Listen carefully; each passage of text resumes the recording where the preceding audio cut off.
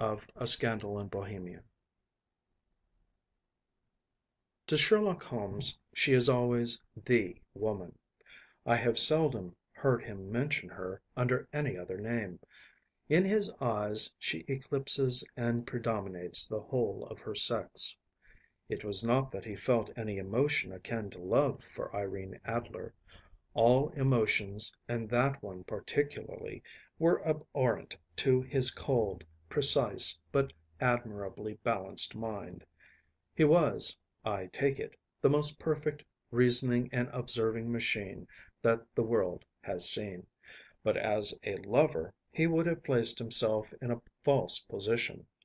He never spoke of the softer passions, save with a gibe and a sneer. They were admirable things for the observer, excellent for drawing the veil from men's motives and actions. But for the trained reasoner to admit such intrusions into his own delicate and finely adjusted temperament was to introduce a distracting factor which might throw a doubt upon all his mental results. Grit in a sensitive instrument, or a crack in one of his own high power lenses, would not be more disturbing than a strong emotion in a nature such as his. And yet there was but one woman to him, and that woman was the late Irene Adler, of dubious and questionable memory. I had seen little of Holmes lately. My marriage had drifted us away from each other. My own complete happiness, and the home centered interests which rise up around the man who first finds himself master of his own establishment, were sufficient to absorb all my attention; while Holmes, who loathed every form of society with his whole Bohemian soul, remained in our lodgings in Baker Street, buried among his old books, and alternating from week to week between cocaine and ambition. The drowsiness of the drug and the fierce energy of his own keen nature. He was still, as ever, deeply attracted by the study of crime, and occupied his immense faculties and extraordinary powers of observation in following out those clues, in clearing up those mysteries which had been abandoned as hopeless by the official police. From time to time I heard some vague account of his doings, of his summons to Odessa in the case of the Trepoff murder, of his clearing up of the singular tragedy of the Atkinson brothers at Trincomalee, and finally of the mission which he had accomplished so delicately and successfully for the reigning family of Holland. Beyond these signs of his activity, however, which I merely shared with all the readers of the daily press, I knew little of my former friend and companion. One night, it was on the 20th of March, 1888, I was returning from a journey to a patient, for I had now returned to civil practice, when my way led me through Baker Street.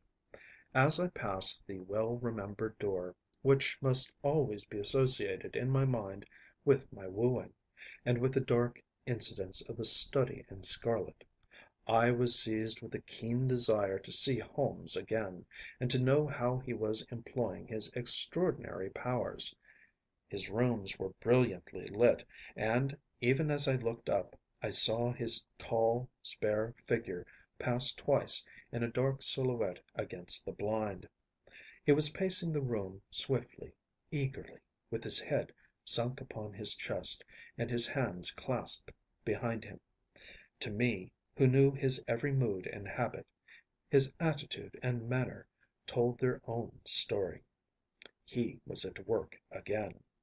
He had risen out of his drug created dreams, and was hot upon the scent of some new problem. I rang the bell, and was shown up to the chamber which had formerly been in part my own. His manner was not effusive. It seldom was. But he was glad, I think, to see me. With hardly a word spoken, but with a kindly eye, he waved me to an arm chair, threw across a case of cigars, and indicated a spirit case and a gasogene in the corner. Then he stood before the fire and looked me over in his singular introspective fashion. "Wedlock suits you," he remarked. I think, Watson, that you have put on 7½ pounds since I saw you." "7," I answered.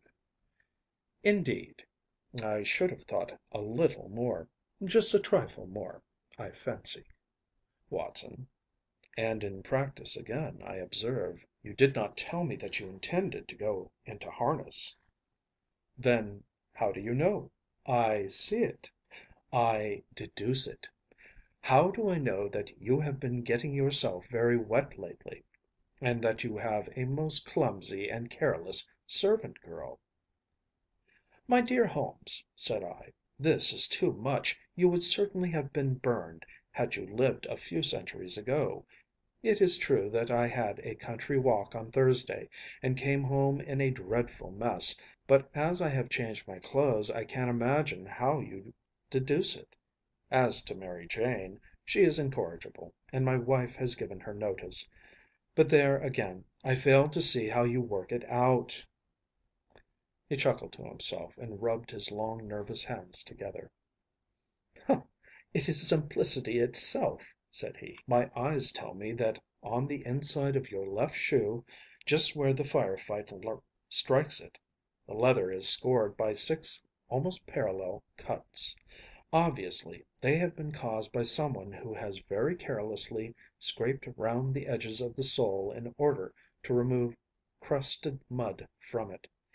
Hence, you see, my double deduction that you had been out in vile weather, and that you had a particularly malignant, boot-slicking specimen of the London slavey. As to your practice, if a gentleman walks into my rooms smelling of iodoform, with a black mark of nitrate of silver upon his right forefinger and a bulge on the right side of his top hat to show where he has secreted his stethoscope, I must be dull indeed if I do not pronounce him to be an active member of the medical profession." I could not help laughing at the ease with which he explained his process of deduction. "When I hear you give your reasons," I remarked, "the thing always appears to me to be so ridiculously simple that I could easily do it myself, though at each successive instance of your reasoning I am baffled until you explain your process. And yet I believe that my eyes are as good as yours." "Quite so," he answered, lighting a cigarette, and throwing himself down into an armchair. "You see, but you do not observe. The distinction is clear. For example, you have frequently seen the steps which lead up from the hall to this room?" "Frequently." "How often?" "Well, some hundreds of times." "Then how many are there?" "How many? I don't know." "Quite so. You have not observed. And yet you have seen. That is just my point. Now, I know that there are 17 steps, because I have both seen and observed. By the way, since you are interested in these little problems, and since you are good enough to chronicle one or two of my trifling experiences, you may be interested in this." He threw over a sheet of thick, pink tinted note paper which had been lying open upon the table. "It came by the last post," said he. "Read it aloud." The note was undated, and without either signature or address. "There will call upon you to night, at 7:45 it said. "A gentleman who desires to consult you upon a matter of the very deepest moment. Your recent services to one of the royal houses of Europe have shown that you are one who may safely be trusted with matters which are of an importance which can hardly be exaggerated. This account of you we have from all quarters received. Be in your chamber then at that hour, and do not take it amiss if your visitor wear a mask." "This is indeed a mystery," I remarked. "What do you imagine that means?" "I have no data yet. It is a capital mistake to theorize before one has data. Insensibly one begins to twist facts to suit theories, instead of theories to suit facts. But the note itself, what do you deduce from it?" I carefully examined the writing and the paper upon it, which it was written. The man who wrote it was presumably well to do, I remarked, endeavoring to imitate my companion's processes. Such paper could not be bought under half a crown a packet. It is peculiarly strong and stiff. Peculiar, that is the very word, said Holmes. It is not an English paper at all. Hold it up to the light. I did so, and saw a large E with a small g, a capital P, and a large capital G with a small t woven into the texture of the paper. What do you make of that? Asked Holmes. The name of the maker, no doubt, or his monogram, rather. Not at all. The G with a small t stands for Gesellschaft, which is the German for company. It is a customary contraction like our Co. P, of course, stands for papier. Now for the E.G.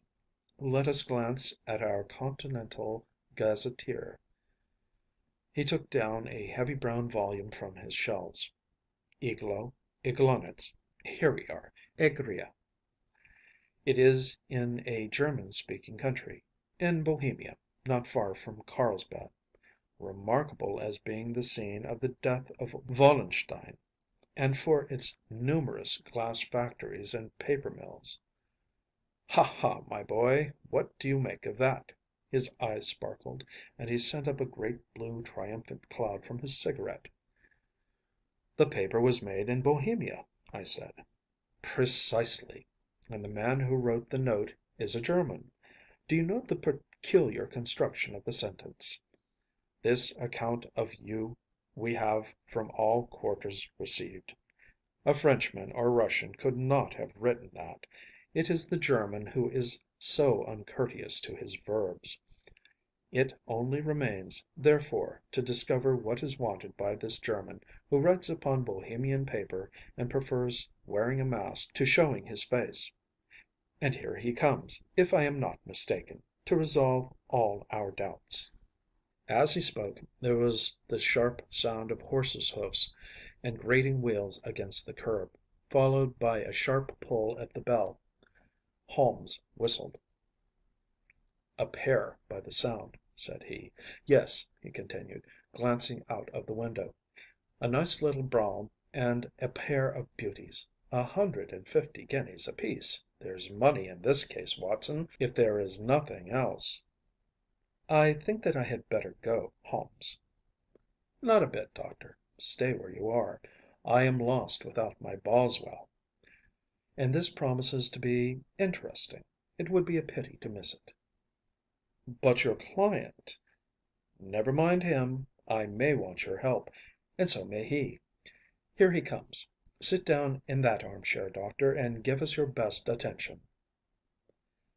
A slow and heavy step, which had been heard upon the stairs and in the passage, paused immediately outside the door. Then there was a loud and authoritative tap. Come in, said Holmes. A man entered, who could hardly have been less than 6 feet 6 inches in height, with the chest and limbs of a Hercules. His dress was rich with a richness which would, in England, be looked upon as akin to bad taste.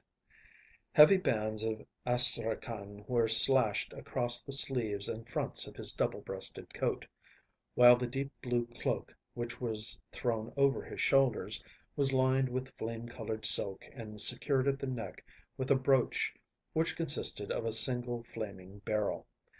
Boots which extended halfway up his calves, and which were trimmed at the tops with rich brown fur, completed the impression of barbaric opulence which was suggested by his whole appearance.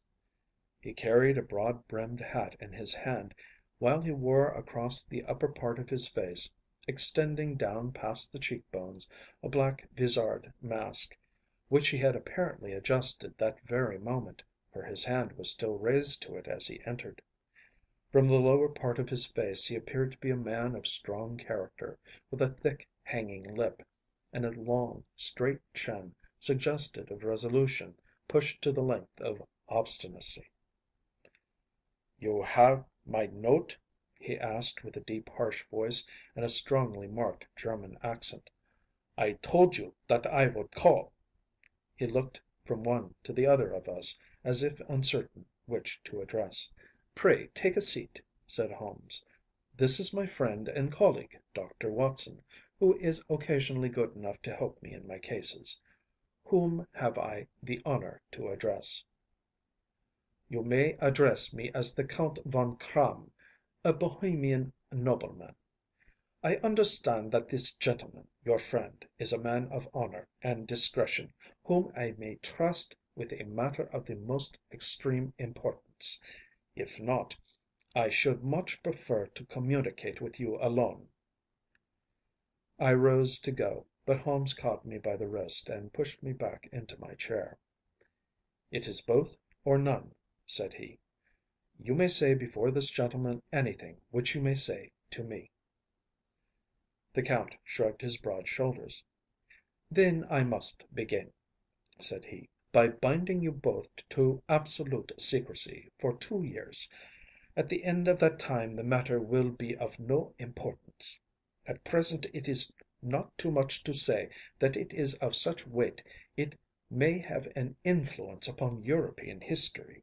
I promise, said Holmes. And I. You will excuse this mask, continued our strange visitor. The august person who employs me wishes his agent to be unknown to you, and I may confess at once that the title by which I have just called myself is not exactly my own. I was aware of it, said Holmes dryly. The circumstances are of great delicacy, and every precaution has to be taken to quench what might grow to be an immense scandal, and seriously compromise one of the reigning families of Europe. To speak plainly, the matter implicates the great house of Ormstein, hereditary kings of Bohemia. I was also aware of that, murmured Holmes, settling himself down in his armchair and closing his eyes. Our visitor glanced with some apparent surprise at the languid, lounging figure of the man who had been no doubt depicted to him as the most incisive reasoner and most energetic agent in Europe. Holmes slowly reopened his eyes and looked impatiently at his gigantic client. "If your Majesty would condescend to state your case," he remarked, "I should be better able to advise you." The man sprang from his chair and paced up and down the room in uncontrollable agitation. Then, with a gesture of desperation, he tore the mask from his face and hurled it upon the ground. "You are right," he cried. "I am the king. Why should I attempt to conceal it?" "Why, indeed?" murmured Holmes. "Your Majesty had not spoken before I was aware that I was addressing Wilhelm Gottsreich Sigismund von Ormstein, Grand Duke of Cassel Felstein, and hereditary King of Bohemia." "But you can understand," said our strange visitor, sitting down once more and passing his hand over his high, white forehead, "you can understand that I am not accustomed to doing such business in my own person. Yet the matter was so delicate that I could not confide it to an agent without putting myself in his power. I have come incognito from Prague for the purpose of consulting you." "Then pray consult," said Holmes, shutting his eyes once more. "The facts are briefly these. Some years ago, during a lengthy visit to Warsaw, I made the acquaintance of the well known adventuress, Irene Adler. The name is no doubt familiar to you." "Kindly look her up in my index, Doctor," murmured Holmes, without opening his eyes. For many years he had adopted a system of docketing all paragraphs concerning men and things, so that it was difficult to name a subject or a person on which he could not at once furnish information. In this case I found her biography sandwiched in between that of a Hebrew rabbi and that of a staff commander who had written a monograph upon the deep sea fishes. "Let me see. said Holmes. "Hm. Born in New Jersey in the year 1858. Contralto. Hm. La Scala. Hm. Prima donna Imperial Opera of Warsaw. Yes. Retired from operatic stage. Ha! Living in London. Quite so. Your Majesty, as I understand, became entangled with this young person, wrote her some compromising letters, and is now desirous of getting those letters back." "Precisely so. But how? Was there a secret marriage?" "None." "No legal papers or certificates?" "None." "Then I fail to follow your Majesty. If this young person should produce her letters for blackmailing or other purposes, how is she to prove their authenticity?" "There is the writing." "Pooh, pooh! Forgery." "My private notepaper." "Stolen." "My own seal." "Imitated." "My photograph." "Bought." "We've both in the photograph." "Oh, dear, that is very bad. Your Majesty has indeed committed an indiscretion." "I was mad, insane." "You have compromised yourself seriously." "I was only Crown Prince then. I was young. I am but 30 now." "It must be recovered." "We have tried and failed." "Your Majesty must pay. It must be bought." "She will not sell." "Stolen then?" "5 attempts have been made. Twice burglars in my pay ransacked her house. Once we diverted her luggage when she travelled. Twice she has been waylaid. There has been no result."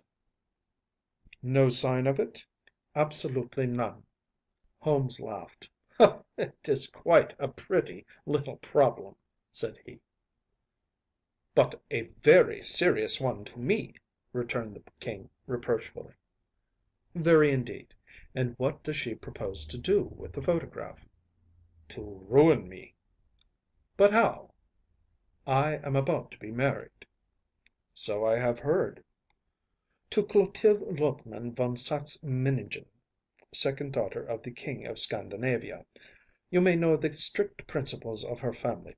She is herself the very soul of delicacy. A shadow of a doubt as to my conduct would bring the matter to an end." "And Irene Adler?" "Threatens to send them the photograph. And she will do it. I know that she will do it. You do not know her, but she has a soul of steel. She has the face of the most beautiful of women, and the mind of the most resolute of men. Rather than I should marry another woman, there are no lengths to which she would not go. None." "You are sure that she has not sent it yet?" "I am sure." "And why?" "Because she has said that she would send it on the day when the betrothal was publicly proclaimed. That will be next Monday." "Oh, then we have 3 days yet," said Holmes with a yawn. "That is very fortunate, as I have one or two matters of importance to look into just at present. Your Majesty will, of course, stay in London for the present?" "Certainly. You will find me at the Langham under the name of the Count Von Kramm." "Then I shall drop you a line to let you know how we progress." "Pray do so. I shall be all anxiety." "Then, as to money?" "You have carte blanche." "Absolutely?" "I tell you that I would give one of the provinces of my kingdom to have that photograph." "And for present expenses?" The King took a heavy chamois leather bag from under his cloak and laid it on the table. "There are £300 in gold and 700 in notes," he said. Holmes scribbled a receipt upon a sheet of his note book and handed it to him. "And Mademoiselle's address?" he asked. "Is Briony Lodge, Serpentine Avenue, St. John's Wood." Holmes took a note of it. "One other question. said he. Was the photograph a cabinet? It was. Then good night, your Majesty, and I trust that we shall soon have some good news for you. And good night, Watson," he added, as the wheels of the royal brougham rolled down the street. "If you will be good enough to call to morrow afternoon at 3 o'clock, I should like to chat this little matter over with you." II. At 3 o'clock precisely I was at Baker Street, but Holmes had not yet returned. The landlady informed me that he had left the house shortly after 8 o'clock in the morning. I sat down beside the fire, however, with the intention of awaiting him, however long he might be. I was already deeply interested in his inquiry, for, though it was surrounded by none of the grim and strange features which were associated with the two crimes which I have already recorded, still, the nature of the case and the exalted station of his client gave it a character of its own. Indeed, apart from the nature of the investigation which my friend had on hand, there was something in his masterly grasp of a situation, and his keen, incisive reasoning, which made it a pleasure to me to study his system of work, and to follow the quick, subtle methods by which he disentangled the most inextricable mysteries. So accustomed was I to his invariable success that the very possibility of his failing had ceased to enter my head. It was close upon 4 before the door opened, and a drunken looking groom, ill kempt and side whiskered, with an inflamed face and disreputable clothes, walked into the room. Accustomed as I was to my friend's amazing powers in the use of disguises, I had to look 3 times before I was certain that it was indeed he. With a nod, he vanished into the bedroom, whence he emerged in 5 minutes, tweed suited and respectable, as of old. Putting his hands into his pockets, he stretched out his legs in front of the fire and laughed heartily for some minutes. "Well, really!" he cried, and then he choked and laughed again, until he was obliged to lie back, limp and helpless, in the chair. "What is it?" "It's quite too funny. I am sure you could never guess how I employed my morning, or what I ended by doing." "I can't imagine. I suppose that you have been watching the habits, and perhaps the house, of Miss Irene Adler?" "Quite so, but the sequel was rather unusual. I will tell you, however. I left the house a little after 8 o'clock this morning, in the character of a groom out of work. There is a wonderful sympathy and freemasonry among horsey men. Be one of them, and you will know all that there is to know. I soon found Briony Lodge. It is a bijou villa, with a garden at the back, but built out in front right up to the road, 2 stories, Chubb lock to the door, large sitting room on the right side, well furnished, with long windows almost to the floor, and those preposterous English window fasteners which a child could open. Behind there was nothing remarkable, save that the passage window could be reached from the top of the coach house. I walked round it and examined it closely from every point of view, but without noting anything else of interest. I then lounged down the street and found, as I expected, that there was a mews in a lane which runs down by one wall of the garden. I lent the ostlers a hand in rubbing down their horses, and received in exchange 2d., a glass of half and half, 2 fills of shag tobacco, and as much information as I could desire about Miss Adler, to say nothing of half a dozen other people in the neighborhood in whom I was not in the least interested, but whose biographies I was compelled to listen to. "And what of Irene Adler?" I asked. "Oh, she has turned all the men's heads down in that part. She is the daintiest thing under a bonnet on this planet. So say the Serpentine mews to a man. She lives quietly, sings at concerts, drives out at 5 every day, and returns at 7 sharp for dinner. Seldom goes out at other times, except when she sings. Has only one male visitor, but a good deal of him. He is dark, handsome, and dashing, never calls less than once a day, and often twice. He is a Mr. Godfrey Norton, of the Inner Temple. See the advantages of a cabman as a confidant. They had driven him home a dozen times from Serpentine Mews, and knew all about him.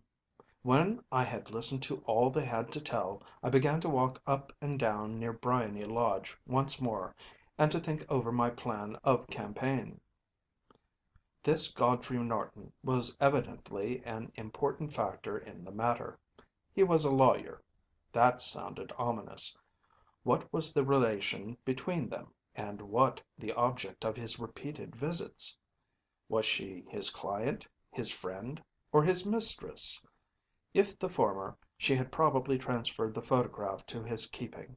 If the latter, it was less likely. On the issue of this question depended whether I should continue my work at Briony Lodge, or turn my attention to the gentlemen's chambers in the Temple. It was a delicate point, and it widened the field of my inquiry.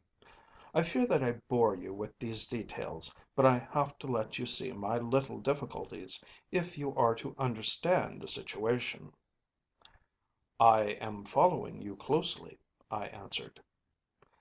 I was still balancing the matter in my mind when a hansom cab drove up to Briony Lodge, and a gentleman sprang out.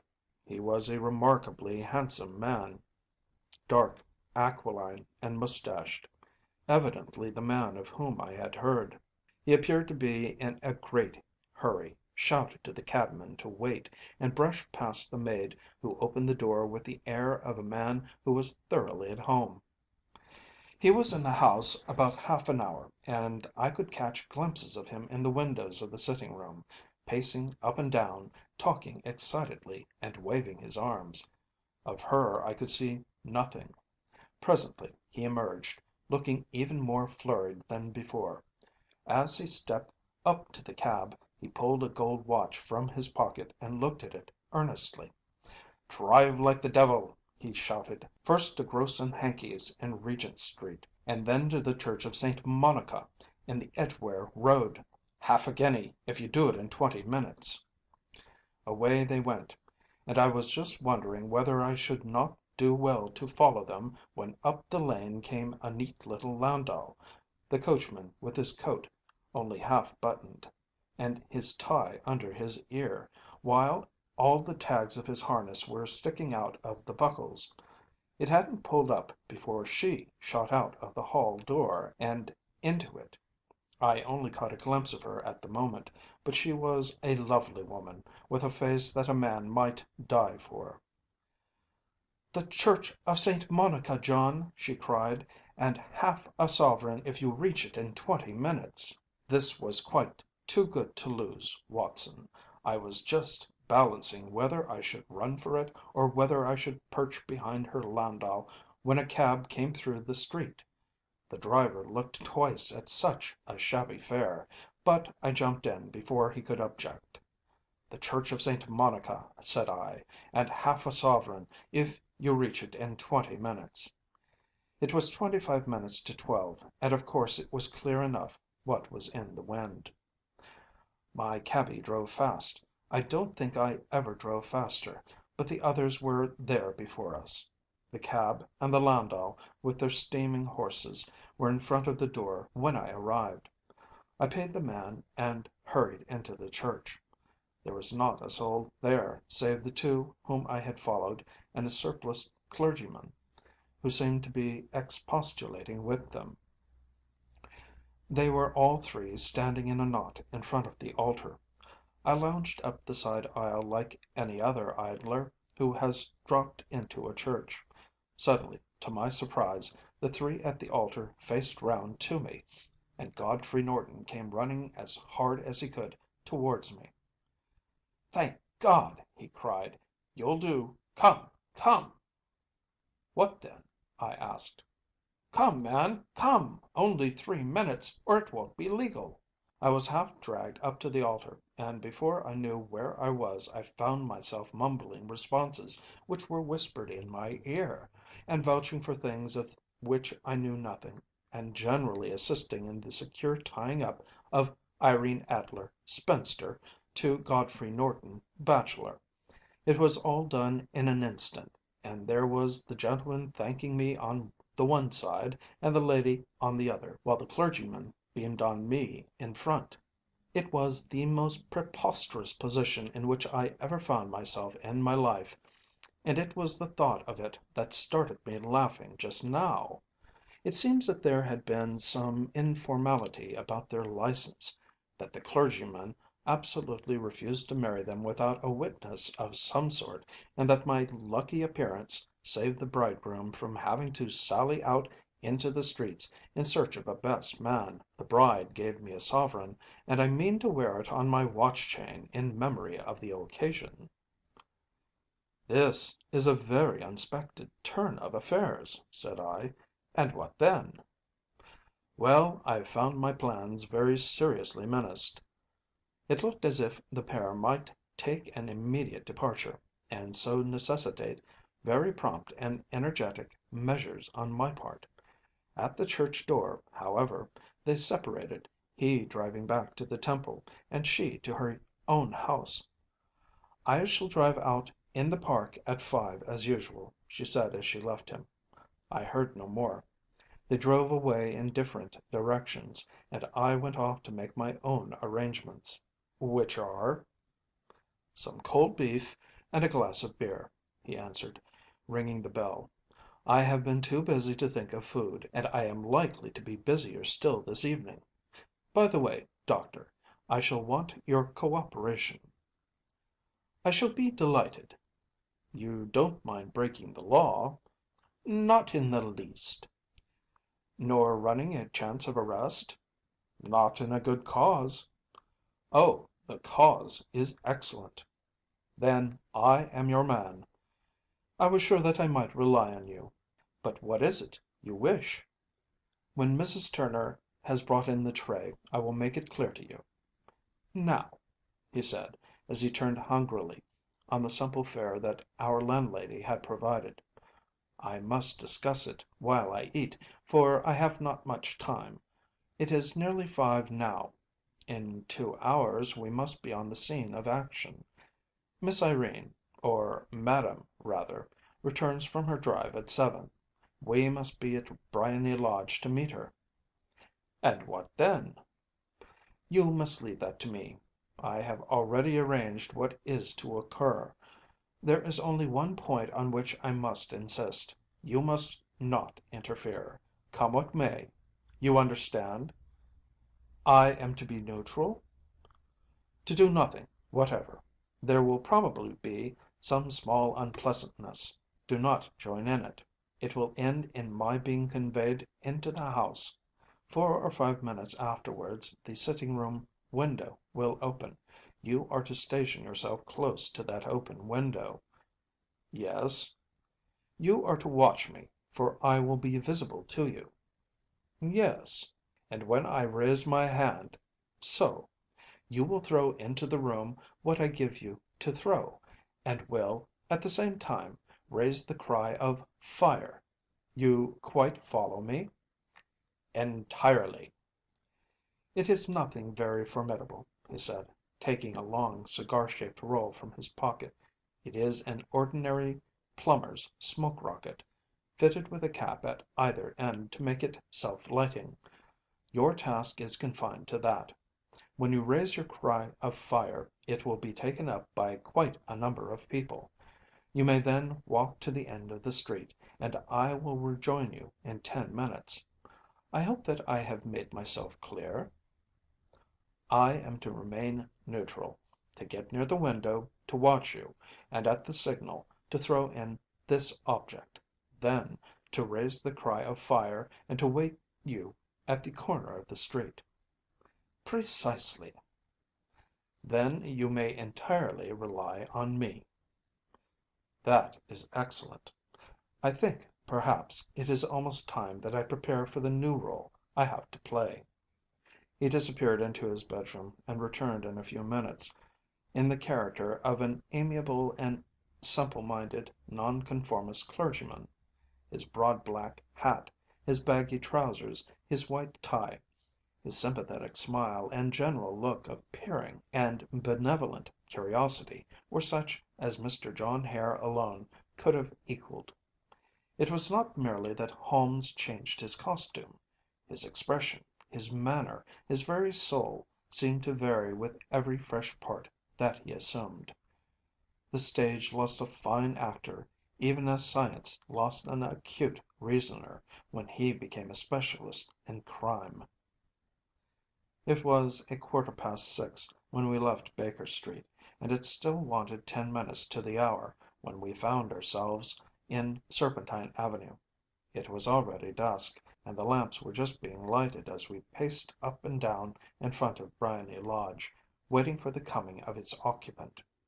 The house was just such as I had pictured it from Sherlock Holmes' succinct description, but the locality appeared to be less private than I expected.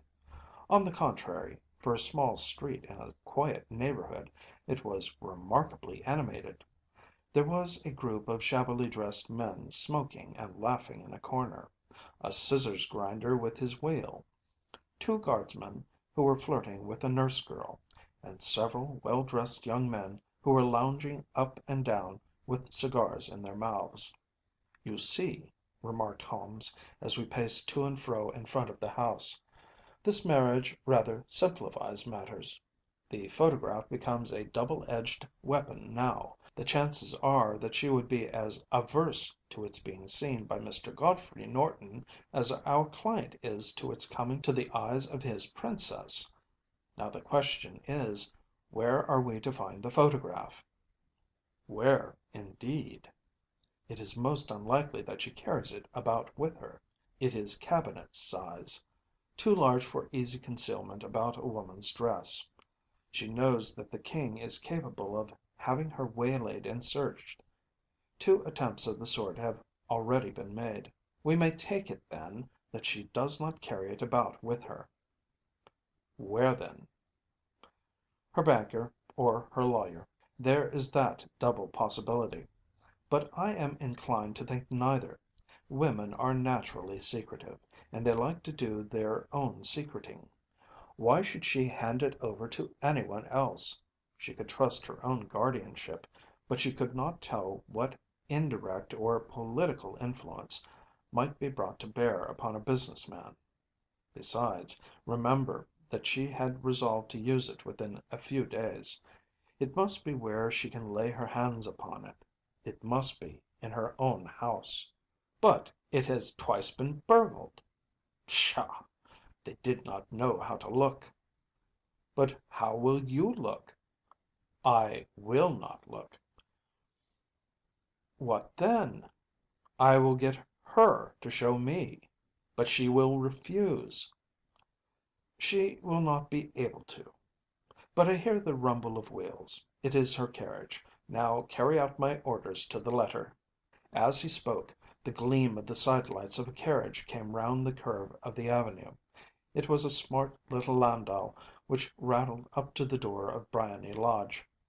As it pulled up, one of the loafing men on the corner dashed forward to open the door in the hope of earning a copper, but was elbowed away by another loafer who had rushed up with the same intention. A fierce quarrel broke out, which was increased by the two guardsmen, who took sides with one of the loungers, and by the scissors grinder, who was equally hot upon the other side. A blow was struck, and in an instant the lady, who had stepped from her carriage, was the centre of a little knot of flushed and struggling men, who struck savagely at each other with their fists and sticks. Holmes dashed into the crowd to protect the lady, but just as he reached her he gave a cry and dropped to the ground, with the blood running freely down his face. At his fall the guardsmen took to their heels in one direction and the loungers in the other, while a number of better dressed people, who had watched the scuffle without taking part in it, crowded in to help the lady and to attend to the injured man. Irene Adler, as I will still call her, had hurried up the steps, but she stood at the top with her superb figure outlined against the lights of the hall, looking back into the street. "Is the poor gentleman much hurt?" she asked. "He is dead!" cried several voices. "No, no, there's life in him!" shouted another. "But he'll be gone before you can get him to hospital." "He's a brave fellow," said a woman. "They would have had the lady's purse and watch if it hadn't been for him. They were a gang, and a rough one too. Ah, he's breathing now." "He can't lie in the street. May we bring him in, marm?" "Surely. Bring him into the sitting room. There is a comfortable sofa. This way, please."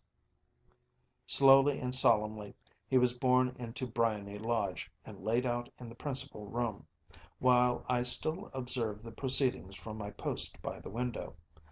The lamps had been lit, but the blinds had not been drawn, so that I could see Holmes as he lay upon the couch.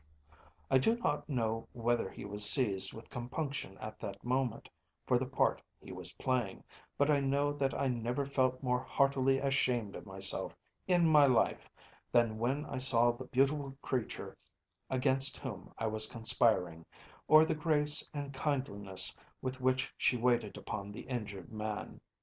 And yet it would be the blackest treachery to Holmes to draw back now from the part which he had entrusted to me. I hardened my heart and took the smoke rocket from under my ulster. After all, I thought, we are not injuring her. We are but preventing her from injuring another. Holmes had sat up upon the couch, and I saw him motion like a man who was in need of air. A maid rushed across and threw open the window. At the same instant I saw him raise his hand, and at the signal I tossed my rocket into the room with a cry of "Fire!" The word was no sooner out of my mouth than the whole crowd of spectators, well dressed and ill, gentlemen, ostlers, and servant maids, joined in a general shriek of "Fire!" Thick clouds of smoke curled through the room and out at the open window. I caught a glimpse of rushing figures, and a moment later the voice of Holmes from within, assuring them that it was a false alarm. Slipping through the shouting crowd, I made my way to the corner of the street, and in 10 minutes was rejoiced to find my friend's arm in mine, and to get away from the scene of uproar. He walked swiftly and in silence for some few minutes until we had turned down one of the quiet streets which led towards the Edgware Road. "You did it very nicely, Doctor," he remarked. "Nothing could have been better. It is all right." "You have the photograph?" "I know where it is." "And how did you find out?" "She showed me, as I told you she would." "I am still in the dark." "I do not wish to make a mystery," said he, laughing. "The matter was perfectly simple. You, of course, saw that every one in the street was an accomplice. They were all engaged for the evening." "I guessed as much." "Then, when the row broke out, I had a little moist red paint in the palm of my hand. I rushed forward, fell down, clapped my hand to my face, and became a piteous spectacle. It is an old trick." That also I could fathom. "Then they carried me in. She was bound to have me in. What else could she do? And into her sitting room, which was the very room which I suspected. It lay between that and her bedroom, and I was determined to see which. They laid me on a couch. I motioned for air. They were compelled to open the window, and you had your chance." "How did that help you?" "It was all important. When a woman thinks that her house is on fire, her instinct is at once to rush to the thing which she values most. It is a perfectly overpowering impulse, and I have more than once taken advantage of it. In the case of the Darlington substitution scandal it was of use to me, and also in the Arnsworth Castle business. A married woman grabs at her baby, an unmarried one reaches for her jewel box. Now it was clear to me that Our Lady of today had nothing in the house more precious to her than what we are in quest of. She would rush to secure it. The alarm of fire was admirably done. The smoke and shouting were enough to shake nerves of steel. She responded beautifully. The photograph is in a recess behind a sliding panel just above the right bell pull. She was there in an instant, and I caught a glimpse of it as she half drew it out. When I cried out that it was a false alarm, she replaced it, glanced at the rocket, rushed from the room, and I have not seen her since. I rose, and, making my excuses, escaped from the house. I hesitated whether to attempt to secure the photograph at once, but the coachman had come in, and as he was watching me narrowly, it seemed safer to wait. A little over precipitance may ruin all. "And now?" I asked. "Our quest is practically finished. I shall call with the King to morrow, and with you, if you care to come with us. We will be shown into the sitting room to wait for the lady, but it is probable that when she comes she may find neither of us nor the photograph. It might be a satisfaction to His Majesty to regain it with his own hands." "And when will you call?" "At 8 in the morning. She will not be up, so that we shall have a clear field. Besides, we must be prompt, for this marriage may mean a complete change in her life and habits. I must wire to the King without delay." We had reached Baker Street, and had stopped at the door. He was searching his pockets for the key, when someone passing said, "Good night, Mr. Sherlock Holmes." There were several people on the pavement at the time, but the greeting appeared to come from a slim youth in an ulster who had hurried by. "I've heard that voice before," said Holmes, staring down the dimly lit street. "Now I wonder who the deuce that could have been." III I slept at Baker Street that night, and we were engaged upon our toast and coffee in the morning, when the King of Bohemia rushed into the room. "You have really got it?" he cried, grasping Sherlock Holmes by either shoulder and looking eagerly into his face. "Not yet." "But you have hopes?" "I have hopes." "Then come, I am all impatience to be gone." "We must have a cab."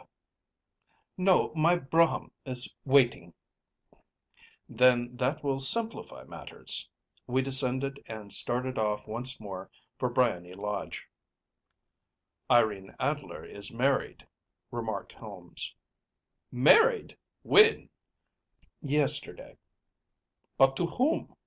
"To an English lawyer named Norton." "But she could not love him." "I am in hopes that she does." "And why in hopes?" "Because it would spare your Majesty all fear of future annoyance. If the lady loves her husband, she does not love your Majesty. If she does not love your Majesty, there is no reason why she should interfere with your Majesty's plan." "It is true. And yet well, I wish she had been of my own station. What a queen she would have made!" He relapsed into a moody silence, which was not broken until we drew up in Serpentine Avenue. The door of Briony Lodge was open, and an elderly woman stood upon the steps. She watched us with a sardonic eye as we stepped from the brougham. "Mr. Sherlock Holmes, I believe," said she. "I am Mr. Holmes," answered my companion, looking at her with a questioning and rather startled gaze. "Indeed. My mistress told me that you were likely to call. She left this morning with her husband by the 5:15 train from Charing Cross for the Continent." "What!" Sherlock Holmes staggered back, white with chagrin and surprise. "Do you mean that she has left England?" "Never to return." "And the papers?" asked the King hoarsely. all is lost." "We shall see." He pushed past the servant and rushed into the drawing room, followed by the King and myself. The furniture was scattered about in every direction, with dismantled shelves and open drawers, as if the lady had hurriedly ransacked them before her flight. Holmes rushed at the bell pull, tore back a small sliding shutter, and, plunging in his hand, pulled out a photograph and a letter. The photograph was of Irene Adler herself in evening dress. The letter was superscribed to Sherlock Holmes, Esquire, to be left till called for. My friend tore it open, and we all three read it together. It was dated at midnight of the preceding night, and ran in this way: "My dear Mr. Sherlock Holmes, you really did it very well. You took me in completely. Until after the alarm of fire I had not a suspicion. But then, when I found how I had betrayed myself, I began to think. I had been warned against you months ago. I had been told that if the King employed an agent it would certainly be you. And your address had been given me. Yet, with all this, you made me reveal what you wanted to know. Even after I became suspicious, I found it hard to think evil of such a dear, kind old clergyman. But, you know, I have been trained as an actress myself. Male costume is nothing new to me. I often take advantage of the freedom which it gives. I sent John, the coachman, to watch you, ran upstairs, got into my walking clothes, as I call them, and came down just as you departed. Well, I followed you to your door, and so made sure that I was really an object of interest to the celebrated Mr. Sherlock Holmes. Then I rather imprudently wished you good night and started for the Temple to see my husband. We both thought the best resource was flight, when pursued by so formidable an antagonist. So you will find the nest empty when you call to morrow. As to the photograph, your client may rest in peace. I love and am loved by a better man than he. The King may do what he will without hindrance from one whom he has cruelly wronged. I keep it only to safeguard myself, and to preserve a weapon which will always secure me from any steps which he might take in the future. I leave a photograph which he might care to possess, and I remain, dear Mr. Sherlock Holmes, very truly yours, Irene Norton, née Adler." "What a woman! Oh, what a woman!" cried the King of Bohemia, when we had all three read this epistle. "Did I not tell you how quick and resolute she was? Would she not have made an admirable queen? Is it not a pity that she was not on my level?" "From what I have seen of the lady, she seems indeed to be on a very different level to your Majesty," said Holmes coldly. "I am sorry that I have not been able to bring your Majesty's business to a more successful conclusion." "On the contrary, my dear sir," cried the King, "nothing could be more successful. I know that her word is inviolate. The photograph is now as safe as if it were in the fire." "I am glad to hear your Majesty say so." "I am immensely indebted to you. Pray tell me in what way I can reward you. This ring." He slipped an emerald snake ring from his finger and held it out upon the palm of his hand. "Your Majesty has something which I should value even more highly," said Holmes. "You have but to name it." "This photograph." The King stared at him in amazement. "Irene's photograph?" he cried. "Certainly, if you wish it." "I thank your Majesty. Then there is no more to be done in the matter. I have the honor to wish you a very good morning." He bowed, and, turning away without observing the hand which the King had stretched out to him, he set off in my company for his chambers. And that was how a great scandal threatened to affect the kingdom of Bohemia, and how the best plans of Mr. Sherlock Holmes were beaten by a woman's wit. He used to make merry over the cleverness of women, but I have not heard him do it of late. And when he speaks of Irene Adler, or when he refers to her photograph, it is always under the honorable title of the woman. End of Part 3. End of Section 2. A Scandal in Bohemia by Sir Arthur Conan Doyle.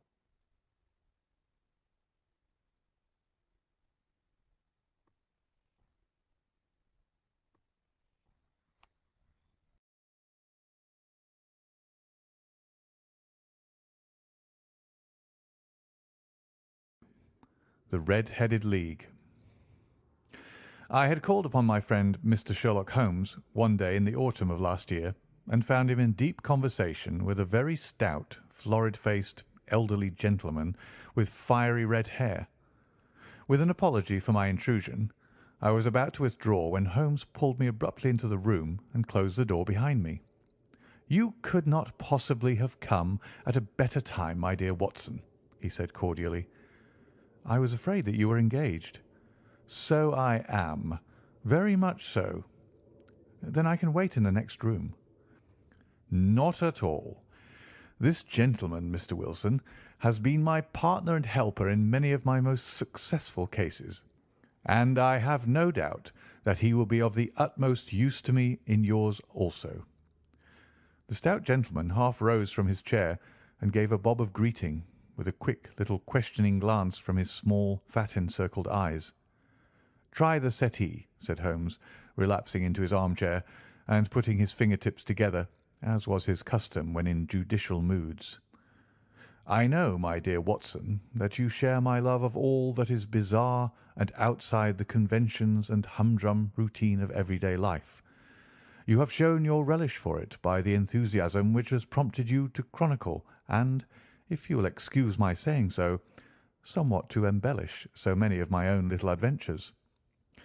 "Your cases have indeed been one of the greatest interest to me," I observed.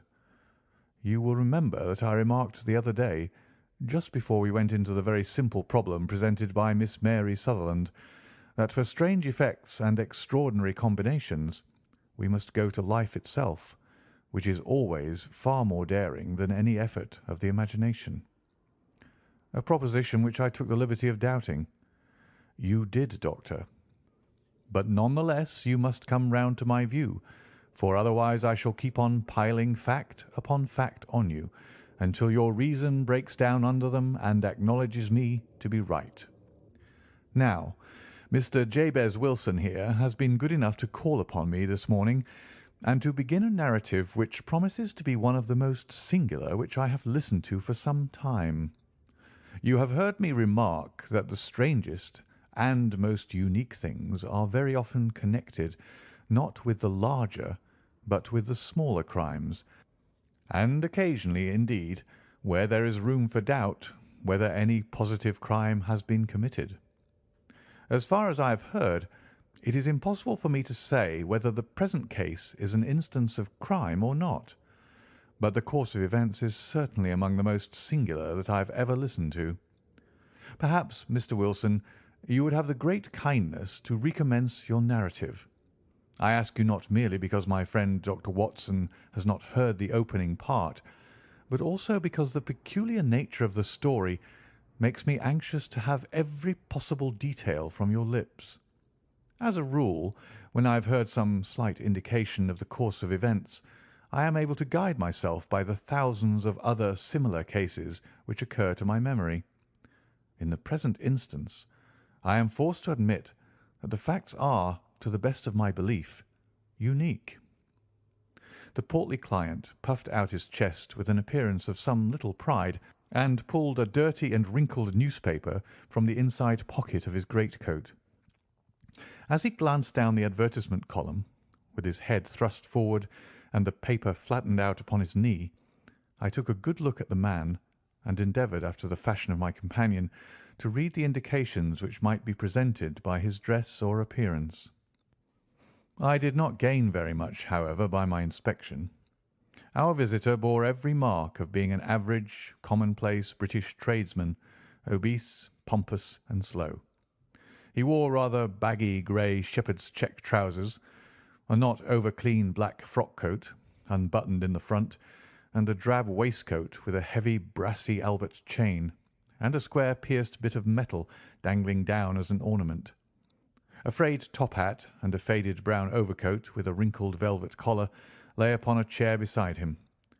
Altogether, look as I would, there was nothing remarkable about the man save his blazing red head and the expression of extreme chagrin and discontent upon his features.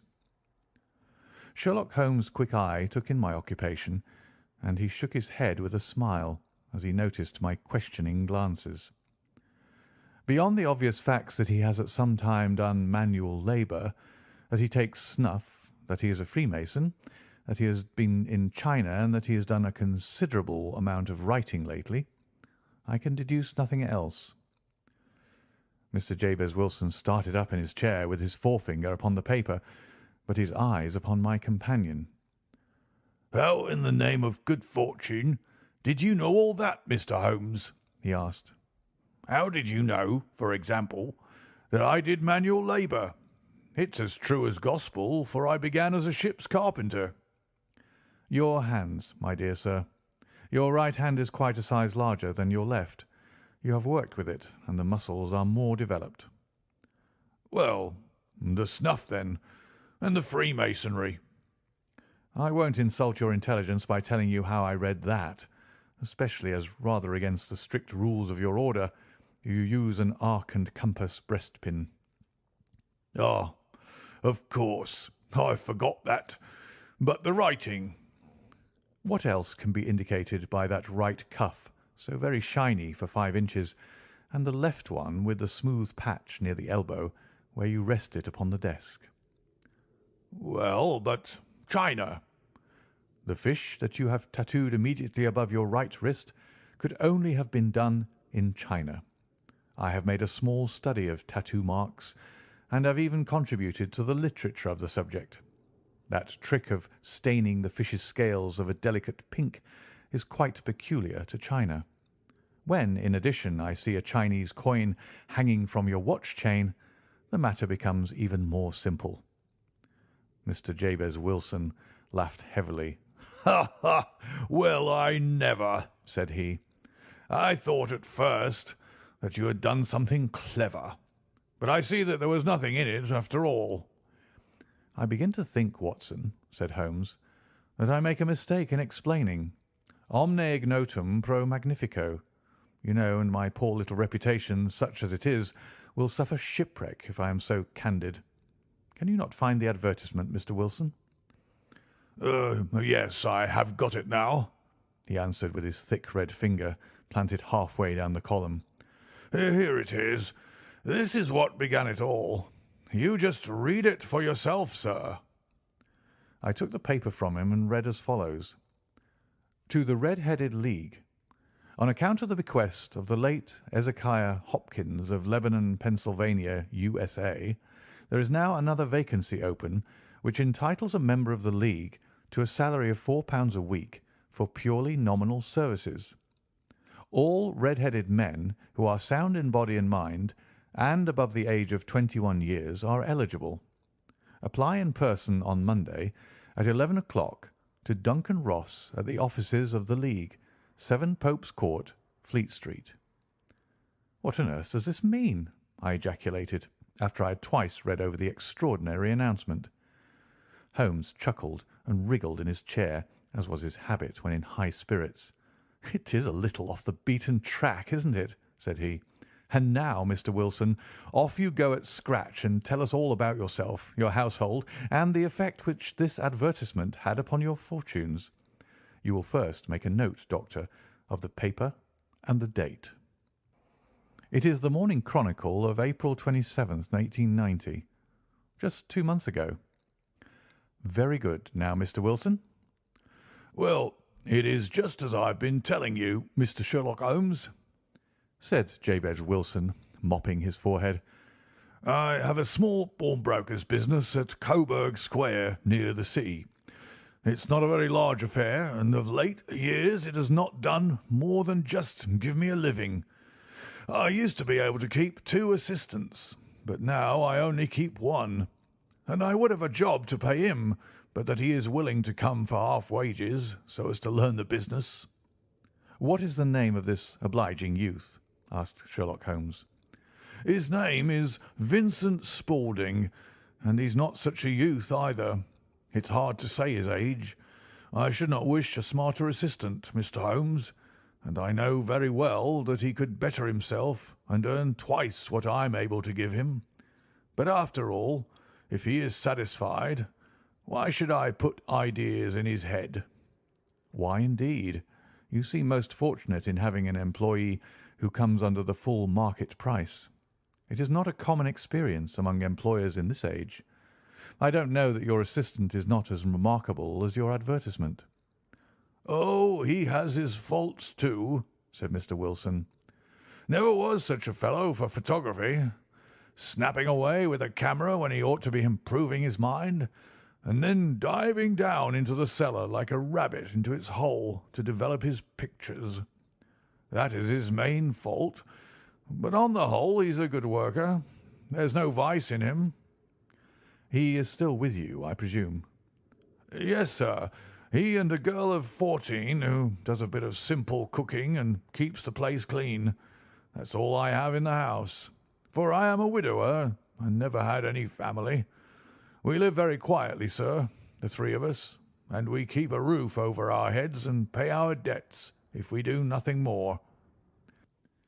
The first thing that put us out was that advertisement. Spaulding, he came down into the office just this day, 8 weeks, with this very paper in his hand, and he says, 'I wish to the Lord, Mr. Wilson, that I was a red-headed man.' 'Why that?' I asks. 'Why,' says he, 'here's another vacancy on the League of the Red-Headed Men.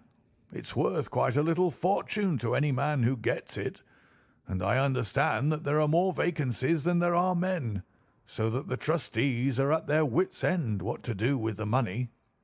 If my hair would only change colour, there's a nice little crib all ready for me to step into.' 'Why, what is it then?' I asked.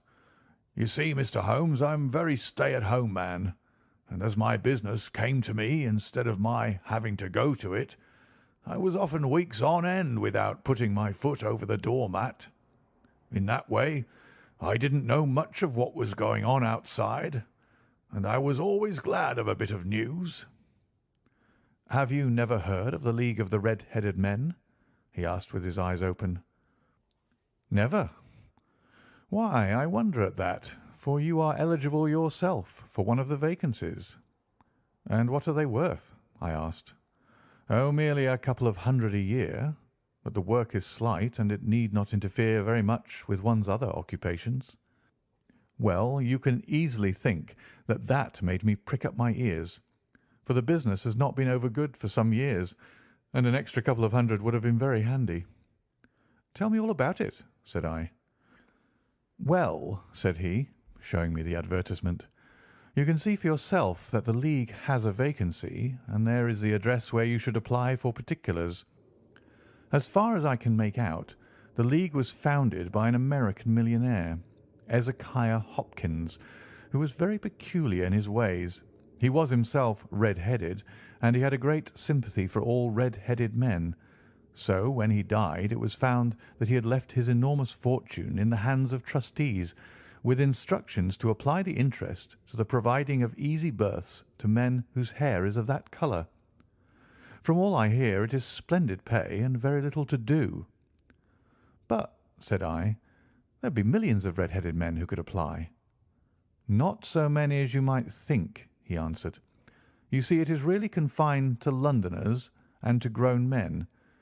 This American had started from London when he was young, and he wanted to do the old town a good turn. Then again, I have heard it is no use your applying if your hair is light red or dark red or anything but real, bright, blazing, fiery red. Now, if you cared to apply, Mr. Wilson, you would just walk in, but perhaps it would hardly be worth your while to put yourself out of the way for the sake of a few £100. Now, it is a fact, gentlemen, as you may see for yourselves, that my hair is of a very full and rich tint, so that it seemed to me that if there was to be any competition in the matter, I stood as good a chance as any man that I had ever met. Vincent Spaulding seemed to know so much about it that I thought he might prove useful, so I just ordered him to put up the shutters for the day and to come right away with me. He was very willing to have a holiday, so we shut the business up and started off for the address that was given us in the advertisement. I never hope to see such a sight as that again, Mr. Holmes. From north, south, east, and west, every man who had a shade of red in his hair had tramped into the city to answer the advertisement. Fleet Street was choked with red-headed folk, and Pope's Court looked like a coster's orange barrow. I should not have thought there were so many in the whole country as were brought together by that single advertisement. Every shade of colour they were: straw, lemon, orange, brick, Irish setter, liver, clay. But, as Spaulding said, there were not many who had the real vivid flame-coloured tint. When I saw how many were waiting, I would have given it up in despair, but Spaulding would not hear of it. How he did it I could not imagine, but he pushed and pulled and butted until he got me through the crowd and right up to the steps which led to the office. There was a double stream upon the stair, some going up in hope and some coming back dejected. But we wedged in as well as we could, and soon found ourselves in the office. "Your experience has been a most entertaining one," remarked Holmes as his client paused and refreshed his memory with a huge pinch of snuff. "Pray continue your very interesting statement." There was nothing in the office but a couple of wooden chairs and a deal table, behind which sat a small man with a head that was even redder than mine. He said a few words to each candidate as he came up, and then he always managed to find some fault in them which would disqualify them. Getting a vacancy did not seem to be such a very easy matter after all. However, when our turn came, the little man was much more favourable to me than to any of the others, and he closed the door as we entered, so that he might have a private word with us. "This is Mr. Jabez Wilson," said my assistant. "and he is willing to fill in a vacancy in the League." "And he is admirably suited for it," the other answered. "He has every requirement. I cannot recall when I have seen anything so fine." He took a step backward, cocked his head on one side, and gazed at my hair until I felt quite bashful. Then suddenly he plunged forward, wrung my hand, and congratulated me warmly on my success. "It would be injustice to hesitate," said he. "You will, however, I am sure, excuse me for taking an obvious precaution." With that he seized my hair in both his hands and tugged until I yelled with the pain. "There is water in your eyes," said he as he released me. "I perceive that all is as it should be, but we have to be careful, for we have twice been deceived by wigs and once by paint. I could tell you tales of cobbler's wax which would disgust you with human nature." He stepped over to the window and shouted through it at the top of his voice that the vacancy was filled. A groan of disappointment came up from below, and the folk all trooped away in different directions until there was not a red head to be seen, except my own and that of the manager. "My name," said he, "is Mr. Duncan Ross, and I am myself one of the pensioners upon the fund left by our noble benefactor. Are you a married man, Mr. Wilson? Have you a family?" I answered that I had not. His face fell immediately. "Dear me," he said gravely, "that is very serious indeed. I am sorry to hear you say that. The fund was, of course, for the propagation and spread of the red heads as well as for their maintenance. It is exceedingly unfortunate that you should be a bachelor." My face lengthened at this, Mr. Holmes, for I thought that I was not to have the vacancy after all. But after thinking it over for a few minutes, he said that it would be all right. "In the case of another," said he, "the objection might be fatal, but we must stretch a point in favour of a man with such a head of hair as yours. When shall you be able to enter upon your new duties?"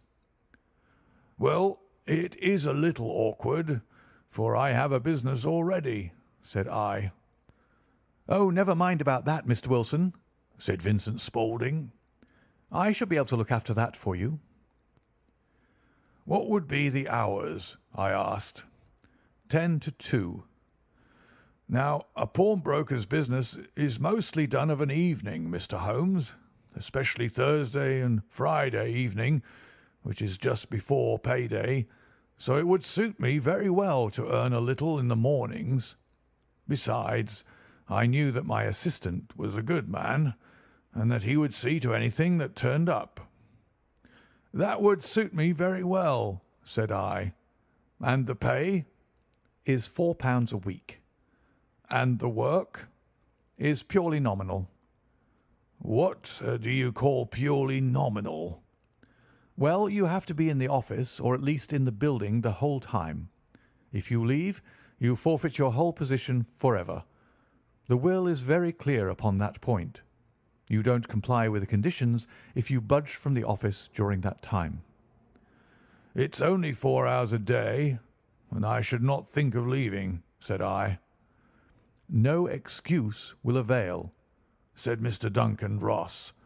"Neither sickness nor business nor anything else. There you must stay, or you lose your billet."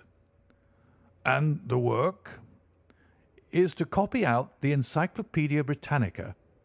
There is the first volume of it in that press. You must find your own ink, pens, and blotting paper, but we provide this table and chair. Will you be ready tomorrow?" "Certainly," I answered. "Then good-bye, Mr. Jabez Wilson, and let me congratulate you once more on the important position which you have been fortunate enough to gain." He bowed me out of the room, and I went home with my assistant, hardly knowing what to say or do, I was so pleased at my own good fortune. Well, I thought over the matter all day, and by evening I was in low spirits again, for I had quite persuaded myself that the whole affair must be some great hoax or fraud, though what its object might be I could not imagine. It seemed altogether past belief that anyone could make such a will, or that they should pay such a sum for doing anything so simple as copying out the Encyclopaedia Britannica. Vincent Spaulding did what he could do to cheer me up, but by bedtime I had reasoned myself out of the whole thing. However, in the morning I determined to have a look at it anyhow, so I bought a penny bottle of ink, and with a quill pen and 7 sheets of foolscap paper, I started off for Pope's Court. Well, to my surprise and delight, everything was as right as possible. The table was set out ready for me, and Mr. Duncan Ross was there to see that I got fairly to work. He started me off upon the letter A, and then he left me, but he would drop in from time to time to see that all was right with me. At 2 o'clock he bade me good day, complimented me upon the amount that I had written, and locked the door of the office after me. This went on day after day, Mr. Holmes, and on Saturday the manager came in and planked down 4 gold sovereigns for my week's work. It was the same next week, and the same the week after. Every morning I was there at 10, and every afternoon I left at 2. By degrees, Mr. Duncan Ross took to coming in only once of a morning, and then, After a time, he did not come in at all.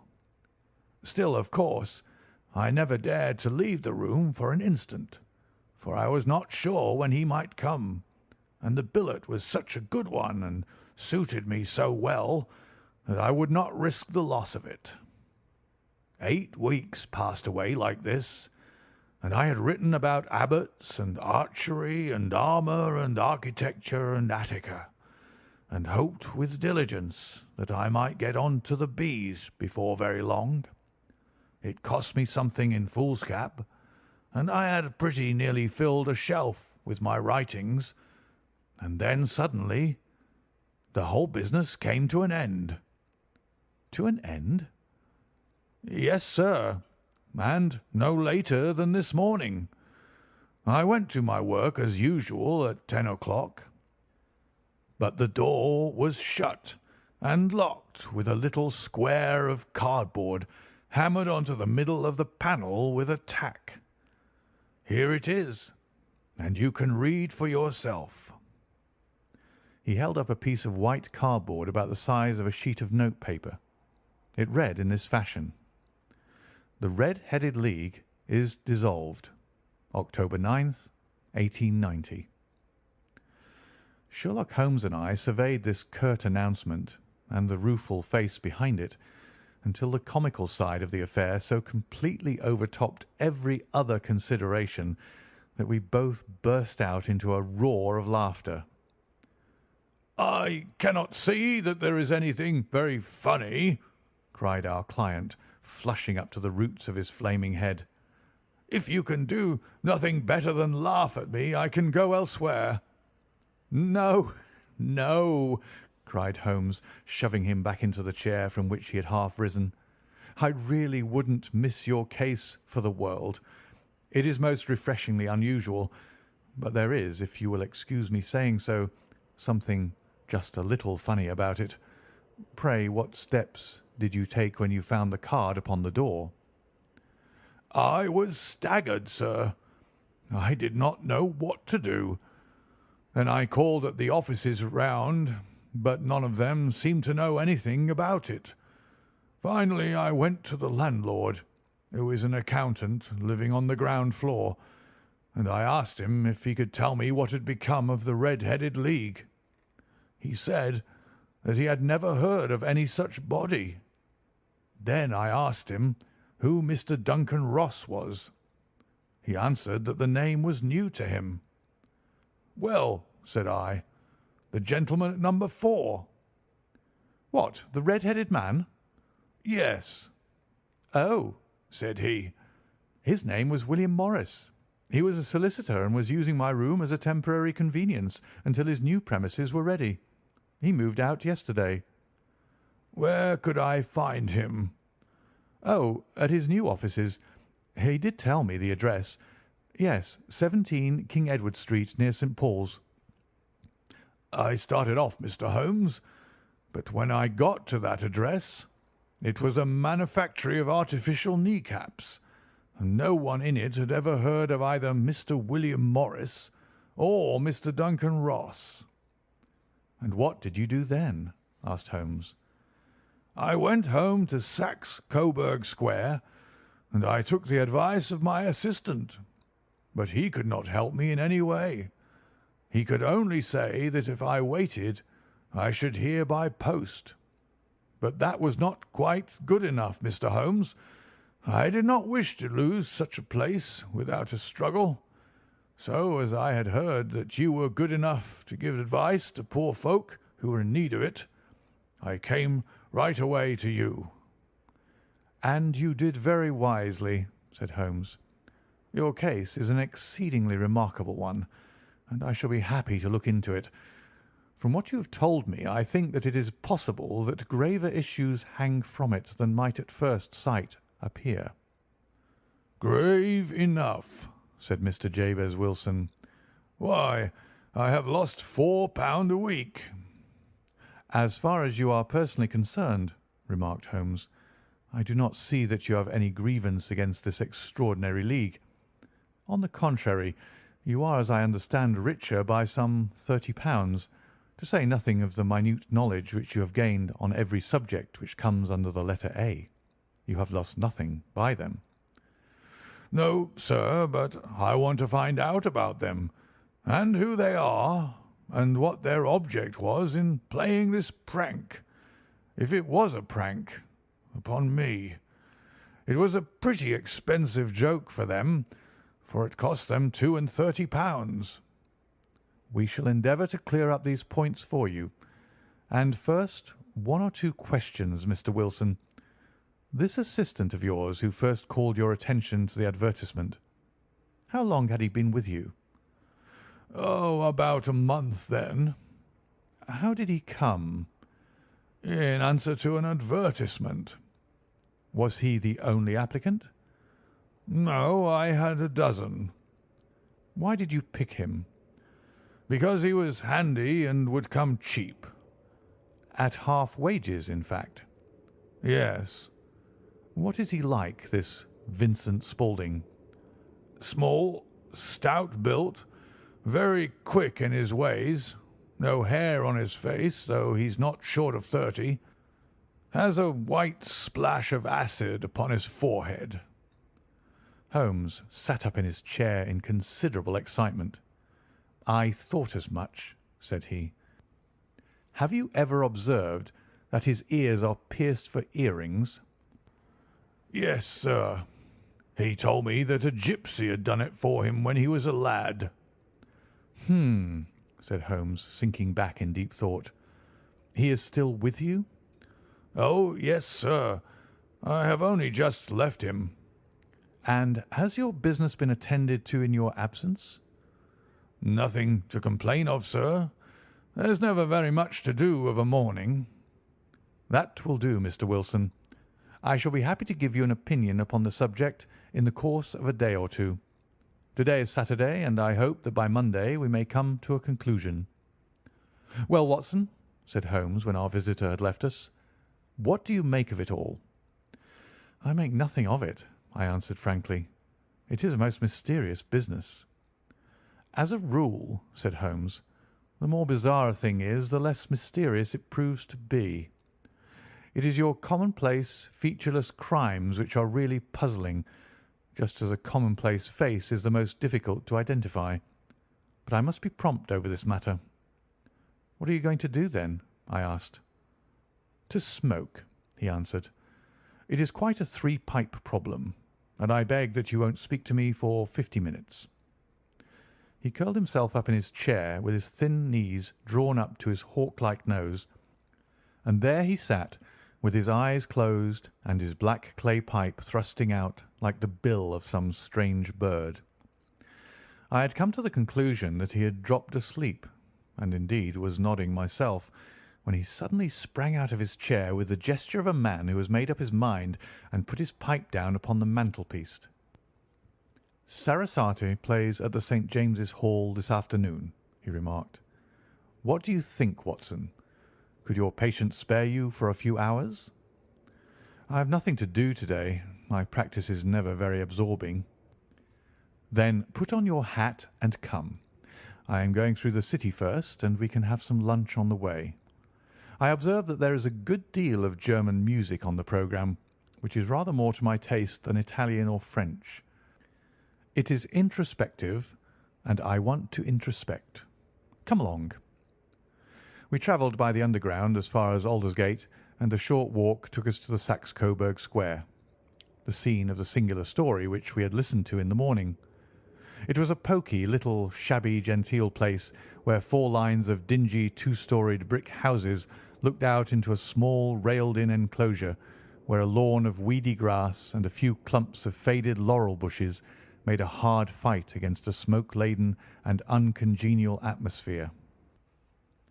3 gilt balls and a brown board with Jabez Wilson in white letters upon a corner house announced the place where our red-headed client carried on his business. Sherlock Holmes stopped in front of it with his head on one side and looked it all over with his eyes shining brightly between puckered lids. Then he walked slowly up the street and then down again to the corner, still looking keenly at the houses.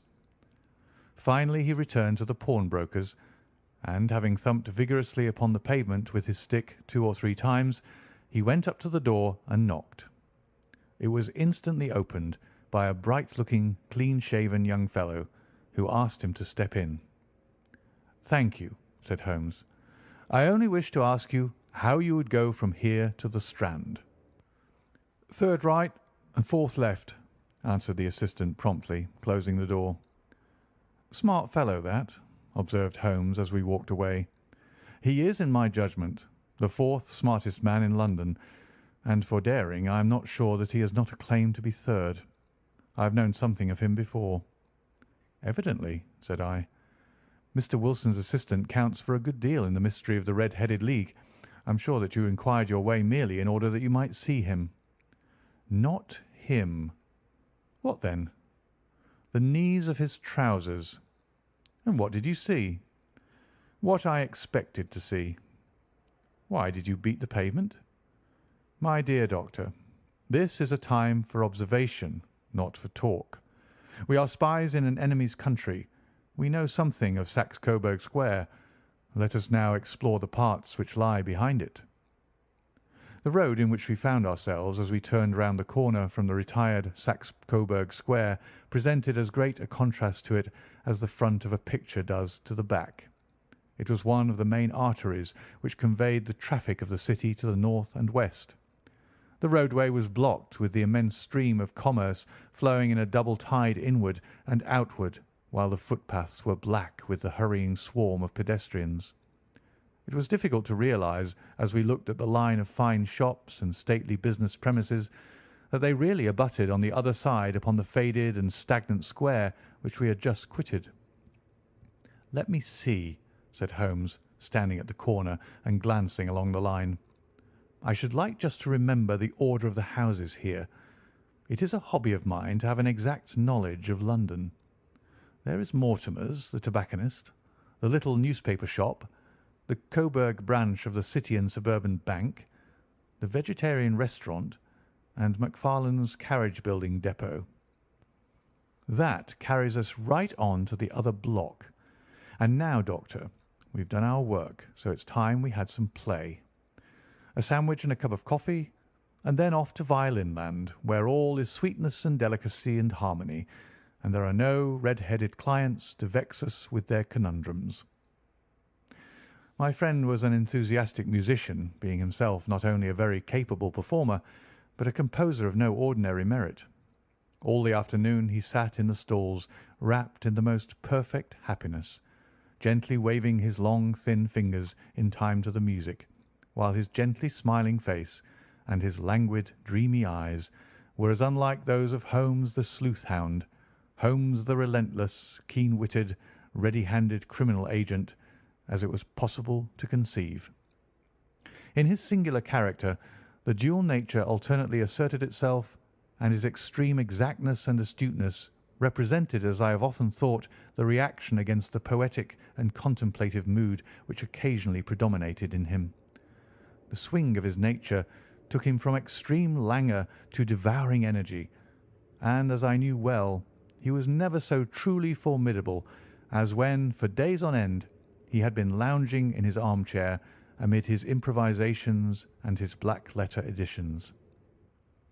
Then it was that the lust of the chase would suddenly come upon him, and that his brilliant reasoning power would rise to the level of intuition, until those who were unacquainted with his methods would look askance at him as on a man whose knowledge was not that of other mortals. When I saw him that afternoon so enwrapped in the music at St. James's Hall, I felt that an evil time might be coming upon those whom he had set himself to hunt down. "You want to go home, no doubt, Doctor," he remarked as we emerged. "Yes, it would be as well. And I have some business to do which will take some hours. This business at Coburg Square is serious." "Why serious?" "A considerable crime is in contemplation. I have every reason to believe that we shall be in time to stop it. But today being Saturday rather complicates matters. I shall want your help tonight." "At what time?" 10 will be early enough. I shall be at Baker Street at 10. Very well. And I say, Doctor, there may be some little danger, so kindly put your army revolver in your pocket."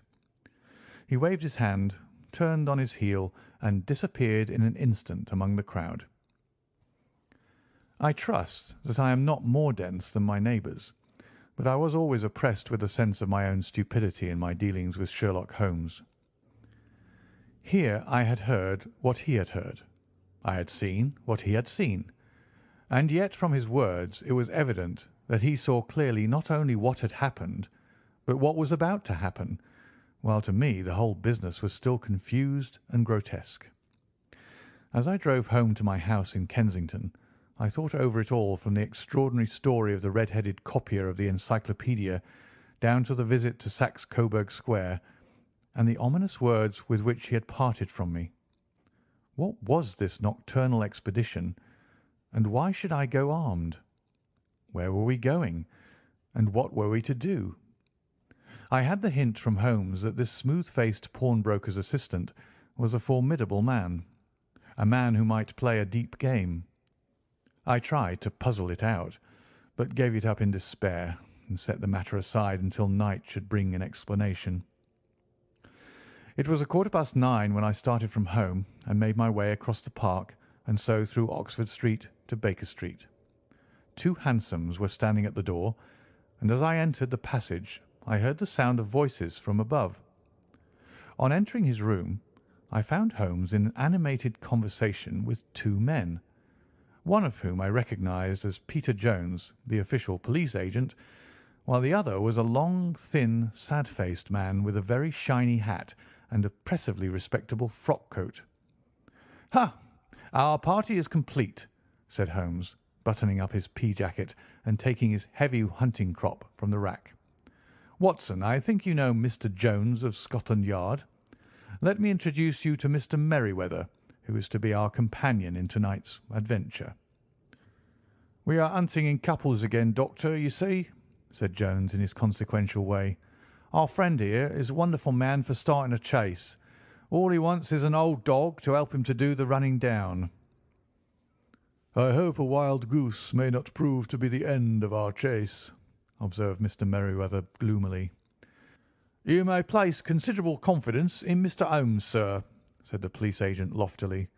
"He has his own little methods, which are, if you won't mind my saying so, just a little too theoretical and fantastic, but he has the makings of a detective in him. It is not too much to say that once or twice, as in that business of the Sholto murder and the Agra treasure, he has been more nearly correct than the official force." "Oh, if you say so, Mr. Jones, it is all right," said the stranger with deference. "Still, I confess that I miss my rubber. It is the first Saturday night for 27 years that I have not had my rubber." "I think you will find," said Sherlock Holmes, "that you will play for a higher stake tonight than you have ever done yet, and that the play will be more exciting. For you, Mr. Merryweather, the stake will be some £30,000, and for you, Jones, it will be the man upon whom you wish to lay your hands." "John Clay, the murderer, thief, smasher, and forger. He's a young man, Mr. Merryweather, but he is at the head of his profession, and I would rather have my bracelets on him than any criminal in London. He's a remarkable man, is young John Clay. His grandfather was a royal duke, and he himself has been to Eton and Oxford. His brain is as cunning as his fingers, and though we might meet signs of him at every turn, we never know where to find the man himself. He'll crack a crib in Scotland one week, and be raising money to build an orphanage in Cornwall the next. I've been on his track for years, and have never set eyes on him yet." "I hope that I might have the pleasure of introducing you tonight." "I've had 1 or 2 little turns also with Mr. John Clay, and I agree with you that he is at the head of his profession. It is past 10, however, and quite time that we started. If you two will take the first hansom, Watson and I will follow in the second." Sherlock Holmes was not very communicative during the long drive, and lay back in the cab humming the tunes which he had heard in the afternoon. We rattled through an endless labyrinth of gaslit streets until we emerged into Farrington Street. "We are close there now," my friend remarked. "This fellow Merryweather is a bank director, and personally interested in the matter. I thought it as well to have Jones with us also. He's not a bad fellow, though an absolute imbecile in his profession. He has one positive virtue. He's as brave as a bulldog and as tenacious as a lobster if he gets his claws upon anyone. Here we are, and they are waiting for us." We had reached the same crowded thoroughfare in which we had found ourselves in the morning.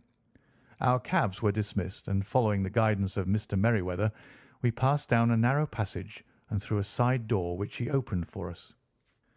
Within there was a small corridor which ended in a very massive iron gate. This also was opened and led down a flight of winding stone steps, which terminated at another formidable gate. Mr. Merryweather stopped to light a lantern, and then conducted us down a dark, earth-smelling passage, and so, after opening a third door into a huge vault or cellar, which was piled all round with crates and massive boxes. "You are not very vulnerable from above," Holmes remarked as he held up the lantern and gazed about him. "Nor from below," said Mr. Merryweather, striking his stick upon the flags which lined the floor. "Why, dear me, it sounds quite hollow," he remarked, looking up in surprise. "I must really ask you to be a little more quiet," said Holmes severely. "You have already imperilled the whole success of our expedition. Might I beg that you would have the goodness to sit down upon one of these boxes, and not to interfere?" The solemn Mr. Merryweather perched himself upon a crate, with a very injured expression upon his face, while Holmes fell upon his knees upon the floor, and with the lantern and a magnifying lens began to examine minutely the cracks between the stones. A few seconds sufficed to satisfy him, for he sprang to his feet again and put his glass in his pocket. "We have at least an hour before us," he remarked, "for they can hardly take any steps until the good pawnbroker is safely in bed. Then they will not lose a minute, for the sooner they do their work, the longer time they will have for their escape. We are at present, Doctor, as no doubt you have divined, in the cellar of the City branch of one of the principal London banks. Mr. Merryweather is the chairman of directors, and he will explain to you that there are reasons why the more daring criminals of London should take a considerable interest in this cellar at present." "It is our French gold," whispered the director. "We have had several warnings that an attempt might be made upon it." "Your French gold?" "Yes. We had occasion some months ago to strengthen our resources, and borrowed for that purpose 30,000 napoleons from the Bank of France. It has become known that we have never had occasion to unpack the money, and that it is still lying in our cellar. The crate upon which I sit contains 2,000 napoleons packed between layers of lead foil. Our reserve of bullion is much larger at present than is usually kept in a single branch office, and the directors have had misgivings upon the subject." "Which were very well justified," observed Holmes. "And now it is time that we arranged our little plans. I expect that within an hour matters will come to a head. In the meantime, Mr. Merryweather, we must put that screen over that dark lantern." "And sit in the dark?" "I am afraid so. I had brought a pack of cards in my pocket, and I thought that as we were a partie carrée, you might have your rubber after all. But I see that the enemy's preparations have gone so far that we cannot risk the presence of a light. And first of all, we must choose our positions. These are daring men, and though we shall take them at a disadvantage, they may do us some harm unless we are careful. I shall stand behind this crate, and do you conceal yourselves behind those. Then, when I flash a light upon them, close in swiftly. If they fire, Watson, have no compunction about shooting them down." I placed my revolver, cocked, upon the top of the wooden case behind which I crouched. Holmes shot the slide across the front of his lantern and left us in pitch darkness. Such an absolute darkness as I had never before experienced. The smell of hot metal remained to assure us that the light was still there, ready to flash out at a moment's notice.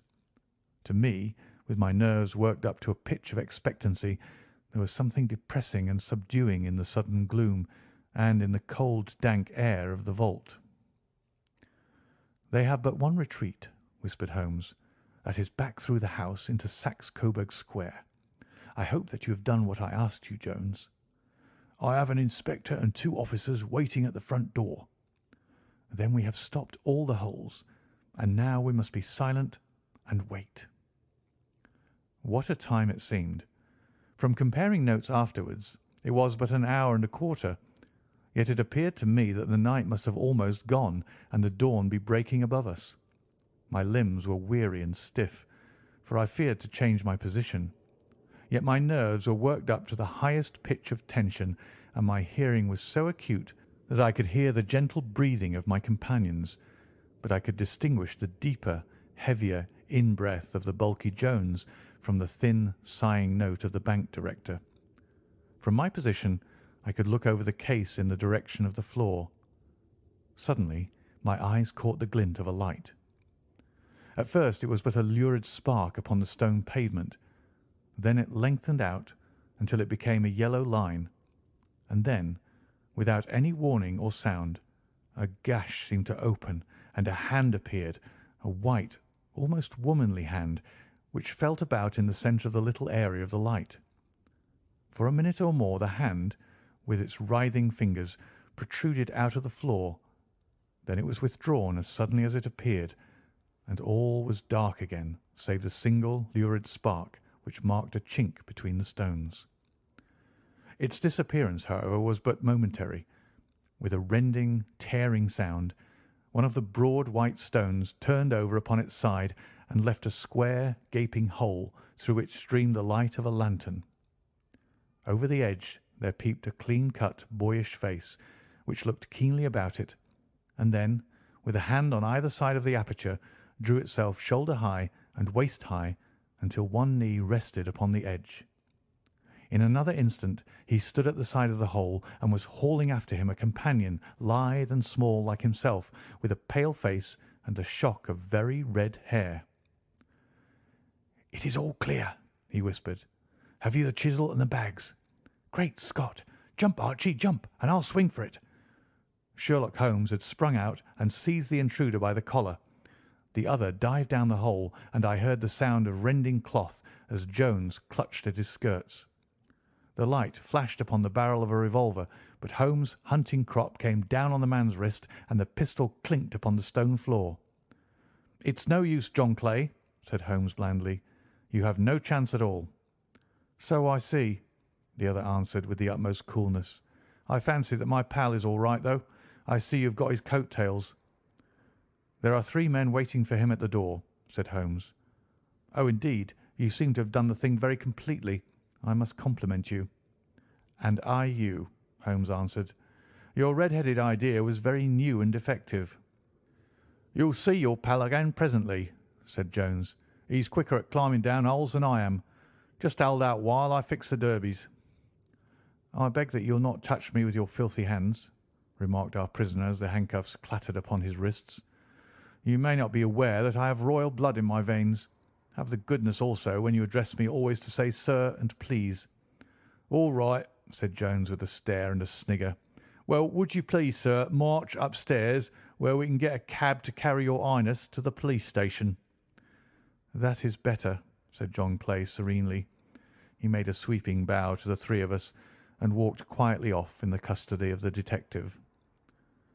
"Really, Mr. Holmes," said Mr. Merryweather as we followed them from the cellar, "I do not know how the bank can thank you or repay you.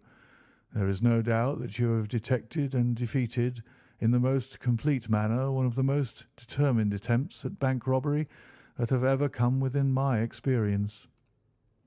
"I have had 1 or 2 little scores of my own to settle with Mr. John Clay," said Holmes. "I have been at some small expense over this matter, which I shall expect the bank to refund. But beyond that I am amply repaid by having had an experience which is in many ways unique, and by hearing the very remarkable narrative of the Red-Headed League. You see, Watson, he explained in the early hours of the morning as we sat over a glass of whisky and soda in Baker Street. It was perfectly obvious from the first that the only possible object of this rather fantastic business of the advertisement of the League and the copying of the encyclopaedia must be to get this not over bright pawnbroker out of the way for a number of hours every day. It was a curious way of managing it, but really it would be difficult to suggest a better.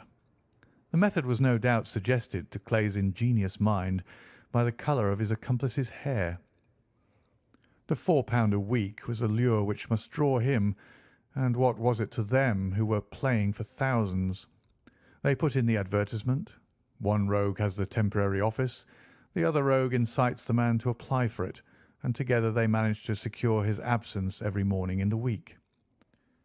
From the time that I heard of the assistant having come for half wages, it was obvious to me that he had some strong motive for securing the situation. But how could you guess what the motive was? Had there been women in the house, I should have suspected a mere vulgar intrigue. That, however, was out of the question. The man's business was a small one, and there was nothing in his house which could account for such elaborate preparations and such an expenditure as they were at. It must then be something out of the house. What could it be? I thought of the assistant's fondness for photography and his trick of vanishing into the cellar. The cellar. There was the end of this tangled clue. Then I made inquiries as to this mysterious assistant and found that I had to deal with one of the coolest and most daring criminals in London. He was doing something in the cellar, something which took many hours a day for months on end.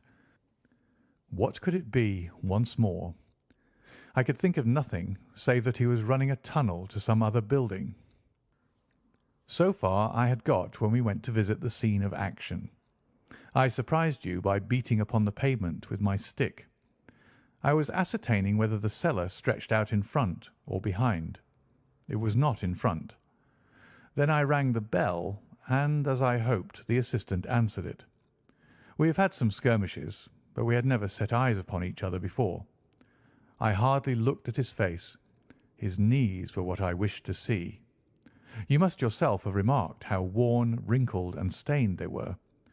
They spoke of those hours of burrowing. The only remaining point was what they were burrowing for. I walked round the corner, saw the City and Suburban Bank abutted on our friend's premises, and felt that I had solved my problem. When you drove home after the concert, I called upon Scotland Yard and upon the chairman of the bank directors, with the result that you have seen.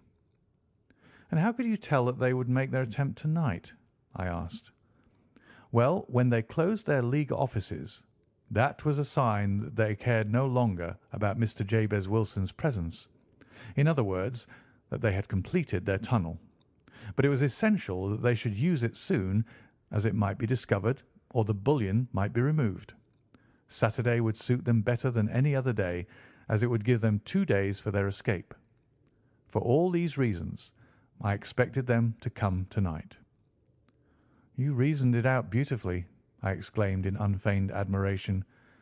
It is so long a chain, and yet every link rings true. It saved me from ennui, he answered, yawning. Alas, I already feel it closing in upon me. My life is spent in one long effort to escape from the commonplaces of existence. These little problems help me to do so. And you are a benefactor of the race, said I. He shrugged his shoulders. Well, perhaps, after all, it is of some little use, he remarked. L'homme c'est rien, l'œuvre c'est tout, as Gustave Flaubert wrote to George Sand. End of The Red-Headed League.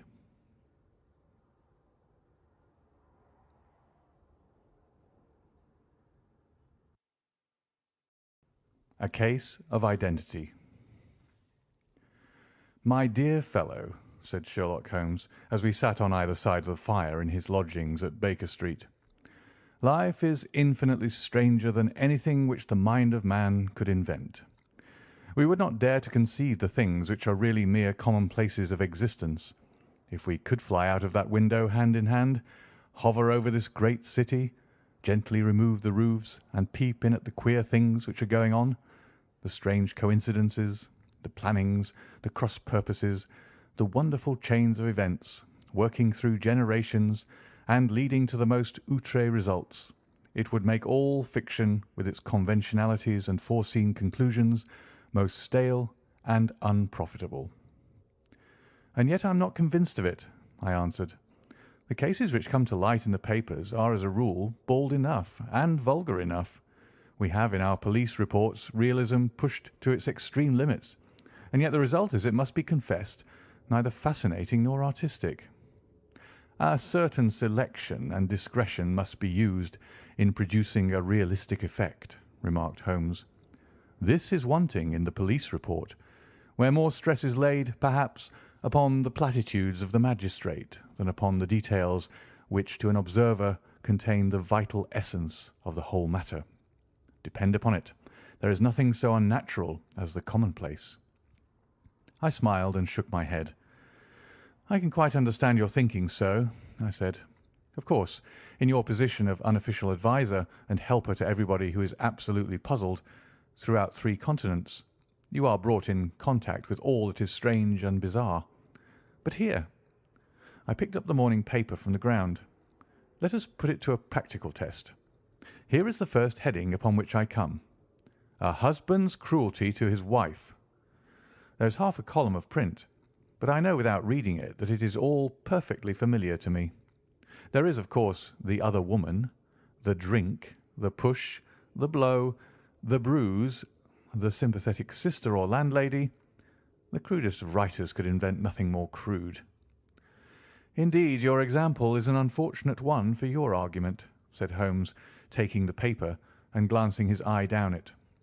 This is the Dundas separation case, and, as it happens, I was engaged in clearing up some small points in connection with it.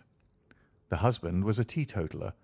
There was no other woman, and the conduct complained of was that he had drifted into the habit of winding up every meal by taking out his false teeth and hurling them at his wife, which, you will allow, is not an action likely to occur to the imagination of the average story-teller. Take a pinch of snuff, Doctor, and acknowledge that I have scored over you in your example. He held out his snuff-box of old gold with a great amethyst in the centre of the lid. Its splendour was in such contrast to his homely ways and simple life that I could not help commenting upon it. "Ah," said he, "I forgot that I had not seen you for some weeks. It is a little souvenir from the King of Bohemia in return for my assistance in the case of the Irene Adler papers." "And the ring?" I asked, glancing at a remarkable brilliant which sparkled upon his finger. "It was from the reigning family of Holland, though the matter in which I served them was of such delicacy that I cannot confide it even to you, who have been good enough to chronicle 1 or 2 of my little problems." "And have you any on hand just now?" I asked with interest. "Some 10 or 12, but none which present any feature of interest. They are important, you understand, without being interesting. Indeed, I have found that it is usually in unimportant matters that there is a field for the observation and for the quick analysis of cause and effect which gives the charm to an investigation. The larger crimes are apt to be the simpler, for the bigger the crime, the more obvious, as a rule, is the motive. In these cases, save for one rather intricate matter which has been referred to me from Marseilles, there is nothing which presents any features of interest. It is possible, however, that I may have something better before very many minutes are over, for this is one of my clients, or I am much mistaken." He had risen from his chair and was standing between the parted blinds, gazing down into the dull, neutral-tinted London street. Looking over his shoulder, I saw that on the pavement opposite there stood a large woman with a heavy fur boa round her neck and a large curling red feather in a broad-brimmed hat which was tilted in a coquettish Duchess of Devonshire fashion over her ear. From under this great panoply she peeped up in a nervous, hesitating fashion at our windows, while her body oscillated backward and forward and her fingers fidgeted with her glove buttons. Suddenly, with a plunge, as of the swimmer who leaves the bank, she hurried across the road, and we heard the sharp clang of the bell. "I have seen those symptoms before," said Holmes, throwing his cigarette into the fire. "Oscillation upon the pavement always means an affaire de coeur. She would like advice, but is not sure that the matter is not too delicate for communication. And yet even here we may discriminate. When a woman has been seriously wronged by a man, she no longer oscillates, and the usual symptom is a broken bell wire. Here we may take it that there is a love matter, but that the maiden is not so much angry as perplexed or grieved. But here she comes in person to resolve our doubts." As he spoke there was a tap at the door, and the boy in buttons entered to announce Miss Mary Sutherland, while the lady herself loomed behind his small black figure like a full-sailed merchantman behind a tiny pilot-boat. Sherlock Holmes welcomed her with the easy courtesy for which he was remarkable, and having closed the door and bowed her into an armchair, he looked her over in the minute and yet abstracted fashion which was peculiar to him. "Do you not find," he said, "that with your short sight it is a little trying to do so much typewriting?" "I did at first," she answered, "but now I know where the letters are without looking." Then suddenly, realizing the full purport of his words, she gave a violent start and looked up with fear and astonishment upon her broad, good-humoured face. "You've heard about me, Mr. Holmes," she cried, "else how could you know all that?" "Never mind," said Holmes, laughing. "It is my business to know things. Perhaps I've trained myself to see what others overlook. If not, why should you come to consult me?" "I came to you, sir, because I heard of you from Mrs. Etheridge, whose husband you found so easy when the police and everyone had given him up for dead. Oh, Mr. Holmes, I wish you would do as much for me. I'm not rich, but still I have 100 a year in my own right, besides the little that I make by the machine, and I would give it all to know what has become of Mr. Hosmer Angel." "Why did you come away to consult me in such a hurry?" asked Sherlock Holmes, with his finger-tips together and his eyes to the ceiling. Again a startled look came over the somewhat vacuous face of Miss Mary Sutherland. "Yes, I did bang out of the house," she said, "for it made me angry to see the easy way in which Mr. Windibank, that is, my father, took it all. He would not go to the police, and he would not go to you, and so at last, as he would do nothing and kept on saying that there was no harm done, it made me mad, and I just on with my things and came right away to you." "Your father?" said Holmes. "Your stepfather, surely, since the name is different." "Yes, my stepfather. I call him father, though it sounds funny too, for he is only 5 years and 2 months older than myself." "And your mother is alive?" "Oh, yes, mother is alive and well. I wasn't best pleased, Mr. Holmes, when she married again so soon after father's death, and a man who was nearly 15 years younger than herself. Father was a plumber in the Tottenham Court Road, and he left a tidy business behind him which mother carried on with Mr. Hardy, the foreman. But when Mr. Windibank came, he made her sell the business, for he was very superior, being a traveller in wines. They got £4,700 for the goodwill and interest, which wasn't near as much as father could have got if he had been alive." I had expected to see Sherlock Holmes impatient under this rambling and inconsequential narrative, but on the contrary he had listened with the greatest concentration of attention. "Your own little income," he asked, "does it come out of the business?" "Oh, no, sir. It is quite separate, and was left me by my Uncle Ned in Auckland.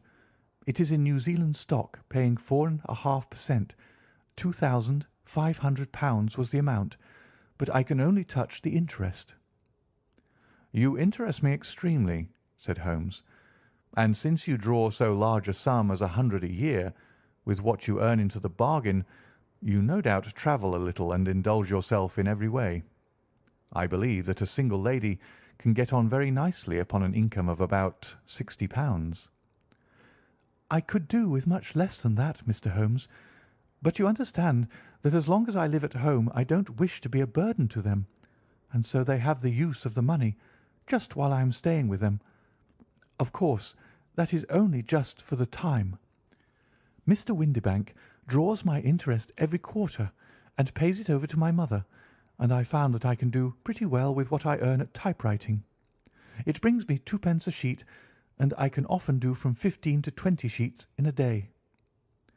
"You have made your position very clear to me," said Holmes. "This is my friend, Dr. Watson, before whom you can speak as freely as before myself. Kindly tell us now all about your connection with Mr. Hosmer Angel." A flush stole over Miss Sutherland's face, and she picked nervously at the fringe of her jacket. "I met him first at the gasfitters' ball," she said. "They used to send father tickets when he was alive, and then afterwards they remembered us and sent them to mother. Mr. Windibank did not wish us to go. He never did wish us to go anywhere. He would get quite mad if I wanted so much as to join a Sunday school treat. But this time I was set on going, and I would go, for what right had he to prevent? He said that folk were not fit for us to know when all father's friends were to be there. And he said that I had nothing fit to wear, when I had my purple plush that I had never so much as taken out of the drawer. At last, when nothing else would do, he went off to France upon the business of the firm. But we went, mother and I, with Mr. Hardy, who used to be our foreman, and it was there I met Mr. Hosmer Angel." "I suppose," said Holmes, "that when Mr. Windibank came back from France he was very annoyed at your having gone to the ball." "Oh, well, he was very good about it. He laughed, I remember, and shrugged his shoulders, and said there was no use denying anything to a woman, for she would have her way." "I see. Then at the gasfitters' ball you met, as I understand, a gentleman called Mr. Hosmer Angel." "Yes, sir. I met him that night, and he called next day to ask if we had got home all safe, and after that we met him. That is to say, Mr. Holmes, I met him twice for walks. But after that father came back again, and Mr. Hosmer Angel could not come to the house any more." "No?" "Well, you know father didn't like anything of the sort. He wouldn't have any visitors if he could help it, and he used to say that a woman should be happy in her own family circle. But then, as I used to say to mother, a woman wants her own circle to begin with, and I had not got mine yet." "But how about Mr. Hosmer Angel? Did he make no attempt to see you?" "Well, father was going off to France again in a week, and Hosmer wrote and said that it would be safer and better not to see each other until he had gone. We could write in the meantime, and he used to write every day. I took the letters in the morning, so there was no need for father to know." "Were you engaged to the gentleman at this time?" "Oh, yes, Mr. Holmes. We were engaged after the first walk that we took. Hosmer, Mr. Angel, was a cashier in an office in Leadenhall Street, and—" "What office?" "That's the worst of it, Mr. Holmes. I don't know." "Where did he live, then?" "He slept on the premises." "And you don't know his address?" "No, except that it was Leadenhall Street." "Where did you address your letters, then?" "To the Leadenhall Street post office, to be left till called for. He said that if they were sent to the office he would be chaffed by all the other clerks about having letters from a lady. So I offered to typewrite them, like he did his, but he wouldn't have that, for he said that when I wrote them they seemed to come from me, but when they were typewritten he always felt that the machine had come between us. That will just show you how fond he was of me, Mr. Holmes, and the little things that he would think of." "It was most suggestive," said Holmes. "It has long been an axiom of mine that the little things are infinitely the most important. Can you remember any other little things about Mr. Hosmer Angel?" "He was a very shy man, Mr. Holmes. He would rather walk with me in the evening than in the daylight, for he said that he hated to be conspicuous. Very retiring and gentlemanly he was. Even his voice was gentle. He'd had the quinsy and swollen glands when he was young, he told me, and it had left him with a weak throat and a hesitating, whispering fashion of speech. He was always well dressed, very neat and plain, but his eyes were weak, just as mine are, and he wore tinted glasses against the glare." "Well, and what happened when Mr. Windibank, your stepfather, returned to France?" "Mr. Hosmer Angel came to the house again and proposed that we should marry before father came back. He was in dreadful earnest, and made me swear with my hands on the testament that whatever happened I would always be true to him. Mother said he was quite right to make me swear, and that it was a sign of his passion. Mother was all in his favour from the first, and was even fonder of him than I was. Then, when they talked of marrying within the week, I began to ask about father, but they both said never mind about father, but just to tell him afterwards, and mother said she would make it all right with him. I didn't quite like that, Mr. Holmes. It seemed funny that I should ask his leave, as he was only a few years older than me. But I didn't want to do anything on the sly, so I wrote to father at Bordeaux, where the company has its French offices. But the letter came back to me on the very morning of the wedding." "It missed him, then?" "Yes, sir, for he had started to England just before it arrived." "Ha! That was unfortunate. Your wedding was arranged, then, for the Friday. Was it to be in church?" "Yes, sir, but very quietly. It was to be at St. Saviour's, near King's Cross, and we were to have breakfast afterwards at the St. Pancras Hotel.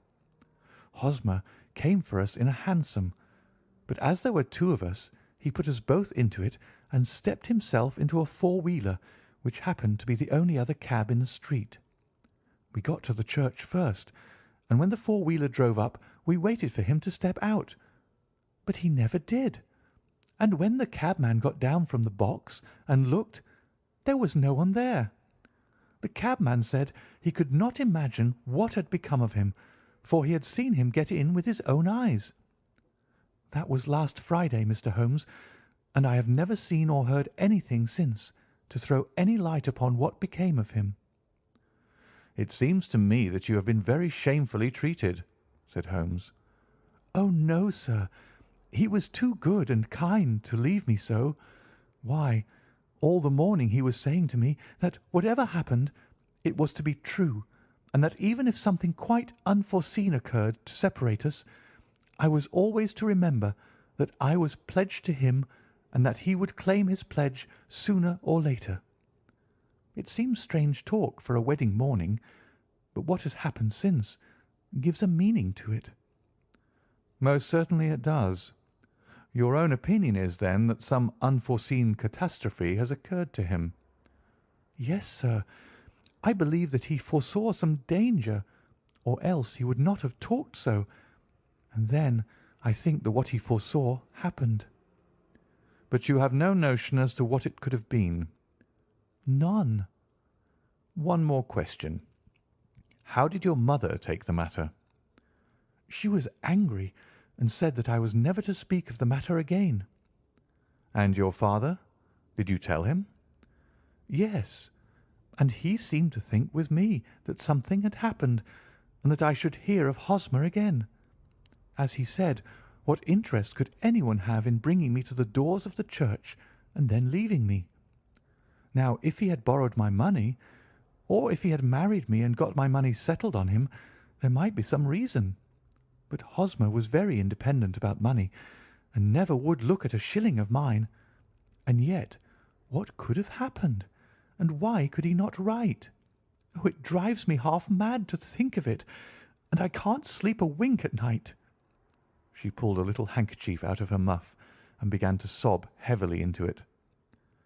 "I shall glance into the case for you," said Holmes, rising, "and I have no doubt that we shall reach some definite result. Let the weight of the matter rest upon me now, and do not let your mind dwell upon it further. Above all, try to let Mr. Hosmer Angel vanish from your memory, as he has done from your life." "Then you don't think I'll see him again?" "I fear not." "Then what has happened to him?" "You will leave that question in my hands. I should like an accurate description of him, and any letters of his which you can spare." "I advertised for him in last Saturday's Chronicle," said she. "Here is the slip, and here are 4 letters from him." "Thank you. And your address?" "Number 31, Lion Place, Camberwell." Mr. Angel's address you never had, I understand. Where is your father's place of business?" "He travels for Westhouse and Marbank, the great claret importers of Fenchurch Street." "Thank you. You have made your statement very clearly. You will leave the papers here, and remember the advice which I have given you. Let the whole incident be a sealed book, and do not allow it to affect your life."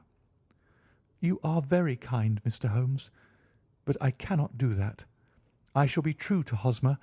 He shall find me ready when he comes back." For all the preposterous hat and the vacuous face, there was something noble in the simple faith of our visitor which compelled our respect. She laid her little bundle of papers upon the table and went her way, with a promise to come again whenever she might be summoned. Sherlock Holmes sat silent for a few minutes with his fingertips still pressed together, his legs stretched out in front of him, and his gaze directed upward to the ceiling.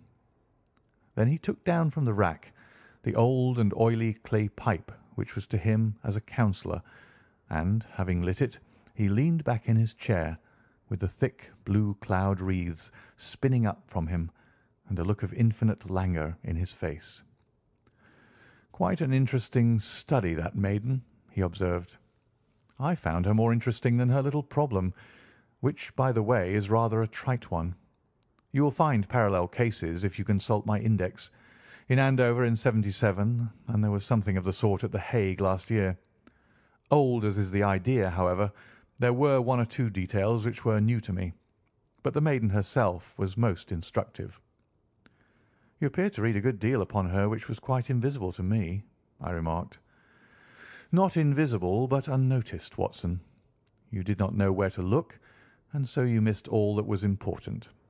I can never bring you to realize the importance of sleeves, the suggestiveness of thumbnails, or the great issues that may hang from a bootlace. Now, what did you gather from that woman's appearance? Describe it." "Well, she had a slate-coloured, broad-brimmed straw hat, with a feather of brickish red. Her jacket was black, with black beads sewn upon it, and a fringe of little black jet ornaments. Her dress was brown, rather darker than coffee colour, with a little purple plush at the neck and sleeves. Her gloves were greyish, and were worn through at the right forefinger. Her boots I didn't observe. She had small round hanging gold earrings and a general air of being fairly well-to-do in a vulgar, comfortable, easy-going way." Sherlock Holmes clapped his hands softly together and chuckled. "Upon my word, Watson, you are coming along wonderfully. You have really done very well indeed. It is true that you have missed everything of importance, but you have hit upon the method, and you have a quick eye for colour. Never trust to general impressions, my boy, but concentrate yourself upon details. My first glance is always at a woman's sleeve. In a man it is perhaps better first to take the knee of the trouser.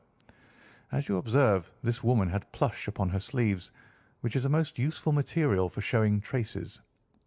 The double line a little above the wrist, where the typewritist presses against the table, was beautifully defined. The sewing machine of the hand type leaves a similar mark, but only on the left arm, and on the side of it farthest from the thumb, instead of being right across the broadest part, as this was. I then glanced at her face, and observed the dint of a pince-nez at either side of her nose. I ventured a remark upon short sight and typewriting, which seemed to surprise her. It surprised me. But surely it was obvious. I was then much surprised and interested, on glancing down, to observe that, though the boots which she was wearing were not unlike each other, they were really odd ones, the one having a slightly decorated toe-cap, and the other a plain one. One was buttoned only in the 2 lower buttons out of 5, and the other at the 1st, 3rd, and 5th. Now, when you see that a young lady, otherwise neatly dressed, has come away from home with odd boots, half buttoned, It is no great deduction to say that she came away in a hurry." "And what else?" I asked, keenly interested, as I always was, by my friend's incisive reasoning.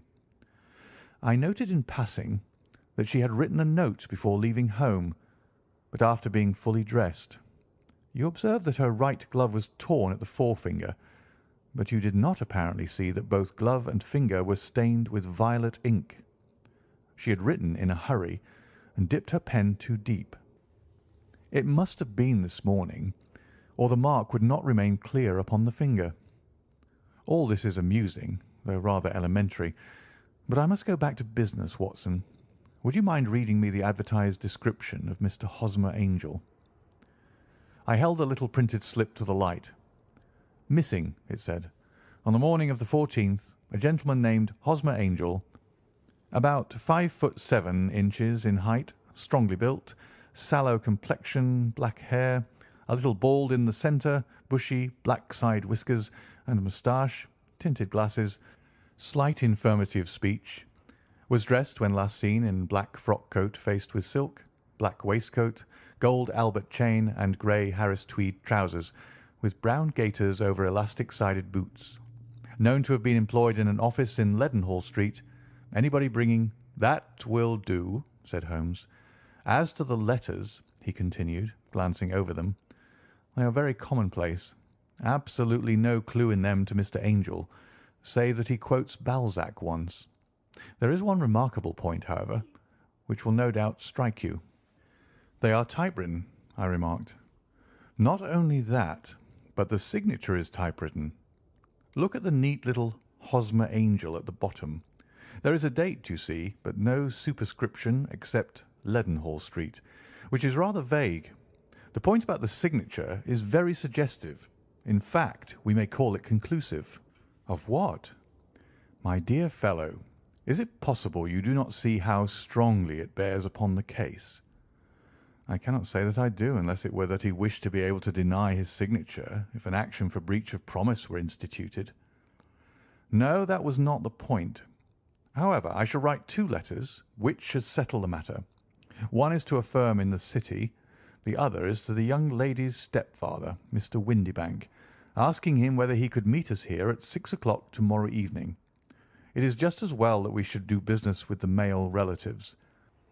And now, Doctor, we can do nothing until the answers to those letters come, so we may put our little problem upon the shelf for the interim."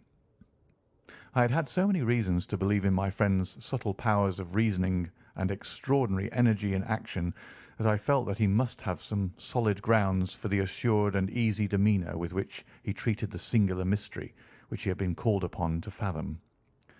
Once only had I known him to fail, in the case of the King of Bohemia and of the Irene Adler photograph. But when I looked back to the weird business of the sign of the Four, and the extraordinary circumstances connected with the study in scarlet, I felt that it would be a strange tangle indeed which he could not unravel. I left him then, still puffing at his black clay pipe, with the conviction that when I came again on the next evening, I would find that he held in his hands all the clues which would lead up to the identity of the disappearing bridegroom of Miss Mary Sutherland. A professional case of great gravity was engaging my own attention at the time, and the whole of the next day I was busy at the bedside of the sufferer. It was not until close upon 6 o'clock that I found myself free and was able to spring into a hansom and drive to Baker Street, half afraid that I might be too late to assist at the denouement of the little mystery. I found Sherlock Holmes alone, however, half asleep, with his long, thin form curled up in the recesses of his armchair. A formidable array of bottles and test tubes, with the pungent, cleanly smell of hydrochloric acid, told me that he had spent his day in the chemical work which was so dear to him. "Well, have you solved it?" I asked as I entered. "Yes, it was the bisulphate of baryta." "No, no, the mystery!" I cried. "Oh, that! I thought of the salt that I had been working upon. There was never any mystery in the matter, though, as I said yesterday, some of the details are of interest. The only drawback is that there is no law, I fear, that can touch the scoundrel." "Who was he, then, and what was his object in deserting Miss Sutherland?" The question was hardly out of my mouth and Holmes had not yet opened his lips to reply when we heard a heavy footfall in the passage and a tap at the door. "This is the girl's stepfather, Mr. James Windibank," said Holmes. "He has written to me to say that he would be here at 6. Come in." The man who entered was a sturdy, middle-sized fellow, some 30 years of age, clean-shaven and sallow-skinned, with a bland, insinuating manner and a pair of wonderfully sharp and penetrating grey eyes. He shot a questioning glance at each of us, placed his shiny top hat upon the sideboard, and with a slight bow sidled down into the nearest chair. "Good evening, Mr. James Windibank," said Holmes. "I think that this typewritten letter is from you, in which you made an appointment with me for 6 o'clock." "Yes, sir. I'm afraid that I'm a little late, but I'm not quite my own master, you know. I am sorry that Miss Sutherland has troubled you about this little matter, for I think it is far better not to wash linen of the sort in public. It was quite against my wishes that she came, but she is a very excitable, impulsive girl, as you may have noticed, and she is not easily controlled when she's made up her mind on a point. Of course, I did not mind you so much, as you are not connected with the official police, but it is not pleasant to have a family misfortune like this noised abroad. Besides, it is a useless expense, for how could you possibly find this Hosmer Angel?" "On the contrary," said Holmes quietly, "I have every reason to believe that I will succeed in discovering Mr. Hosmer Angel."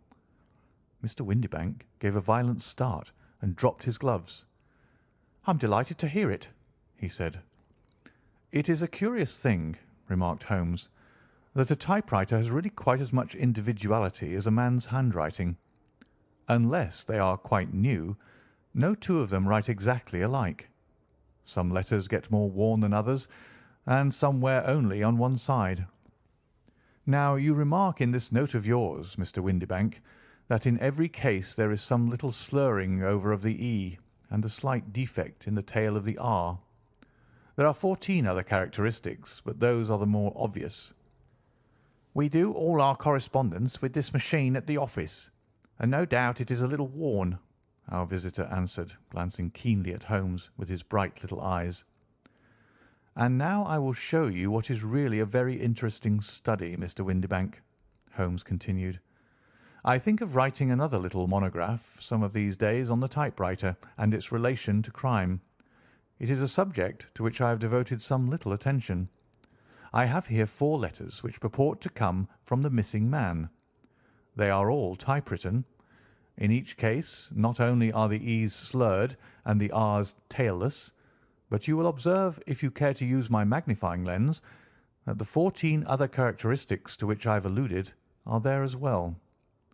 Mr. Windibank sprang out of his chair and picked up his hat. "I cannot waste time over this sort of fantastic talk, Mr. Holmes," he said. "If you can catch the man, catch him, and let me know when you have done it." "Certainly," said Holmes, stepping over and turning the key in the door. "I let you know, then, that I have caught him." "What? Where?" shouted Mr. Windibank, turning white to his lips and glancing about him like a rat in a trap. "Oh, it won't do, really it won't," said Holmes suavely. "There is no possible getting out of it, Mr. Windibank.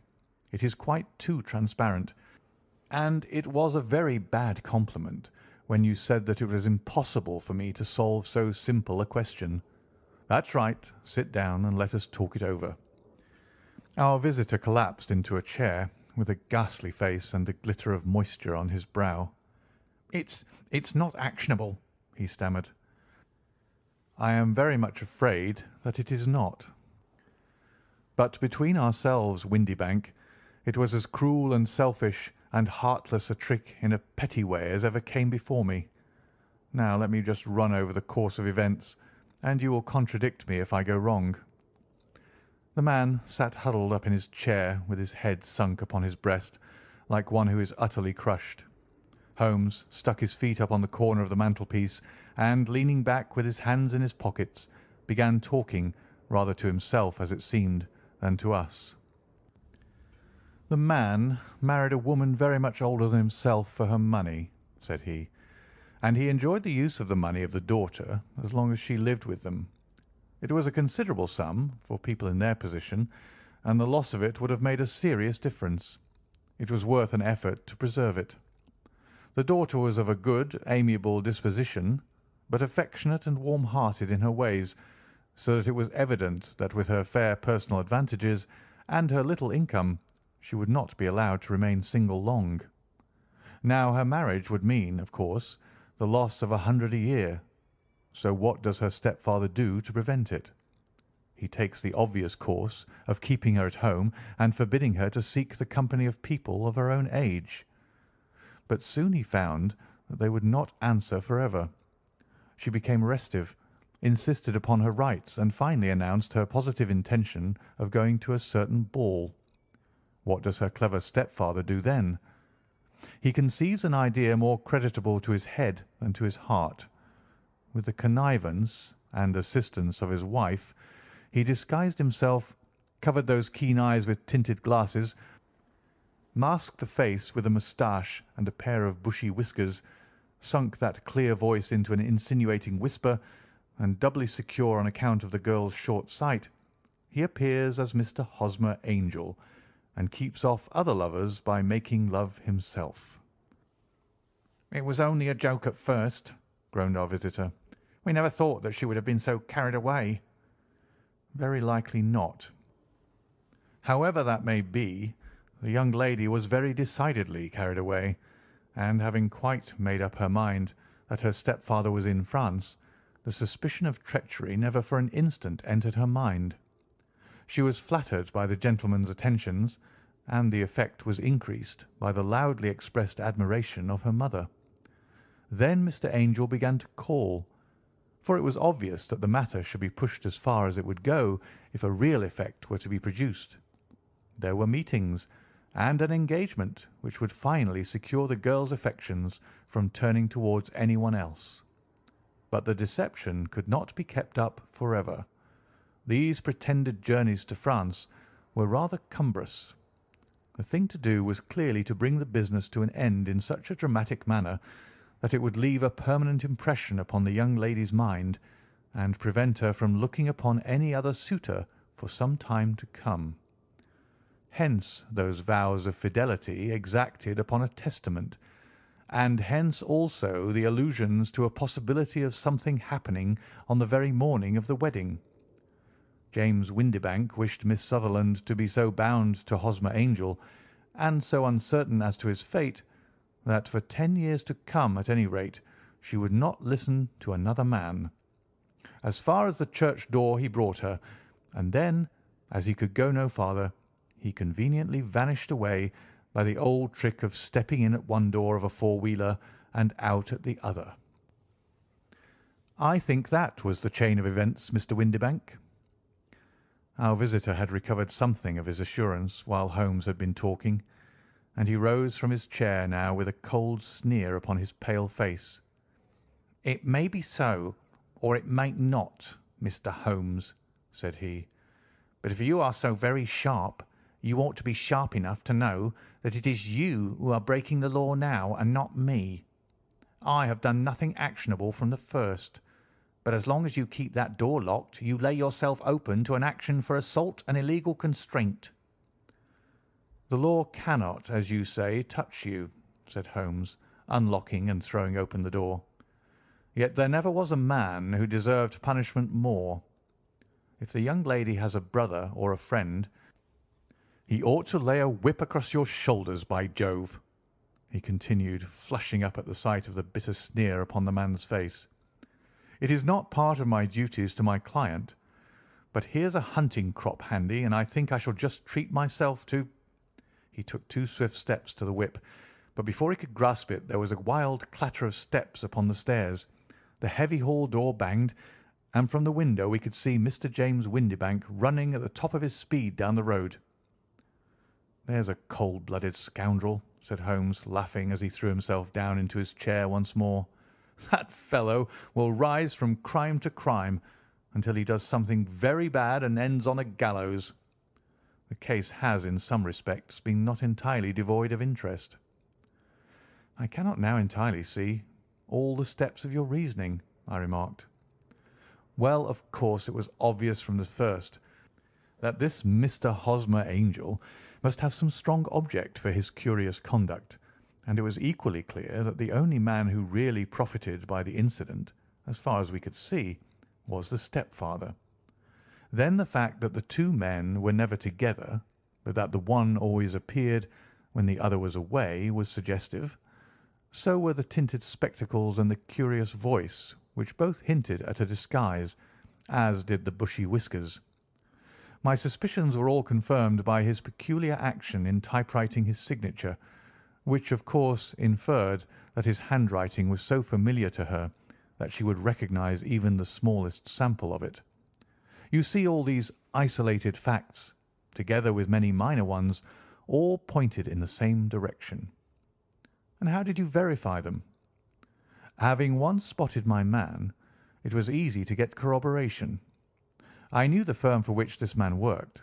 Having taken the printed description, I eliminated everything from it which could be the result of a disguise, the whiskers, the glasses, the voice, and I sent it to the firm with a request that they would inform me whether it answered to the description of any of their travellers. I had already noticed the peculiarities of the typewriter, and I wrote to the man himself at his business address, asking him if he would come here. As I expected, his reply was typewritten and revealed the same trivial but characteristic defects. The same post brought me a letter from Westhouse and Marbank of Fenchurch Street to say that the description tallied in every respect with that of their employee, James Windibank." "And Miss Sutherland?" "If I tell her, she will not believe me. You may remember the old Persian saying, 'There is danger for him who taketh the tiger cub, and danger also for whoso snatches a delusion from a woman.' There is as much sense in Hafiz as in Horace, and as much knowledge of the world." End of A Case of Identity.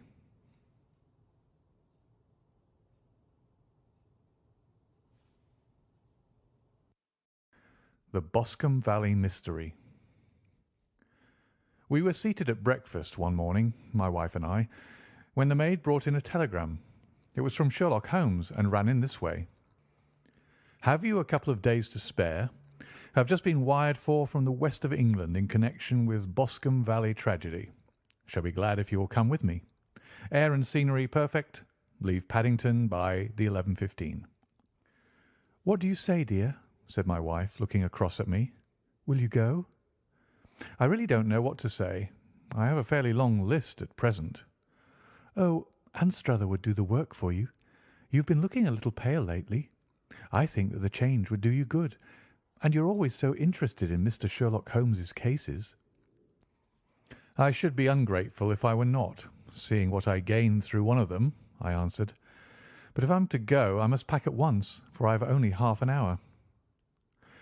My experience of camp life in Afghanistan had at least had the effect of making me a prompt and ready traveller.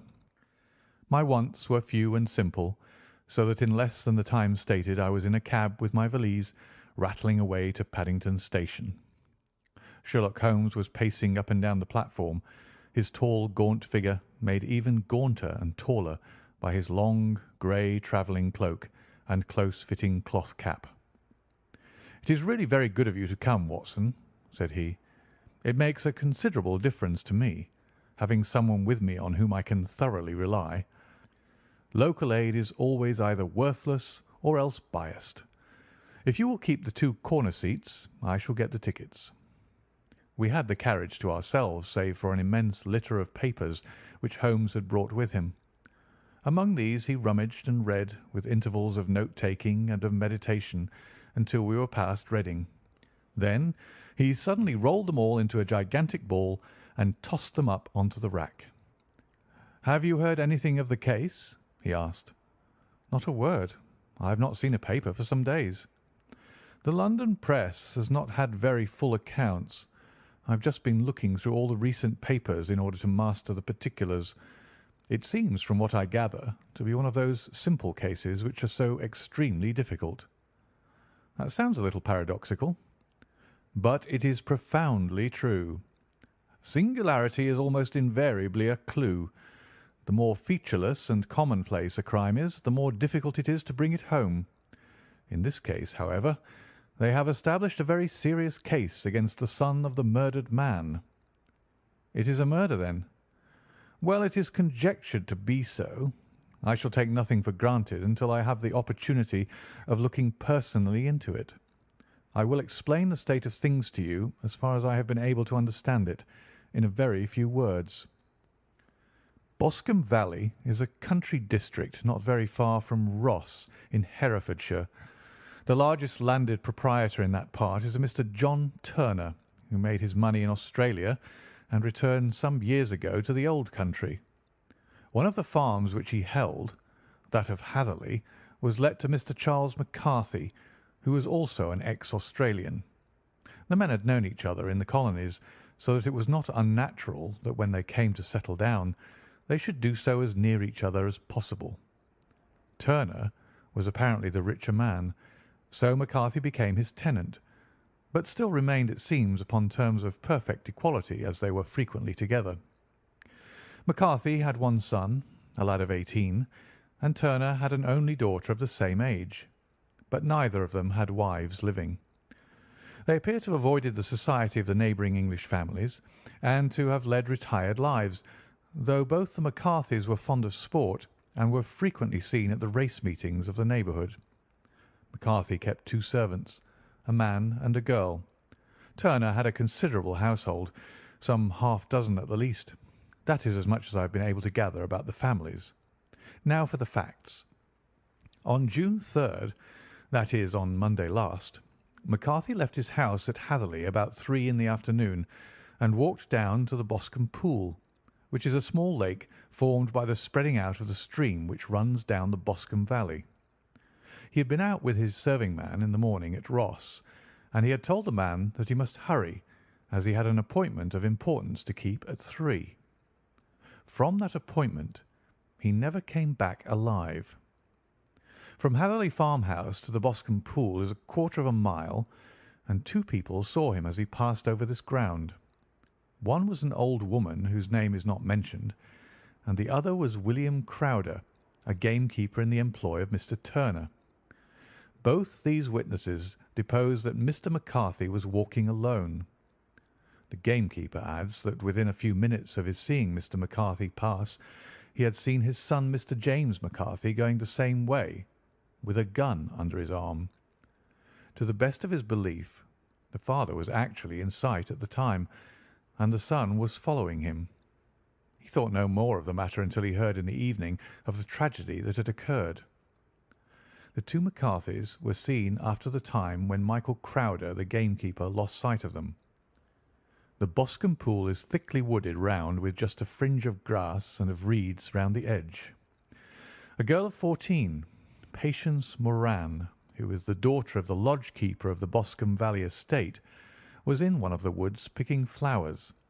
She states that while she was there she saw, at the border of the wood and close by the lake, Mr. McCarthy and his son, and that they appeared to be having a violent quarrel. She heard Mr. McCarthy the elder using very strong language to his son, and she saw the latter raise up his hand as if to strike his father.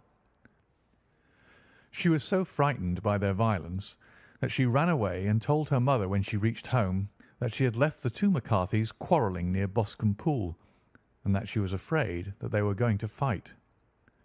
She had hardly said the words when young Mr. McCarthy came running up to the lodge to say that he had found his father dead in the wood, and to ask for the help of the lodge keeper. He was much excited, without either his gun or his hat, and his right hand and sleeve were observed to be stained with fresh blood. On following him they found the dead body stretched out upon the grass beside the pool. The head had been beaten in by repeated blows of some heavy and blunt weapon. The injuries were such as might very well have been inflicted by the butt end of his son's gun, which was found lying on the grass within a few paces of the body. Under these circumstances the young man was instantly arrested, and a verdict of wilful murder having been returned at the inquest on Tuesday, he was on Wednesday brought before the magistrates at Ross, who have referred the case to the next assizes. Those are the main facts of the case as they came out before the coroner and the police court." "I could hardly imagine a more damning case," I remarked. "If ever circumstantial evidence pointed to a criminal, it does so here." "Circumstantial evidence is a very tricky thing," answered Holmes thoughtfully. "It may seem to point very straight to one thing, but if you shift your own point of view a little, you may find it pointing in an equally uncompromising manner to something entirely different. It must be confessed, however, that the case looks exceedingly grave against the young man, and it is very possible that he is indeed the culprit. There are several people in the neighbourhood, however, and among them Miss Turner, the daughter of the neighbouring landowner, who believe in his innocence, and who have retained Lestrade, whom you may recollect in connection with the study in scarlet, to work out the case in his interest. Lestrade, being rather puzzled, has referred the case to me, and hence it is that two middle-aged gentlemen are flying westward at 50 miles an hour instead of quietly digesting their breakfasts at home." "I'm afraid," said I, "that the facts are so obvious that you'll find little credit to be gained out of this case." "There is nothing more deceptive than an obvious fact," he answered, laughing. "Besides, we may chance to hit upon some other obvious facts which may have been by no means obvious to Mr. Lestrade. You know me too well to think that I am boasting when I say that I shall either confirm or destroy his theory by means which he is quite incapable of employing, or even of understanding. To take the first example to hand, I very clearly perceive that in your bedroom the window is upon the right-hand side, and yet I question whether Mr. Lestrade would have noted even so self-evident a thing as that." "How on earth?" "My dear fellow, I know you well. I know the military neatness which characterises you. You shave every morning, and in this season you shave by the sunlight. But since your shaving is less and less complete as we go farther back on the left side, until it becomes positively slovenly as we get round the angle of the jaw, it is surely very clear that that side is less illuminated than the other. I could not imagine a man of your habits looking at himself in an equal light and being satisfied with such a result. I only quote this as a trivial example of observation and inference. Therein lies my métier, and it is just possible that it may be of some service in the investigation which lies before us. There are one or two minor points which were brought out in the inquest, and which are worth considering." "What are they?" "It appears that his arrest did not take place at once, but after the return to Hatherley Farm. On the Inspector of Constabulary informing him that he was a prisoner, he remarked that he was not surprised to hear it, and that it was no more than his deserts. This observation of his had the natural effect of removing any traces of doubt which might have remained in the minds of the coroner's jury." "It was a confession!" I ejaculated. "No, for it was followed by a protestation of innocence. Coming on top of such a damning series of events, it was at least a most suspicious remark." "On the contrary," said Holmes, "it is the brightest rift which I can at present see in the clouds. However innocent he might be, he could not be such an absolute imbecile as not to see that the circumstances were very black against him. Had he appeared surprised at his own arrest, or feigned indignation at it, I should have looked upon it as highly suspicious, because such surprise or anger would not be natural under the circumstances, and yet might appear to be the best policy to a scheming man. His frank acceptance of the situation marks him either an innocent man, or else as a man of considerable self-restraint and firmness. As to his remark about his deserts, it was also not unnatural if you consider that he stood beside the dead body of his father, and that there is no doubt that he had that very day so far forgotten his filial duty as to bandy words with him and even, according to the little girl whose evidence is so important, to raise his hand as if to strike him. The self-reproach and contrition which are displayed in his remark appear to me to be the signs of a healthy mind rather than of a guilty one. I shook my head. "Many men have been hanged on far slighter evidence," I remarked. "So they have, and many men have been wrongfully hanged." "What is the young man's own account of the matter?" "It is, I am afraid, not very encouraging to his supporters, though there are one or two points in it which are suggestive. You will find it here, and may read it for yourself." He picked out from his bundle a copy of the local Herefordshire paper, and having turned down the sheet, he pointed out the paragraph in which the unfortunate young man had given his own statement of what had occurred. I settled myself down in the corner of the carriage and read it very carefully. It ran in this way: Mr. James McCarthy, the only son of the deceased, was then called and gave evidence as follows: "I had been away from home for 3 days at Bristol, and had only just returned upon the morning of last Monday, the 3rd. My father was absent from home at the time of my arrival, and I was informed by the maid that he had driven over to Ross with John Cobb, the groom.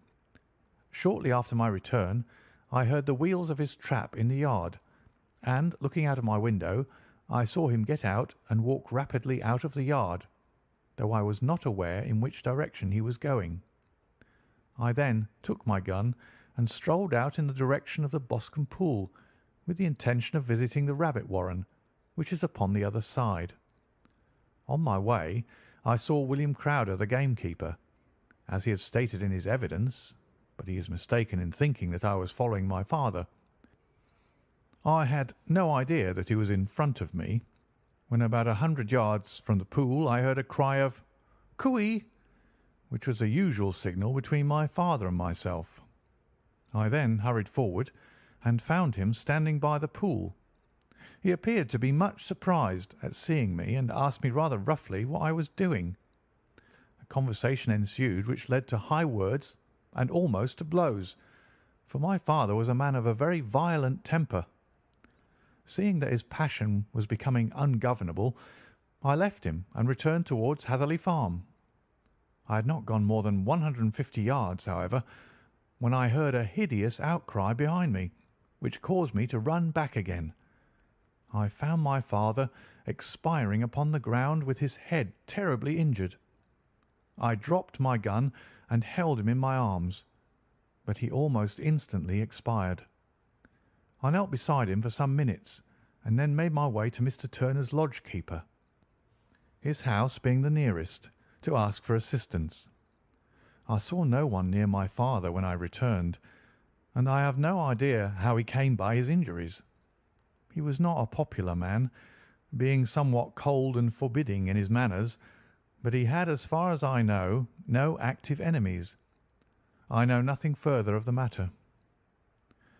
The Coroner: "Did your father make any statement to you before he died?" Witness: "He mumbled a few words, but I could only catch some allusion to a rat." The Coroner: "What did you understand by that?" Witness: "It conveyed no meaning to me. I thought that he was delirious." The Coroner: "What was the point upon which you and your father had this final quarrel?" Witness: "I should prefer not to answer." The Coroner: "I am afraid that I must press it." Witness: "It is really impossible for me to tell you. I can assure you that it has nothing to do with the sad tragedy which followed." The Coroner: "That is for the court to decide. I need not point out to you that your refusal to answer will prejudice your case considerably in any future proceedings which may arise." Witness: "I must still refuse." The Coroner: "I understand that the cry of 'Cooey' was a common signal between you and your father." Witness: "It was." The Coroner: "How was it, then, that he uttered it before he saw you, and before he even knew that you had returned from Bristol?" Witness, with considerable confusion: "I don't know." A Juryman: Did you see nothing which aroused your suspicions when you returned on hearing the cry and found your father fatally injured? Witness: Nothing definite. The Coroner: What do you mean? Witness: I was so disturbed and excited as I rushed out into the open that I could think of nothing except of my father. Yet I have a vague impression that as I ran forward something lay upon the ground to the left of me. It seemed to me to be something grey in colour, a coat of some sort, or plaid perhaps. When I rose from my father, I looked round for it, but it was gone. Do you mean that it disappeared before you went for help? Yes, it was gone. You cannot say what it was? No, I had a feeling something was there. How far from the body? A dozen yards or so. And how far from the edge of the wood? About the same. Then if it was removed, it was while you were within a dozen yards of it? Yes, but with my back towards it. This concluded the examination of the witness. I see, said I as I glanced down the column. The coroner in his concluding remarks was rather severe upon young McCarthy. He calls attention, and with reason, to the discrepancy about his father having signalled to him before seeing him, also to his refusal to give details of his conversation with his father, and his singular account of his father's dying words. They are all, as he remarks, very much against the son. Holmes laughed softly to himself and stretched himself out upon the cushioned seat. Both you and the coroner have been at some pains, said he, to single out the very strongest points in the young man's favour. Don't you see that you alternately give him credit for having too much imagination and too little? Too little if he could not invent a cause of quarrel which would give him the sympathy of the jury. Too much if he evolved from his own inner consciousness anything so outré as a dying reference to a rat and the incident of the vanishing cloth. No, sir, I shall approach this case from the point of view that what this young man says is true, and we shall see whither that hypothesis will lead us. And now, here is my pocket Petrarch, and not another word shall I say of this case until we are on the scene of action. We lunch at Swindon, and I see that we shall be there in 20 minutes. It was nearly 4 o'clock when we at last, having passed through the beautiful Stroud Valley and over the broad gleaming Severn, found ourselves at the pretty little country town of Ross. A lean, ferret-like man, furtive and sly-looking, was waiting for us upon the platform.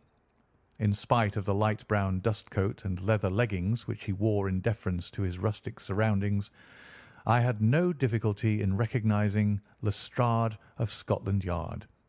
With him we drove to the Hereford Arms, where a room had already been engaged for us. "I have ordered a carriage," said Lestrade as we sat over a cup of tea. "I knew your energetic nature, and that you would not be happy until you had been on the scene of the crime." "It was very nice and complimentary of you," Holmes answered. "It is entirely a question of barometric pressure." Lestrade looked startled. "I do not quite follow," he said. "How is the glass?" 29, I see. No wind, and not a cloud in the sky. I have a caseful of cigarettes here which need smoking, and the sofa is very much superior to the usual country hotel abomination. I do not think that it is probable that I shall use the carriage tonight." Lestrade laughed indulgently. "You have no doubt already formed your conclusions from the newspapers," he said. "The case is as plain as a pikestaff, and the more one goes into it, the plainer it becomes. Still, of course, one can't refuse a lady, and such a very positive one. She has heard of you, and would have your opinion, though I repeatedly told her that there was nothing which you could do which I had not already done. Why, bless my soul, here is her carriage at the door." He had hardly spoken before there rushed into the room one of the most lovely young women that I have ever seen in my life. Her violet eyes shining, her lips parted, a pink flush upon her cheeks, all thought of her natural reserve lost in her overpowering excitement and concern. "Oh, Mr. Sherlock Holmes!" she cried, glancing from one to the other of us, and finally, with a woman's quick intuition, fastening upon my companion. "I am so glad that you have come. I have driven down to tell you so. I know that James didn't do it. I know it. And I want you to start upon your work knowing it too. Never let yourself doubt upon that point. We have known each other since we were little children, and I know his faults as no one else does, but he is too tender-hearted to hurt a fly. Such a charge is absurd to anyone who really knows him." "I hope we may clear him, Miss Turner," said Sherlock Holmes. "You may rely upon my doing all that I can." "But you have read the evidence. You have formed some conclusions. Do you not see some loophole, some flaw? Do you not yourself think that he is innocent?" "I think that is very probable." "There now!" she cried, throwing back her head and looking defiantly at Lestrade. "You hear? He gives me hopes." Lestrade shrugged his shoulders. "I am afraid that my colleague has been a little quick in forming his conclusions," he said. "But he is right. Oh, I know that he is right. James never did it. And about his quarrel with his father, I am sure that the reason why he would not speak about it to the coroner was because I was concerned in it." "In what way?" asked Holmes. "It is no time for me to hide anything. James and his father had many disagreements about me. Mr. McCarthy was very anxious that there should be a marriage between us. James and I have always loved each other as brother and sister, but of course he is young and has seen very little of life yet, well, he naturally did not wish to do anything like that yet. So there were quarrels, and this I am sure was one of them." "And your father?" asked Holmes. "Was he in favour of such a union?" "No, he was averse to it also. No one but Mr. McCarthy was in favour of it." A quick blush passed over her fresh young face as Holmes shot one of his keen, questioning glances at her. "Thank you for this information," said he. "May I see your father if I call to-morrow?" "I'm afraid the doctor won't allow it." "The doctor?" "Yes. Have you not heard? Poor father has never been strong for years back, but this has broken him down completely. He has taken to his bed, and Dr. Willows says that he is a wreck and that his nervous system is shattered. Mr. McCarthy was the only man alive who had known Dad in the old days in Victoria." "Ha! In Victoria. That is important." "Yes, at the mines." "Quite so. At the gold mines, where, as I understand, Mr. Turner made his money." "Yes, certainly." "Thank you, Miss Turner. You have been of material assistance to me." "You will tell me if you have any news to-morrow. No doubt you will go to the prison to see James. Oh, if you do, Mr. Holmes, do tell him that I know him to be innocent." "I will, Miss Turner." "I must go home now, for Dad is very ill, and he misses me so if I leave him. Good-bye, and God help you in your undertaking." She hurried from the room as impulsively as she had entered, and we heard the wheels of her carriage rattle off down the street. "I'm ashamed of you, Holmes," said Lestrade with dignity after a few minutes' silence. "Why should you raise up hopes which you are bound to disappoint? I am not over tender of heart, but I call it cruel." "I think that I see my way to clearing James McCarthy," said Holmes. "Have you an order to see him in prison?" "Yes, but only for you and me." "Then I shall reconsider my resolution about going out. We have still time to take a train to Hereford and see him to-night?" "Ample." "Then let us do so. Watson, I fear that you will find it very slow, but I shall only be away a couple of hours." I walked down to the station with them, and then wandered through the streets of the little town, finally returning to the hotel, where I lay upon the sofa and tried to interest myself in a yellow-backed novel. The puny plot of the story was so thin, however, when compared to the deep mystery through which we were groping, and I found my attention wander so continually from the action to the fact that I at last flung it across the room and gave myself entirely to a consideration of the events of the day.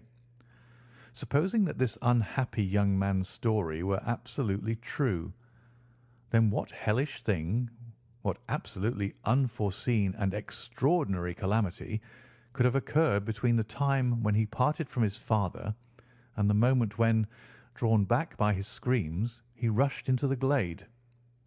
It was something terrible and deadly. What could it be? Might not the nature of the injuries reveal something to my medical instincts? I rang the bell and called for the weekly county paper, which contained a verbatim account of the inquest. In the surgeon's deposition it was stated that the posterior third of the left parietal bone and the left half of the occipital bone had been shattered by a heavy blow from a blunt weapon. I marked the spot upon my own head.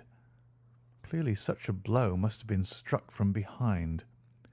That was to some extent in favour of the accused, as when seen quarrelling he was face to face with his father. Still, it did not go for very much, for the older man might have turned his back before the blow fell.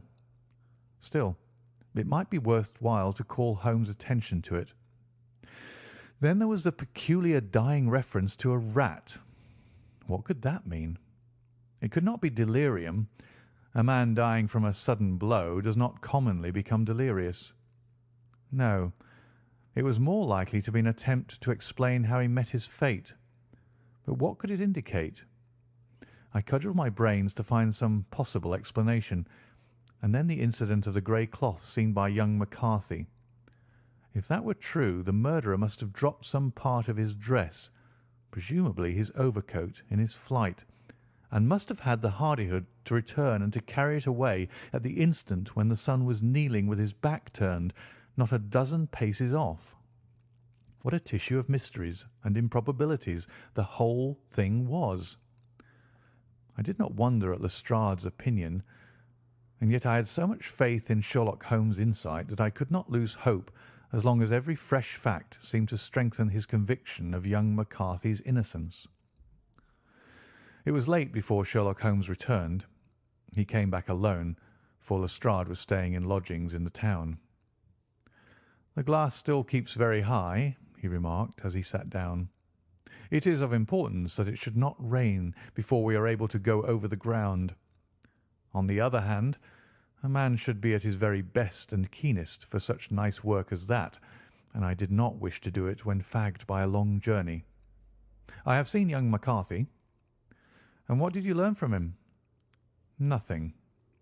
"Could he throw no light?" "None at all. I was inclined to think at one time that he knew who had done it and was screening him or her, but I am convinced now that he is as puzzled as everyone else. He is not a very quick-witted youth, though comely to look at, and I should think sound at heart." "I cannot admire his taste," I remarked, "if it is indeed a fact that he was averse to a marriage with so charming a young lady as this Miss Turner." "Ah, thereby hangs a rather painful tale.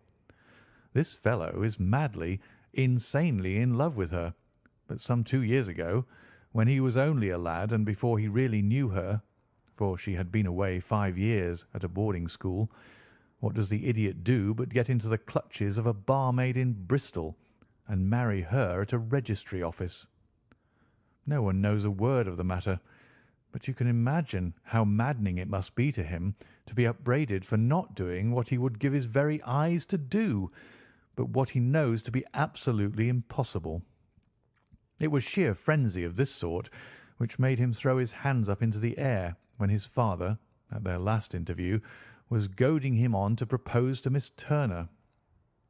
On the other hand, he had no means of supporting himself, and his father, who was by all accounts a very hard man, would have thrown him over utterly had he known the truth. It was with his barmaid wife that he had spent the last 3 days in Bristol, and his father did not know where he was. Mark that point. It is of importance. Good has come out of evil, however, for the barmaid, finding from the papers that he is in serious trouble and likely to be hanged, has thrown him over utterly, and has written to him to say that she has a husband already in the Bermuda dockyard, so that there is really no tie between them. I think that that bit of news has consoled young McCarthy for all that he has suffered. But if he's innocent, who has done it? Ah, who? I would call your attention very particularly to 2 points. One is that the murdered man had an appointment with someone at the pool, and that the someone could not have been his son, for his son was away, and he did not know when he would return. The second is that the murdered man was heard to cry "Cooee" before he knew that his son had returned. Those are the crucial points upon which the case depends. And now let us talk about George Meredith, if you please, and we shall leave all minor matters until tomorrow. There was no rain, as Holmes had foretold, and the morning broke bright and cloudless. At 9 o'clock Lestrade called for us with the carriage, and we set off for Hatherley Farm and the Boscombe Pool. "There's a serious news this morning," Lestrade observed. "It is said that Mr. Turner of the Hall is so ill that his life is despaired of." "An elderly man, I presume," said Holmes. "About 60, but his constitution has been shattered by his life abroad, and he has been in failing health for some time. This business has had a very bad effect upon him. He was an old friend of McCarthy's, and, I may add, a great benefactor to him, for I have learned that he gave him Hatherley Farm rent-free." "Indeed, that is interesting," said Holmes. "Oh, yes. In 100 other ways he has helped him. Everybody about here speaks of his kindness to him." "Really? Does it not strike you as a little singular that this McCarthy, who appears to have had little of his own, and to have been under such obligations to Turner, should still talk of marrying his son to Turner's daughter, who is presumably heiress to the estate, and that in such a very cocksure manner, as if it were merely a case of a proposal and all else would follow? It is the more strange, since we know that Turner himself was averse to the idea. The daughter told us as much. Do you not deduce something from that?" "We have got to the deductions and the inferences," said Lestrade, winking at me. "I find it hard enough to tackle facts, Holmes, without flying away after theories and fancies." "You are right," said Holmes demurely. "You do find it very hard to tackle the facts." "Anyhow, I have grasped one fact which you seem to find it difficult to get hold of," replied Lestrade with some warmth. "And that is?" "That McCarthy senior met his death from McCarthy junior, and that all theories to the contrary are the merest moonshine." "Well, moonshine is a brighter thing than fog," said Holmes, laughing. "But I am very much mistaken if this is not Hatherley Farm upon the left." "Yes, that is it." It was a widespread, comfortable-looking building, two-storied, slate-roofed, with great yellow blotches of lichen upon the grey walls. The drawn blinds and the smokeless chimneys, however, gave it a stricken look, as though the weight of this horror still lay heavy upon it. We called at the door, when the maid, at Holmes's request, showed us the boots which her master wore at the time of his death, and also a pair of the son's, though not the pair which he had then had. Having measured these very carefully from 7 or 8 different points, Holmes desired to be led to the courtyard, from which we all followed the winding track which led to Boscombe Pool. Sherlock Holmes was transformed when he was hot upon such a scent as this. Men who had only known the quiet thinker and logician of Baker Street would have failed to recognize him. His face flushed and darkened. His brows were drawn into 2 hard black lines, while his eyes shone out from beneath them with a steely glitter. His face was bent downward, his shoulders bowed, his lips compressed, and the veins stood out like whipcord in his long, sinewy neck. His nostrils seemed to dilate with a purely animal lust for the chase, and his mind was so absolutely concentrated upon the matter before him that a question or remark fell unheeded upon his ears, or, at the most, only provoked a quick, impatient snarl in reply. Swiftly and silently he made his way along the track which ran through the meadows, and so by way of the woods to the Boscombe Pool. It was damp, marshy ground, as is all that district, and there were marks of many feet, both upon the path and amid the short grass which bounded it on either side. Sometimes Holmes would hurry on, sometimes stop dead, and once he made quite a little detour into the meadow. Lestrade and I walked behind him, the detective indifferent and contemptuous, while I watched my friend with the interest which sprang from the conviction that every one of his actions was directed towards a definite end. The Boscombe Pool, which is a little reed-girt sheet of water some 50 yards across, is situated at the boundary between the Hatherley Farm and the private park of the wealthy Mr. Turner. Above the woods which lined it upon the farther side, we could see the red, jutting pinnacles which marked the site of the rich landowner's dwelling. On the Hatherley side of the pool the woods grew very thick, and there was a narrow belt of sodden grass 20 paces across between the edge of the trees and the reeds which lined the lake. Lestrade showed us the exact spot at which the body had been found, and indeed so moist was the ground that I could plainly see the traces which had been left by the fall of the stricken man. To Holmes, as I could see by his eager face and peering eyes, very many other things were to be read upon the trampled grass. He ran round like a dog who is picking up a scent, and then turned upon my companion. "What did you go into the pool for?" he asked. "I fished about with a rake. I thought there might be some weapon or other trace. But how on earth—" "Oh, tut, tut! I have no time. That left foot of yours with its inward twist is all over the place. A mole could trace it, and there it vanishes among the reeds. Oh, how simple it would all have been had I been here before they came like a herd of buffalo and wallowed all over it. Here is where the party with the lodge-keeper came, and they have covered all tracks for 6 or 8 feet round the body. But here are 3 separate tracks of the same feet." He drew out a lens and lay down upon his waterproof to have a better view, talking all the time, rather to himself than to us. "These are young McCarthy's feet. Twice he was walking, and once he ran swiftly, so that the soles are deeply marked and the heels hardly visible. That bears out his story. He ran when he saw his father on the ground. Then here are the father's feet as he paced up and down. What is this, then? It is the butt end of the gun as the son stood listening. And this? Ha! Ha! What have we here? Tiptoes? Tiptoes? Square, too, quite unusual boots. They come, they go, they come again. Of course, that was for the cloak. Now, where did they come from?" He ran up and down, sometimes losing, sometimes finding the track, until we were well within the edge of the wood and under the shadow of a great beech, the largest tree in the neighbourhood. Holmes traced his way to the farthest side of this and lay down once more upon his face with a little cry of satisfaction.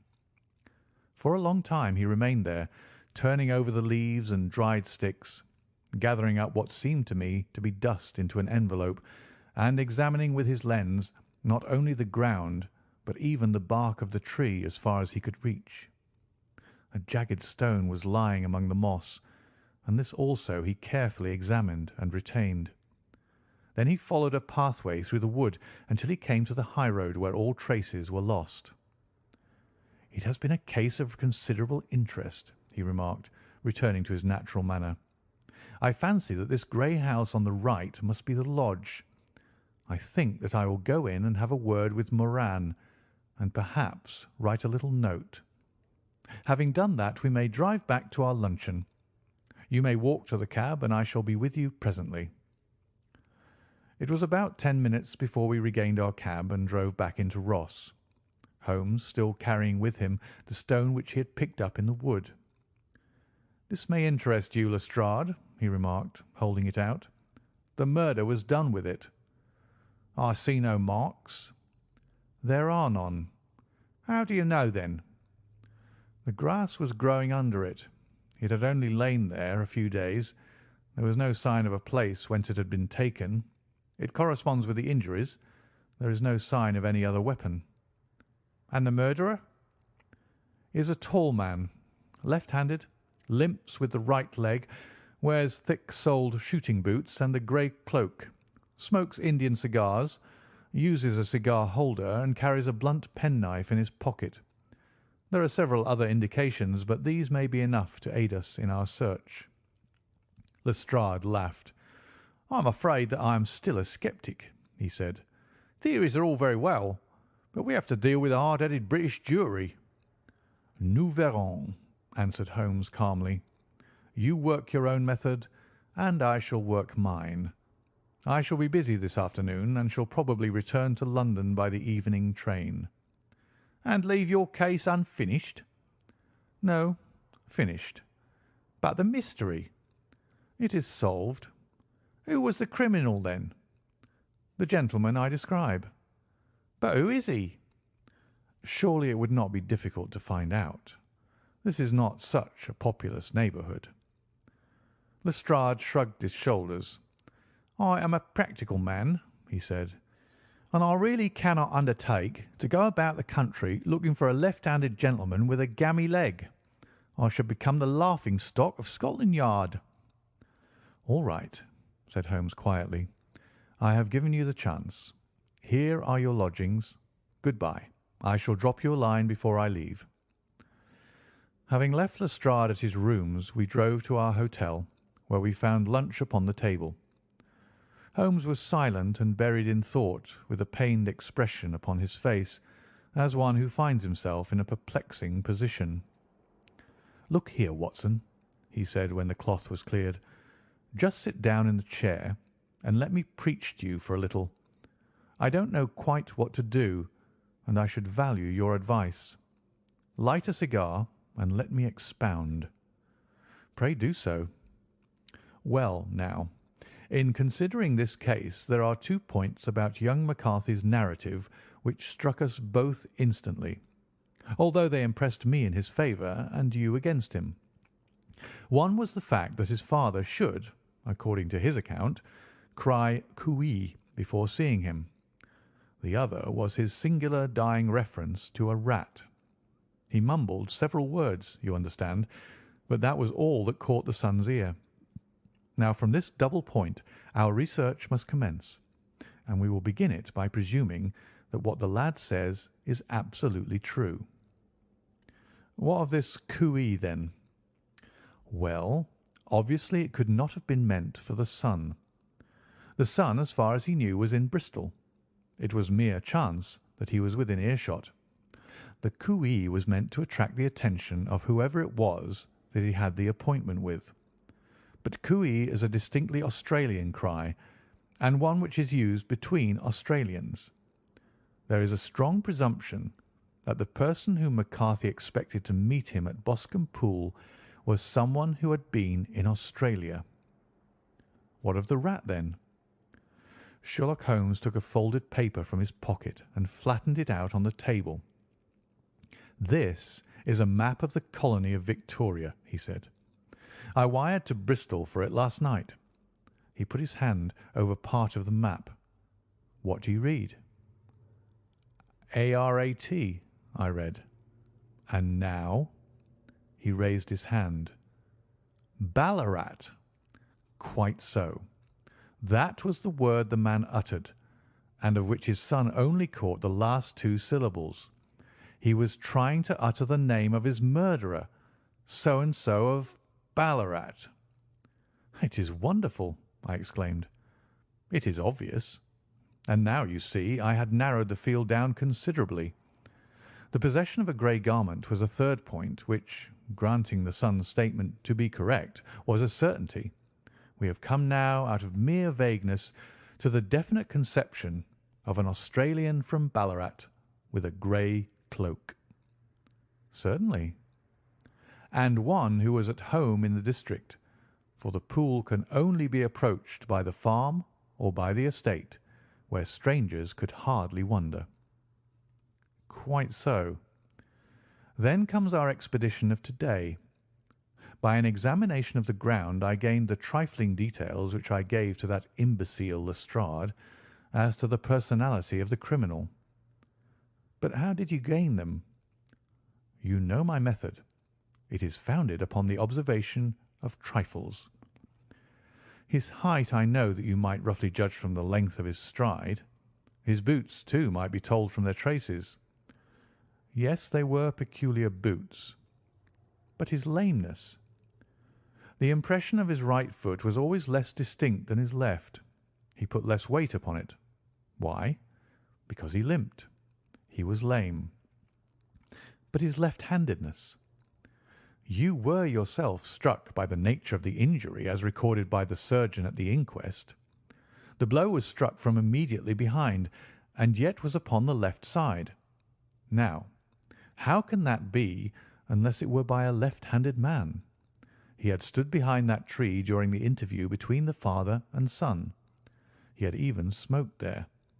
I found the ash of a cigar, which my special knowledge of tobacco ashes enables me to pronounce as an Indian cigar. I have, as you know, devoted some attention to this, and written a little monograph on the ashes of 140 different varieties of pipe, cigar, and cigarette tobacco. Having found the ash, I then looked round and discovered the stump among the moss, where he had tossed it. It was an Indian cigar of the variety which are rolled in Rotterdam. And the cigar-holder? I could see that the end had not been in his mouth. Therefore he used a holder. The tip had been cut off, not bitten off, but the cut was not a clean one, so I deduced a blunt penknife. "Holmes," I said, "you have drawn a net round this man from which he cannot escape, and you have saved an innocent human life as truly as if you had cut the cord which was hanging him. I see the direction in which all this points. The culprit is—" "Mr. John Turner," cried the hotel waiter, opening the door of our sitting-room and ushering in a visitor. The man who entered was a strange and impressive figure. His slow, limping step and bowed shoulders gave the appearance of decrepitude, and yet his hard, deep-lined, craggy features and his enormous limbs showed that he was possessed of unusual strength of body and of character.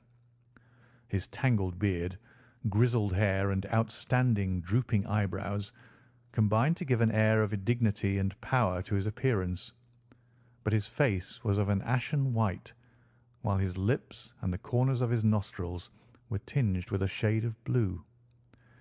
It was clear to me at a glance that he was in the grip of some deadly and chronic disease. "Pray sit down on the sofa," said Holmes gently. "You had my note?" "Yes. The lodge-keeper brought it up. You said that you wished to see me here to avoid scandal." "I thought people would talk if I went to the hall." "And why did you wish to see me?" He looked across at my companion with despair in his weary eyes, as though his question was already answered. "Yes," said Holmes, answering the look rather than the words. "It is so. I know all about McCarthy." The old man sank his face in his hands. "God help me!" he cried. "But I would not have let the young man come to harm. I give you my word that I would have spoken out if it went against him at the assizes." "I am glad to hear you say so," said Holmes gravely. "I would have spoken now had it not been for my dear girl. It would break her heart. It will break her heart when she hears what I am arrested." "It may not come to that," said Holmes. "What?" "I am no official agent.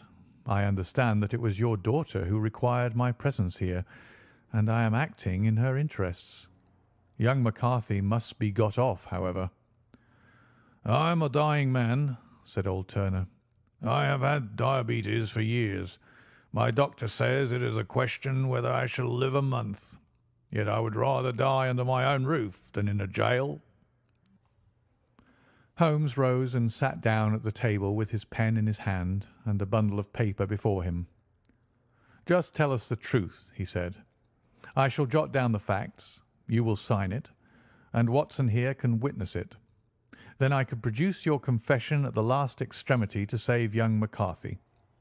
I promise you that I shall not use it unless it is absolutely needed." "It is as well," said the old man. "It's a question whether I shall live to the assizes, so it matters little to me. But I should wish to spare Alice the shock, and now I will make the thing clear to you. It has been a long time in the acting, but will not take me long to tell. You didn't know this dead man, McCarthy. He was the devil incarnate. I tell you that. God keep you out of the clutches of such a man as he. His grip has been upon me these 20 years, and he has blasted my life. I'll tell you first how I came to be in his power. It was in the early 60s at the diggings. I was a young chap then, hot-blooded and reckless, ready to turn my hand at anything. I got among bad companions, took to drink, had no luck with my claim, took to the bush, and, in a word, became what you call over here a highway robber. There were 6 of us, and we had a wild, free life of it, sticking up a station from time to time or stooping the wagons on the road to the diggings. Black Jack of Ballarat was the name I went under, and our party is still remembered in the colony as the Ballarat Gang. One day a gold convoy came down from Ballarat to Melbourne, and we lay in wait for it and attacked it. There were 6 troopers and 6 of us, so it was a close thing, but we emptied 4 of their saddles at the first volley. 3 of our boys were killed, however, before we got the swag. I put my pistol to the head of the wagon driver, who was this very man McCarthy. I wished to the Lord that I had shot him then, but I spared him, though I saw his wicked little eyes fixed on my face, as though to remember every feature. We got away with the gold, became wealthy men, and made our way over to England without being suspected. There I parted from my old pals and determined to settle down to a quiet and respectable life. I bought this estate, which chanced to be in the market, and I set myself to do a little good with my money, to make up for the way in which I had earned it.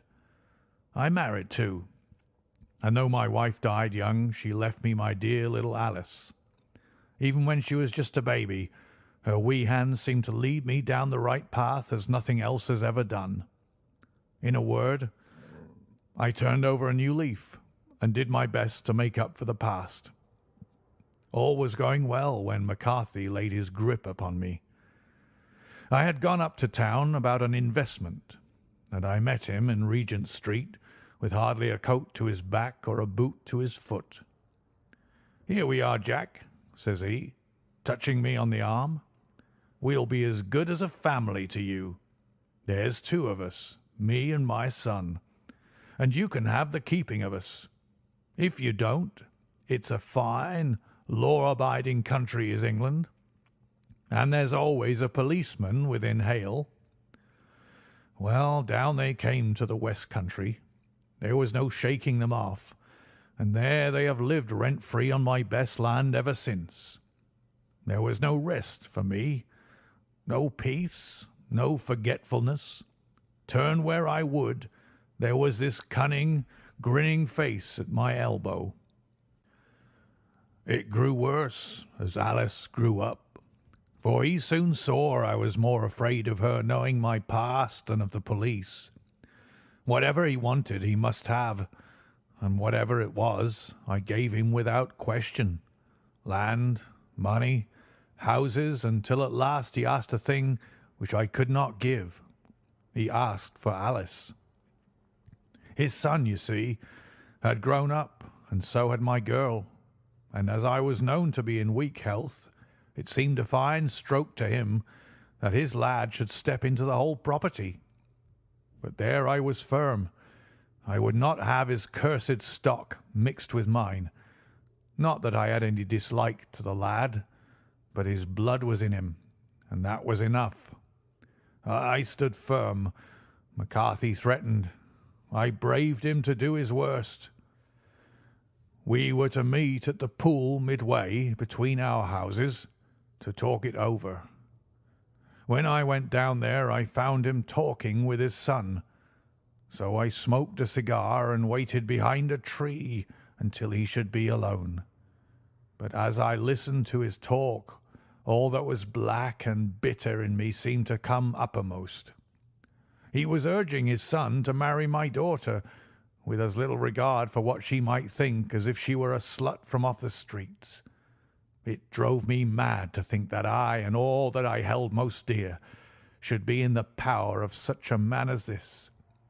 Could I not snap the bond? I was already a dying and a desperate man, though clear of mind and fairly strong of limb. I knew that my own fate was sealed, but my memory and my girl, both could be saved if I could but silence that foul tongue. I did it, Mr. Holmes. I would do it again. Deeply as I have sinned, I have led a life of martyrdom to atone for it. But that my girl should be entangled in the same meshes which held me was more than I could suffer. I struck him down with no more compunction than if he had been some foul and venomous beast.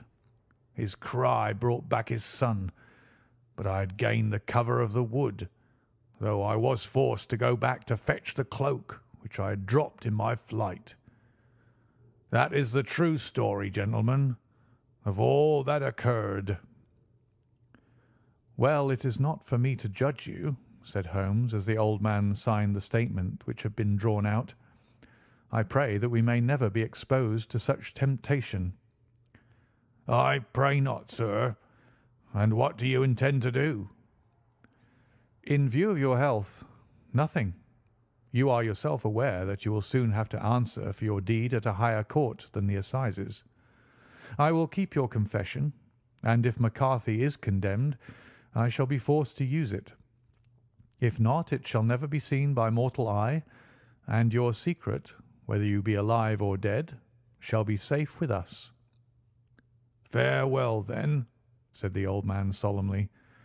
"Your own deathbeds, when they come, will be the easier for the thought of the peace which you have given to mine." Tottering and shaking in all his giant frame, he stumbled slowly from the room. "God help us," said Holmes after a long silence. "Why does fate play such tricks with poor helpless worms? I never hear of such a case as this that I do not think of Baxter's words and say, 'There but for the grace of God goes Sherlock Holmes.'" James McCarthy was acquitted at the assizes on the strength of a number of objections which had been drawn out by Holmes and submitted to the defending counsel. Old Turner lived for 7 months after our interview, but he is now dead, and there is every prospect that the son and daughter may come to live happily together in ignorance of the black cloud which rests upon their past. End of the Boscombe Valley Mystery.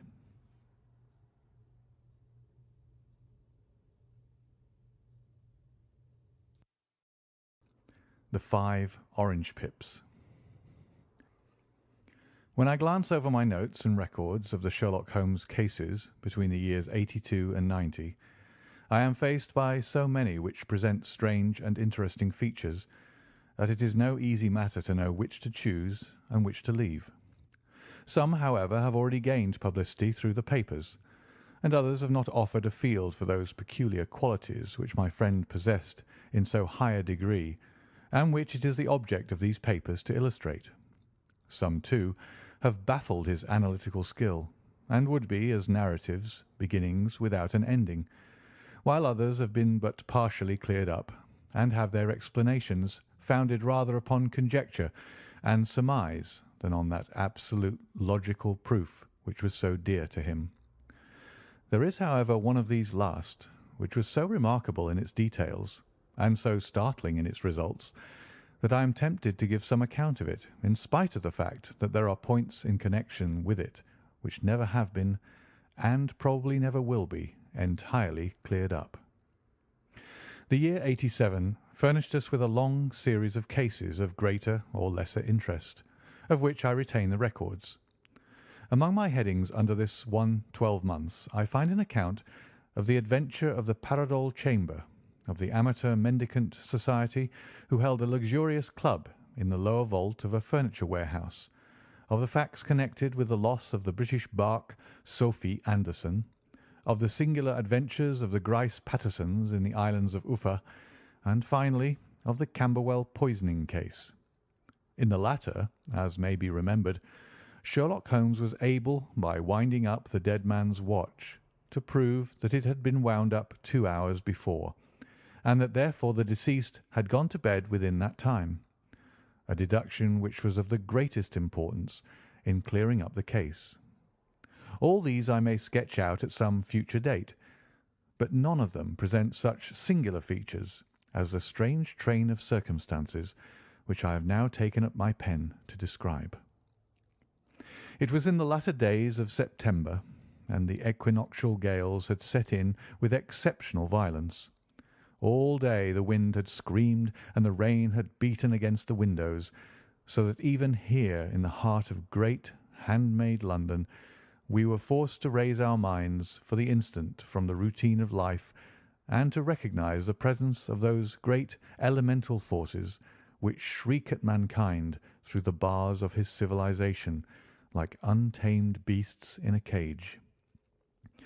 As evening drew in, the storm grew higher and louder, and the wind cried and sobbed like a child in the chimney. Sherlock Holmes sat moodily at one side of the fireplace, cross-indexing his records of crime, while I at the other was deep in one of Clark Russell's fine sea stories, until the howl of the gale from without seemed to blend with the text, and the splash of the rain to lengthen out into the long swash of the sea waves. My wife was on a visit to her mother's, and for a few days I was a dweller once more in my old quarters at Baker Street. "Why?" said I, glancing up at my companion. "That was surely the bell. Who could come tonight? Some friend of yours, perhaps?" "Except yourself, I have none," he answered. "I do not encourage visitors." "A client, then?" "If so, it is a serious case. Nothing less would bring a man out on such a day and at such an hour, but I take it that it is more likely to be some crony of the landlady's." Sherlock Holmes was wrong in his conjecture, however, for there came a step in the passage and a tapping at the door.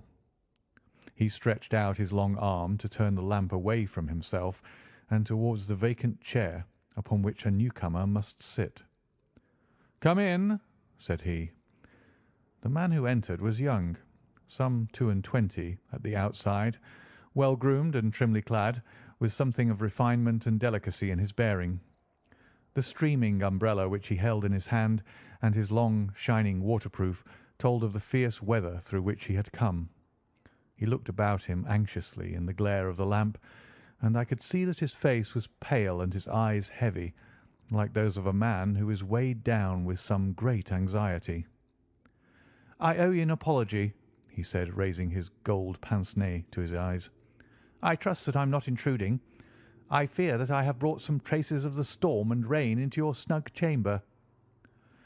"Give me your coat and umbrella," said Holmes. "They may rest here on the hook and will be dry presently. You have come up from the south-west, I see." "Yes, from Horsham." "That clay and chalk mixture which I see upon your toe-caps is quite distinctive." "I have come for your advice." "That is easily got." "And help." "That is not always so easy." "I have heard of you, Mr. Holmes. I heard from Major Prendergast how you saved him in the Tankerville Club scandal." "Ah, of course. He was wrongfully accused of cheating at cards." "He said that you could solve anything." "He said too much." "That you are never beaten." "I have been beaten 4 times, 3 times by men, and once by a woman." "But what is that compared with the number of your successes?" "It is true that I have been generally successful." "Then you may be so with me." "I beg that you will draw your chair up to the fire and favour me with some details as to your case." "It is no ordinary one." "None of those which come to me are. I am the last court of appeal." And yet I question, sir, whether in all your experience you have ever listened to a more mysterious and inexplicable chain of events than those which have happened in my own family." "You fill me with interest," said Holmes. "Pray give us the essential facts from the commencement, and I can afterwards question you as to those details which seem to me the most important." The young man pulled his chair up and pushed his wet feet out towards the blaze. "My name," said he, "is John Openshaw, but my own affairs have, as far as I can understand, little to do with this awful business. It is a hereditary matter, so in order to give you an idea of the facts, I must go back to the commencement of the affair. You must know that my grandfather had two sons, my uncle Elias and my father Joseph. My father had a small factory at Coventry, which he enlarged at the time of the invention of bicycling. He was a patentee of the Openshaw unbreakable tyre, and his business met with such success that he was able to sell it and to retire upon a handsome competence. My uncle Elias emigrated to America when he was a young man and became a planter in Florida, where he was reported to have done very well. At the time of the war he fought in Jackson's army, and afterwards under Hood, where he rose to be a colonel. When Lee laid down his arms, my uncle returned to his plantation, where he remained for 3 or 4 years. About 1869 or 1870 he came back to Europe and took a small estate in Sussex, near Horsham.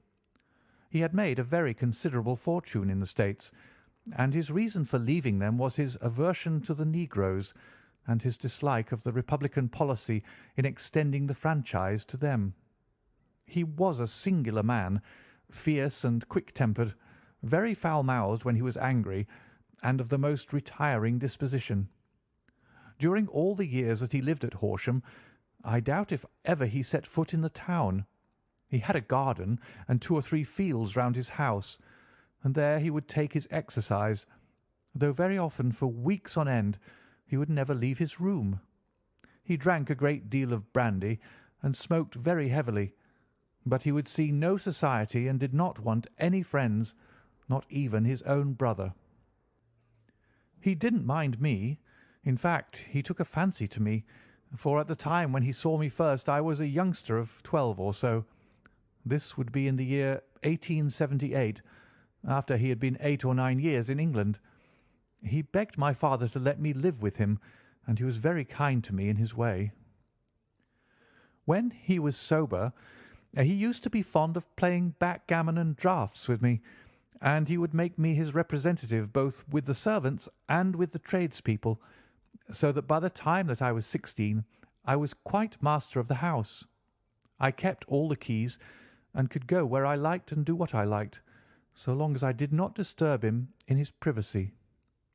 There was one singular exception, however, for he had a single room, a lumber room up among the attics, which was invariably locked, and which he would never permit either me or anyone else to enter. With a boy's curiosity I have peeped through the keyhole, but I was never able to see more than such a collection of old trunks and bundles as would be expected in such a room. One day, it was in March 1883, a letter with a foreign stamp lay upon the table in front of the colonel's plate. It was not a common thing for him to receive letters, for his bills were all paid in ready money, and he had no friends of any sort. "From India," said he, as he took it up. "Pondicherry postmark. What can this be?" Opening it hurriedly, out there jumped 5 little dried orange pips, which pattered down upon his plate. I began to laugh at this, but the laugh was struck from my lips at the sight of his face. His lip had fallen, his eyes were protruding, his skin the colour of putty, and he glared at the envelope which he still held in his trembling hand. "K, K, K!" he shrieked, and then, my God, my sins have overtaken me." "What is it, uncle?" I cried. "Death," said he, and rising from the table he retired to his room, leaving me palpitating with horror. I took up the envelope and saw scrawled in red ink upon the inner flap, just above the gum, the letter K 3 times repeated. There was nothing else save the 5 dried pips. What could be the reason of his overpowering terror? I left the breakfast table, and as I ascended the stair, I met him coming down with an old rusty key which must have belonged to the attic in one hand, and a small brass box like a cash box in the other. "They may do what they like, but I'll checkmate them still," said he with an oath. "Tell Mary that I shall want a fire in my room to-day, and send down to Fordham the Horsham lawyer." I did as he ordered, and when the lawyer arrived I was asked to step up to the room. The fire was burning brightly, and in the grate there was a mass of black fluffy ashes as of burned paper, while the brass box stood open and empty beside it. As I glanced at the box I noticed with a start that upon the lid was printed the treble K which I had read in the morning upon the envelope. "I wish you, John," said my uncle, "to witness my will. I leave my estate, with all its advantages and all its disadvantages, to my brother, your father, whence it will no doubt descend to you. If you can enjoy it in peace, well and good. If you find you cannot, take my advice, my boy, and leave it to your deadliest enemy. I am sorry to give you such a two-edged thing, but I can't say what turn things are going to take. Kindly sign the paper where Mr. Fordham shows you." I signed the paper as directed, and the lawyer took it away with him. The singular incident made, as you may think, the deepest impression upon me, and I pondered over it and turned it every way in my mind without being able to make anything of it. Yet I could not shake off the vague feeling of dread which it left behind, though the sensation grew less keen as the weeks passed, and nothing happened to disturb the usual routine of our lives. I could see a change in my uncle, however. He drank more than ever, and he was less inclined for any sort of society. Most of his time he would spend in his room, with the door locked upon the inside, but sometimes he would emerge in a sort of drunken frenzy, and would burst out of the house and tear about the garden with a revolver in his hand, screaming out that he was afraid of no man, and that he was not to be cooped up like a sheep in a pen by man or devil. When these hot fits were over, however, he would rush tumultuously in at the door and lock and bar it behind him, like a man who can brazen it out no longer against the terror which lies at the roots of his soul. At such times I have seen his face, even on a cold day, glisten with moisture, as though it were new raised from a basin. Well, to come to an end of the matter, Mr. Holmes, and not to abuse your patience, there came a night when he made one of those drunken sallies from which he never came back. We found him, when we went to search for him, face downward in a little green-scummed pool which lay at the foot of the garden. There was no sign of any violence, and the water was but 2 feet deep, so that the jury, having regard to his known eccentricity, brought in a verdict of suicide. But I, who knew how he winced from the very thought of death, had much ado to persuade myself that he had gone out of his way to meet it. The matter passed, however, and my father entered into possession of the estate, and of some £14,000, which lay to his credit at the bank. "One moment," Holmes interposed.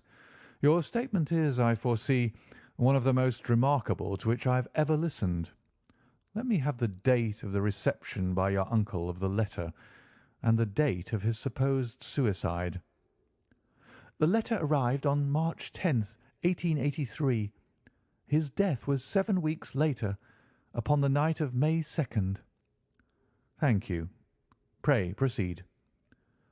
"When my father took over the Horsham property, he, at my request, made a careful examination of the attic, which had been always locked up.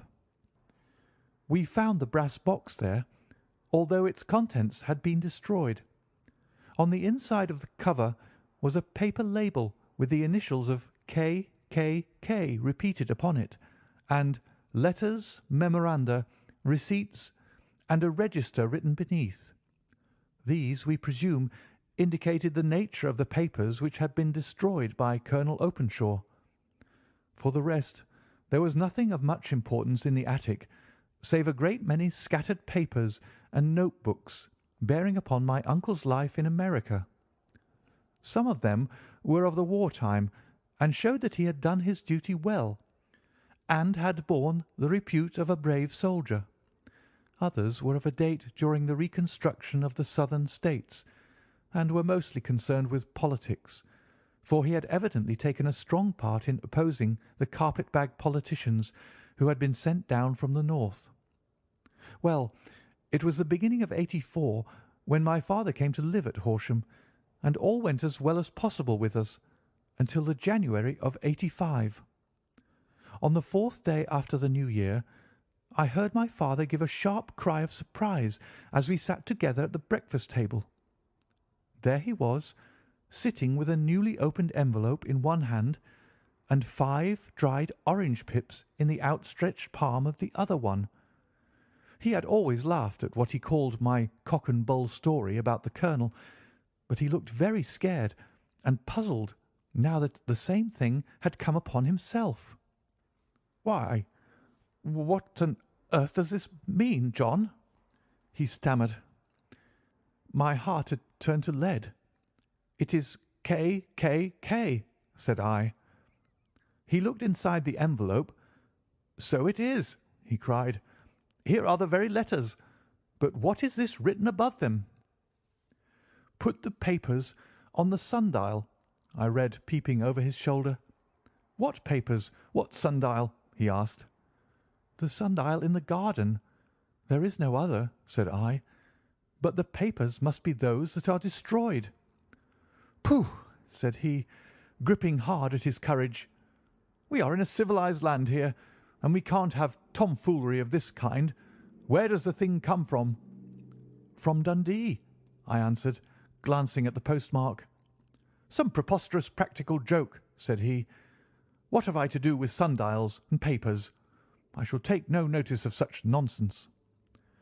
"I should certainly speak to the police," I said. "And be laughed at for my pains? Nothing of the sort."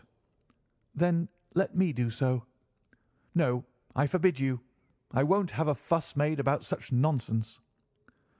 It was in vain to argue with him, for he was a very obstinate man. I went about, however, with a heart which was full of forebodings. On the 3rd day after the coming of the letter, my father went from home to visit an old friend of his, Major Freebody, who is in command of one of the forts upon Portsdown Hill.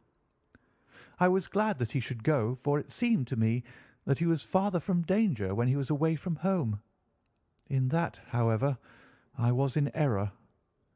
Upon the 2nd day of his absence, I received a telegram from the Major imploring me to come at once. My father had fallen over one of the deep chalk pits which abound in the neighbourhood, and was lying senseless with a shattered skull. I hurried to him, but he passed away without having ever recovered his consciousness. He had, as it appears, been returning from Fareham in the twilight, and as the country was unknown to him and the chalk pit unfenced, the jury had no hesitation in bringing in a verdict of death from accidental causes. Carefully, as I examined every fact connected with his death, I was unable to find anything which could suggest the idea of murder. There were no signs of violence, no footmarks, no robbery, no record of strangers having been seen upon the roads, and yet I need not tell you that my mind was far from at ease, and that I was well nigh certain that some foul plot had been woven round him. In this sinister way I came into my inheritance. You will ask me why I did not dispose of it. I answer because I was well convinced that our troubles were in some way dependent upon an incident in my uncle's life, and that the danger would be as pressing in one house as another. It was in January '85 that my poor father met his end, and 2 years and 8 months have elapsed since then. During that time I have lived happily at Horsham, and I had begun to hope that this curse had passed away from the family, and that it had ended with the last generation. I had begun to take comfort too soon, however. Yesterday morning the blow fell in the very shape in which it had come upon my father." The young man took from his waistcoat a crumpled envelope, and turning to the table he shook out upon it 5 little dried orange pips. "This is the envelope," he continued. "The postmark is London, Eastern Division. Within are the very words which were upon my father's last message, K, K, K. And then put the papers on the sundial." "What have you done?" asked Holmes. "Nothing." "Nothing?" "To tell the truth," he sank his face into his thin white hands, "I have felt helpless. I have felt like one of those poor rabbits when the snake is writhing towards it. I seem to be in the grasp of some resistless, inexorable evil which no foresight and no precautions can guard against." "Tut, tut!" cried Sherlock Holmes. "You must act, man, or you are lost. Nothing but energy can save you. This is no time for despair." "I have seen the police." "Ah!" "But they listened to my story with a smile. I am convinced that the inspector has formed the opinion that the letters are all practical jokes, and that the deaths of my relations were really accidents, as the jury stated, and were not to be connected with the warnings." Holmes shook his clenched hands in the air. "Incredible imbecility!" he cried. "They have, however, allowed me a policeman, who may remain in the house with me." "Has he come with you to-night?" "No, his orders were to stay in the house." Again Holmes raved in the air. "Why did you come to me?" he cried. "And above all, why did you not come at once?" "I did not know. It was only to-day that I spoke to Major Prendergast about my troubles, and was advised by him to come to you." "It is really 2 days since you had the letter. We should have acted before this. You have no further evidence, I suppose, than that which you have placed before us? No suggestive detail which might help us?" "There is one thing," said John Openshaw. He rummaged in his coat pocket, and drawing out a piece of discoloured blue-tinted paper, he laid it out upon the table.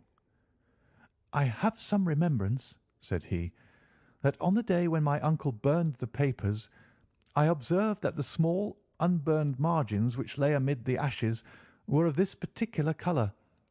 I found this single sheet upon the floor of his room, and I am inclined to think that it may be one of the papers which has, perhaps, fluttered out from among the others, and in that way has escaped destruction. Beyond the mention of pips, I do not see that it helps us much. I think myself that it is a page from some private diary. The writing is undoubtedly my uncle's." Holmes moved the lamp, and we both bent over the sheet of paper, which showed by its ragged edge that it had indeed been torn from a book.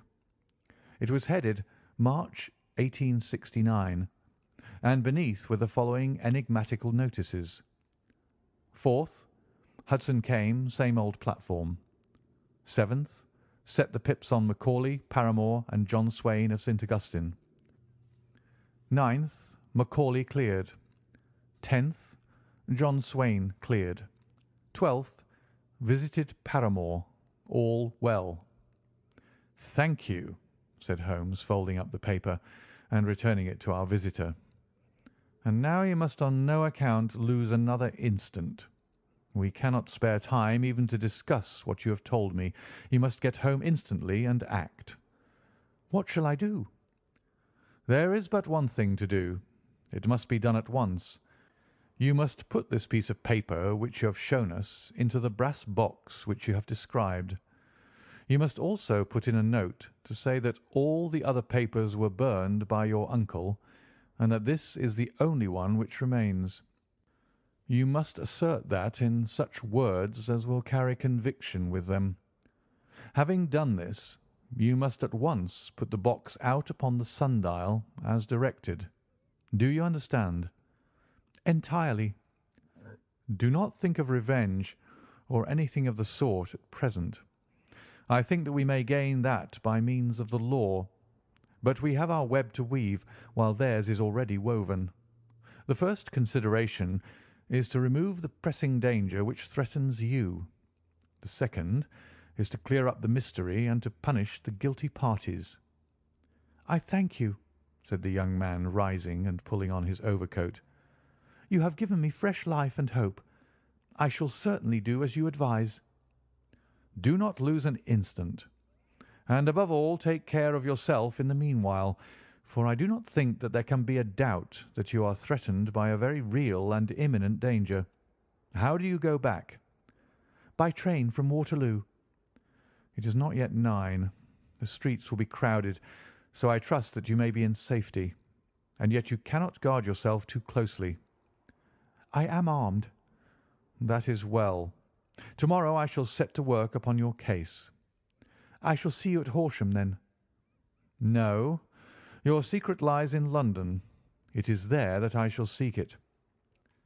"Then I shall call upon you in a day or in 2 days with news as to the box and the papers.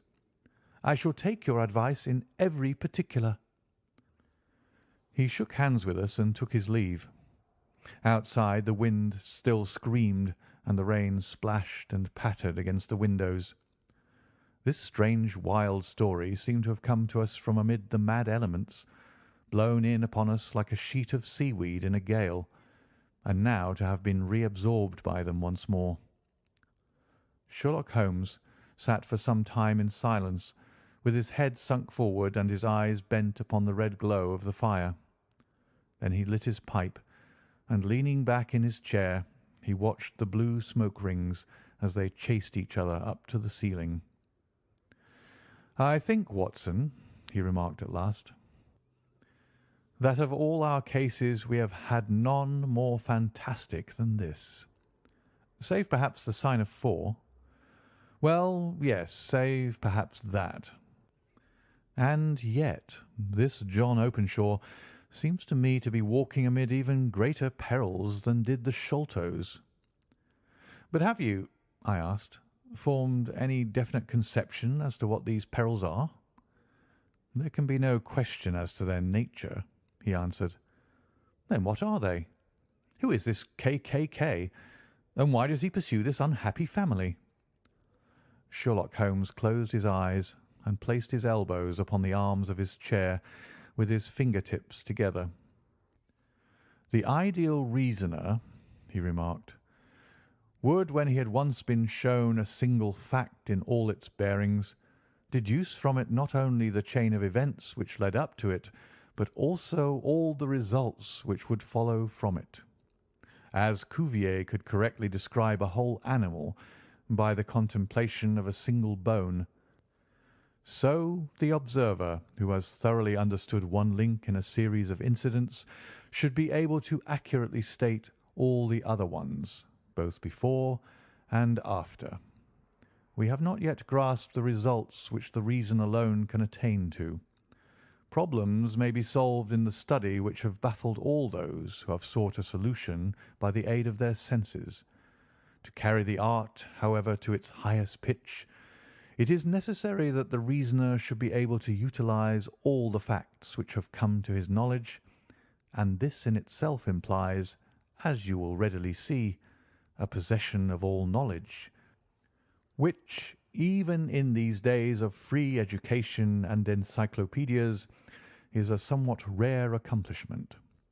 It is not so impossible, however, that a man should possess all knowledge which is likely to be useful to him in his work, and this I have endeavoured in my case to do. If I remember rightly, you on one occasion, in the early days of our friendship, defined my limits in a very precise fashion." "Yes," I answered, laughing. "It was a singular document. Philosophy, astronomy, and politics were marked at 0, I remember, botany variable, geology profound as regards the mud stains from any region within 50 miles of town, chemistry eccentric, anatomy unsystematic, sensational literature and crime records unique, violin player, boxer, swordsman, lawyer, and self-poisoner by cocaine and tobacco. Those, I think, were the main points of my analysis." Holmes grinned at the last item. "Well," he said, "I say now, as I said then, that a man should keep his little brain attic stocked with all the furniture that he is likely to use, and the rest he can put away in the lumber room of his library, where he can get at it if he wants it. Now, for such a case as the one which has been submitted to us tonight, we need certainly to muster all our resources. Kindly hand me down the letter K of the American Encyclopedia, which stands upon the shelf beside you. Thank you. Now, let us consider the situation and see what may be deduced from it.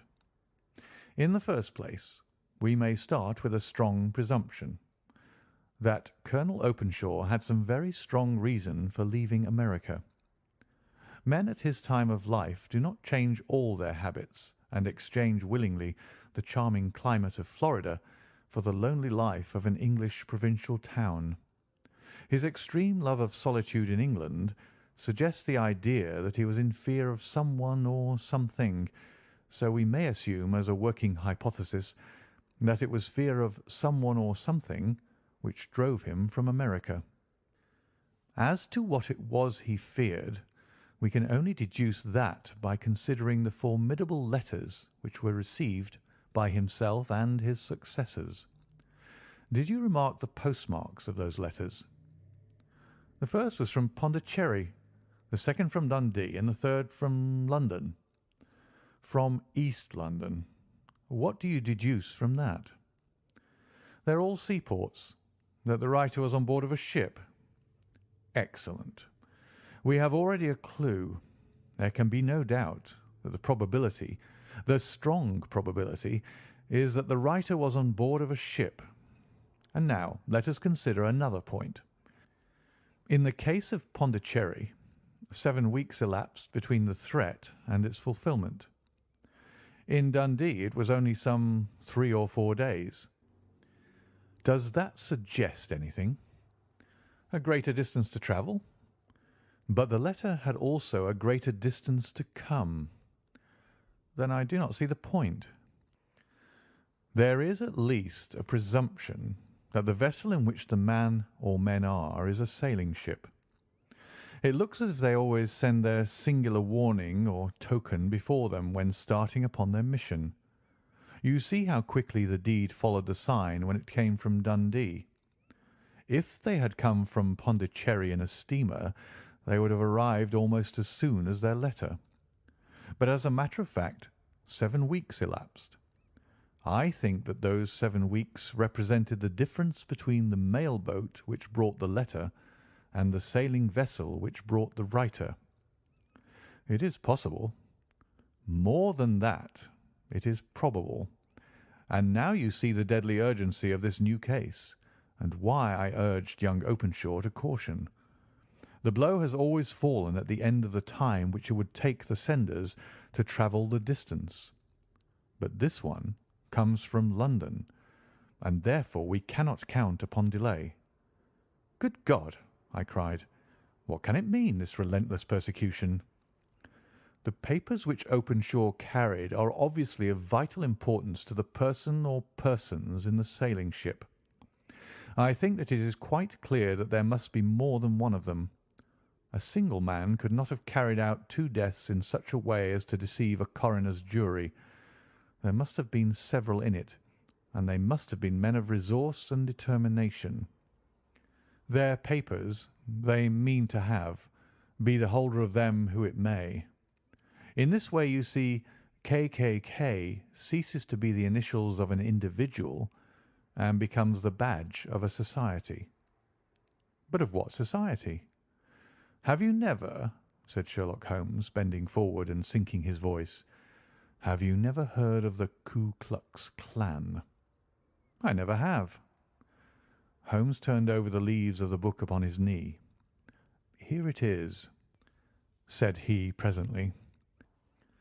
Ku Klux Klan, a name derived from the fanciful resemblance to the sound produced by cocking a rifle.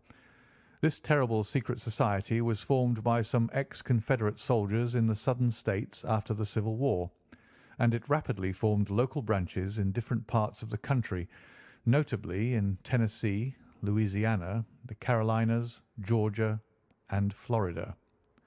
Its power was used for political purposes, principally for the terrorizing of the negro voters and the murdering and driving from the country of those who were opposed to its views. Its outrages were usually preceded by a warning sent to the marked man in some fantastic but generally recognized shape: a sprig of oak leaves in some parts, melon seeds or orange pips in others. On receiving this, the victim might either openly abjure his former ways, or might fly from the country. If he braved the matter out, death would unfailingly come upon him, and usually in some strange and unforeseen manner. So perfect was the organization of the society, and so systematic its methods, that there is hardly a case upon record where any man succeeded in braving it with impunity, or in which any of its outrages were traced home to the perpetrators. For some years the organization flourished in spite of the efforts of the United States government and of the better classes of the community in the South. Eventually, in the year 1869, the movement rather suddenly collapsed, although there have been sporadic outbreaks of the same sort since that date. "You will observe," said Holmes, laying down the volume, "that the sudden breaking up of the society was coincident with the disappearance of Openshaw from America with their papers. It may well have been cause and effect. It is no wonder that he and his family have some of the more implacable spirits upon their track. You can understand that this register and diary may implicate some of the first men in the South, and that there may be many who will not sleep easy at night until it is recovered." "Then the page we've seen is such as we might expect. It ran, if I remember right, 'Sent the pips to A, B, and C,' that is, sent the society's warning to them. Then there are successive entries that A and B cleared or left the country, and finally that C was visited, with, I fear, a sinister result for C. Well, I think, Doctor, that we may let some light into this dark place, and I believe that the only chance young Openshaw has in the meantime is to do what I have told him. There is nothing more to be said or to be done to-night, so hand me over my violin, and let us try to forget for half an hour the miserable weather and the still more miserable ways of our fellow men."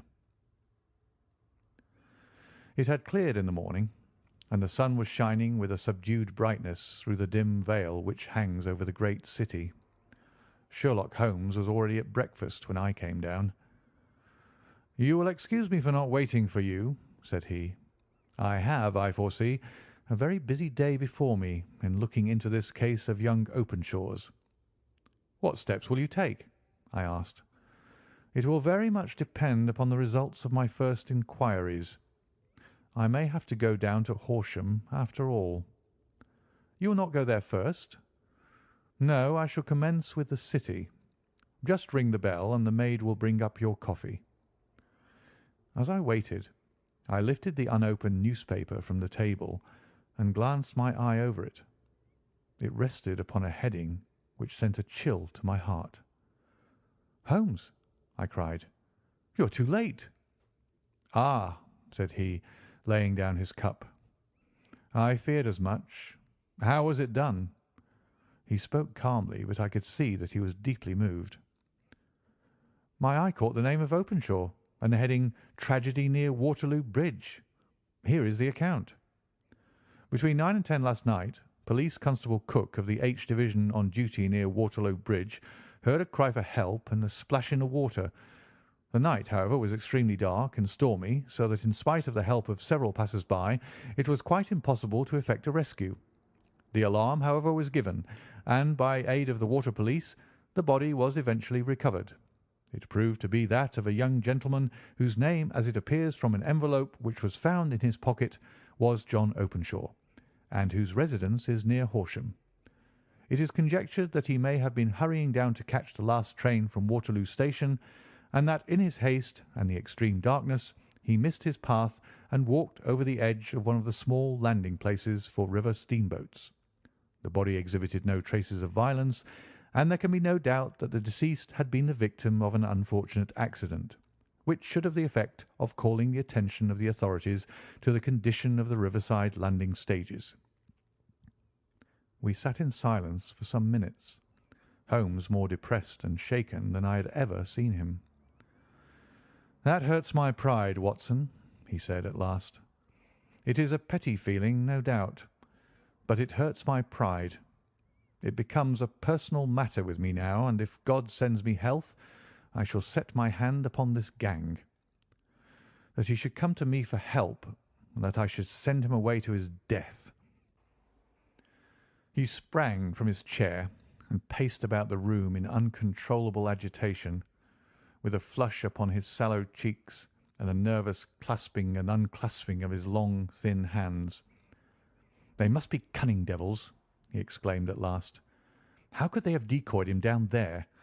The embankment is not on the district line to the station. The bridge, no doubt, was too crowded, even on such a night, for their purpose. Well, Watson, we shall see who will win in the long run. I am going out now." "To the police?" "No, I shall be my own police. When I have spun the web they may take the flies, but not before." All day I was engaged in my professional work, and it was late in the evening before I returned to Baker Street. Sherlock Holmes had not come back yet. It was nearly 10 o'clock before he entered, looking pale and worn. He walked up to the sideboard, and tearing a piece from the loaf, he devoured it voraciously, washing it down with a long draught of water. "You are hungry?" I remarked. "Starving. It had escaped my memory. I have had nothing since breakfast." "Nothing?" "Not a bite. I had no time to think of it." "And how have you succeeded?" "Well, you have a clue?" "I have them in the hollow of my hand.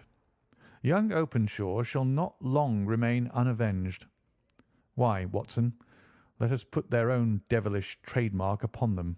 It is well thought of." "What do you mean?" He took an orange from the cupboard, and tearing it to pieces, he squeezed out the pips upon the table.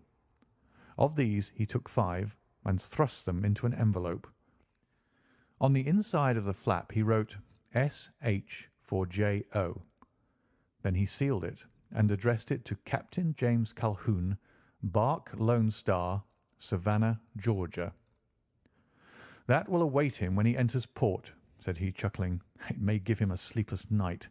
He'll find it as sure a precursor of his fate as Openshaw did before him." "And who is this Captain Calhoun?"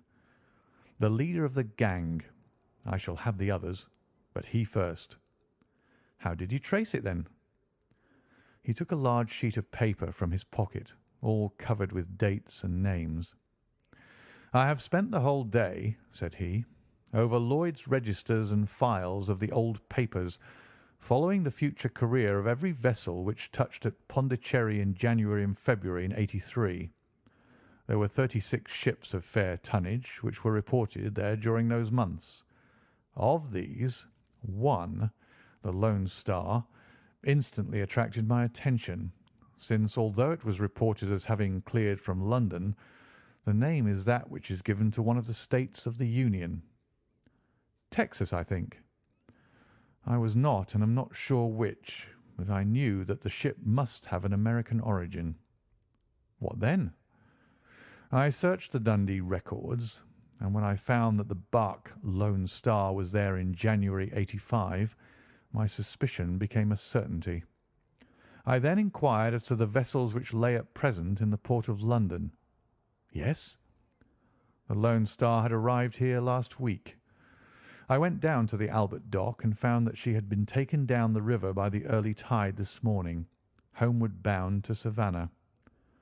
I wired to Gravesend and learned that she had passed some time ago, and as the wind is easterly, I have no doubt that she is now past the Goodwins and not very far from the Isle of Wight." "What will you do, then?" Oh, I have my hand upon him. He and the two mates are, as I learn, the only native-born Americans in the ship. The others are Finns and Germans. I know also that they were all three away from the ship last night. I had it from the stevedore, who's been loading their cargo. By the time that their sailing ship reaches Savannah, the mailboat will have carried this letter, and the cable will have informed the police of Savannah that these three gentlemen are badly wanted here upon a charge of murder. There is ever a flaw, however, in the best laid of human plans, and the murderers of John Openshaw were never to receive the orange pips which would show them that another, as cunning and as resolute as themselves, was upon their track. Very long and very severe were the equinoctial gales that year. We waited long for news of the Lone Star of Savannah, but none ever reached us. We did at last hear that somewhere, far out in the Atlantic, a shattered stern post of a boat was seen swinging in the trough of a wave, with the letters L.S. carved upon it.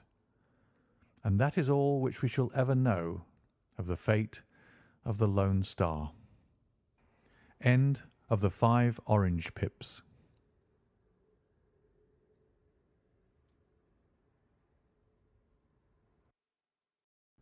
The Man with the Twisted Lip. Asa Whitney, brother of the late Elias Whitney, D.D., principal of the Theological College of St. George's, was much addicted to opium. The habit grew upon him, as I understand, from some foolish freak when he was at college, for having read De Quincey's description of his dreams and sensations, he had drenched his tobacco with laudanum in an attempt to produce the same effects. He found, as so many more have done, that the practice is easier to attain than to get rid of, and for many years he continued to be a slave to the drug, an object of mingled horror and pity to his friends and relatives. I can see him now, with yellow, pasty face, drooping lips, and pinpoint pupils, all huddled in a chair, the wreck and ruin of a noble man. One night, it was in June, '89, there came a ring to my bell, about the hour when a man gives his first yawn and glances at the clock. I sat up in my chair, and my wife laid her needlework down in her lap and made a little face of disappointment. "A patient," said she. "You'll have to go out." I groaned, for I was newly come back from a weary day. We heard the door open, a few hurried words, and then quick steps upon the linoleum. Our own door flew open, and a lady, clad in some dark-coloured stuff, with a black veil, entered the room. "You will excuse my calling so late," she began, and then suddenly losing her self-control, she ran forward, threw her arms about my wife's neck, and sobbed upon her shoulder. "Oh, I'm in such trouble!" she cried. "I do so want a little help." "Why?" said my wife, pulling up her veil. "It is Kate Whitney. How you startled me, Kate! I had not an idea who you were when you came in." "I didn't know what to do, so I came straight to you." That was always the way. Folk who were in grief came to my wife like birds to a lighthouse. "It was very sweet of you to come. Now you must have some wine and water, and sit here comfortably and tell us all about it. Or should you rather that I sent James off to bed?" "Oh, no, no. I want the doctor's advice and help too. It's about Isa.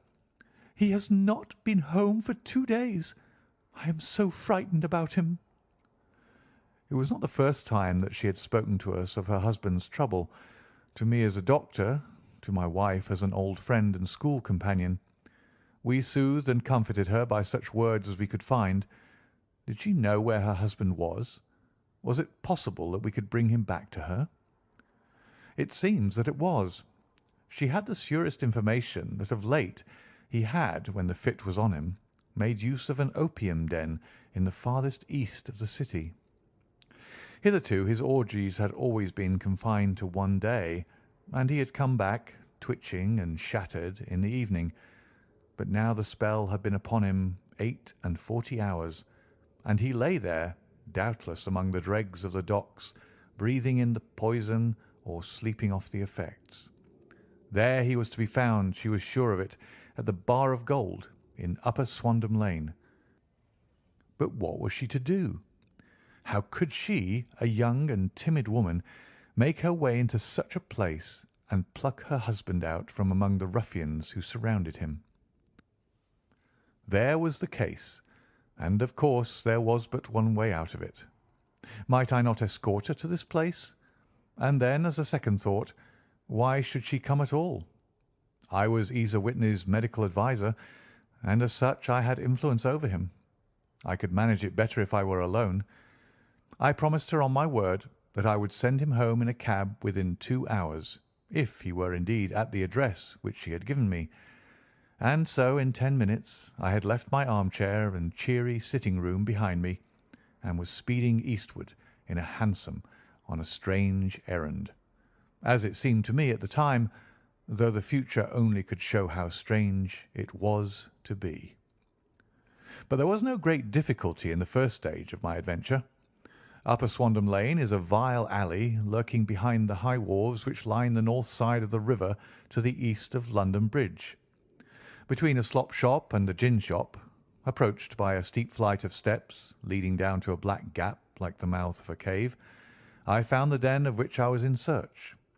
Ordering my cab to wait, I passed down the steps, worn hollow in the centre by the ceaseless tread of drunken feet, and by the light of a flickering oil lamp above the door I found the latch and made my way into a long, low room, thick and heavy with the brown opium smoke, and terraced with wooden berths like the forecastle of an emigrant ship.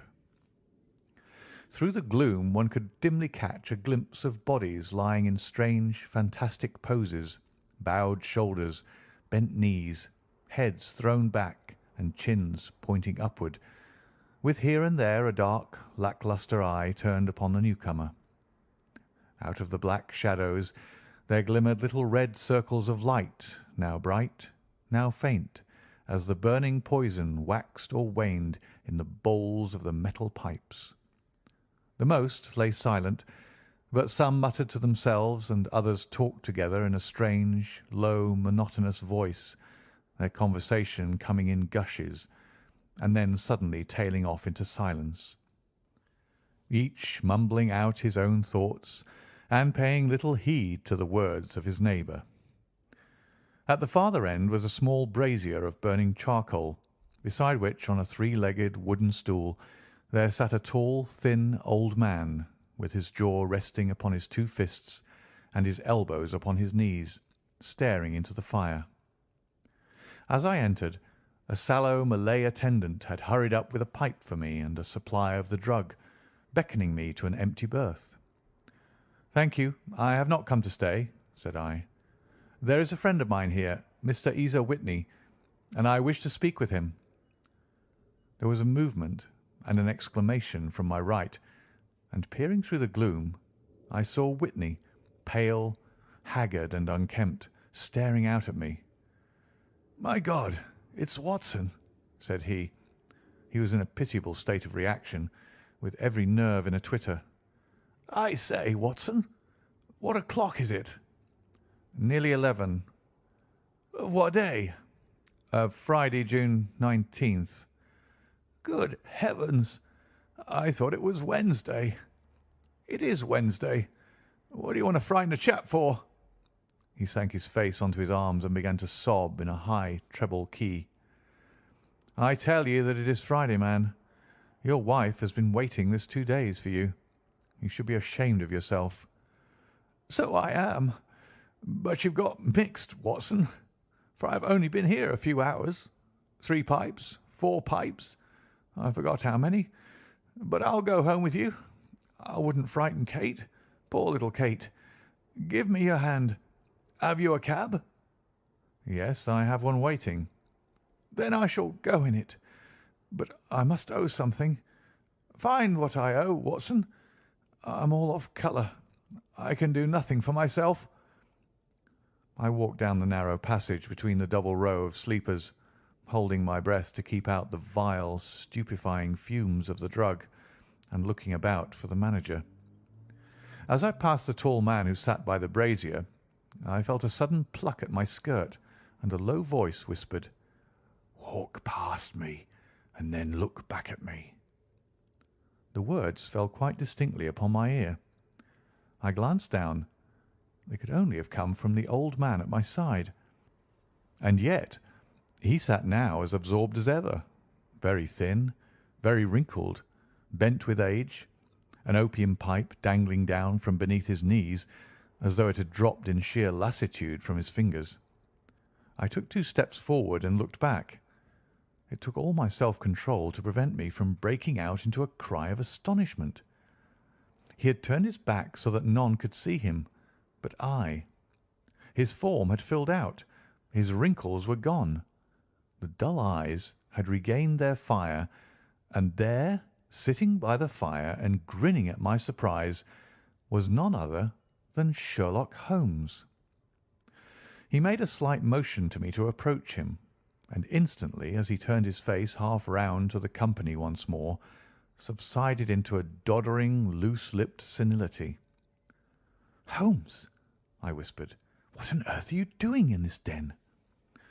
"As low as you can," he answered. "I have excellent ears. If you would have the great kindness to get rid of that sottish friend of yours, I should be exceedingly glad to have a little talk with you." "I have a cab outside." "Then pray send him home in it. You may safely trust him, for he appears to be too limp to get into any mischief. I should recommend you also to send a note by the cabman to your wife to say that you have thrown in your lot with me. If you will wait outside, I shall be with you in 5 minutes." It was difficult to refuse any of Sherlock Holmes's requests, for they are always so exceedingly definite, and put forward with such a quiet air of mastery. I felt, however, that when Whitney was once confined in the cab, my mission was practically accomplished. And for the rest, I could not wish anything better than to be associated with my friend in one of those singular adventures which were the normal condition of his existence. In a few minutes I had written my note, paid Whitney's bill, led him out to the cab, and seen him driven through the darkness. In a very short time a decrepit figure had emerged from the opium den, and I was walking down the street with Sherlock Holmes. For 2 streets he shuffled along with a bent back and an uncertain foot. Then, glancing quickly round, he straightened himself out and burst into a hearty fit of laughter.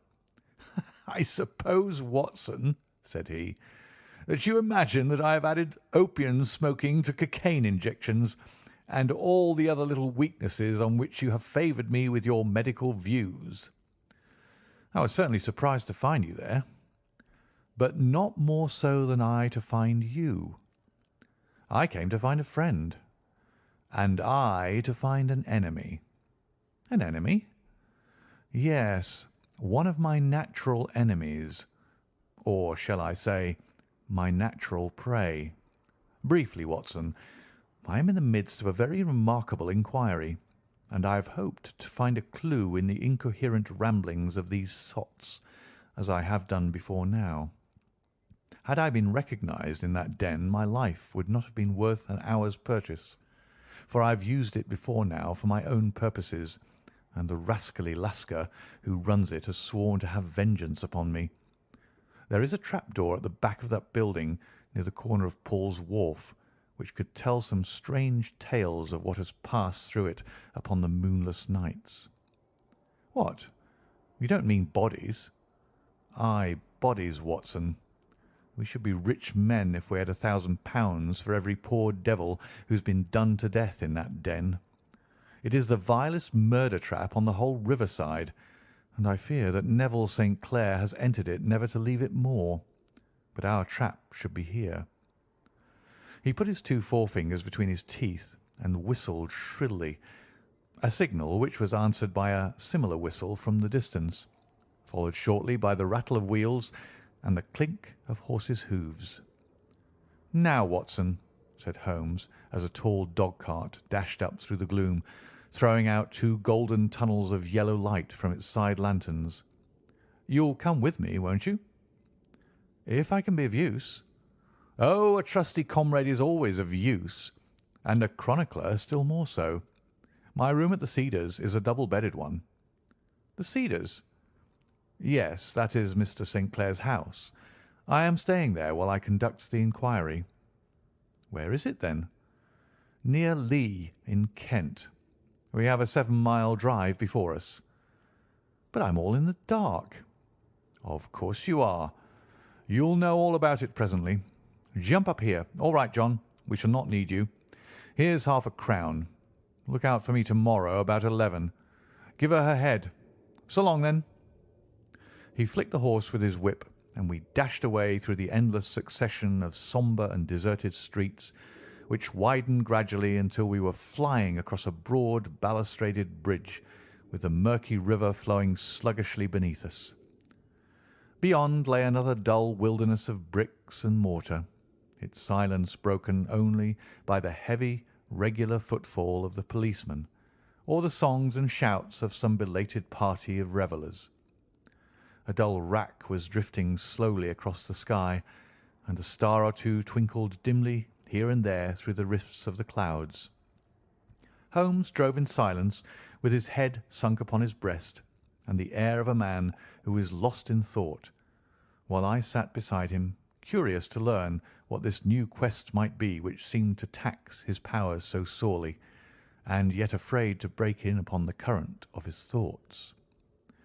We had driven several miles, and were beginning to get to the fringe of the belt of suburban villas, when he shook himself, shrugged his shoulders, and lit up his pipe with the air of a man who has satisfied himself that he is acting for the best. "You have a grand gift of silence, Watson," said he. "It makes you quite invaluable as a companion. Upon my word, it is a great thing for me to have someone to talk to, for my own thoughts are not over pleasant. I was wondering what I should say to this dear little woman to-night when she meets me at the door." "You forget that I know nothing about it." "I shall just have time to tell you the facts of the case before we get to Lee. It seems absurdly simple, and yet somehow I can get nothing to go upon. There's plenty of thread, no doubt, but I can't get the end of it into my hand. Now, I'll state the case clearly and concisely to you, Watson, and maybe you can see a spark where all is dark to me." "Proceed, then." Some years ago, to be definite, in May, 1884, there came to Lee a gentleman, Neville St. Clair by name, who appeared to have plenty of money. He took a large villa, laid out the grounds very nicely, and lived generally in good style. By degrees he made friends in the neighbourhood, and in 1887 he married the daughter of a local brewer, by whom he now has 2 children. He has no occupation, but was interested in several companies, and went into town as a rule in the morning, returning by the 5:14 from Cannon Street every night. Mr. St. Clair is now 37 years of age, is a man of temperate habits, a good husband, a very affectionate father, and a man who is popular with all who know him. I may add that his whole debts at the present moment, as far as we have been able to ascertain, amount to £88 10s, while he has £220 standing to his credit in the Capital and Counties Bank. There is no reason, therefore, to think that money troubles have been weighing upon his mind. Last Monday, Mr. Neville St. Clair went into town rather earlier than usual, remarking before he started that he had 2 important commissions to perform, and that he would bring his little boy home a box of bricks. Now, by the merest chance, his wife received a telegram upon this same Monday, very shortly after his departure, to the effect that a small parcel of considerable value, which she had been expecting, was waiting for her at the offices of the Aberdeen Shipping Company. Now, if you are well up in your London, you will know that the office of the company is in Fresno Street, which branches out of Upper Swandam Lane, where you found me tonight. Mrs. St. Clair had her lunch, started for the city, did some shopping, proceeded to the company's office, got her packet, and found herself at exactly 4:35 walking through Swandam Lane on her way back to the station. Have you followed me so far? It is very clear. If you remember, Monday was an exceedingly hot day, and Mrs. St. Clair walked slowly, glancing about in the hope of seeing a cab, as she did not like the neighbourhood in which she found herself. While she was walking in this way down Swandam Lane, she suddenly heard an ejaculation or cry, and was struck cold to see her husband looking down at her and, as it seemed to her, beckoning to her from a second-floor window.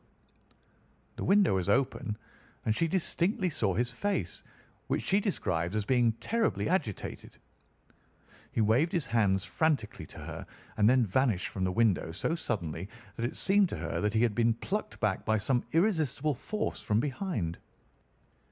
One singular point which struck her quick feminine eye was that although he wore some dark coat, such as he had started to town in, he had on neither collar nor necktie. Convinced that something was amiss with him, she rushed down the steps, for the house was none other than the opium den in which you found me tonight, and running through the front room, she attempted to ascend the stairs which led to the first floor. At the foot of the stairs, however, she met this Lascar scoundrel of whom I have spoken, who thrust her back and, aided by a Dane, who acts as assistant there, pushed her out into the street. Filled with the most maddening doubts and fears, she rushed down the lane, and by rare good fortune met in Fresno Street a number of constables with an inspector, all on their way to their beat. The inspector and two men accompanied her back, and in spite of the continued resistance of the proprietor, they made their way to the room in which Mr. St. Clair had last been seen. There was no sign of him there. In fact, in the whole of that floor there was no one to be found save a crippled wretch of hideous aspect, who it seems made his home there. Both he and the Lascar stoutly swore that no one else had been in the front room during the afternoon.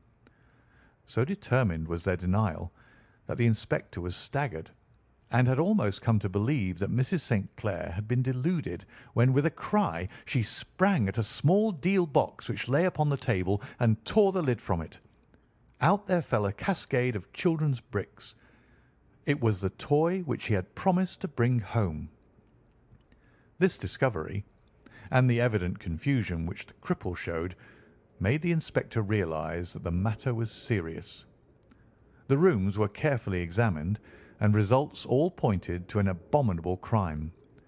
The front room was plainly furnished as a sitting-room, and led into a small bedroom which looked out upon the back of one of the wharves.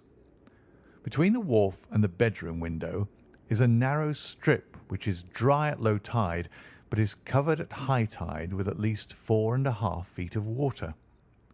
The bedroom window was a broad one, and opened from below. On examination, traces of blood were to be seen upon the window-sill, and several scattered drops were visible upon the wooden floor of the bedroom. Thrust away behind a curtain in the front room were all the clothes of Mr. Neville St. Clair, with the exception of his coat. His boots, his socks, his hat, and his watch, all were there. There were no signs of violence upon any of these garments, and there were no other traces of Mr. Neville St. Clair. Out of the window he must apparently have gone, for no other exit could be discovered, and the ominous bloodstains upon the sill gave little promise that he could save himself by swimming, for the tide was at its very highest at the moment of the tragedy. And now, as to the villains who seemed to be immediately implicated in the matter. The Lascar was known to be a man of the vilest antecedents, but as, by Mrs. St. Clair's story, he was known to have been at the foot of the stair within a very few seconds of her husband's appearance at the window, he could hardly have been more than an accessory to the crime. His defence was one of absolute ignorance, and he protested that he had no knowledge as to the doings of Hugh Boone, his lodger, and that he could not account in any way for the presence of the missing gentleman's clothes. So much for the Lascar manager. Now for the sinister cripple who lives upon the second floor of the opium den, and who was certainly the last human being whose eyes rested upon Neville St. Clair. His name is Hugh Boone, and his hideous face is one which is familiar to every man who goes much to the city. He is a professional beggar, though in order to avoid the police regulations he pretends to a small trade in wax vestas. Some little distance down Threadneedle Street, upon the left-hand side, there is, as you may have remarked, a small angle in the wall.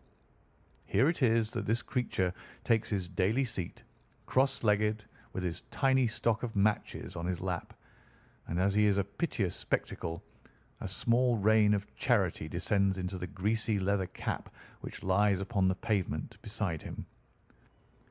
I have watched the fellow more than once before ever I thought of making his professional acquaintance, and I have been surprised at the harvest which he has reaped in a short time.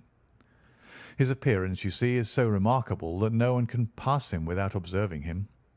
A shock of orange hair, a pale face disfigured by a horrible scar, which, by its contraction, has turned up the outer edge of his upper lip, a bulldog chin, and a pair of very penetrating dark eyes, which present a singular contrast to the colour of his hair, all mark him out from amid the common crowd of mendicants, and so, too, does his wit, for he is ever ready with a reply to any piece of chaff which may be thrown at him by the passers-by. This is the man whom we now learn to have been the lodger at the opium den, and to have been the last man to see the gentleman of whom we are in quest. But a cripple, said I. What could he have done single-handed against a man in the prime of life? He is a cripple in the sense that he walks with a limp, but in other respects he appears to be a powerful and well-nurtured man. Surely your medical experience would tell you, Watson, that weakness in one limb is often compensated for by exceptional strength in the others. Pray continue your narrative. Mrs. St. Clair had fainted at the sight of the blood upon the window, and she was escorted home in a cab by the police, as her presence could be of no help to them in their investigations. Inspector Barton, who had charge of the case, made a very careful examination of the premises, but without finding anything which threw any light upon the matter. One mistake had been made in not arresting Boone instantly, as he was allowed some few minutes during which he might have communicated with his friend the Lascar, but this fault was soon remedied, and he was seized and searched without anything being found which could incriminate him. There were, it is true, some blood stains upon his right shirt sleeve, but he pointed to his ring finger, which had been cut near the nail, and explained that the bleeding came from there, adding that he had been to the window not long before, and that the stains which had been observed there came doubtless from the same source. He denied strenuously having ever seen Mr. Neville St. Clair, and swore that the presence of the clothes in his room was as much a mystery to him as to the police. As to Mrs. St. Clair's assertion that she had actually seen her husband at the window, he declared that she must have been either mad or dreaming. He was removed, loudly protesting, to the police station, while the inspector remained upon the premises in the hope that the ebbing tide might afford some fresh clue. And it did, though they hardly found upon the mud bank what they had feared to find. It was Neville St. Clair's coat, and not Neville St. Clair, which lay uncovered as the tide receded. And what do you think they found in the pockets? I cannot imagine. No, I don't think you would guess. Every pocket stuffed with pennies and halfpennies, 421 pennies and 270 halfpennies. It was no wonder that it had not been swept away by the tide. But a human body is a different matter. There is a fierce eddy between the wharf and the house. It seemed likely enough that the weighted coat had remained when the stripped body had been sucked away into the river. But I understand that all the other clothes were found in the room. Would the body be dressed in a coat alone? No, sir, but the facts might be met speciously enough. Suppose that this man Boone had thrust Neville St. Clair through the window. There is no human eye which could have seen the deed. What would he do then? It would, of course, instantly strike him that he must get rid of the tell-tale garments. He would seize the coat then, and be in the act of throwing it out, when it would occur to him that it would swim and not sink. He has little time, for he has heard the scuffle downstairs when the wife tried to force her way up, and perhaps he has already heard from his Lascar confederate that the police are hurrying up the street. There is not an instant to be lost. He rushes to some secret hoard where he has accumulated the fruits of his beggary, and he stuffs all the coins upon which he can lay his hands into the pockets to make sure of the coat's sinking. He throws it out, and would have done the same with the other garments had not he heard the rush of steps below and only just had time to close the window when the police appeared. It certainly sounds feasible. Well, we will take it as a working hypothesis for want of a better. Boone, as I have told you, was arrested and taken to the station, but it could not be shown that there had ever before been anything against him. He had for years been known as a professional beggar, but his life appeared to have been a very quiet and innocent one. There the matter stands at present, and the questions which have to be solved, what Neville St. Clair was doing in the opium den, what happened to him when there, where is he now, and what Hugh Boone had to do with his disappearance, are all as far from a solution as ever. I confess that I cannot recall any case within my experience which looked at the first glance so simple, and yet which presented such difficulties. While Sherlock Holmes had been detailing this singular series of events, we had been whirling through the outskirts of the great town until the last straggling houses had been left behind, and we rattled along with a country hedge upon either side of us. Just as he finished, however, we drove through two scattered villages, where a few lights still glimmered in the windows. "We are on the outskirts of Lee," said my companion. "We have touched on 3 English counties in our short drive, starting in Middlesex, passing over an angle of Surrey, and ending in Kent. See that light among the trees? That is the Cedars, and beside that lamp sits a woman whose anxious ears have already, I have little doubt, caught the clink of our horses' feet." "But why are you not conducting the case from Baker Street?" I asked. "Because there are many inquiries which must be made out here. Mrs. St. Clair has most kindly put 2 rooms at my disposal, and you may rest assured that she will have nothing but a welcome for my friend and colleague. I hate to meet her, Watson, when I have no news of her husband. Here we are. Whoa there! Whoa!" We had pulled up in front of a large villa which stood within its own grounds. A stable boy had run out to the horse's head, and springing down, I followed Holmes up the small, winding gravel drive which led to the house. As we approached, the door flew open, and a little blonde woman stood in the opening, clad in some sort of light mousseline de soie, with a touch of fluffy pink chiffon at her neck and wrists. She stood with her figure outlined against the flood of light, one hand upon the door, one half raised in her eagerness, her body slightly bent, her head and face protruded, with eager eyes and parted lips, a standing question. "Well," she cried, "well?" And then, seeing that there were 2 of us, she gave a cry of hope which sank into a groan as she saw that my companion shook his head and shrugged his shoulders. "No good news?" "None." "No bad?" "No." "Thank God for that. But come in. You must be weary, for you have had a long day." "This is my friend Dr. Watson. He has been of most vital use to me in several of my cases, and a lucky chance has made it possible for me to bring him out and associate him with this investigation." "I am delighted to see you," said she, pressing my hand warmly. "You will, I am sure, forgive anything that you may be wanting in our arrangements when you consider the blow which has come so suddenly upon us." "My dear madam," said I am an old campaigner, and if I were not, I can very well see that no apology is needed. If I can be of any assistance, either to you or to my friend here, I shall be indeed happy." "Now, Mr. Sherlock Holmes," said the lady as we entered a well-lit dining-room, upon the table of which a cold supper had been laid out, "I should very much like to ask you 1 or 2 plain questions, to which I beg that you will give a plain answer." "Certainly, madam." Do not trouble about my feelings. I am not hysterical, nor given to fainting. I simply wish to hear your real opinion." "Upon what point?" "In your heart of hearts, do you think that Neville is alive?" Sherlock Holmes seemed to be embarrassed by the question. "Frankly now?" she repeated, standing upon the rug and looking keenly down at him as he leaned back in a basket chair. "Frankly, then, madam, I do not."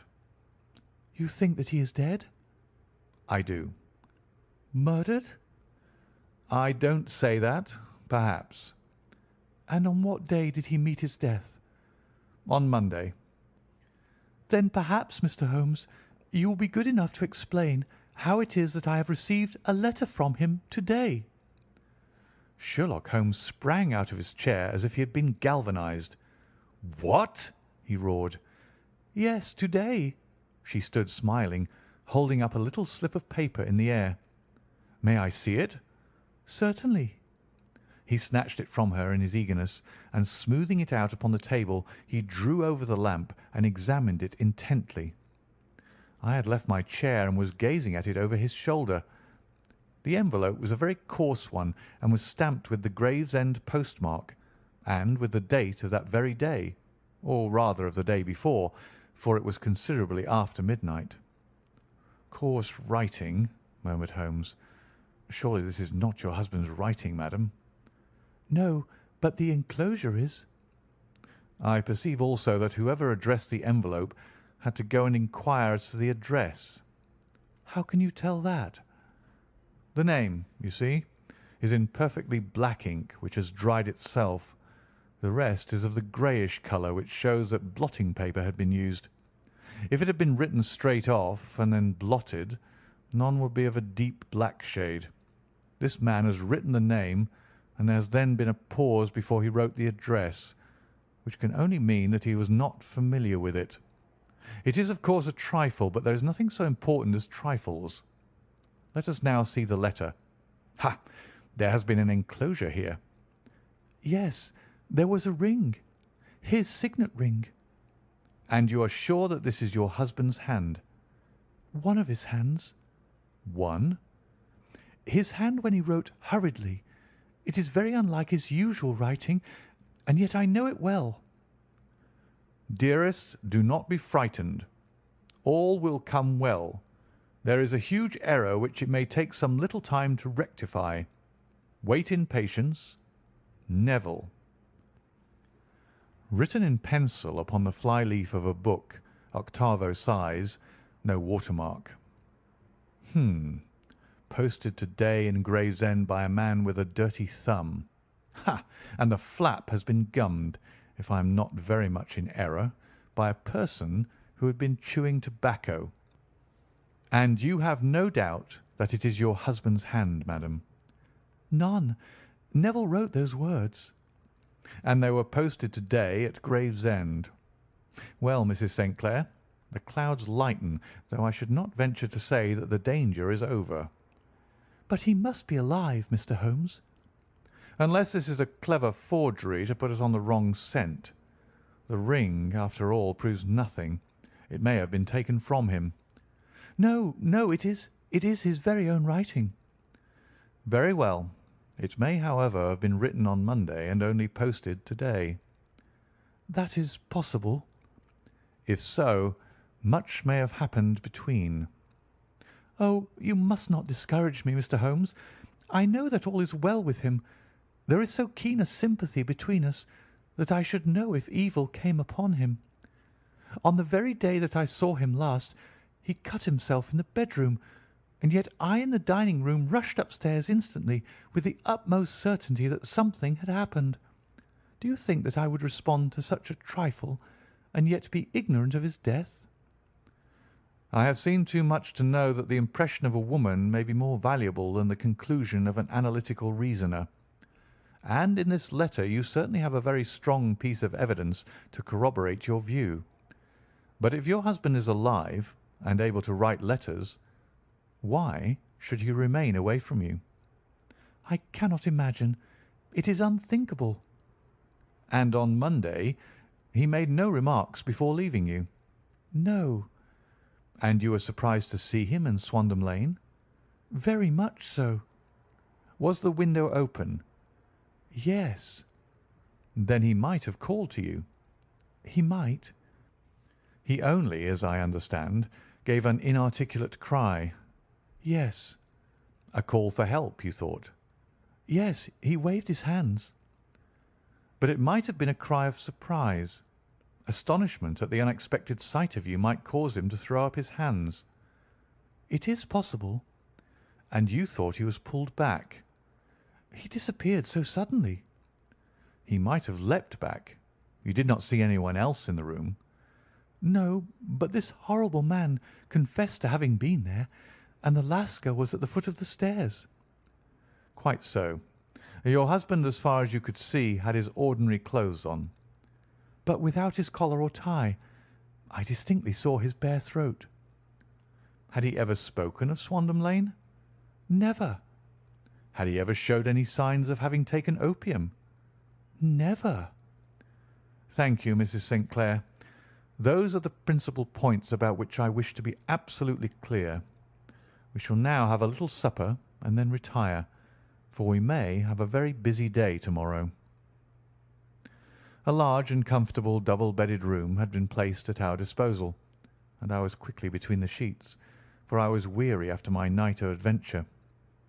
Sherlock Holmes was a man, however, who, when he had an unsolved problem upon his mind, would go for days and even a week without rest, turning it over, rearranging his facts, looking at it from every point of view until he had either fathomed it or convinced himself that his data were insufficient.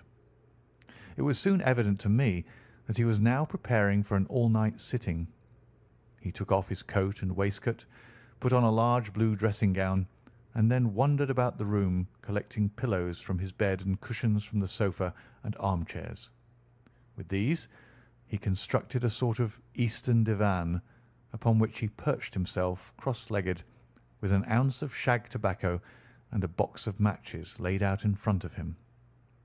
In the dim light of the lamp I saw him sitting there, an old briar pipe between his lips, his eyes fixed vacantly upon the corner of the ceiling, the blue smoke curling up from him, silent, motionless, with the light shining upon his strong-set aquiline features. So he sat as I dropped off to sleep, and so he sat when a sudden ejaculation caused me to wake up, and I found the summer sun shining into the apartment. The pipe was still between his lips, the smoke still curled upward, and the room was full of a dense tobacco haze, but nothing remained of the heap of shag which I had seen upon the previous night. "Awake, Watson?" he asked. "Yes." "Game for a morning drive?" "Certainly." "Then dress. No one is stirring yet, but I know where the stable boy sleeps, and we shall soon have the trap out." He chuckled to himself as he spoke, his eyes twinkled, and he seemed a different man to the sombre thinker of the previous night. As I dressed I glanced at my watch. It was no wonder that no one was stirring. It was 25 minutes past 4. I had hardly finished when Holmes returned with the news that the boy was putting in the horse. "I want to test a little theory of mine," said he, pulling on his boots. "I think, Watson, that you are now standing in the presence of one of the most absolute fools in Europe. I deserve to be kicked from here to Charing Cross, but I think I have the key of the affair now." "And where is it?" I asked, smiling. "In the bathroom," he answered. "Oh, yes, I am not joking," he continued, seeing my look of incredulity. "I have just been there, and I have taken it out, and I have got it in this Gladstone bag. Come on, my boy, and we shall see whether it will not fit the lock." We made our way downstairs as quietly as possible and out into the bright morning sunshine. In the road stood our horse and trap, with the half-clad stable boy waiting at the head.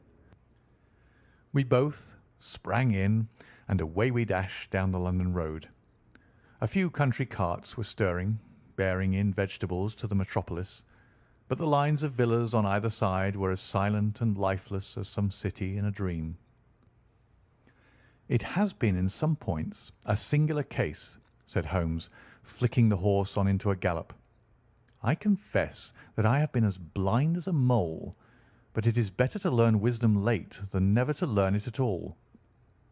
In town the earliest risers were just beginning to look sleepily from their windows as we drove through the streets of the Surrey side. Passing down the Waterloo Bridge Road, we crossed over the river, and dashing up Wellington Street, wheeled sharply to the right and found ourselves in Bow Street. Sherlock Holmes was well known to the force, and the two constables at the door saluted him. One of them held the horse's head, while the other led us in. "Who is on duty?" asked Holmes. "Inspector Bradstreet, sir." "Ah, Bradstreet. How are you?" A tall, stout official had come down the stone-flagged passage in a peaked cap and frogged jacket. "I wish to have a quiet word with you, Bradstreet." "Certainly, Mr. Holmes. Step into my room here." It was a small office-like room with a huge ledger upon the table and a telephone projecting from the wall. The inspector sat down at his desk. "What can I do for you, Mr. Holmes?" "I called about that beggarman Boone, the one who was charged with being concerned in the disappearance of Mr. Neville St. Clair of Lee." "Yes, he was brought up and remanded for further inquiries." "So I heard. You have him here?" "In the cells." "Is he quiet?" "Oh, he gives no trouble, but he is a dirty scoundrel." "Dirty?" "Yes, it's all we can do to make him wash his hands, and his face is as black as a tinker's. Well, once his case has been settled, he'll have a regular prison bath, and I think, if you saw him, you'd agree with me that he needed it." "I should like to see him very much."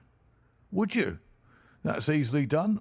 Come this way. You can leave your bag." "No, I think that I'll take it." "Very good. Come this way, if you please." He led us down a passage, opened a barred door, passed down a winding stair, and brought us to a whitewashed corridor with a line of doors on each side. "The third on the right is his," said the inspector. "Here it is." He quietly shot back a panel in the upper part of the door and glanced through. "He is asleep," said he.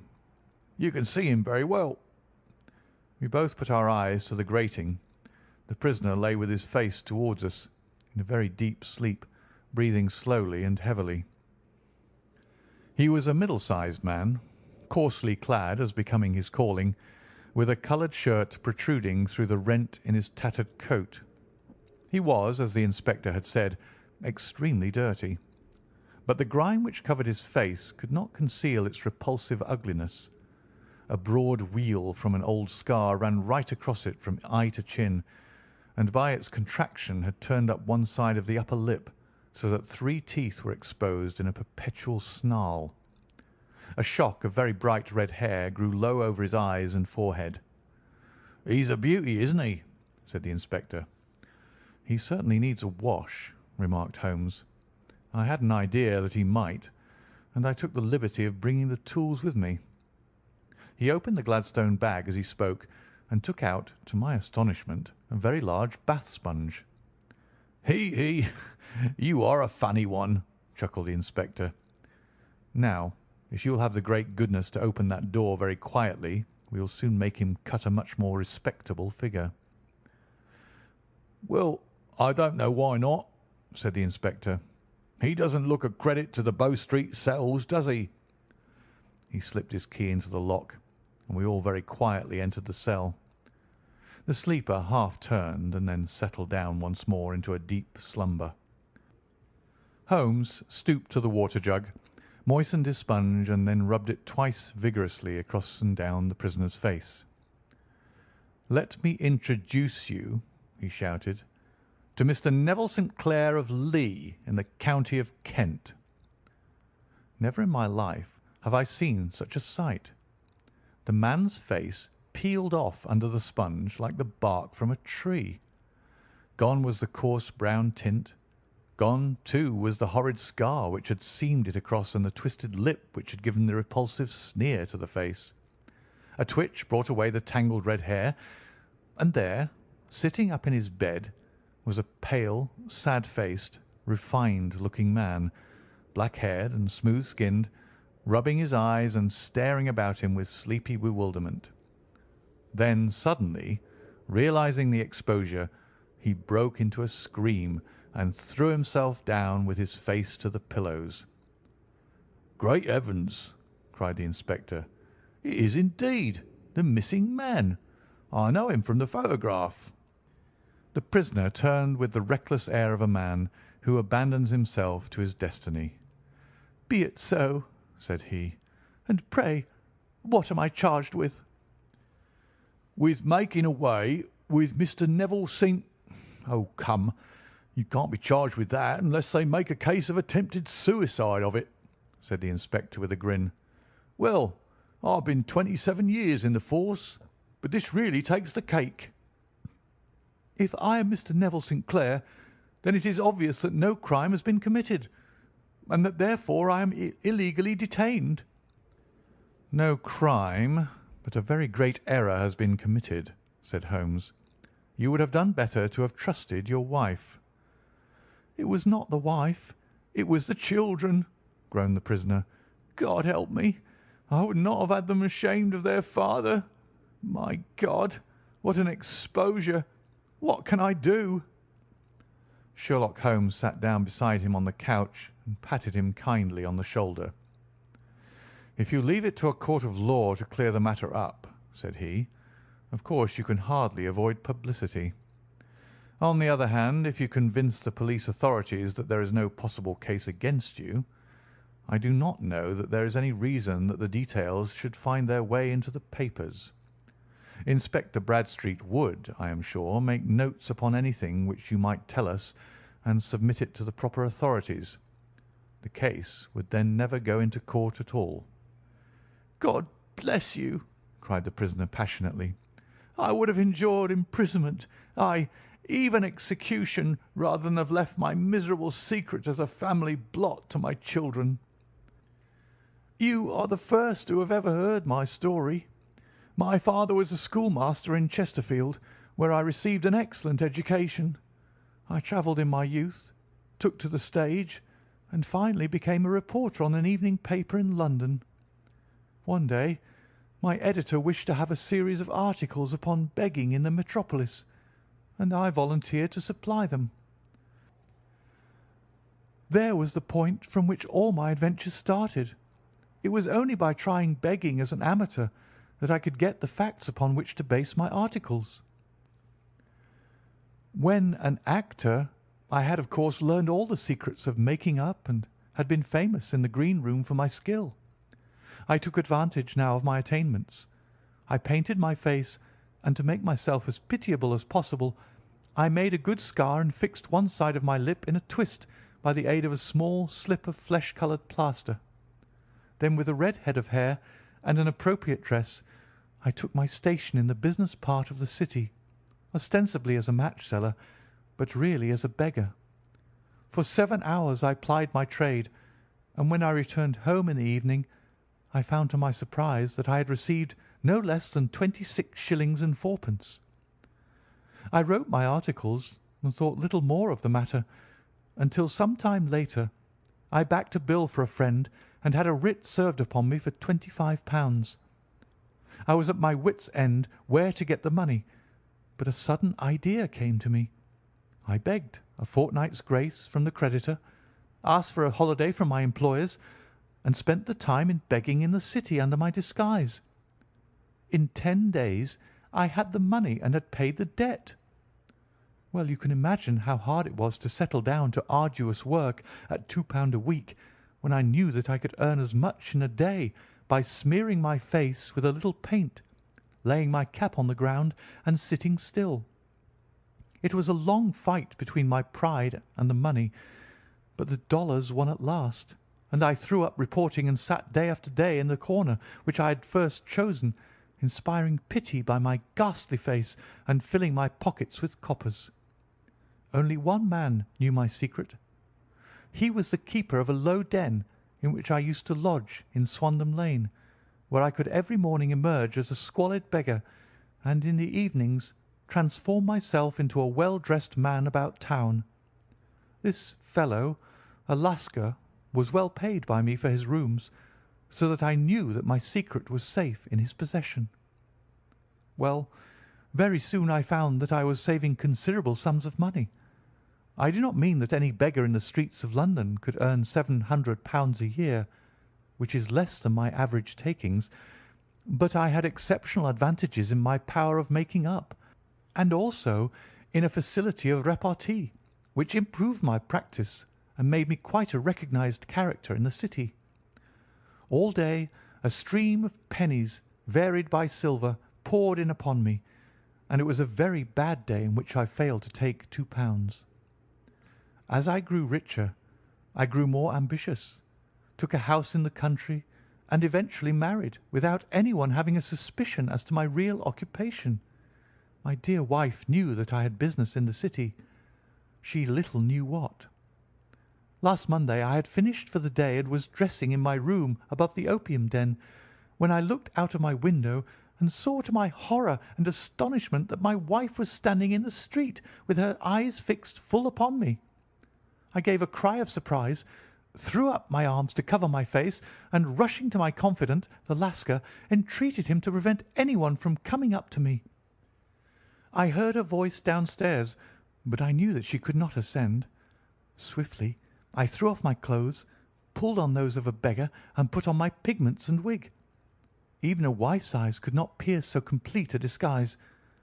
But then it occurred to me that there might be a search in the room, and that the clothes might betray me. I threw open the window, reopening by my violence a small cut which I had inflicted upon myself in the bedroom that morning. Then I seized my coat, which was weighted by the coppers which I had just transferred to it from the leather bag in which I carried my takings. I hurled it out of the window, and it disappeared into the Thames. The other clothes would have followed, but at that moment there was a rush of constables up the stair, and a few minutes after I found, rather, I confessed to my relief, that instead of being identified as Mr. Neville St. Clair, I was arrested as his murderer. I do not know that there is anything else for me to explain. I was determined to preserve my disguise as long as possible, and hence my preference for a dirty face. Knowing that my wife would be terribly anxious, I slipped off my ring and confided it to the Lascar at a moment when no constable was watching me, together with a hurried scrawl telling her that she had no cause to fear. "That note only reached her yesterday," said Holmes. Good God! What a week she must have spent! "The police have watched this Lascar," said Inspector Broadstreet, "and I can quite understand that he might find it difficult to post a letter unobserved. Probably he handed it to some sailor customer of his who forgot all about it for some days." "That was it," said Holmes, nodding approvingly. "I have no doubt of it. But have you never been prosecuted for begging?" Many times, but what was a fine to me? "It must stop here, however," said Broadstreet. "If the police are to hush this thing up, there must be no more of Hugh Boone." I have sworn it by the most solemn oaths which a man can take. "In that case, I think that it is probable that no further steps may be taken. But if you are found again, then all must come out. I am sure, Mr. Holmes, that we are very much indebted to you for having cleared the matter up. I wish I knew how you reached your results."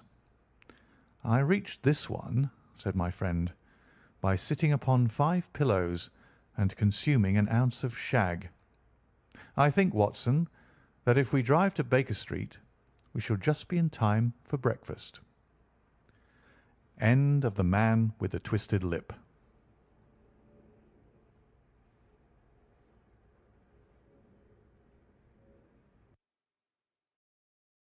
The Adventure of the Blue Carbuncle. I had called upon my friend Sherlock Holmes upon the second morning after Christmas, with the intention of wishing him the compliments of the season. He was lounging upon the sofa in a purple dressing gown, a pipe rack within his reach upon the right, and a pile of crumpled morning papers, evidently newly studied, near at hand. Beside the couch was a wooden chair, and on the angle of the back, hung a very seedy and disreputable hard felt hat, much the worse for wear and cracked in several places. A lens and a forceps lying upon the seat of the chair suggested that the hat had been suspended in this manner for the purpose of examination. "You are engaged," said I. "Perhaps I interrupt you." "Not at all. I am glad to have a friend with whom I can discuss my results. The matter is a perfectly trivial one." He jerked his thumb in the direction of the old hat. "But there are points in connection with it which are not entirely devoid of interest and even of instruction." I seated myself in his armchair and warmed my hands before his crackling fire, for a sharp frost had set in, and the windows were thick with the ice crystals. "I suppose," I remarked, "that, homely as it looks, this thing has some deadly story linked on to it, that it is the clue which will guide you in the solution of some mystery and the punishment of some crime." "No, no, no crime," said Sherlock Holmes, laughing. "Only one of those whimsical little incidents which will happen when you have 4,000,000 human beings all jostling each other within the space of a few square miles. Amid the action and reaction of so dense a swarm of humanity, every possible combination of events may be expected to take place, and many a little problem will be presented which may be striking and bizarre without being criminal. We have already had experience of such." "So much so," I remarked, "that of the last 6 cases which I have added to my notes, 3 have been entirely free of any legal crime." "Precisely. You allude to my attempt to recover the Irene Adler papers, to the singular case of Miss Mary Sutherland, and to the adventure of the man with the twisted lip. Well, I have no doubt that this small matter will fall into the same innocent category. You know Peterson, the commissionaire?" "Yes." "It is to him that this trophy belongs." "It is his hat." "No, no. He found it. Its owner is unknown. I beg that you will look upon it, not as a battered billycock, but as an intellectual problem. And first, as to how it came here. It arrived upon Christmas morning in company with a good fat goose, which is, I have no doubt, roasting at this moment in front of Peterson's fire. The facts are these. About 4 o'clock on Christmas morning, Peterson, who, as you know, is a very honest fellow, was returning from some small jollification, and was making his way homeward down Tottenham Court Road. In front of him he saw, in the gaslight, a tallish man walking with a slight stagger and carrying a white goose slung over his shoulder. As he reached the corner of Goodge Street, a row broke out between this stranger and a little knot of roughs. One of the latter knocked off the man's hat, on which he raised his stick to defend himself, and swinging it over his head, smashed the shop window behind him. Peterson had rushed forward to protect the stranger from his assailants, but the man, shocked at having broken the window, and seeing an official-looking person in uniform rushing towards him, dropped his goose, took to his heels, and vanished amid the labyrinth of small streets which lie at the back of Tottenham Court Road. The roughs had also fled at the appearance of Peterson, so that he was left in possession of the field of battle, and also of the spoils of victory in the shape of this battered hat and a most unimpeachable Christmas goose, which surely he restored to their owner. My dear fellow, there lies the problem.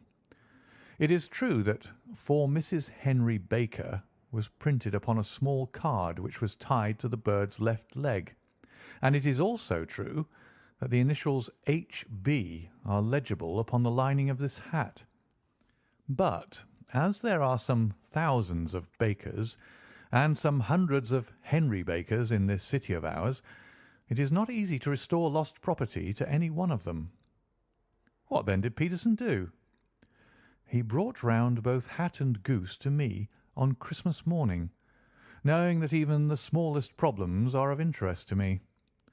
The goose we retained until this morning, when there were signs that, in spite of the slight frost, it would be well that it should be eaten without unnecessary delay. Its finder has carried it off, therefore, to fulfil the ultimate destiny of a goose, while I continue to retain the hat of the unknown gentleman who lost his Christmas dinner. Did he not advertise? No. Then what clue could you have as to his identity? Only as much as we can deduce. From this hat? Precisely. But you're joking. What can you gather from this old battered felt? Here is my lens. You know my methods. What can you gather yourself as to the individuality of the man who has worn this article? I took the tattered object in my hands and turned it over rather ruefully. It was a very ordinary black hat of the usual round shape, hard and much the worse for wear. The lining had been of red silk, but was a good deal discoloured. There was no maker's name, but as Holmes had remarked, the initials H.B. were scrawled upon one side. It was pierced in the brim for a hat securer, but the elastic was missing. For the rest it was cracked, exceedingly dusty, and spotted in several places, although there seemed to have been some attempt to hide the discoloured patches by smearing them with ink. "I can see nothing," said I, handing it back to my friend. "On the contrary, Watson, you can see everything. You fail, however, to reason from what you see. You are too timid in drawing your inferences." "Then pray tell me what it is that you can infer from this hat." He picked it up and gazed at it in the peculiar introspective fashion which was characteristic of him. "It is perhaps less suggestive than it might have been," he remarked, "and yet there are a few inferences which are very distinct, and a few others which represent at least a strong balance of probability. That the man was highly intellectual is of course obvious upon the face of it, and also that he was fairly well-to-do within the last 3 years, although he has now fallen upon evil days. He had foresight, but has less now than formerly, pointing to a moral retrogression which, when taken with the decline of his fortunes, seems to indicate that some evil influence, probably drink, at work upon him. This may account also for the obvious fact that his wife has ceased to love him." "My dear Holmes!" "He has, however, retained some degree of self-respect," he continued, disregarding my remonstrance. "He is a man who leads a sedentary life, goes out little, is out of training entirely, is middle-aged, has grizzled hair which he has had cut within the last few days, and which he anoints with lime cream. These are the more patent facts which are to be deduced from his hat. Also, by the way, that it is extremely improbable that he has gas laid on in his house." "You're certainly joking, Holmes." "Not in the least. Is it possible that even now, when I give you these results, you are unable to see how they are attained?" "I have no doubt that I am very stupid, but I must confess that I am unable to follow you. For example, how did you deduce that this man was intellectual?" For answer, Holmes clapped the hat upon his head. It came right over the forehead and settled upon the bridge of his nose. "It is a question of cubic capacity," said he. "A man with so large a brain must have something in it." "The decline of his fortunes, then?" "This hat is 3 years old. These flat brims curled at the edge came in then. It is a hat of the very best quality. Look at the band of ribbed silk and the excellent lining. If this man could afford to buy so expensive a hat 3 years ago, and has had no hat since, then he has assuredly gone down in the world." "Well, that is clear enough, certainly. But how about the foresight and moral retrogression?" Sherlock Holmes laughed. "Here is the foresight," said he, putting his finger upon the little disc and loop of the hat securer. "They are never sold upon hats. If this man ordered one, it is a sign of a certain amount of foresight, since he went out of his way to take this precaution against the wind. But since we see that he has broken the elastic, and has not troubled to replace it, it is obvious that he has less foresight now than formerly, which is a distinct proof of a weakening nature. On the other hand, he has endeavoured to conceal some of these stains upon the felt by daubing them with ink, which is a sign that he has not entirely lost his self-respect. Your reasoning is certainly plausible. The further points, that he is middle-aged, that his hair is grizzled, that it has been recently cut, and that he uses lime cream, are all to be gathered from a close examination of the lower part of the lining. The lens discloses a large number of hair ends, clean cut by the scissors of the barber. They all appear to be adhesive, and there is a distinct odour of lime cream. This dust, you will observe, is not the gritty, grey dust of the street, but the fluffy brown dust of the house, showing that it has been hung up indoors most of the time, while the marks of moisture upon the inside are proof positive that the wearer perspired very freely, and could therefore hardly be in the best of training. But his wife, you said that she had ceased to love him. This hat has not been brushed for weeks. When I see you, my dear Watson, with a week's accumulation of dust upon your hat, and when your wife allows you to go out in such a state, I shall fear that you also have been unfortunate enough to lose your wife's affection. But he might be a bachelor. Nay, he was bringing home the goose as a peace offering to his wife. Remember the card upon the bird's leg. You have an answer to everything. But how on earth do you deduce that the gas is not laid on in his house? One tallow stain, or even two, might come by chance, but when I see no less than 5, I think that there can be little doubt that the individual must be brought into frequent contact with burning tallow. Walks upstairs at night, probably with his hat in one hand and a guttering candle in the other. Anyhow, he never got tallow stains from a gas jet. Are you satisfied? Well, it is very ingenious, said I, laughing. But since, as you said just now, there have been no crime committed, and no harm done save the loss of a goose, all this seems to be rather a waste of energy. Sherlock Holmes had opened his mouth to reply, when the door flew open, and Peterson, the commissionaire, rushed into the apartment with flushed cheeks and the face of a man who is dazed with astonishment. "The goose, Mr. Holmes! The goose, sir!" he gasped. "Eh? What of it, then? Has it returned to life and flapped off through the kitchen window?" Holmes twisted himself round upon the sofa to get a fairer view of the man's excited face. "See here, sir! See what my wife found in its crop!"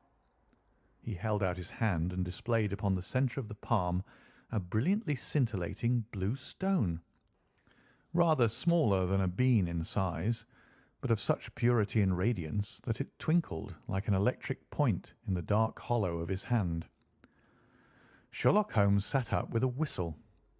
"By Jove, Peterson," said he, "this is treasure trove indeed. I suppose you know what you've got." "A diamond, sir. A precious stone. It cuts into glass as though it were putty." "It's more than a precious stone. It is the precious stone." "Not the Countess of Morcar's blue carbuncle?" I ejaculated. "Precisely so. I ought to know its size and shape, seeing that I have read the advertisement about it in the Times every day lately. It is absolutely unique, and its value can only be conjectured, but the reward offered of £1,000 is certainly not within a 20th part of the market price." "£1,000? Great Lord of mercy!" The commissionaire plumped down into a chair and stared from one to the other of us. "That is the reward, and I have reason to know that there are sentimental considerations in the background which would induce the Countess to part with half her fortune if she could but recover the gem." "It was lost, if I remember aright, at the Hotel Cosmopolitan," I remarked. "Precisely so, on December 22nd, just 5 days ago. John Horner, a plumber, was accused of having abstracted it from the lady's jewel case. The evidence against him was so strong that the case had been referred to the assizes. I have some account of the matter here, I believe." He rummaged amid his newspapers, glancing over the dates, until at last he smoothed one out, doubled it over, and read the following paragraph: "Hotel Cosmopolitan, jewel robbery. John Horner, 26, plumber, was brought up upon the charge of having upon the 22nd inst. abstracted from the jewel case of the Countess of Morcar the valuable gem known as the blue carbuncle. James Ryder, upper attendant at the hotel, gave his evidence to the effect that he had shown Horner up to the dressing-room of the Countess of Morcar upon the day of the robbery in order that he might solder the second bar of the grate, which was loose. He had remained with Horner some little time, but had finally been called away. On returning, he found that Horner had disappeared, that the bureau had been forced open, and that the small morocco casket, in which, as it afterwards transpired, the Countess was accustomed to keep her jewel, was lying empty upon the dressing-table. Ryder instantly gave the alarm, and Horner was arrested the same evening, but the stone could not be found either upon his person or in his rooms. Catherine Cusack, maid to the Countess, deposed to having heard Ryder's cry of dismay on discovering the robbery, and to having rushed into the room where she found matters as described by the last witness. Inspector Bradstreet, B Division, gave evidence as to the arrest of Horner, who struggled frantically and protested his innocence in the strongest terms. Evidence of a previous conviction for robbery having been given against the prisoner, the magistrate refused to deal summarily with the offence, but referred it to the assizes. Horner, who had shown signs of intense emotion during the proceedings, fainted away at the conclusion and was carried out of court. So much for the police court," said Holmes thoughtfully, tossing aside the paper. "The question for us now to solve is the sequence of events leading from a rifled jewel case at one end to the crop of a goose in Tottenham Court Road at the other. You see, Watson, our little deductions have suddenly assumed a much more important and less innocent aspect. Here is the stone. The stone came from the goose, and the goose came from Mr. Henry Baker, the gentleman with the bad hat and all the other characteristics with which I have bored you. So now we must set ourselves very seriously to finding this gentleman and ascertaining what part he had played in this little mystery. To do this, we must try the simplest means first, and these lie undoubtedly in an advertisement in all the evening papers. If this fail, I shall have recourse to other methods. What will you say? Give me a pencil and that slip of paper. Now then, found at the corner of Goodge Street a goose and a black felt hat. Mr. Henry Baker can have the same by applying at 6:30 this evening at 221B Baker Street. That is clear and concise. Very. But will he see it? Well, he is sure to keep an eye on the papers, since to a poor man the loss was a heavy one. He was clearly so scared by his mischance in breaking the window and by the approach of Peterson that he thought of nothing but flight. But since then he must have bitterly regretted the impulse which caused him to drop his bird. Then again, the introduction of his name will cause him to see it, for everyone who knows him will direct his attention to it. Here you are, Peterson. Run down to the advertising agency and have this put in the evening papers. In which, sir? Oh, in the Globe, Star, Pall Mall, St. James's, Evening News, Standard, Echo, and any others that occur to you. Very well, sir. And this stone? Ah, yes. I shall keep the stone. Thank you. And I say, Peterson, just buy a goose on your way back and leave it here with me, for we must have one to give to this gentleman in place of the one which your family is now devouring. When the commissionaire had gone, Holmes took up the stone and held it against the light. "It's a bonny thing," said he. "Just see how it glints and sparkles. Of course, it is a nucleus and focus of crime. Every good stone is. They are the devil's pet baits. In the larger and older jewels, every facet may stand for a bloody deed. This stone is not yet 20 years old. It was found in the banks of the Arnoy River in southern China, and is remarkable in having every characteristic of the carbuncle, save that it is blue in shade instead of ruby red. In spite of its youth, it has already a sinister history. There have been 2 murders, a vitriol throwing, a suicide, and several robberies brought about for the sake of this 40-grain weight of crystallized charcoal. Who would think that so pretty a toy would be a purveyor to the gallows and the prison. I'll lock it up in my strong box now and drop a line to the Countess to say that we have it. Do you think that this man Horner is innocent? I cannot tell. Well then, do you imagine that this other one, Henry Baker, had anything to do with the matter?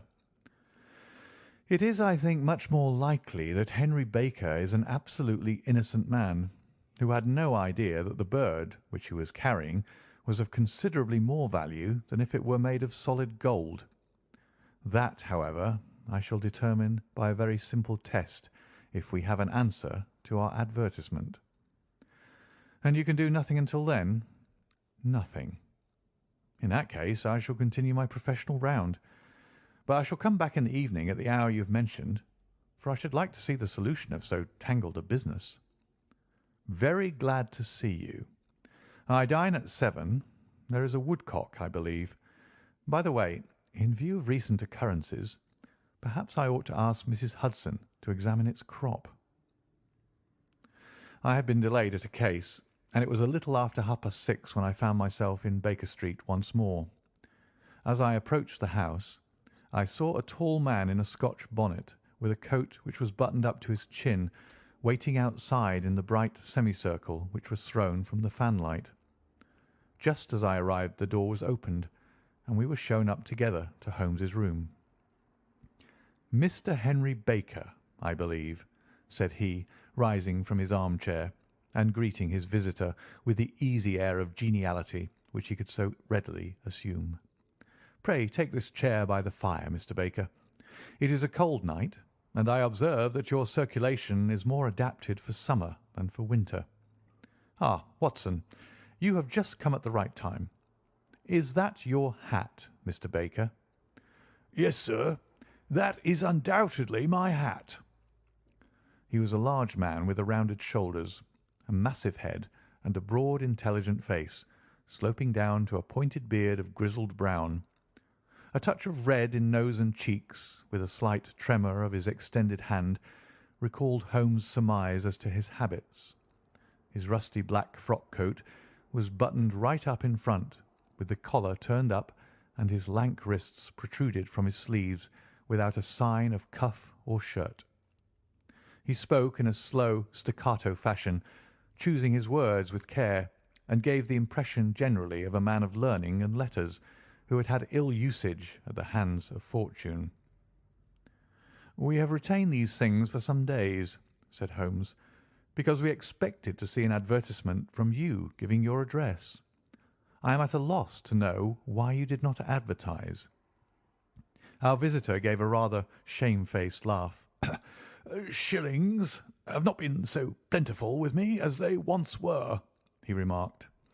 "I had no doubt that the gang of roughs who assaulted me had carried off both my hat and the bird. I did not care to spend more money in a hopeless attempt at recovering them." "Very naturally. By the way, about the bird, we were compelled to eat it." "To eat it?" Our visitor half rose from his chair in his excitement. "Yes, it would have been of no use to anyone had we not done so. But I presume that this other goose upon the sideboard, which is about the same weight and perfectly fresh, will answer your purpose equally well." "Oh, certainly, certainly," answered Mr. Baker with a sigh of relief.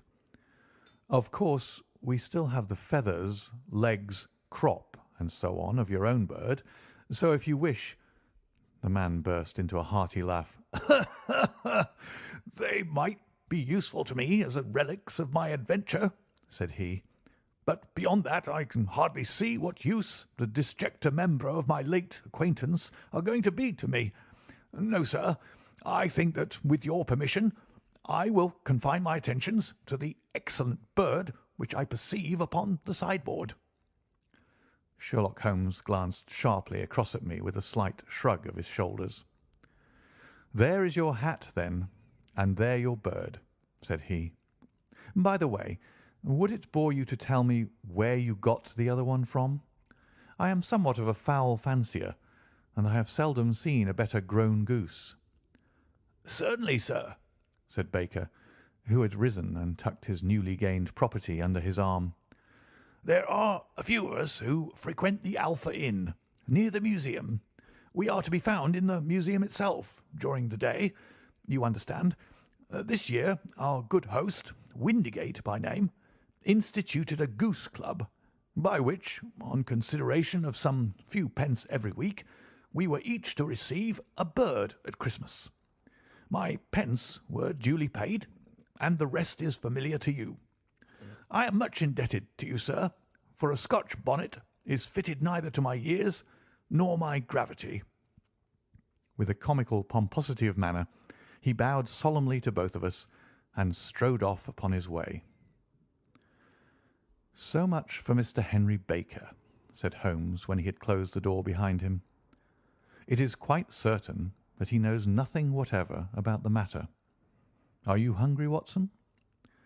"Not particularly." "Then I suggest that we turn our dinner into a supper, and follow up this clue while it is still hot." "By all means." It was a bitter night, so we drew on our ulsters and wrapped cravats about our throats. Outside, the stars were shining coldly in a cloudless sky, and the breath of the passers-by blew out into smoke like so many pistol shots. Our footfalls rang out crisply and loudly as we swung through the Doctor's Quarter, Wimpole Street, Harley Street, and so through Wigmore Street into Oxford Street. In a quarter of an hour we were in Bloomsbury at the Alpha Inn, which is a small public house at the corner of one of the streets which runs down into Holborn. Holmes pushed open the door of the private bar and ordered 2 glasses of beer from the ruddy-faced, white-aproned landlord. "Your beer should be excellent if it is as good as your geese," said he. "My geese?" The man seemed surprised. "Yes, I was speaking only half an hour ago to Mr. Henry Baker, who was a member of your goose club." "Oh, yes, I see. But you see, sir, them's not our geese." "Indeed. Whose then?" "Well, I got the 2 dozen from a salesman in Covent Garden." "Indeed. I know some of them. Which was it?" "Breckenridge is his name." "Ah, I don't know him. Well, here's your good health, landlord, and prosperity to your house. Good night." "Now for Mr. Breckenridge," he continued, buttoning up his coat as we came out into the frosty air. "Remember, Watson, that though we have so homely a thing as a goose at one end of this chain, we have at the other a man who will certainly get 7 years' penal servitude unless we can establish his innocence. It is possible that our inquiry may but confirm his guilt, but in any case we have a line of investigation which has been missed by the police, and which a singular chance has placed in our hands. Let us follow it out to the bitter end. Faces to the south, then, and quick march." We passed across Holborn, down Endell Street, and so through a zigzag of slums to Covent Garden Market. One of the largest stalls bore the name of Breckenridge upon it, and the proprietor, a horsey-looking man with a sharp face and trim side whiskers, was helping a boy to put up the shutters. "Good evening. It's a cold night," said Holmes. The salesman nodded and shot a questioning glance at my companion. "Sold out of geese, I see," continued Holmes, pointing at the bare slabs of marble. "Let you have 500 tomorrow morning." "That's no good." "Well, there are some on the stall with the gas flare." "Ah, but I was recommended to you." "Who by?" "The landlord of the Alpha." "Oh, yes, I sent him a couple of dozen." "Fine birds they were, too. Now, where did you get them from?" To my surprise, the question provoked a burst of anger from the salesman. "Now then, mister," said he, with his head cocked and his arms akimbo, "what are you driving at? Let's have it straight now." "It is straight enough. I should like to know who sold you the geese which you supplied to the Alpha." "Well, then, I shan't tell you. So now?" "Oh, it is a matter of no importance. But I don't know why you should be so warm over such a trifle." "Warm? You'd be as warm, maybe, if you were as pestered as I am. When I pay good money for a good article, there should be an end of the business. but it's where are the geese, and who did you sell the geese to, and what will you take for the geese? One would think that they were the only geese in the world, to hear the fuss that's made over them." "Well, I have no connection with any other people who have been making inquiries," said Holmes carelessly. "If you won't tell us, the bet is off, that is all. But I'm always ready to back my opinion on a matter of fowls, and I have a fiver on it that the bird I ate is country bred." "Well, then, you lost your fiver, for it's town bred," snapped the salesman. "It's nothing of the kind." "I say it is." "I don't believe it." "Do you think you know more about fowls than I, who have handled them ever since I was a nipper? I tell you, all those birds that went to the Alpha were town bred." "You'll never persuade me to believe that." "Will you bet, then?" "It's merely taking your money, for I know that I'm right. But I'll have a sovereign on with you, just to teach you not to be obstinate." The salesman chuckled grimly. "Bring me the books, Bill," said he. The small boy brought round a small thin volume and a great greasy-backed one, laying them out together beneath the hanging lamp. "Now then, Mr. Cockshaw," said the salesman, "I thought that I was out of geese, but before I finish you'll find that there is still one left in my shop. You see this little book? "Well?" That's the list of the folk from whom I buy. Do you see? Well, then, here on this page are the country folk, and the numbers after their names are where their accounts are in the big ledger. Now then, you see this other page in red ink? Well, that is a list of my town suppliers. Now look at that third name. Just read it out to me." "Mrs. Oakshott, 117 Brixton Road, 249, read Holmes. "Quite so. Now turn that up in the ledger." Holmes turned to the page indicated. "Here you are. Mrs. Oakshott, 117 Brixton Road, egg and poultry supplier." "Now then, what's the last entry?"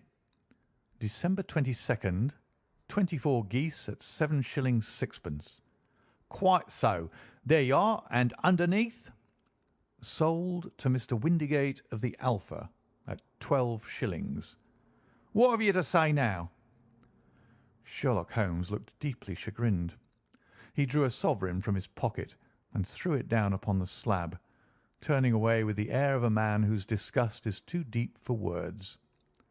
A few yards off he stopped under a lamp-post and laughed in the hearty, noiseless fashion which was peculiar to him.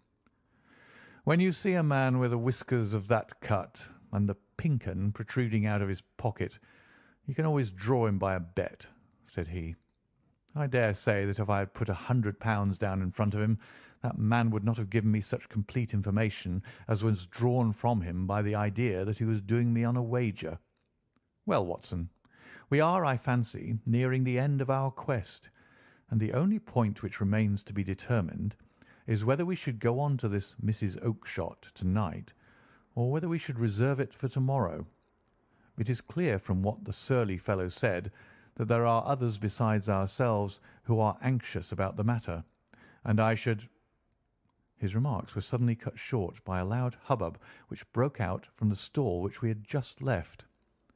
Turning round, we saw a little rat-faced fellow standing in the centre of the circle of yellow light which was thrown by the swinging lamp, while Breckinridge, the salesman, framed in the door of his stall, was shaking his fists fiercely at the cringing figure. "I've had enough of you and your geese," he shouted. "I wish you were all at the devil together. If you come pestering me any more with your silly talk, I'll set the dog at you. You bring Mrs. Oakshott here and I'll answer her. But what have you got to do with it? Did I buy the geese off you?" "No, but one of them was mine all the same," whined the little man. "Well, then, ask Mrs. Oakshott for it." "She told me to ask you." "Well, you can ask the King of Prussia for all I care. I've had enough of it. Get out of this." He rushed fiercely forward, and the inquirer flitted away into the darkness. "Ha! This may save us a visit to Brixton Road," whispered Holmes. "Come with me, and we will see what is to be made of this fellow." Striding through the scattered knots of people who lounged round the flaring stalls, my companion speedily overtook the little man and touched him upon the shoulder. He sprang round, and I could see in the gaslight that every vestige of colour had been driven from his face. Who are you, then? What do you want?" he asked in a quavering voice. "You will excuse me," said Holmes blandly, "but I could not help overhearing the questions which you put to the salesman just now. I think that I could be of assistance to you." "You? Who are you? How could you know anything of the matter?" "My name is Sherlock Holmes. It is my business to know what other people don't know." "But you could know nothing of this." "Excuse me, I know everything of it. You are endeavouring to trace some geese which were sold by Mrs. Oakshott of Brixton Road to a salesman named Breckinridge, by him in turn to Mr. Windigate of the Alpha, and by him to his club of which Mr. Henry Baker is a member." "Oh, sir, you are the very man whom I've longed to meet," cried the little fellow with the outstretched hands and quivering fingers. "I can hardly explain to you how interested I am in this matter." Sherlock Holmes hailed a four-wheeler which was passing. "In that case we had better discuss it in a cosy room rather than in this wind-swept market-place," said he. "But pray tell me, before we go farther, who it is that I have the pleasure of assisting." The man hesitated for an instant. "My name is John Robinson," he answered with a sidelong glance. "No, no, the real name," said Holmes sweetly. "It is always awkward doing business with an alias." A flush sprang to the white cheeks of the stranger. "Well, then," said he, "my real name is James Ryder." "Precisely so. Head attendant at the Hotel Cosmopolitan. Pray step into the cab, and I shall soon be able to tell you everything which you would wish to know." The little man stood glancing from one to the other of us with half frightened, half hopeful eyes, as one who is not sure whether he is on the verge of a windfall or of a catastrophe. Then he stepped into the cab, and in half an hour we were back in the sitting-room at Baker Street. Nothing had been said during our drive, but the high, thin breathing of our new companion and the claspings and unclaspings of his hands spoke of the nervous tension within him. "Here we are," said Holmes cheerily as we filed into the room. "The fire looks very seasonable in this weather. You look cold, Mr. Ryder. Pray take the basket chair. I will just put on my slippers before we settle this little matter of yours. Now then, you want to know what became of those geese?" "Yes, sir."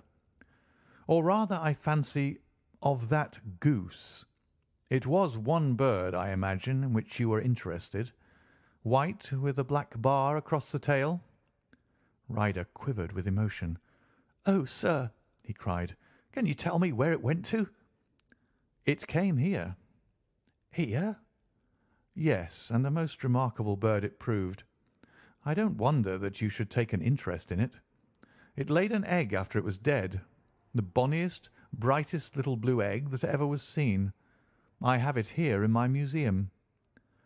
Our visitor staggered to his feet and clutched the mantelpiece with his right hand. Holmes unlocked his strong-box and held up the blue carbuncle, which shone out like a star with a cold, brilliant, many-pointed radiance. Ryder stood glaring with a drawn face, uncertain whether to claim or to disown it. "The game's up, Ryder," said Holmes quietly. "Hold up, man, or you'll be into the fire.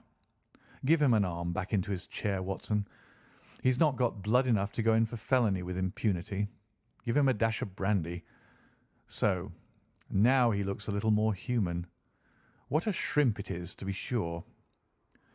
For a moment he had staggered and nearly fallen, but the brandy brought a tinge of colour into his cheeks, and he sat staring with frightened eyes at his accuser.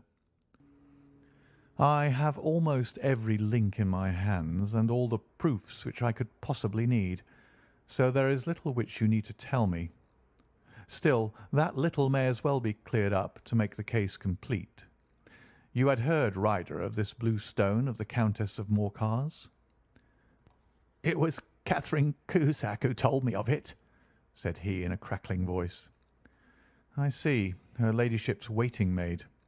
Well, the temptation of sudden wealth so easily acquired was too much for you, as it has been for better men before you, But you were not very scrupulous in the means you used. It seems to me, Ryder, that there is the making of a very pretty villain in you. You knew that this man Horner, the plumber, had been concerned in some such matter before, and that suspicion would rest the more readily upon him. What did you do then? You made some small job in my lady's room, you and your confederate Cusack, and you managed that he should be the man sent for. Then, when he had left, you rifled the jewel case, raised the alarm, and had this unfortunate man arrested. You then— Ryder threw himself down suddenly upon the rug and clutched at my companion's knees. "For God's sake, have mercy!" he shrieked. "Think of my father, of my mother. It would break their hearts. I never went wrong before. I never will again. I swear it. I'll swear it on a Bible. Oh, don't bring it into court. For Christ's sake, don't." "Get back in your chair," said Holmes sternly. "It is very well to cringe and crawl now, but you thought little enough of this poor Horner in the dock for a crime of which he knew nothing." "I will fly, Mr. Holmes. I will leave the country, sir. Then the charge against him will break down." "Hum! We will talk about that. And now let us hear a true account of the next act. How came the stone into the goose? And how came the goose into the open market? Tell us the truth, for there lies your only hope of safety." Ryder passed his tongue over his parched lips. "I will tell you it just as it happened, sir," said he.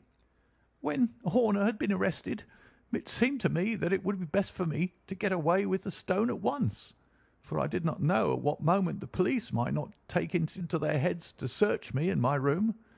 There was no place about the hotel where it would be safe. I went out, as if on some commission, and I made for my sister's house. She had married a man named Oakshott, and lived in Brixton Road, where she fattened fowls for the market. All the way there every man I met seemed to me to be a policeman or a detective, and for all that it was a cold night, the sweat was pouring down my face before I came to the Brixton Road. My sister asked me what was the matter, and why I was so pale, but I told her that I had been upset by the jewel robbery at the hotel. Then I went into the backyard and smoked a pipe and wondered what it would be best to do. I had a friend once called Maudsley, who went to the bad, and had just been serving his time in Pentonville. One day he had met me and fell into talking about the ways of thieves and how they could get rid of what they stole. I knew that he would be true to me, for I knew one or two things about him, so I made up my mind to go right on to Kilburn, where he lived, and take him into my confidence. He would show me how to turn the stone into money. But how to get to him in safety? I thought of the agonies I had gone through in coming from the hotel. I might at any moment be seized and searched, and there would be the stone in my waistcoat pocket. I was leaning against the wall at the time and looked at the geese which were waddling about round my feet, and suddenly an idea came into my head which showed me how I could beat the best detective that ever lived. My sister told me some weeks before that I might have the pick of her geese for a Christmas present, and I knew that she was always as good as her word. I would take my geese now, and in it I would carry my stone to Kilburn. There was a little shed in the yard, and behind this I drove one of the birds, a fine big one, white with a barred tail. I caught it, and prying its bill open, I thrust the stone down its throat as far as my finger could reach. The bird gave a gulp, and I felt the stone pass along its gullet and down into its crop. But the creature flapped and struggled, and out came my sister to know what was the matter. As I turned to speak to her, the brute broke loose and fluttered off among the others. "Whatever were you doing with that bird, Jem?" says she. "Well," said I, "you said you'd give me one for Christmas, and I was feeling which was the fattest." "Oh," says she, "we've set yours aside for you. Jem's bird, we call it. It's the big white one over there yonder. There's 26 of 'em, which makes one for you and one for us, and 2 dozen for the market." "Thank you, Maggie," says I, "but if it is all the same to you, I'd rather have that one I was handling just now. The other one's as good 3 pound heavier, said she, and we fattened it expressly for you. Never mind, I'll have the other, and I'll take it now, said I. Oh, just as you like, said she, a little huffed. Which is it you want, then? That white one with the barred tail right in the middle of the flock. Oh, very well. Kill it and take it with you. Well, I did what she said, Mr. Holmes, and I carried the bird all the way to Kilburn. I told my pal what I had done, for he was a man that it was easy to tell a thing like that to. He laughed until he choked, and we got a knife and opened the goose. My heart turned to water, for there was no sign of the stone, and I knew that some terrible mistake had occurred. I left the bird, rushed back to my sister's, and hurried into the backyard. There was not a bird to be seen there. "Where are they all, Maggie?" I cried. "Gone to the dealers, Jem." "Which dealers?" "Breckenridge of Covent Garden." "But was there another with a barred tail?" I asked, "the same as the one I chose?" "Yes, Jem. There were 2 barred tails once, and I could never tell them apart." Well, then, of course, I saw it all, and I ran off as hard as my feet would carry me to this man Breckenridge. But he had sold the lot at once, and not one word would he tell me as to where they had gone. You heard him yourselves to-night. Well, he has always answered me like that. My sister thinks that I am going mad. Sometimes I think that I am myself. And now I am myself a branded thief, without ever having touched the wealth for which I sold my character. God help me! God help me!" He burst into convulsive sobbing, with his face buried in his hands. There was a long silence, broken only by his heavy breathing and by the measured tapping of Sherlock Holmes's fingertips upon the edge of the table. Then my friend rose and threw open the door. "Get out," said he. "What, sir? Oh, heaven bless you!" "No more words. Get out." And no more words were needed. There was a rush, a clatter upon the stairs, the bang of a door, and the crisp rattle of running footfalls from the street. "After all, Watson," said Holmes, reaching up his hand for his clay pipe, "I am not retained by the police to supply their deficiencies. If Horner were in danger it would be another thing, but this fellow will not appear against him, and the case must collapse. I suppose that I am commuting a felony, but it is just possible that I am saving a soul. This fellow will not go wrong again. He is too terribly frightened. Send him to jail now, and you make him a jail bird for life. Besides, it is the season of forgiveness. Chance has put in our way a most singular and whimsical problem, and its solution is its own reward. If you will have the goodness to touch the bell, Doctor, we will begin another investigation, in which also a bird will be the chief feature. End of The Adventure of the Blue Carbuncle.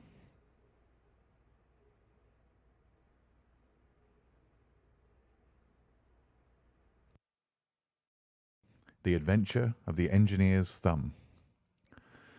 Of all the problems which have been submitted to my friend Mr. Sherlock Holmes for solution during the years of our intimacy, there were only 2 which I was the means of introducing to his notice, that of Mr. Hatherley's thumb and that of Colonel Warburton's madness.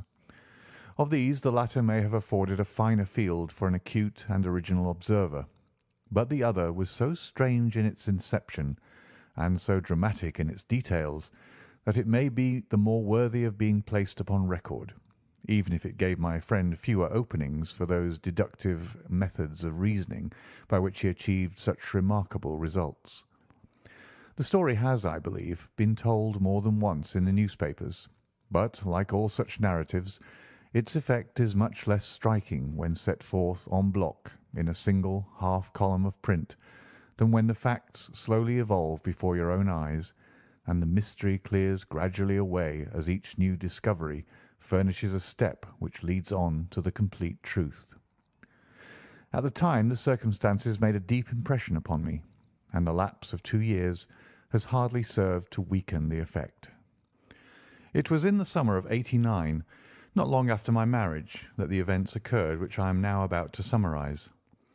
I had returned to civil practice and had finally abandoned Holmes in his Baker Street rooms, although I continually visited him and occasionally even persuaded him to forego his Bohemian habits so far as to come and visit us.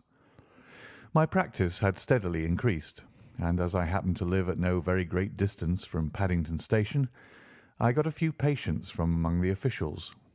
One of these, whom I had cured of a painful and lingering disease, was never weary of advertising my virtues and of endeavouring to send me on every sufferer over whom he might have any influence. One morning at a little before 7 o'clock, I was awakened by the maid tapping at the door to announce that 2 men had come from Paddington and were waiting in the consulting room. I dressed hurriedly, for I knew by experience that railway cases were seldom trivial, and hastened downstairs. As I descended, my old ally, the guard, came out of the room and closed the door tightly behind him. "I've got him here," he whispered, jerking his thumb over his shoulder. "He's all right." "What is it, then?" I asked, for his manner suggested that it was some strange creature which he had caged up in my room. "It's a new patient," he whispered. "I thought I'd bring him round myself, then he couldn't slip away. There he is, all safe and sound. I must go now, Doctor. I have my duties, just the same as you." And off he went, this trusty tout, without even giving me time to thank him. I entered my consulting room and found a gentleman seated by the table. He was quietly dressed in a suit of heather tweed with a soft cloth cap which he had laid down upon my books. Round one of his hands he had a handkerchief wrapped which was mottled all over with bloodstains. He was young, not more than 25, I would say, with a strong masculine face, but he was exceedingly pale and gave me the impression of a man who was suffering from some strong agitation which it took all his strength of mind to control. "I'm sorry to knock you up so early, Doctor," said he, "but I've had a very serious accident during the night. I came in by train this morning, and on inquiring at Paddington as to where I might find a doctor, a worthy fellow very kindly escorted me here. I gave the maid a card, but I see that she's left it upon the side table." I took it up and glanced at it. "Mr. Victor Hatherley, hydraulic engineer, 16A Victoria Street, 3rd floor." That was the name, style, and abode of my morning visitor. "I regret that I have kept you waiting," said I, sitting down in my library chair. "You are fresh from a night journey, I understand, which is in itself a monotonous occupation." "Oh, my night could not be called monotonous," said he, and laughed. He laughed very heartily, with a high, ringing note, leaning back in his chair and shaking his sides. All my medical instincts rose up against that laugh. "Stop it!" I cried. "Pull yourself together." And I poured out some water from a carafe. It was useless, however. He was off in one of those hysterical outbursts which come upon a strong nature when some great crisis is over and gone. Presently he came to himself once more, very weary and pale-looking. "I have been making a fool of myself," he gasped. "Not at all. Drink this." I dashed some brandy into the water, and the colour began to come back to his bloodless cheeks. "That's better," said he. "And now, Doctor, perhaps you would kindly attend to my thumb, or rather to the place where my thumb used to be." He unwound the handkerchief and held out his hand. It gave even my hardened nerves a shudder to look at it. There were 4 protruding fingers, and a horrid red spongy surface where the thumb should have been. It had been hacked or torn right out from the roots. "Good heavens!" I cried. "This is a terrible injury. It must have bled considerably." "Yes, it did. I fainted when it was done, and I think that I must have been senseless for a long time. When I came to, I found that it was still bleeding, so I tied one end of my handkerchief very tightly around the wrist and braced it up with a twig." "Excellent. You should have been a surgeon." "It is a question of hydraulics, you see. and came within my own province." "This has been done," said I, examining the wound, "by a very heavy and sharp instrument." "A thing like a cleaver," said he. "An accident, I presume?" "By no means." "What! A murderous attack?" "Very murderous indeed." "You horrify me." I sponged the wound, cleaned it, dressed it, and finally covered it over with cotton wadding and carbolized bandages. He lay back without wincing, though he bit his lip from time to time. "How is that?" I asked when I had finished. "Capital. Between your brandy and your bandage, I feel a new man. I was very weak, but I've had a good deal to go through." "Perhaps you had better not speak of the matter. It is evidently trying to your nerves." "Oh, no, not now. I shall have to tell my tale to the police. But, between ourselves, if it were not for the convincing evidence of this wound of mine, I should be surprised if they believe my statement, for it is a very extraordinary one, and I have not much in the way of proof with which to back it up. And even if they believe me, the clues which I can give them are so vague that it is a question whether justice will be done." "Ha!" cried I. "If it is anything in the nature of a problem which you desire to see solved, I should strongly recommend you to come to my friend, Mr. Sherlock Holmes, before you go to the official police." "Oh, I have heard of that fellow," answered my visitor, "and I should be very glad if he would take the matter up, though of course I must use the official police as well. Would you give me an introduction to him?" "I'll do better. I'll take you round to him myself." "I shall be immensely obliged to you." "We'll call a cab and go together. We shall just be in time to have a little breakfast with him. Do you feel equal to it?" "Yes. I shall not feel easy until I've told my story." "Then my servant will call a cab, and I shall be with you in an instant." I rushed upstairs, explained the matter shortly to my wife, and in 5 minutes was inside a hansom, driving with my new acquaintance to Baker Street.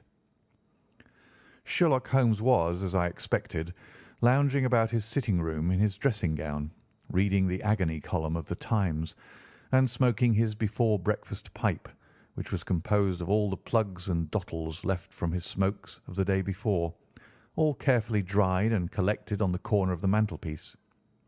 He received us in his quietly genial fashion, ordered fresh rashers and eggs, and joined us in a hearty meal. When it was concluded, he settled our new acquaintance upon the sofa, placed a pillow beneath his head, and laid a glass of brandy and water within his reach. "It is easy to see that your experience has been no common one, Mr. Hatherley," said he. "Pray, lie down there and make yourself absolutely at home. Tell us what you can, but stop when you're tired, and keep up your strength with a little stimulant." "Thank you," said my patient, "but I have felt another man since the doctor bandaged me, and I think that your breakfast has completed the cure. I shall take up as little of your valuable time as possible, so I shall start at once upon my peculiar experiences." Holmes sat in his big armchair with the weary, heavy-lidded expression which veiled his keen and eager nature, while I sat opposite to him, and we listened in silence to the strange story which our visitor detailed to us. "You must know," said he, "that I am an orphan and a bachelor, residing alone in lodgings in London.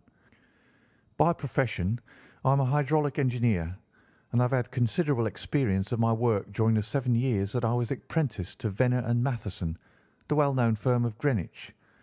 2 years ago, having served my time, and having also come into a fair sum of money through my poor father's death, I determined to start in business for myself, and took professional chambers in Victoria Street. I suppose that everyone finds his first independent start in business a dreary experience. To me it has been exceptionally so. During 2 years I have had 3 consultations and 1 small job, and that is absolutely all that my profession has brought to me. My gross takings amount to £27 10s. Every day from 9 in the morning until 4 in the afternoon I waited in my little den until at last my heart began to sink, and I came to believe that I should never have any practice at all. Yesterday, however, just as I was thinking of leaving the office, My clerk entered to say there was a gentleman waiting who wished to see me upon business. He brought up a card, too, with the name of Colonel Lysander Stark engraved upon it. Close at his heels came the colonel himself, a man rather over the middle size, but of an exceeding thinness. I do not think that I have ever seen so thin a man. His whole face sharpened away into nose and chin, and the skin of his cheeks was drawn quite tense over his outstanding bones. Yet this emaciation seemed to be his natural habit, and due to no disease, for his eye was bright, his step brisk, and his bearing assured. He was plainly but neatly dressed, and his age, I should judge, would be nearer 40 than 30.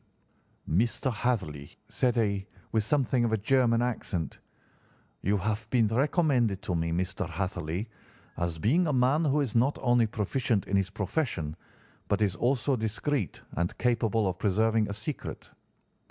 I bowed, feeling as flattered as any young man would at such an address. "May I ask who it was who gave me so good a character?"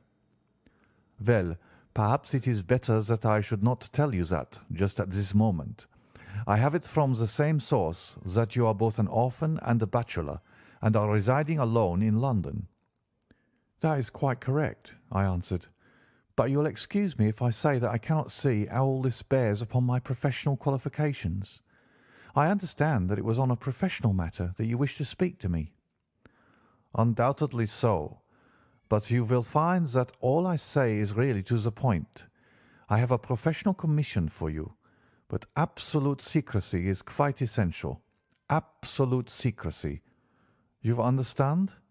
And of course we may expect that more from a man who is alone than from one who lives in the bosom of his family." "If I promise to keep a secret," said I, "you may absolutely depend upon my doing so." He looked very hard at me as I spoke, and it seemed to me that I had never seen so suspicious and questioning an eye.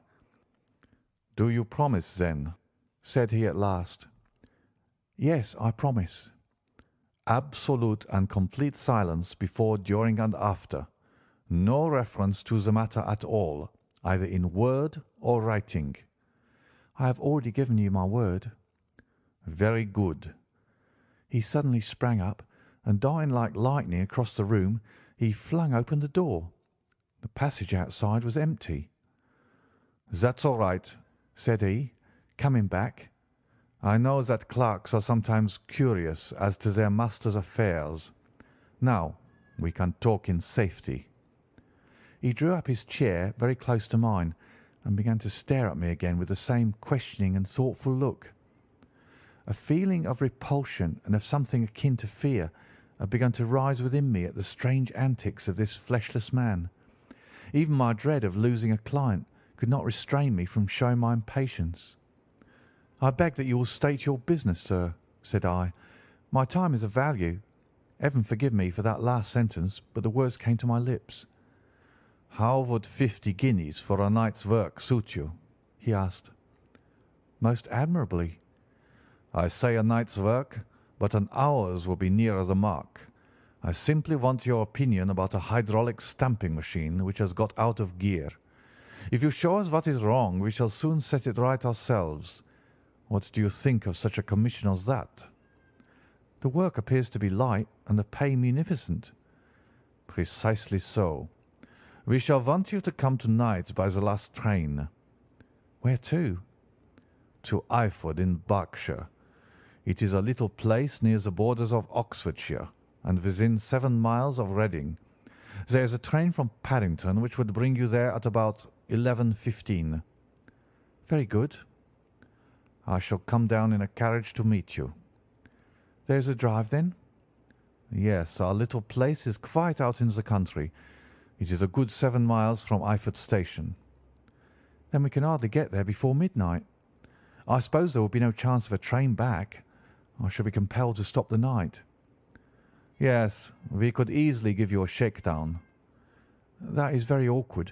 Could I not come at some more convenient hour?" "We have judged it best that you should come late.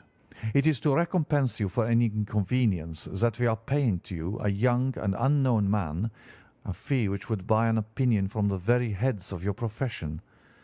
Still, of course, if you would like to draw out of the business, there is plenty of time to do so." I thought of the 50 guineas, and how very useful that would be to me. "Not at all," said I. "I shall be very happy to accommodate myself to your wishes. I should like, however, to understand a little more clearly what it is that you wish me to do." "Quite so.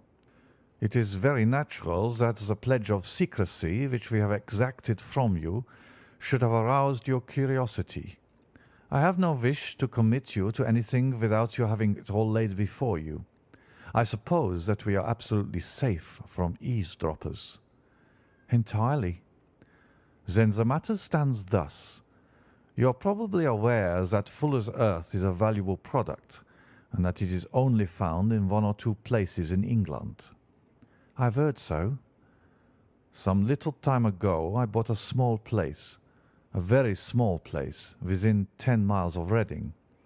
I was fortunate enough to discover that there was a deposit of Fuller's earth in one of my fields. On examining it, however, I found that this deposit was a comparatively small one, and that it formed a link between 2 very much larger ones upon the right and left, both of them, however, in the grounds of my neighbours.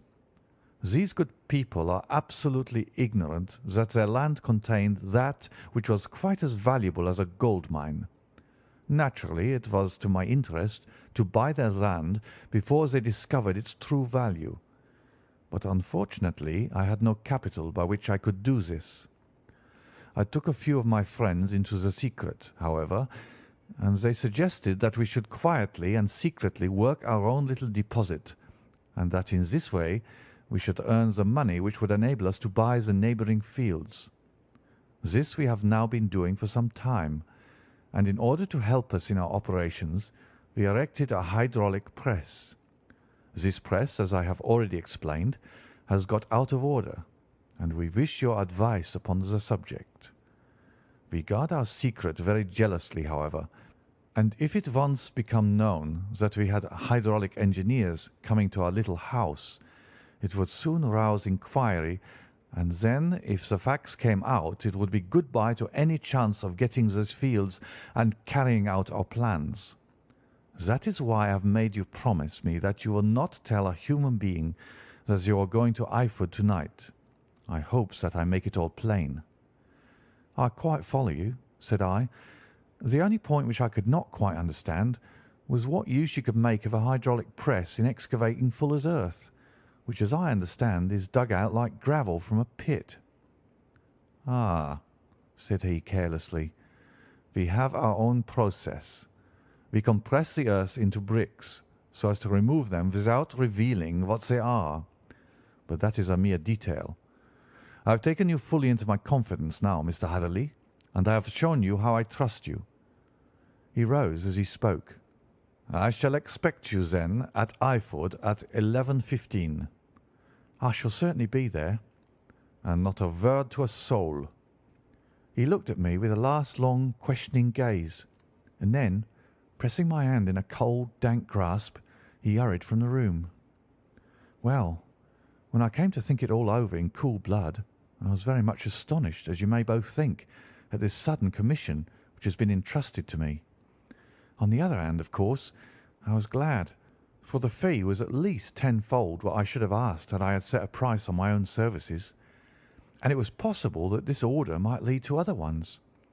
On the other hand, the face and manner of my patron had made an unpleasant impression upon me, and I could not think that his explanation of the Fuller's earth was sufficient to explain the necessity for my coming at midnight, and his extreme anxiety lest I should tell anyone of my errand. However, I threw all fears to the winds, ate a hearty supper, drove to Paddington, and started off, having obeyed to the letter the injunction as to holding my tongue. At Reading I had to change not only my carriage but my station. However, I was in time for the last train to Eyford, and I reached the little dim-lit station after 11 o'clock. I was the only passenger who got out there, and there was no one upon the platform save a single sleepy porter with a lantern. As I passed out through the wicket gate, however, I found my acquaintance of the morning waiting in the shadow upon the other side. Without a word, He grasped my arm and hurried me into a carriage, the door of which was standing open. He drew up the windows on either side, tapped on the woodwork, and away we went as fast as the horse could go. "One horse?" interjected Holmes. "Yes, only one." "Did you observe the colour?" "Yes, I saw it by the side lights when I was stepping into the carriage. It was a chestnut." "Tired looking or fresh?" "Oh, fresh and glossy." "Thank you. I am sorry to have interrupted you. Pray continue your most interesting statement." "Away we went then, and we drove for at least an hour. Colonel Lysander Stark had said that it was only 7 miles, but I should think, from the rate that we seemed to go, and from the time that we took, that it must have been nearer 12. He sat at my side in silence all the time, and I was aware more than once, when I glanced in his direction, that he was looking at me with great intensity.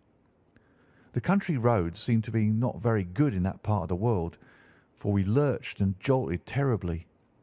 I tried to look out the window to see something of where we were, but they were made of frosted glass, and I could make out nothing save the occasional bright blur of a passing light.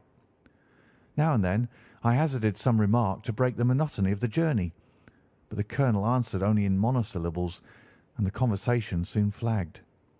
At last, however, the bumping of the road was exchanged for the crisp smoothness of a gravel drive, and the carriage came to a stand. Colonel Lysander Stark sprang out, and as I followed after him, pulled me swiftly into a porch which gaped in front of us. We stepped, as it were, right out of the carriage and into the hall, so that I failed to catch the most fleeting glance of the front of the house. The instant that I had crossed the threshold, the door slammed heavily behind us, and I heard faintly the rattle of the wheels as the carriage drove away. It was pitch dark inside the house, and the colonel fumbled about looking for matches and muttering under his breath. Suddenly a door opened at the other end of the passage, and a long golden bar of light shot out in our direction. It grew broader, and a woman appeared with a lamp in her hand, which she held above her head, pushing her face forward and peering at us. I could see that she was pretty, and from the gloss with which the light shone upon her dark dress, I knew that it was a rich material. She spoke a few words in a foreign tongue, in a tone as though asking a question, and when my companion answered in a gruff monosyllable, she gave such a start that the lamp nearly fell from her hand. Colonel Stark went up to her, whispered something in her ear, and then, pushing her back into the room from whence she had come, he walked towards me again with the lamp in his hand. "Perhaps you will have the kindness to wait in this room for a few minutes," said he, throwing open another door. It was a quiet, little, plainly furnished room with a round table in the centre, on which several German books were scattered. Colonel Stark laid down the lamp on the top of a harmonium beside the door. "I shall not keep you waiting an instant," said he, and vanished into the darkness. I glanced at the books upon the table, and in spite of my ignorance of German, I could see that 2 of them were treatises on science, the others being volumes of poetry. Then I walked across to the window, hoping that I might catch some glimpse of the countryside, but an oak shutter, heavily barred, was folded across it. It was a wonderfully silent house. There was an old clock ticking loudly somewhere in the passage, but otherwise everything was deadly still. A vague feeling of uneasiness began to steal over me. Who were these German people, and what were they doing living in this strange out-of-the-way place? And where was the place? I was 10 miles or so from Eyford, that was all I knew, but whether north, south, east, or west I had no idea. For that matter, Reading and possibly other large towns were within that radius, so the place might not be so secluded after all. Yet it was quite certain, from the absolute stillness, that we were in the country. I paced up and down that room, humming a tune under my breath to keep up my spirits, and feeling that I was thoroughly earning my 50 guineas fee. Suddenly, without any preliminary sound in the midst of all the utter stillness, the door in my room swung slowly open. The woman was standing in the aperture, the darkness of the hall behind her, the yellow light from my lamp beating upon her eager and beautiful face. I could see at a glance that she was sick with fear, and the sight sent a chill to my own heart. She held up one shaking finger to warn me to be silent, and she shot a few whispered words of broken English at me, her eyes glancing back like those of a frightened horse into the gloom behind her. "I would go," said she, trying hard, as it seemed to me, to speak calmly. "I would go. I should not stay here. There is no good for you to do." "But, madam," said I have not yet done what I came for. I cannot possibly leave until I have seen the machine." "It is not worth your while to wait," she went on. "You can pass through the door. No one hinders." And then, seeing that I smiled and shook my head, she suddenly threw aside her constraint and made a step forward with her hands wrung together. "For the love of heaven," she whispered, "get away from here before it is too late." But I'm somewhat headstrong by nature, and the more ready to engage in an affair when there's some obstacle in the way. I thought of my 50-guinea fee, of my wearisome journey, and of the unpleasant night which seemed to be before me. Was it all to go for nothing? Why should I slink away without having carried out my commission, and without the payment which was my due? This woman might, for all I know, be a monomaniac. With a stout bearing, therefore, though her manner had shaken me more than I cared to confess, I still shook my head and declared my intention of remaining where I was. She was about to renew her entreaties when a door slammed overhead and the sound of several footsteps were heard upon the stairs. She listened for an instant, threw up her hands with a despairing gesture, and vanished as suddenly and as noiselessly as she had come. The newcomers were Colonel Lysander Stark and a short, thick man with a chinchilla beard growing out of the creases of his double chin, who was introduced to me as Mr. Ferguson. This is my secretary and manager, said the colonel. By the way, I was under the impression that I left this door shut just now. I fear that you have felt the draught. On the contrary, said I opened the door myself because I felt the room to be a little close. He shot one of his suspicious looks at me. Perhaps we had better proceed to business then, said he. Mr. Ferguson and I will take you up to see the machine. I'd better put my hat on, I suppose. Oh, no, it is in the house. What, you dig fuller's earth in the house? No, no, this is only where we compress it. But never mind that. All we wish you to do is to examine the machine and to let us know what is wrong with it. We went upstairs together, the colonel first with the lamp, the fat manager and I behind him. It was a labyrinth of an old house, with corridors, passages, narrow winding staircases, and little low doors, the thresholds of which were hollowed out by the generations who crossed them. There were no carpets and no signs of any furniture above the ground floor, while the plaster was peeling off the walls, and the damp was breaking through in green, unhealthy blotches. I tried to put on as unconcerned an air as possible, but I had not forgotten the warnings of the lady, even though I disregarded them, and I kept a keen eye upon my two companions. Ferguson appeared to be a morose and silent man, but I could see from the little that he said that he was at least a fellow countryman. Colonel Lysander Stark stopped at last before a low door, which he unlocked. Within was a small square room, in which the three of us could hardly get in one time. Ferguson remained outside, and the colonel ushered me in. We are now, said he, actually within the hydraulic press, and it would be a particularly unpleasant thing for us if anyone were to turn it on. The ceiling of this small chamber is really the end of the descending piston, and it comes down with the force of many tons upon this metal floor. There are small lateral columns of water outside which receive the force, and which transmit and multiply it in the manner which is familiar to you. The machine goes readily enough, but there is some stiffness in the working of it, and it has lost a little of its force. Perhaps you will have the goodness to look it over and to show us how we can set it right. I took the lamp from him and I examined the machine very thoroughly. It was indeed a gigantic one, and capable of exercising enormous pressure. When I passed outside, however, and pressed down the levers which controlled it, I knew at once by the whishing sound that there was a slight leakage, which allowed a regurgitation of water through one of the side cylinders. An examination showed that one of the india-rubber bands, which was round the head of a driving rod, had shrunk so as not quite to fill the socket along which it worked. This was clearly the cause of the loss of power, and I pointed it out to my companions, who followed my remarks very carefully and asked several practical questions as to how they should proceed to set it right. When I had made it clear to them, I returned to the main chamber of the machine and took a good look at it to satisfy my own curiosity. It was obvious at a glance that the story of the fuller's earth was the merest fabrication, for it would be absurd to suppose that so powerful an engine could be designed for so inadequate a purpose.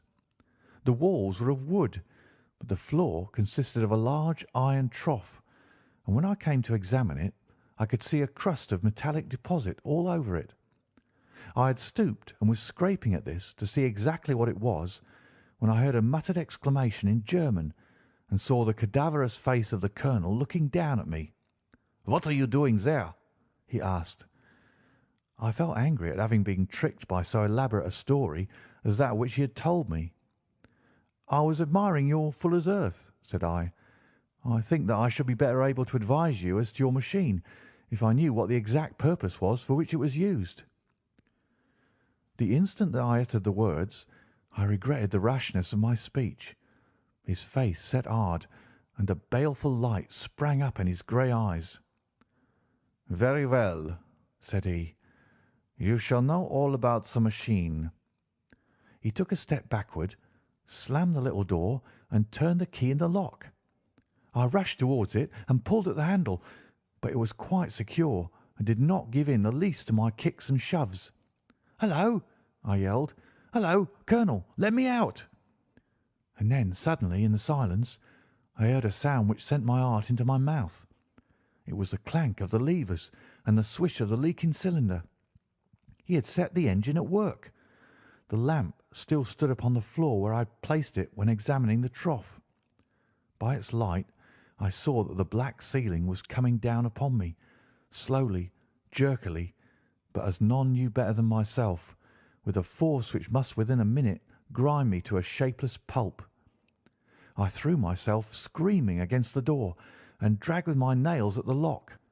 I implored the colonel to let me out, but the remorseless clanking of the levers drowned my cries. The ceiling was only a foot or two above my head, and with my hand upraised I could feel its hard, rough surface. Then it flashed through my mind that the pain of my death would depend very much upon the position in which I met it. If I lay on my face, the weight would come upon my spine, and I shuddered to think of that dreadful snap. Easier the other way, perhaps, and yet had I the nerve to lie and look up at that deadly black shadow wavering down upon me? Already I was unable to stand erect, when my eye caught something which brought a gush of hope back to my heart. I have said that though the floor and ceiling were of iron, the walls were of wood. As I gave a last hurried glance around, I saw a thin line of yellow light between two of the boards, which broadened and broadened as a small panel was pushed backward. For an instant I could hardly believe that there was indeed a door which led away from death.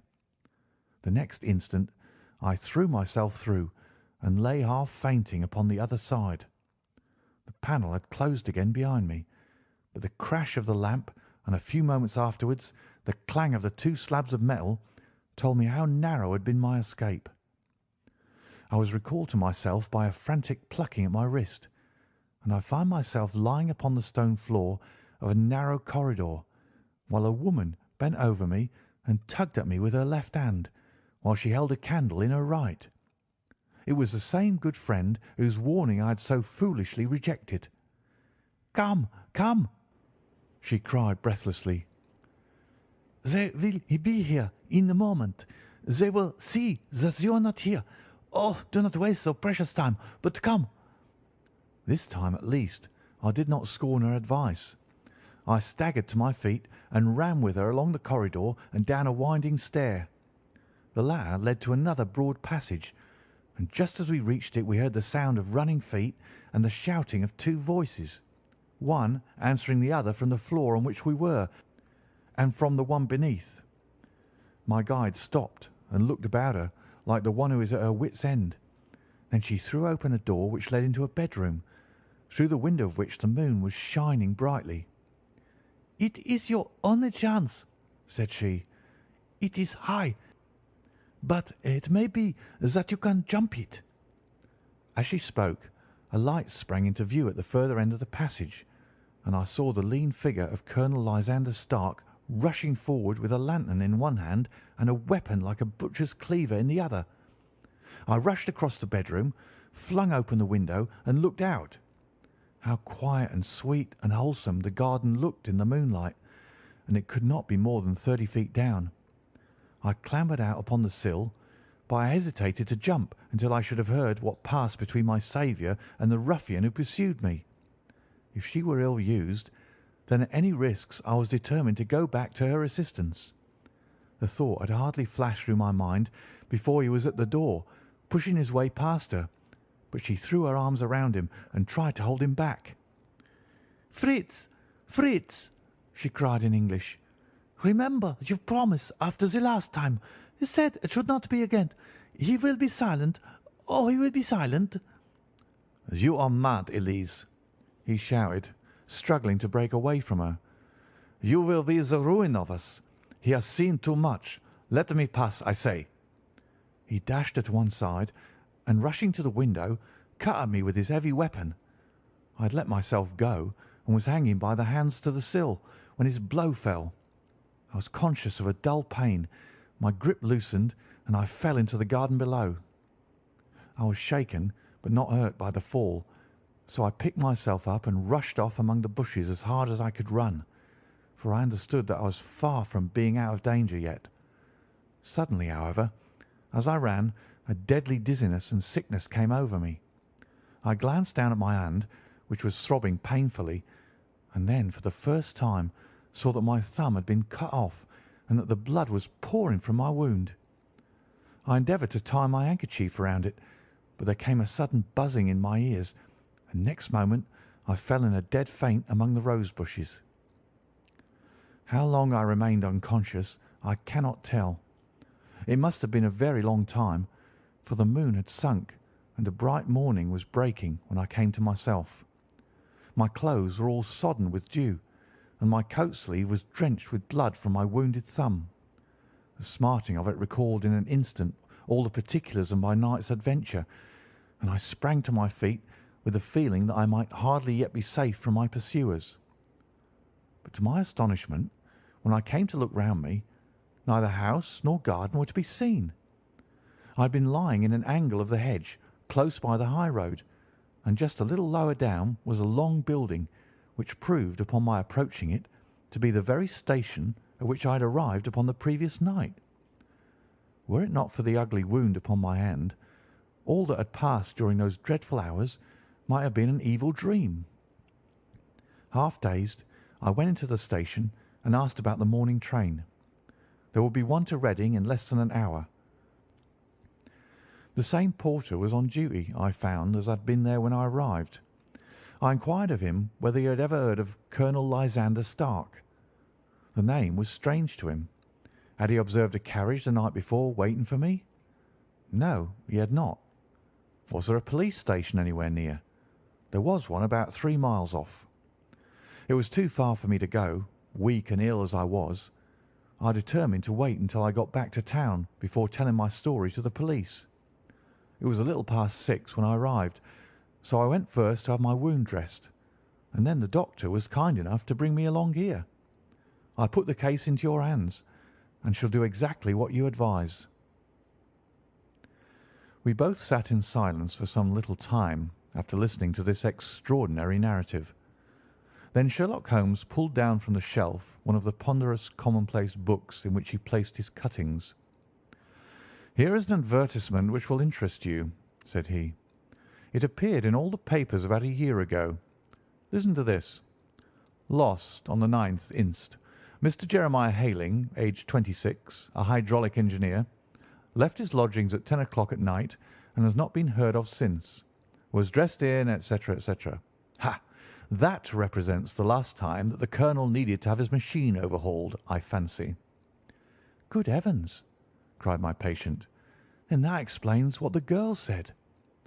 "Undoubtedly. It is quite clear that the colonel was a cool and desperate man who was absolutely determined that nothing should stand in the way of his little game, like those out-and-out pirates who will leave no survivor from a captured ship. Well, every moment now is precious, so if you feel equal to it we shall go down to Scotland Yard at once as a preliminary to starting for Eyford." Some 3 hours or so afterwards we were all in the train together, bound from Reading to the little Berkshire village. There were Sherlock Holmes, the hydraulic engineer, Inspector Bradstreet of Scotland Yard, a plainclothes man, and myself. Bradstreet had spread an ordnance map of the county out upon the seat, and was busy with his compasses drawing a circle with Eyford for its centre. "There you are," said he. "That circle is drawn at a radius of 10 miles from the village. The place we want must be somewhere near that line. You said 10 miles, I think, sir?" "It was an hour's good drive." "And you think that they brought you back all that way when you were unconscious?" "They must have done so. I have a confused memory, too, of having been lifted and conveyed somewhere." "What I cannot understand," said I, "is why they should have spared you when they found you lying fainting in the garden. Perhaps the villain was softened by the woman's entreaties." "I hardly think that likely. I never saw a more inexorable face in my life." "Oh, we shall soon clear up all that," said Bradstreet. "Well, I've drawn my circle, and I only wish I knew at what point upon it the folk that we are in search of are to be found." "I think I could lay my finger on it," said Holmes quietly. "Really now," cried the inspector, "you have formed your opinion? Come now, we shall see who agrees with you.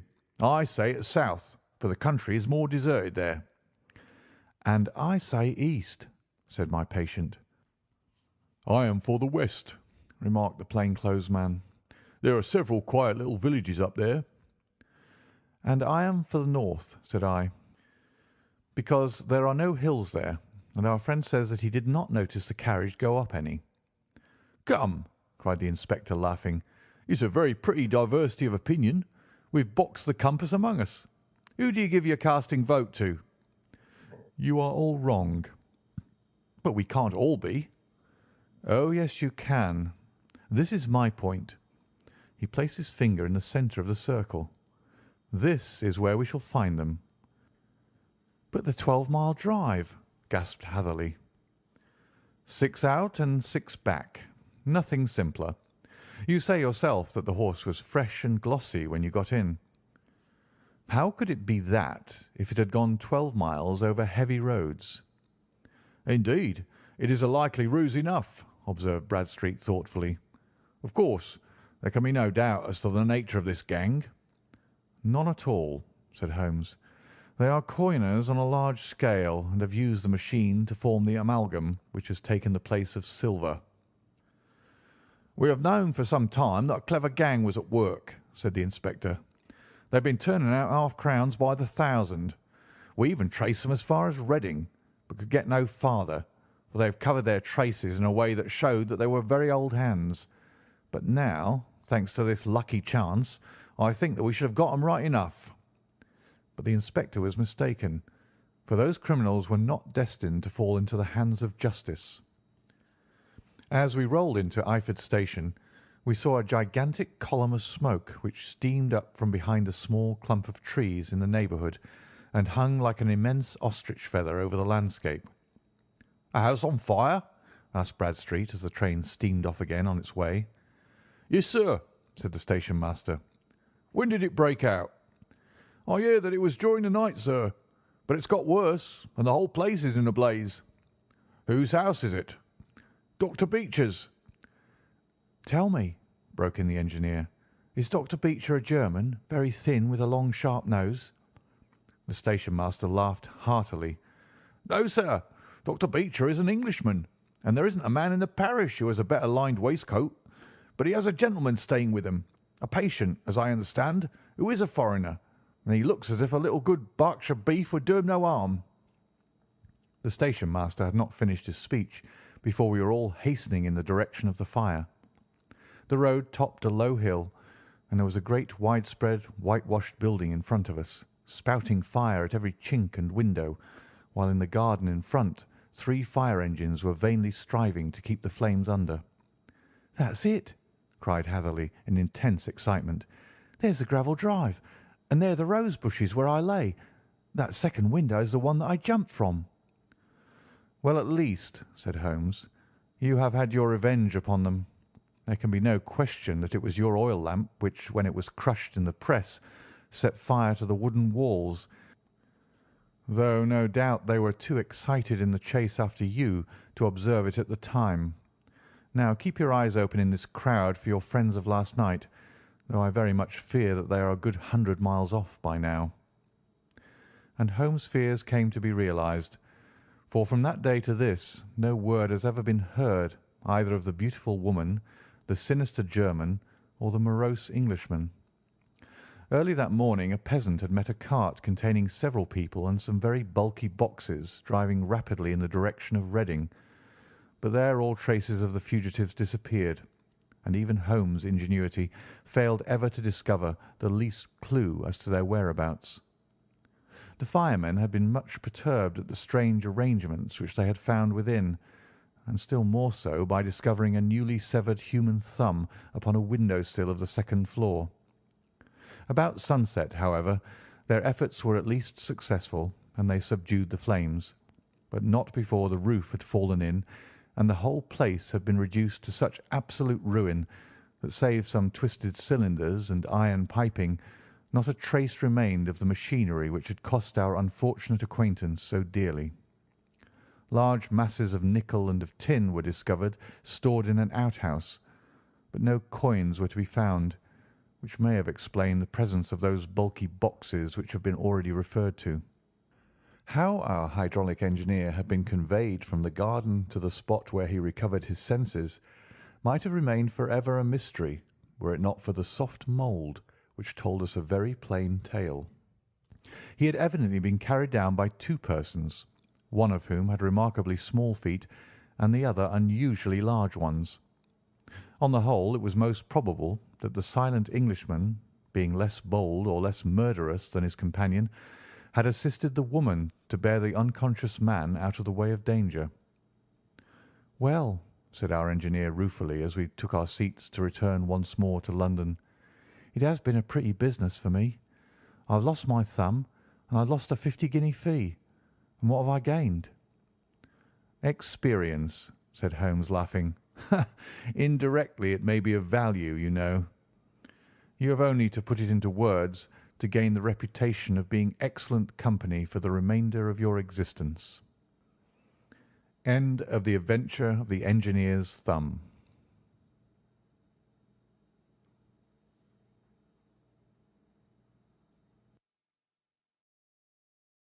The Adventure of the Beryl Coronet.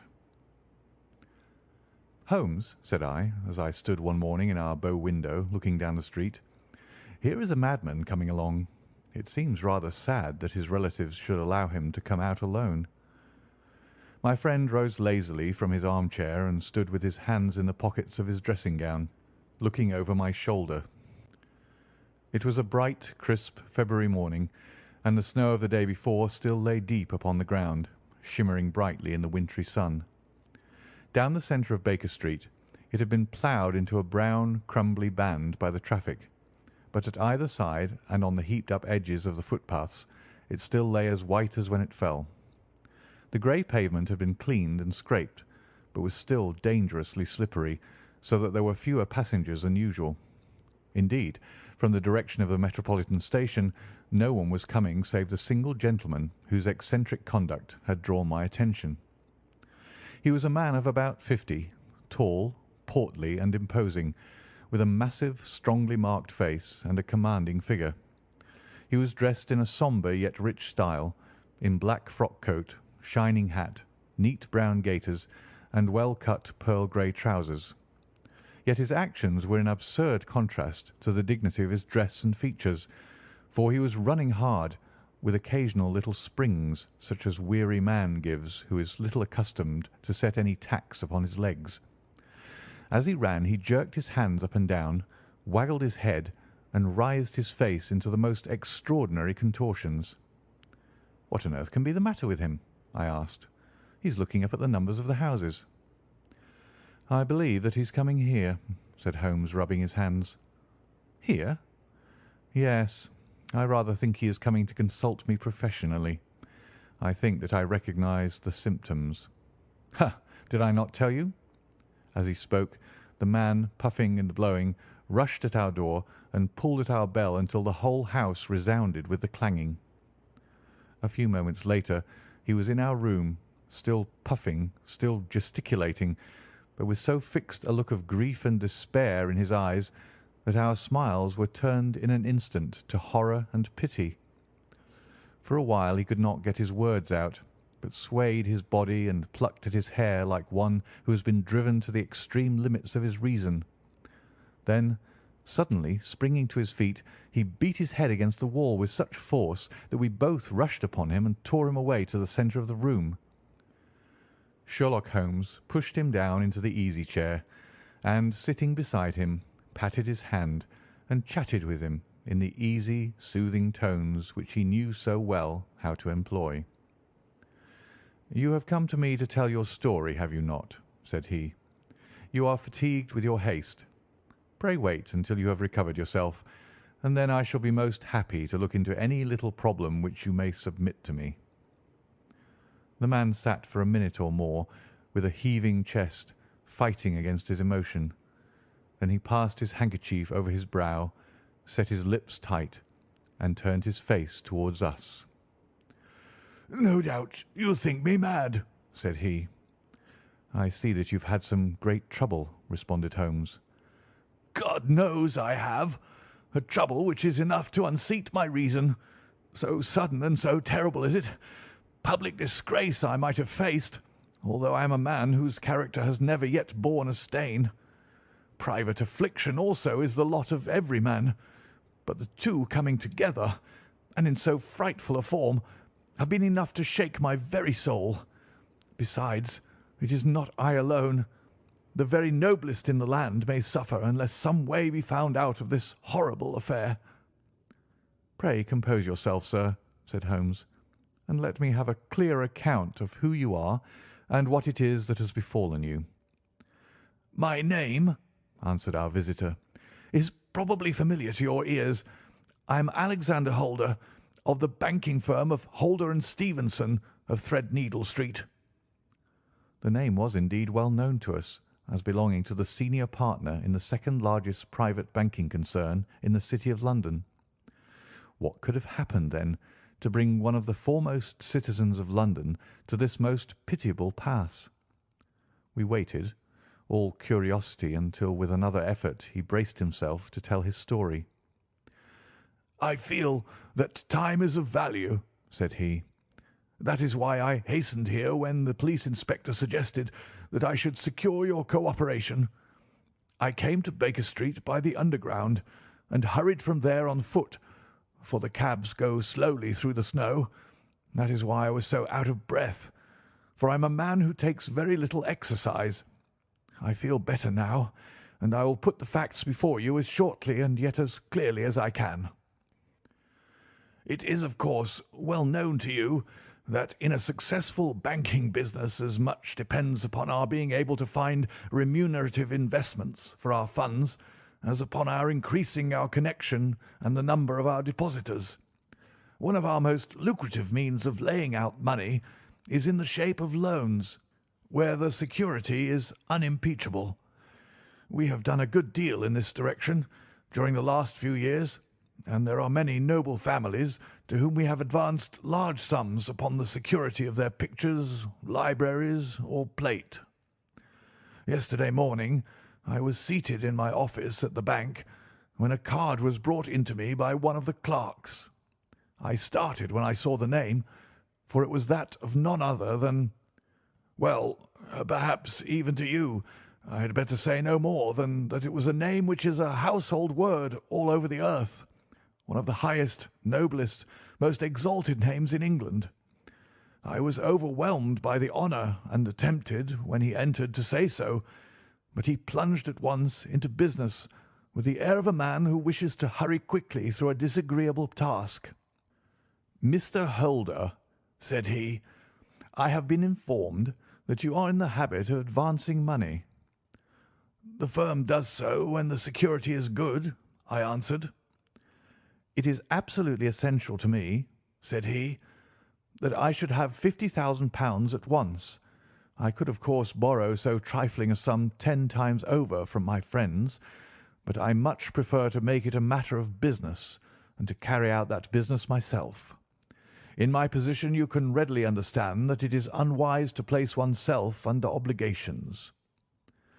"For how long, may I ask, do you want this sum?" I asked. "Next Monday I have a large sum due to me, and I shall then most certainly repay what you advance, with whatever interest you think it right to charge. But it is very essential to me that the money should be paid at once." "I shall be happy to advance it without further parley from my own private purse," said I, "were it not that the strain would be rather more than it could bear. If, on the other hand, I am to do it in the name of the firm, then in justice to my partner I must insist that, even in your case, every business-like precaution should be taken." "I should prefer to have it so," said he, raising up a square black morocco case which he had laid beside his chair. "You have doubtless heard of the beryl coronet." "One of the most precious public possessions of the empire," said I. "Precisely." He opened the case, and there, embedded in soft flesh-coloured velvet, lay the magnificent piece of jewellery which he had named.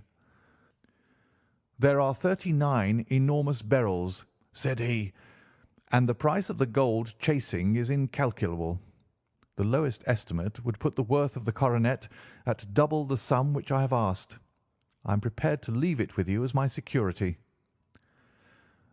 I took the precious case into my hands and looked in some perplexity from it to my illustrious client. "You doubt its value?" he asked. "Not at all. I only doubt—" "The propriety of my leaving it. You may set your mind at rest about that. I should not dream of doing so were it not absolutely certain that I should be able in 4 days to reclaim it. It is a pure matter of form. Is the security sufficient?" "Ample." "You understand, Mr. Holder, that I am giving you a strong proof of the confidence which I have in you, founded upon all that I have heard of you. I rely upon you not only to be discreet and to refrain from all gossip upon the matter, but, above all, to preserve this coronet with every possible precaution, because I need not say that a great public scandal would be caused if any harm were to befall it. Any injury to it would be almost as serious as its complete loss, for there are no beryls in the world to match these, and it would be impossible to replace them. I leave it with you, however, with every confidence, and I shall call for it in person on Monday morning." Seeing that my client was anxious to leave, I said no more, but, calling for my cashier, I ordered him to pay over 50 £1,000 notes. When I was alone once more, however, with the precious case lying upon the table in front of me, I could not but think with some misgivings of the immense responsibility which it entailed upon me. There could be no doubt that, as it was a national possession, a horrible scandal would ensue if any misfortune should occur to it. I already regretted having ever consented to take charge of it. However, it was too late to alter the matter now, so I locked it up in my private safe and turned once more to my work. When evening came, I felt that it would be an imprudence to leave so precious a thing in the office behind me. Bankers' safes have been forced before now, and why should not mine be? If so, how terrible would be the position in which I should find myself. I determined, therefore, that for the next few days I would always carry the case backward and forward with me, so that it might never be really out of my reach. With this intention, I called a cab and drove out to my house at Streatham, carrying the jewel with me. I did not breathe freely until I had taken it upstairs and locked it in the bureau of my dressing-room. And now a word as to my household, Mr. Holmes, for I wish you to thoroughly understand the situation. My groom and my page sleep out of the house, and may be set aside altogether. I have 3 maidservants, who have been with me a number of years, and whose absolute reliability is quite above suspicion. Another, Lucy Parr, the second waiting-maid, has only been in my service a few months. She came with an excellent character, however, and has always given me satisfaction. She is a very pretty girl, and has attracted admirers who have occasionally hung about the place. That is the only drawback which we have found to her, but we believe her to be a thoroughly good girl in every way. So much for the servants. My family itself is so small that it will not take me long to describe it. I am a widower, and have an only son, Arthur. He has been a disappointment to me, Mr. Holmes, a grievous disappointment.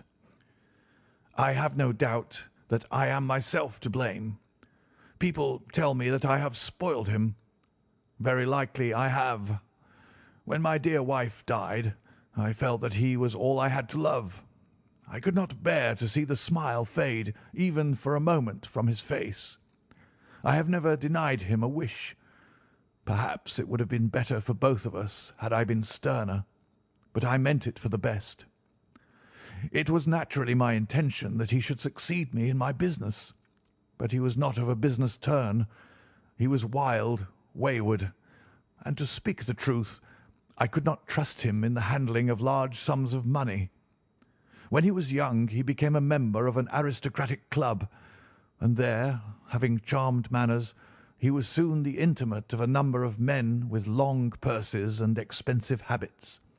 He learned to play heavily at cards and to squander money on the turf, until he had again and again to come to me and implore me to give him an advance upon his allowance, that he might settle his debts of honour.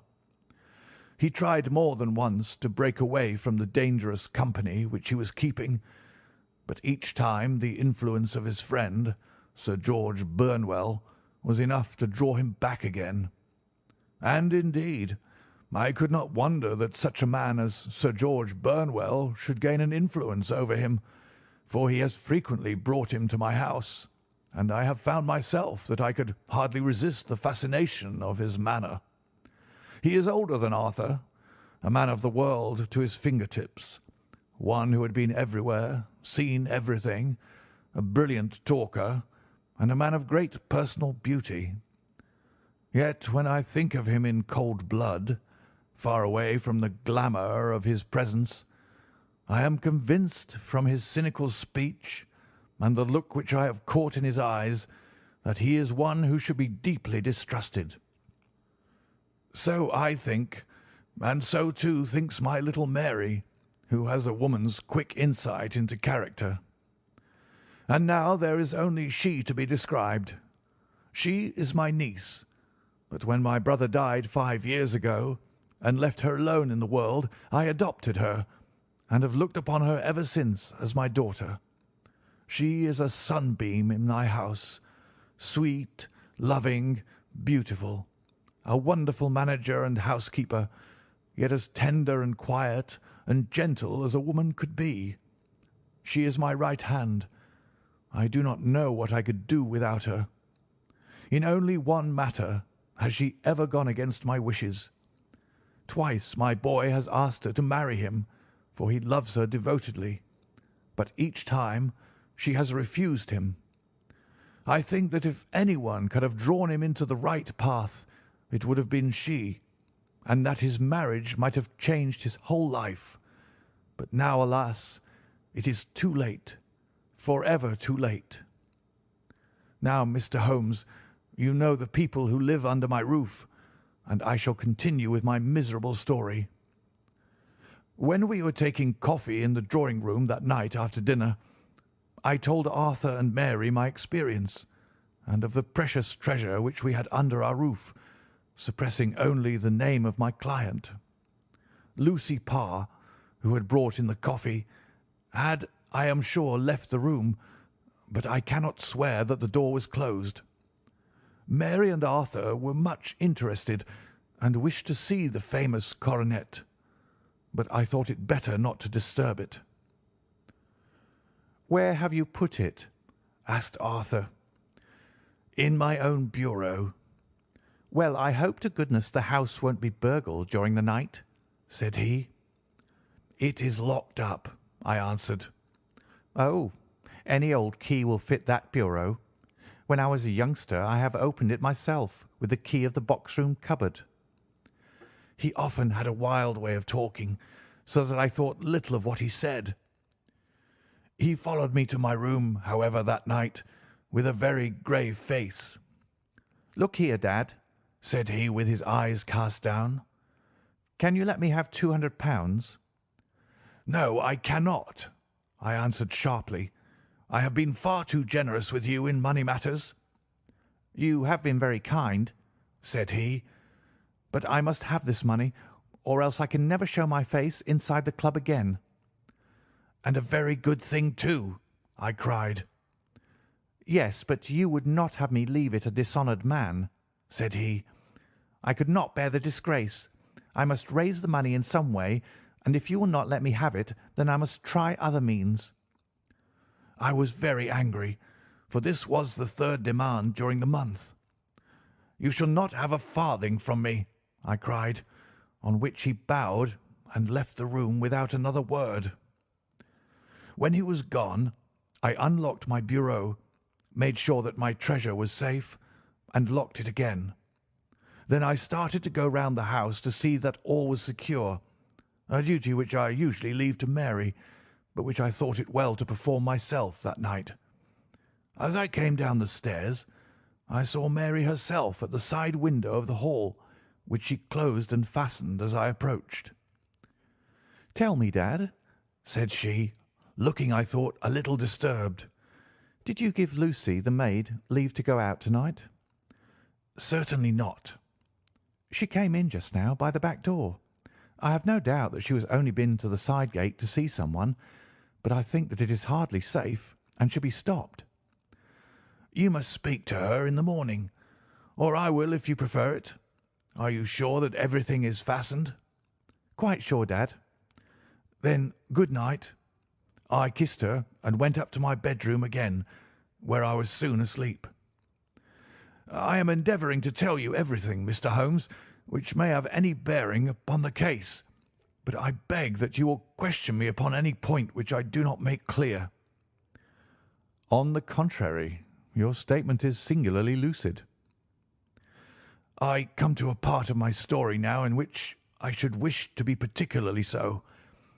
I am not a very heavy sleeper, and the anxiety in my mind tended, no doubt, to make me even less so than usual.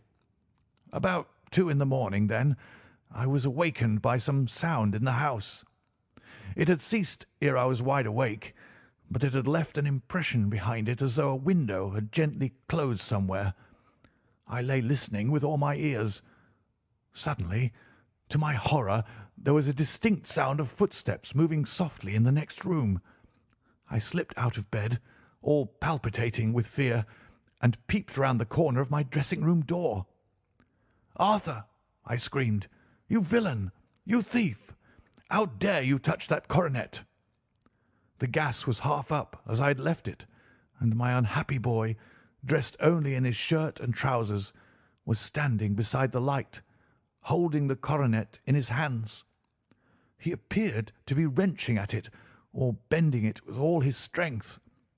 At my cry he dropped it from his grasp and turned as pale as death. I snatched it up and examined it. One of the gold corners, with 3 of the beryls in it, was missing. "You blackguard!" I shouted, beside myself with rage. "You have destroyed it! You have dishonoured me for ever! Where are the jewels which you have stolen?" "Stolen?" he cried. "Yes, thief," I roared, shaking him by the shoulder.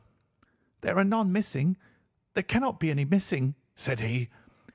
"There are 3 missing, and you know where they are. Must I call you a liar as well as a thief?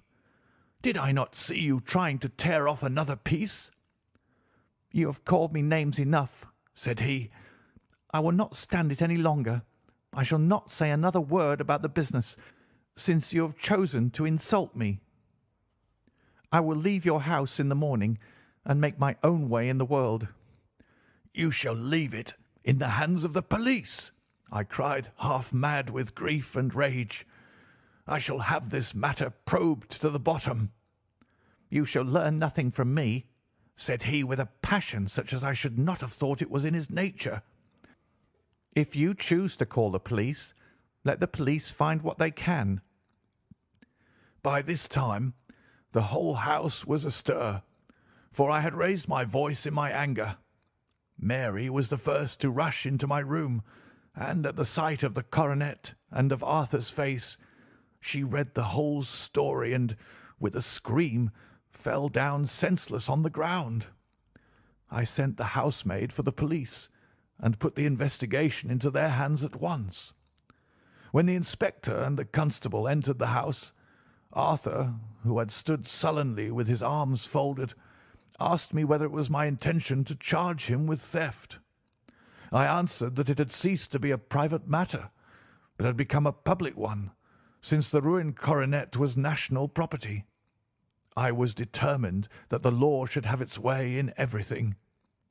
"At least," said he, "you will not have me arrested at once. It would be to your advantage as well as mine if I might leave the house for 5 minutes." "That you might get away, or perhaps that you may conceal what you have stolen?" said I, and then, realizing the dreadful position in which I was placed, I implored him to remember that not only my honour, but that of one who was far greater than I was at stake, and that he threatened to raise a scandal which would convulse the nation. He might avert it all if he would but tell me what he had done with the 3 missing stones. "You may as well face the matter," said I. "You have been caught in the act, and no confession could make your guilt more heinous.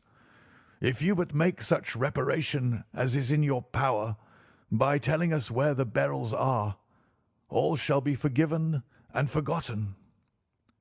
"Keep your forgiveness for those who ask for it," he answered, turning away from me with a sneer. I saw that he was too hardened for any words of mine to influence him. There was but one way for it. I called in the inspector and gave him into custody. A search was made at once, not only of his person, but of his room and of every portion of the house where he could possibly have concealed the gems, but no trace of them could be found, nor would the wretched boy open his mouth for all our persuasions and our threats. This morning he was removed to a cell, and I, after going through all the police formalities, have hurried round to you to implore you to use your skill in unravelling the matter. The police have openly confessed that they can at present make nothing of it. You may go to any expense which you think necessary. I have already offered a reward of £1,000. My God, what shall I do? I have lost my honour, my gems, and my son in one night. Oh, what shall I do?" He put a hand on either side of his head and rocked himself to and fro, droning to himself like a child whose grief has got beyond words. Sherlock Holmes sat silent for some few minutes, with his brows knitted and his eyes fixed upon the fire. "Do you receive much company?" he asked. "None, save my partner with his family, and an occasional friend of Arthur's. Sir George Burnwell has been several times lately. No one else, I think." "Do you go out much in society?" "Arthur does. Mary and I stay at home. We neither of us care for it." "That is unusual in a young girl." "She is of a quiet nature. Besides, she is not so very young. She is 24. This matter, from what you say, seems to have been a shock to her also. Terrible. She is even more affected than I. You have neither of you any doubt as to your son's guilt? How can we have when I saw him with my own eyes, with the coronet in his hands? I hardly consider that a conclusive proof. Was the remainder of the coronet at all injured? Yes, it was twisted. Do you not think, then, that he might have been trying to straighten it? God bless you. You are doing what you can for him and for me, but it is too heavy a task. What was he doing there at all? If his purpose were innocent, why did he not say so? Precisely. And if it were guilty, why did he not invent a lie? His silence appears to me to cut both ways. There are several singular points about the case. What did the police think of the noise which awoke you from your sleep? They considered that it might be caused by Arthur's closing his bedroom door. A likely story. As if a man bent on felony would slam his door so as to wake a household. What did they say, then, of the disappearance of those gems? They are still sounding the planking and probing the furniture in the hope of finding them. Have they thought of looking outside the house? Yes, they have shown extraordinary energy.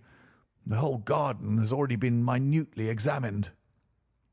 Now, my dear sir, said Holmes, is it not obvious to you now that this matter really strikes very much deeper than either you or the police were at first inclined to think?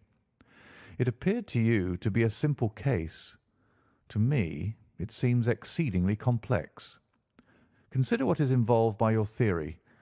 You suppose that your son came down from his bed, went at great risk to your dressing-room, opened your bureau, took out your coronet, broke off by main force a small portion of it, went off to some other place, concealed 3 gems out of the 39, with such skill that nobody can find them, and then returned with the other 36 into the room in which he exposed himself to the greatest danger of being discovered. I ask you now, is such a theory tenable? But what other is there? Cried the banker with a gesture of despair. If his motives were innocent, why does he not explain them? It is our task to find that out, replied Holmes. So now, if you please, Mr. Holder, we will set off for Streatham together, and devote an hour to glancing a little more closely into details. My friend insisted upon my accompanying them in their expedition, which I was eager enough to do, for my curiosity and sympathy were deeply stirred by the story to which we had listened. I confess that the guilt of the banker's son appeared to me to be as obvious as it did to his unhappy father, but still I had such faith in Holmes's judgment that I felt that there must be some grounds for hope as long as he was dissatisfied with the accepted explanation. He hardly spoke a word the whole way out to the southern suburb, but sat with his chin upon his breast and his hat drawn over his eyes, sunk in the deepest thought. Our client appeared to have taken fresh heart at the little glimpse of hope which had been presented to him, and he even broke into a desultory chat with me over his business affairs. A short railway journey and a shorter walk brought us to Fairbank, the modest residence of the great financier. Fairbank was a good-sized square house of white stone, standing back a little from the road. A double carriage sweep, with a snow-clad lawn, stretched down in front to 2 large iron gates which closed the entrance. On the right side was a small wooden thicket, which led into a narrow path between 2 neat hedges stretching from the road to the kitchen door and forming the tradesmen's entrance. On the left ran a lane which led to the stables and was not itself within the grounds at all, being a public, though little used, thoroughfare. Holmes left us standing at the door and walked slowly all round the house, across the front, down the tradesmen's path, and so round by the garden behind into the stable lane. So long was he that Mr. Holder and I went into the dining-room and waited by the fire until he should return. We were sitting there in silence when the door opened, and a young lady came in. She was rather above the middle height, slim, with dark hair and eyes, which seemed the darker against the absolute pallor of her skin. I do not think that I have ever seen such deadly paleness in a woman's face. Her lips, too, were bloodless, but her eyes were flushed with crying. As she swept silently into the room, she impressed me with a greater sense of grief than the banker had done in the morning, and it was the more striking in her as she was evidently a woman of strong character, with immense capacity for self-restraint. Disregarding my presence, she went straight to her uncle and passed her hand over his head with a sweet womanly caress. "You have given orders that Arthur should be liberated, have you not, Dad?" she asked. No, no, my girl. The matter must be probed to the bottom. "But I am sure that he is innocent. You know what woman's instincts are. I know that he has done no harm, and that you will be sorry for having acted so harshly." Why is he silent, then, if he is innocent? "Who knows? Perhaps because he was so angry that you should suspect him." How could I help suspecting him when I actually saw him with the coronet in his hand? "Oh, but he had only picked it up to look at it. Oh, do take my word for it that he is innocent. Let the matter drop and say no more. It is so dreadful to think of our dear Arthur in prison." I shall never let it drop until the gems are found. Never, Mary. Your affection for Arthur blinds you as to the awful consequences to me. Far from hushing the thing up, I have brought a gentleman down from London to inquire more deeply into it." "This gentleman?" she asked, facing round to me. "No, his friend. He wished us to leave him alone. He is round in the stable lane now." "The stable lane?" She raised her dark eyebrows. "What can he hope to find there? Ah, this, I suppose, is he. I trust, sir, that you will succeed in proving what I feel sure is the truth, that my cousin Arthur is innocent of this crime." "I fully share your opinion, and I trust with you that we may prove it," returned Holmes, going back to the mat to knock the snow from his shoes. "I believe I have the honour of addressing Miss Mary Holder. Might I ask you a question or two?" "Pray do, sir, if it may help to clear this horrible affair up." "You heard nothing yourself last night?" "Nothing, until my uncle here began to speak loudly. I heard that, and I came down." "You shut up the windows and doors the night before? Did you fasten all the windows?" "Yes." "Were they all fastened this morning?" "Yes." "You have a maid who has a sweetheart. I think that you remarked to your uncle last night that she had been out to see him." "Yes, and she was the girl who waited in the drawing-room and who may have heard uncle's remarks about the coronet." "I see. You infer that she may have gone out to tell her sweetheart, and that the two may have planned the robbery." "But what is the good of all these vague theories?" cried the banker impatiently, "when I have told you that I saw Arthur with the coronet in his hands?" "Wait a little, Mr. Holder. We must come back to that. About this girl, Miss Holder. You saw her return by the kitchen door, I presume?"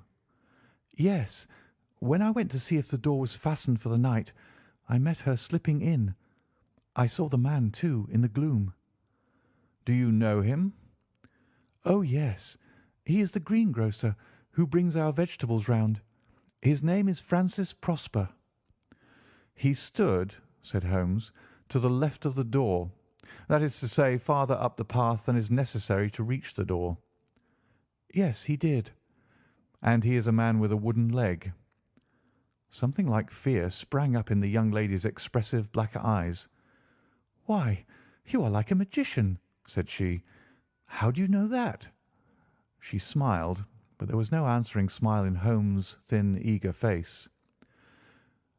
"I shall be very glad now to go upstairs," said he. "I shall probably wish to go over the outside of the house again. Perhaps I had better take a look at the lower windows before I go up." He walked swiftly round from one to the other, pausing only at the large one which looked from the hall onto the stable lane. This he opened and made a very careful examination of the sill with his powerful magnifying lens. "Now we shall go upstairs," said he at last. The banker's dressing-room was a plainly furnished little chamber, with a grey carpet, a large bureau, and a long mirror. Holmes went to the bureau first and looked hard at the lock. "Which key was used to open it?" he asked. That which my son himself indicated, that of the cupboard of the lumber room. "Have you it here?" That is it on the dressing table. Sherlock Holmes took it up and opened the bureau. "It is a noiseless lock," said he. "It is no wonder that it did not wake you. This case, I presume, contains the coronet. We must have a look at it." He opened the case, and taking out the diadem, he laid it upon the table. It was a magnificent specimen of the jeweller's art, and the 36 stones were the finest that I have ever seen. At one side of the coronet was a cracked edge, where a corner holding 3 gems had been torn away. "Now, Mr. Holder," said Holmes, "here is the corner which corresponds to that which has been so unfortunately lost. Might I beg that you will break it off?" The banker recoiled in horror. I should not dream of trying, said he. "Then I will." Holmes suddenly bent his strength upon it, but without result. "I feel it give a little," said he, "but though I am exceptionally strong in the fingers, it would take me all my time to break it.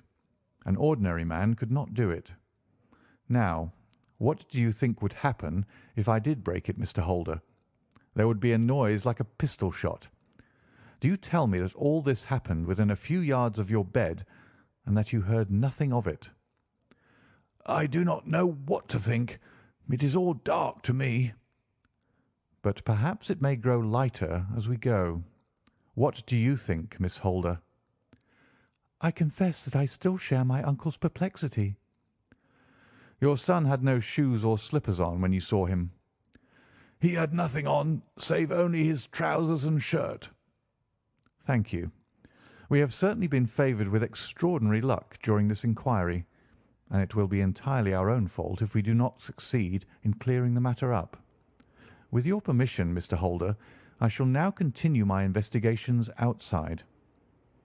He went alone at his own request, for he explained that any unnecessary footmarks might make his task more difficult. For an hour or more he was at work, returning at last with his feet heavy with snow and his features as inscrutable as ever. "I think that I have seen now all that there is to see, Mr. Holder," said he. "I can serve you best by returning to my rooms." But the gems, Mr. Holmes, where are they? "I cannot tell." The banker wrung his hands. I shall never see them again, he cried. And my son, you give me hopes. "My opinion is in no way altered." Then, for God's sake, what was this dark business which was acted in my house last night? "If you can call upon me at my Baker Street rooms to-morrow morning between 9 and 10, I shall be happy to do what I can to make it clearer. I understand that you give me carte blanche to act for you, provided only that I get back the gems, and that you place no limit on the sum I may draw." "I would give my fortune to have them back." "Very good. I shall look into the matter between this and then. Good-bye. It is just possible that I may have to come over here again before evening." It was obvious to me that my companion's mind was now made up about the case, although what his conclusions were was more than I could even dimly imagine. Several times during our homeward journey I endeavoured to sound him upon the point, but he always glided away to some other topic, until at last I gave it over in despair. It was not yet 3 when we found ourselves in our rooms once more. He hurried to his chamber, and was down again in a few minutes dressed as a common loafer. With his collar turned up, his shiny, seedy coat, his red cravat, and his worn boots, he was a perfect sample of the class. "I think that this should do," said he, glancing into the glass above the fireplace. "I only wish you could come with me, Watson, but I fear that it won't do. I may be on the trail in this matter, or I may be following a will-o'-the-wisp, but I shall soon know which it is. I hope that I may be back in a few hours." He cut a slice of beef from the joint upon the sideboard, sandwiched it between 2 rounds of bread, and thrusting his rude meal into his pocket, he started off upon his expedition. I had just finished my tea when he returned, evidently in excellent spirits, swinging an old elastic-sided boot in his hand. He chucked it down into a corner and helped himself to a cup of tea. "I only looked in as I passed," said he. "I am going right on." "Where to?" "Oh, to the other side of the West End. It may be some time before I get back. Don't wait up for me in case I should be late." "How are you getting on?" "Oh, so. Nothing to complain of. I've been out to Streatham since I saw you last, but I did not call at the house. It is a very sweet little problem, and I would not have missed it for a good deal. However, I must not sit gossiping here, but must get these disreputable clothes off and return to my highly respectable self." I could see by his manner that he had strong reasons for satisfaction than his words alone would imply. His eyes twinkled, and there was even a touch of colour upon his sallow cheeks. He hastened upstairs, and a few minutes later I heard the slam of the hall door, which told me that he was off once more upon his congenial hunt. I waited until midnight, but there was no sign of his return, so I retired to my room. It was no uncommon thing for him to be away for days and nights on end when he was hot upon a scent, so that his lateness caused me no surprise. I do not know at what hour he came in, but when I came down to breakfast in the morning, there he was with a cup of coffee in one hand and the paper in the other, as fresh and trim as possible. "You will excuse my beginning without you, Watson," said he, "but you remember that our client has rather an early appointment this morning." "Why, it is after 9 now," I answered. "I should not be surprised if that were he. I thought I heard a ring." It was indeed our friend the financier. I was shocked by the change which had come over him, for his face, which was naturally of a broad and massive mould, was now pinched and fallen in, while his hair seemed to me at least a shade whiter. He entered with a weariness and lethargy which was even more painful than his violence of the morning before, and he dropped heavily into the armchair which I pushed forward for him. "I do not know what I have done to be so severely tried," said he. "Only 2 days ago I was a happy and prosperous man, without a care in the world. Now I am left to a lonely and dishonoured age. One sorrow comes close upon the heels of another. My niece Mary has deserted me." "Deserted you?" "Yes. Her bed this morning had not been slept in. Her room was empty, and a note for me lay upon the hall table. I had said to her last night, in sorrow and not in anger, that if she had married my boy all might have been well with him. Perhaps it was thoughtless of me to say so. It is to that remark that she refers in this note. My dearest uncle, I feel that I have brought trouble upon you, and that if I had acted differently this terrible misfortune might never have occurred. I cannot, with this thought in my mind, ever again be happy under your roof, and I feel that I must leave you forever. Do not worry about my future, for that is provided for, and above all, do not search for me, for it will be fruitless labour and an ill service to me. In life or in death, I am ever your loving Mary." "What could she mean by that note, Mr. Holmes? Do you think it points to suicide?" No, nothing of the kind. It is perhaps the best possible solution. I trust, Mr. Holder, that you are nearing the end of your troubles." "Ha! You say so. You have heard something, Mr. Holmes? You have learned something? Where are the gems?" "You would not think £1,000 apiece an excessive sum for them?" "I would pay 10." "That would be unnecessary. The 1,000 will cover the matter, and there is a little reward, I fancy. Have you your cheque book? Here is a pen. Better make it out for £4,000. With a dazed face, The banker made out the required cheque. Holmes walked over to his desk, took out a little triangular piece of gold with 3 gems in it, and threw it down upon the table. With a shriek of joy, our client clutched it up. "You have it!" he gasped. "I am saved! I am saved!" The reaction of joy was as passionate as his grief had been, and he hugged his recovered gems to his bosom. "There is one other thing you owe, Mr. Holder," said Sherlock Holmes rather sternly. "Oh!" He caught up a pen. "Name the sum, and I will pay it." "No, the debt is not to me. You owe a very humble apology to that noble lad, your son, who has carried himself in this matter as I should be proud to see my own son do, should I ever chance to have one." "Then it was not Arthur who took them?" "I told you yesterday, and I repeat to-day, that it was not." "You are sure of it?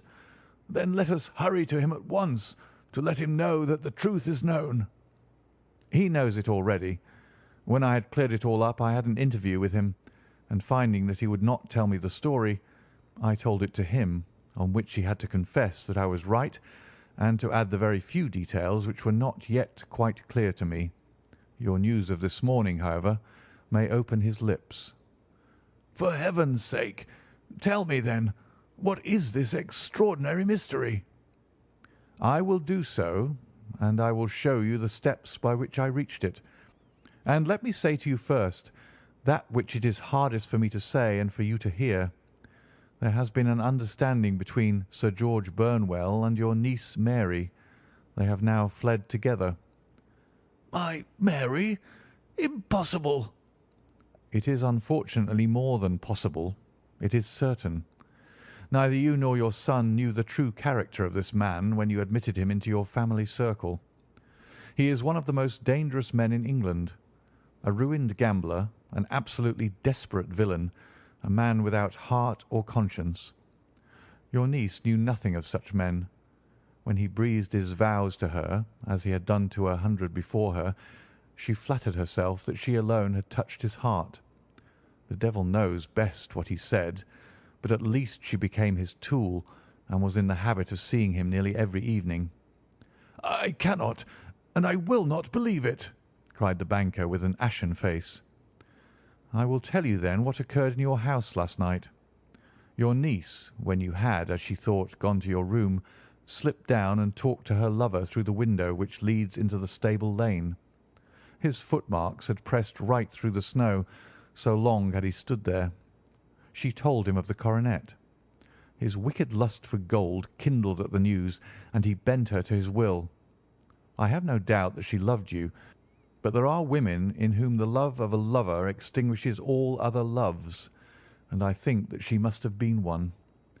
She had hardly listened to his instructions when she saw you coming downstairs, on which she closed the window rapidly and told you about one of the servants' escapade with her wooden-legged lover, which was all perfectly true. Your boy Arthur went to bed after his interview with you, but he slept badly on account of his uneasiness about his club debts. In the middle of the night he heard a soft tread pass his door, so he rose and, looking out, was surprised to see his cousin walking very stealthily along the passage until she disappeared into your dressing-room. Petrified with astonishment, the lad slipped on some clothes and waited there in the dark to see what would come of this strange affair. Presently she emerged from the room again, and in the light of the passage lamp your son saw that she carried the precious coronet in her hands. She passed down the stairs, and he, thrilling with horror, ran along and slipped behind the curtain near your door, whence he could see what passed in the hall beneath. He saw her stealthily open the window, hand out the coronet to someone in the gloom, and then, closing it once more, hurry back to her room, passing quite close to where he stood hid behind the curtain. As long as she was on the scene he could not take any action without a horrible exposure of the woman whom he loved. But the instant that she was gone, he realized how crushing a misfortune this would be for you, and how all-important it was to set it right. He rushed down, just as he was, in his bare feet, opened the window, sprang out into the snow, and ran down the lane, where he could see a dark figure in the moonlight. Sir George Burnwell tried to get away, but Arthur caught him, and there was a struggle between them, your lad tugging at one side of the coronet and his opponent at the other. In the scuffle, your son struck Sir George and cut him over the eye. Then something suddenly snapped, and your son, finding that he had the coronet in his hands, rushed back, closed the window, ascended to your room, and had just observed that the coronet had been twisted in the struggle and was endeavouring to straighten it when you appeared upon the scene. "Is it possible?" gasped the banker. You then roused his anger by calling him names at a moment when he felt that he had deserved your warmest thanks. He could not explain the true state of affairs without betraying one who certainly deserved little enough consideration at his hands. He took the more chivalrous view, however, and preserved her secret. "And that was why she shrieked and fainted when she saw the coronet," cried Mr. Holder. "Oh, my God! What a blind fool I have been! And his asking to be allowed to go out for 5 minutes. The dear fellow wanted to see if the missing piece were at the scene of the struggle. How cruelly I have misjudged him!" "When I arrived at the house," continued Holmes, "I at once went very carefully round it to observe if there were any traces in the snow which might help me. I knew that none had fallen since the evening before, and also that there had been a strong frost to preserve impressions. I passed along the tradesman's path, but found it all trampled down and indistinguishable. Just beyond it, however, at the far side of the kitchen door, a woman had stood and talked with a man, whose round impressions on one side showed that he had a wooden leg. I could even tell that they had been disturbed, for the woman had run back swiftly to the door, as was shown by the deep toe and light heel marks, while wooden leg had waited a little and then had gone away. I thought at the time that this might be the maid and her sweetheart, of whom you had already spoken to me, and inquiry showed it was so. I passed round the garden without seeing anything more than random tracks, which I took to be the police. But when I got into the stable lane, a very long and complex story was written in the snow in front of me. There was a double line of tracks of a booted man, and a second double line which I saw with delight belonged to a man with naked feet. I was at once convinced from what you had told me that the latter was your son. The first had walked both ways, but the other had run swiftly, and as his tread was marked in places over the depression of the boot, it was obvious that he had passed after the other. I followed them up and found they led to the hall window, where Boots had worn all the snow away while waiting. Then I walked to the other end, which was 100 yards or more down the lane. I saw where Boots had faced round, where the snow was cut up as though there had been a struggle, and finally where a few drops of blood had fallen, to show me that I was not mistaken. Boots had then run down the lane, and another little smudge of blood showed that it was he who had been hurt. When he came to the high road at the other end, I found that the pavement had been cleared, so there was an end to that clue. On entering the house, however, I examined, as you remember, the sill and framework of the hall window with my lens, and I could at once see that someone had passed out. I could distinguish the outline of an instep where the wet foot had been placed in coming in. I was then beginning to be able to form an opinion as to what had occurred. A man had waited outside the window. Someone had brought the gems. The deed had been overseen by your son. He had pursued the thief, had struggled with him. They had each tugged at the coronet, their united strength causing injuries which neither alone could have effected. He had returned with the prize, but had left a fragment in the grasp of his opponent. So far I was clear. The question now was, who was the man and who was it brought him the coronet? It is an old maxim of mine that when you have excluded the impossible, whatever remains, however improbable, must be the truth. Now I knew that it was not you who had brought it down, so there only remained your niece and the maids. But if it were the maids, why should your son allow himself to be accused in their place? There could be no possible reason. As he loved his cousin, however, There was an excellent explanation why he should retain her secret, the more so as the secret was a disgraceful one. When I remembered that you had seen her at that window and how she had fainted on seeing the coronet again, my conjecture became a certainty. And who could it be who was her confederate? A lover, evidently, for who else could outweigh the love and gratitude which she must feel to you? I knew that you went out little, and that your circle of friends was a very limited one, but among them was Sir George Burnwell. I had heard of him before as being a man of evil reputation among women. It must have been he who wore those boots and retained the missing gems. Even though he knew that Arthur had discovered him, he might still flatter himself that he was safe, for the lad could not say a word without compromising his own family. Well, your own good sense will suggest what measures I took next. I went in the shape of a loafer to Sir George's house, managed to pick up an acquaintance with his valet, learned that his master had cut his head the night before, and finally, at the expense of 6 shillings, made all sure by buying a pair of his cast-off shoes. With these I journeyed down to Streatham and saw that they exactly fitted the tracks. "I saw an ill-dressed vagabond in the lane yesterday evening," said Mr. Holder. "Precisely. It was I. I found that I had my man, so I came home and changed my clothes. It was a delicate part which I had to play then, for I saw that a prosecution must be avoided to avert scandal, and I knew that so astute a villain would see that our hands were tied in the matter. I went and saw him. At first, of course, he denied everything, but when I gave him every particular that had occurred, he tried to bluster and took down a life-preserver from the wall. I knew my man, however, and I clapped a pistol to his head before he could strike. Then he became a little more reasonable. I told him that we would give him a price for the stones he held, £1,000 apiece. That brought out the first signs of grief that he had shown. "Why, dash it all," said he, "I've let them go at 600 for the 3." I soon managed to get the address of the receiver who had them, on promising him that there would be no prosecution.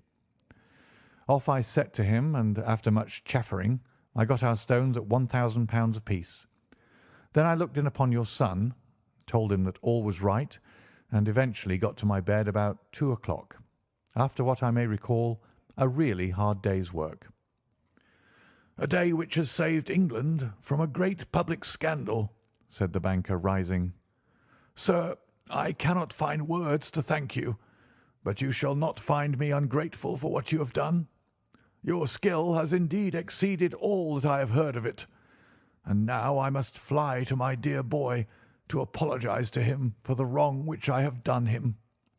As to what you tell me of poor Mary, it goes to my very heart. Not even your skill can inform me where she is now." "I think that we may safely say," returned Holmes, "that she is wherever Sir George Burnwell is. It is equally certain, too, that whatever her sins are, they will soon receive a more than sufficient punishment." End of the Adventure of the Beryl Coronet.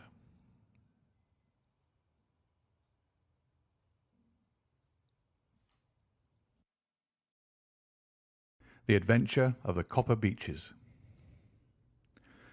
"To the man who loves art for its own sake," remarked Sherlock Holmes, tossing aside the advertisement sheet of the Daily Telegraph, "it is frequently in its least important and lowliest manifestations that the keenest pleasure is to be derived. It is pleasant to me to observe, Watson, that you have so far grasped this truth that in these little records of our cases which you have been good enough to draw up, and I am bound to say, occasionally to embellish, you have given prominence not so much to the many causes célèbres and sensational trials in which I have figured, but rather to those incidents which may have been trivial in themselves, but which have given room for those faculties of deduction and of logical synthesis which I have made my special province." "And yet," said I, smiling, "I cannot quite hold myself absolved from the charge of sensationalism which has been urged against my records." "You have erred, perhaps," he observed, taking up a glowing cinder with the tongs and lighting with it the long cherry-wood pipe which was wont to replace his clay when he was in a disputatious rather than a meditative mood. "You have erred perhaps in attempting to put colour and life into each of your statements, instead of confining yourself to the task of placing upon record that severe reasoning from cause to effect which is really the only notable feature about the thing." "It seems to me that I have done you full justice in the matter," I remarked with some coldness, for I was repelled by the egotism which I had more than once observed to be a strong factor in my friend's singular character. "No, it is not selfishness or conceit," said he, answering, as was his wont, my thoughts rather than my words. "If I claim full justice for my art, it is because it is an impersonal thing, a thing beyond myself. Crime is common, logic is rare. Therefore it is upon the logic rather than upon the crime that you should dwell. You have degraded what should have been a course of lectures into a series of tales." It was a cold morning of the early spring, and we sat after breakfast on either side of a cheery fire in the old room at Baker Street. A thick fog rolled down between the lines of dun-coloured houses, and the opposing windows loomed like dark, shapeless blurs through the heavy yellow wreaths. Our gas was lit and shone on the white cloth and glimmer of china and metal, for the table had not been cleared yet. Sherlock Holmes had been silent all the morning, dipping continuously into the advertisement columns of a succession of papers, until at last, having apparently given up his search, he had emerged in no very sweet temper to lecture me upon my literary shortcomings. "At the same time," he remarked after a pause, during which he had sat puffing at his long pipe and gazing down into the fire, "you can hardly be open to a charge of sensationalism, for out of these cases which you have been so kind as to interest yourself in, a fair proportion do not treat of crime in its legal sense at all. The small matter in which I endeavoured to help the King of Bohemia, the singular experience of Miss Mary Sutherland, the problem connected with the man with the twisted lip, and the incident of the noble bachelor, were all matters which are outside the pale of the law. But in avoiding the sensational, I fear that you may have bordered on the trivial." "The end may have been so," I answered, "but the methods I hold to have been novel and of interest." "Pshaw, my dear fellow, what do the public, the great unobservant public, who could hardly tell a weaver by his tooth or a compositor by his left thumb, care about the finer shades of analysis and deduction?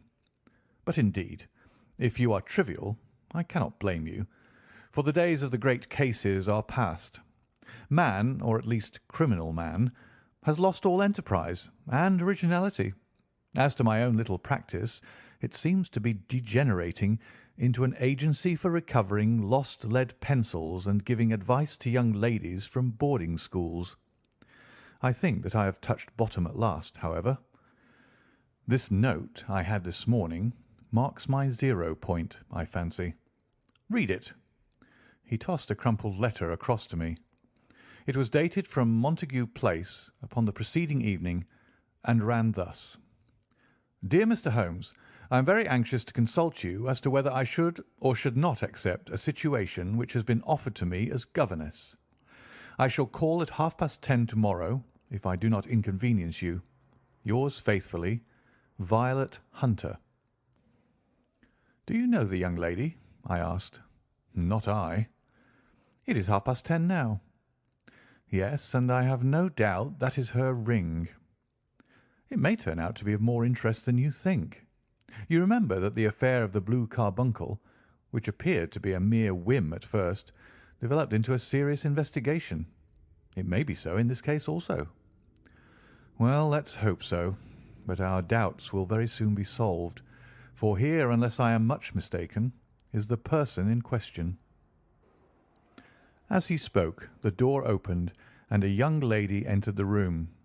She was plainly but neatly dressed, with a bright, quick face, freckled like a plover's egg, and with the brisk manner of a woman who has had her own way to make in the world. You will excuse me for troubling you, I am sure," said she, as my companion rose to greet her. "But I have had a very strange experience, and as I have no parents or relations of any sort from whom I could ask advice, I thought that perhaps you would be kind enough to tell me what I should do." "Pray take a seat, Miss Hunter. I shall be happy to do anything that I can to serve you." I could see that Holmes was favourably impressed by the manner and the speech of his new client. He looked her over in his searching fashion, and then composed himself, with his lids drooping and his finger-tips together, to listen to her story. "I have been a governess for 5 years," said she, "in the family of Colonel Spence Munro, but 2 months ago the colonel received an appointment at Halifax, in Nova Scotia, and took his children over to America with him, so that I found myself without a situation. I advertised and I answered advertisements, but without success. At last the little money which I had saved began to run short, and I was at my wits' end as to what I should do. There is a well-known agency for governesses in the West End called Westaway's, and there I used to call about once a week, in order to see whether anything had turned up which might suit me. Westaway was the name of the founder of the business, but it is really managed by Miss Stoper. She sits in her own little office, and the ladies who are seeking employment wait in an ante-room, and are then shown in one by one, when she consults her ledgers and sees whether she has anything which would suit them. Well, when I called last week, I was shown into the little office as usual, but I found that Miss Stoper was not alone. A prodigiously stout man, with a very smiling face and a great heavy chin which rolled down in fold upon fold over his throat, sat at her elbow with a pair of glasses on his nose, looking very earnestly at the ladies who entered. As I came in, he gave quite a jump in his chair and turned quickly to Miss Stoper. "That will do," said he. "I could not ask for anything better. Capital! Capital!" He seemed quite enthusiastic, and rubbed his hands together in the most genial fashion. He was such a comfortable-looking man that it was quite a pleasure to look at him. "You are looking for a situation, miss?" he asked. "Yes, sir." "As governess?" "Yes, sir." "And what salary do you wish?" "I had £4 a month in my last place with Colonel Spence Munro." "Oh, tut, tut! Sweating, rank sweating!" he cried, throwing his fat hands out into the air like a man who is in a boiling passion. "How could anyone offer so pitiful a sum to a lady with such attractions and accomplishments?" "My accomplishments, sir, may be less than you imagine," said I. "A little French, a little German, music, and drawing." "Tut, tut!" he cried. "This is all quite beside the question. The point is, have you or have you not the bearing and deportment of a lady? There it is in a nutshell. If you have not, you are not fitted for the rearing of a child who may some day play a considerable part in the history of the country. But if you have, why, then how could any gentleman ask you to condescend to accept anything under the 3 figures? Your salary with me, madam, would commence at £100 a year." You may imagine, Mr. Holmes, that to me, destitute as I was, such an offer seemed almost too good to be true. The gentleman, however, seeing perhaps the look of incredulity upon my face, opened a pocket-book and took out a note. "It is also my custom," said he, smiling in the most pleasant fashion, until his eyes were just 2 little shining slits amid the white creases of his face, "to advance to my young ladies half their salary beforehand, so that they may meet any little expenses of their journey and their wardrobe." It seemed to me that I had never met so fascinating and so thoughtful a man. As I was already in debt to my tradesmen, the advance was a great convenience. And yet there was something unnatural about the whole transaction, which made me wish to know a little more before I quite committed myself. "May I ask you where you live, sir?" said I. "Hampshire, charming rural place. The Copper Beeches, 5 miles on the far side of Winchester. It is the most lovely country, my dear young lady, and the dearest old country house." "And my duties, sir?" I should be glad to know what they would be." "One child, one dear little romper, just 6 years old. Oh, if you could see him killing cockroaches with a slipper. Smack, smack, smack. 3 gone before you could wink." He leaned back in his chair and laughed his eyes into his head again. I was a little startled at the nature of the child's amusement, but the father's laughter made me think that perhaps he was joking. "My sole duties, then," I asked, "are to take charge of a single child?" "No, no, not the soul, not the soul, my dear young lady," he cried. "Your duty would be, as I am sure your good sense would suggest, to obey any little commands my wife might give, provided always that they were such commands as a lady might with propriety obey. You see no difficulty, eh?" "I should be happy to make myself useful." "Quite so. In dress now, for example. We are faddy people, you know. Faddy but kind-hearted.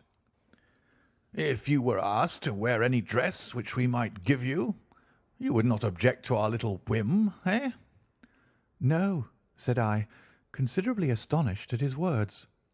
"Or to sit here or sit there, that would not be offensive to you?" "Oh, no." "Or to cut your hair quite short before you come to us?" I could hardly believe my ears. As you may observe, Mr. Holmes, my hair is somewhat luxuriant, and of a rather peculiar tint of chestnut. It has been considered artistic. I could not dream of sacrificing it in this off-hand fashion. "I am afraid that this is quite impossible," said I.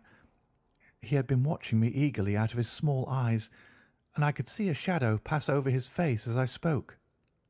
"I am afraid that it is quite essential," said he. "It is a little fancy of my wife's, and ladies' fancies, you know, madam. Ladies' fancies must be consulted. And so you won't cut your hair?" "No, sir, I really could not," I answered firmly. "Oh, well, very well then. That quite settles the matter. It is a pity, because in other respects you would really have done very nicely. In that case, Miss Stoper, I had best inspect a few more of your young ladies." The manageress had sat all this while busy with her papers, without a word to either of us, but she glanced at me now with so much annoyance upon her face that I could not help suspecting that she had lost a handsome commission through my refusal. "Do you desire your name to be kept upon the books?" she asked.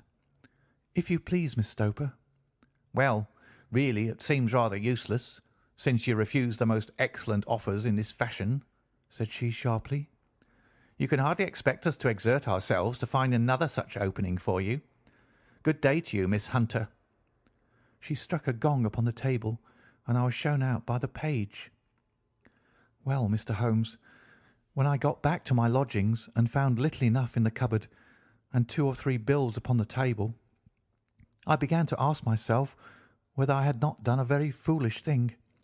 After all, if these people had strange fads and expected obedience on the most extraordinary matters, they were at least ready to pay for their eccentricity. Very few governesses in England are getting £100 a year. Besides, what use was my hair to me?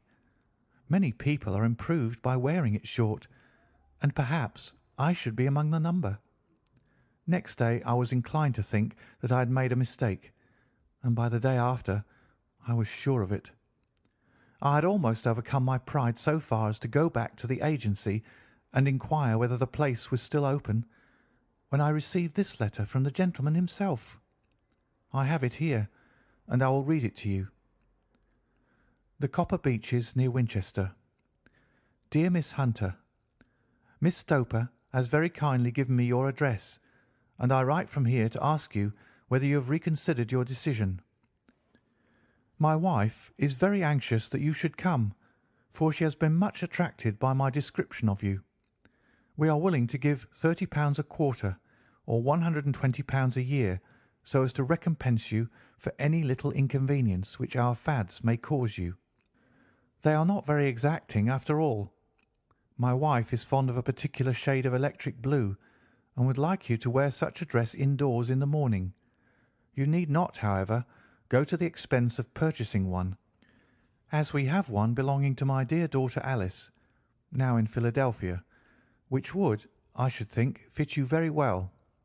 Then, as to sitting here or there, or amusing yourself in any manner indicated, that need cause you no inconvenience. As regards your hair, it is no doubt a pity, especially as I could not help remarking its beauty during our short interview, but I am afraid that I must remain firm upon this point, and I only hope that the increased salary may recompense you for the loss. Your duties, as far as the child is concerned, are very light. Now do try to come, and I shall meet you with the dog-cart at Winchester. Let me know your train.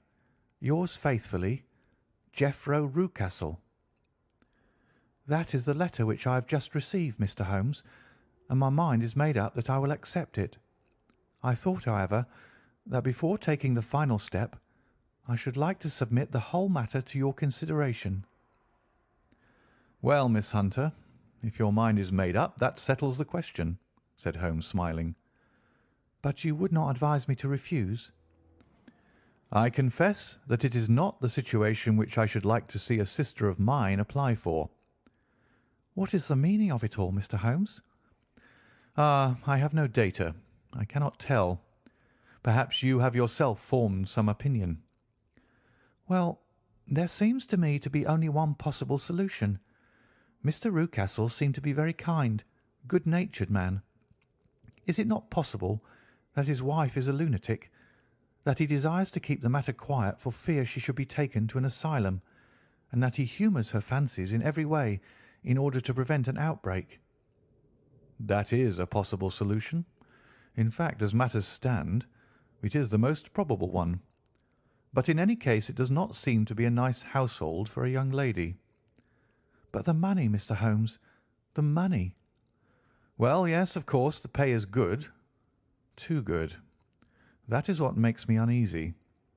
Why should they give you £120 a year when they could have their pick for £40? There must be some strong reason behind. I thought that if I told you the circumstances, you would understand afterwards if I wanted your help. I should feel so much stronger if I felt that you were at the back of me. Oh, you may carry that feeling away with you. I assure you that your little problem promises to be the most interesting which has come my way for some months. There is something distinctly novel about some of the features. If you should find yourself in doubt or in danger— Danger? What danger do you foresee? Holmes shook his head gravely. It would cease to be a danger if we could define it, said he. But at any time, day or night, a telegram would bring me down to your help. That is enough. She rose briskly from her chair with the anxiety all swept from her face. I shall go down to Hampshire quite easy in my mind now. I shall write to Mr. Rucastle at once, sacrifice my poor hair tonight, and start for Winchester tomorrow. With a few grateful words to Holmes, she bade us both good night and bustled off upon her way. At least, said I, as we heard her quick, firm steps descending the stairs, she seems to be a young lady who's very well able to take care of herself. And she would need to be, said Holmes gravely. I am much mistaken if we do not hear from her before many days are past. It was not very long before my friend's prediction was fulfilled. A fortnight went by, during which I frequently found my thoughts turning in her direction, and wondering what strange side alley of human experience this lonely woman had strayed into. The unusual salary, the curious conditions, the light duties, all pointed to something abnormal, though whether a fad or a plot, or whether the man were a philanthropist or a villain, it was quite beyond my powers to determine. As to Holmes, I observed that he sat frequently for half an hour on end, with knitted brows and an abstracted air.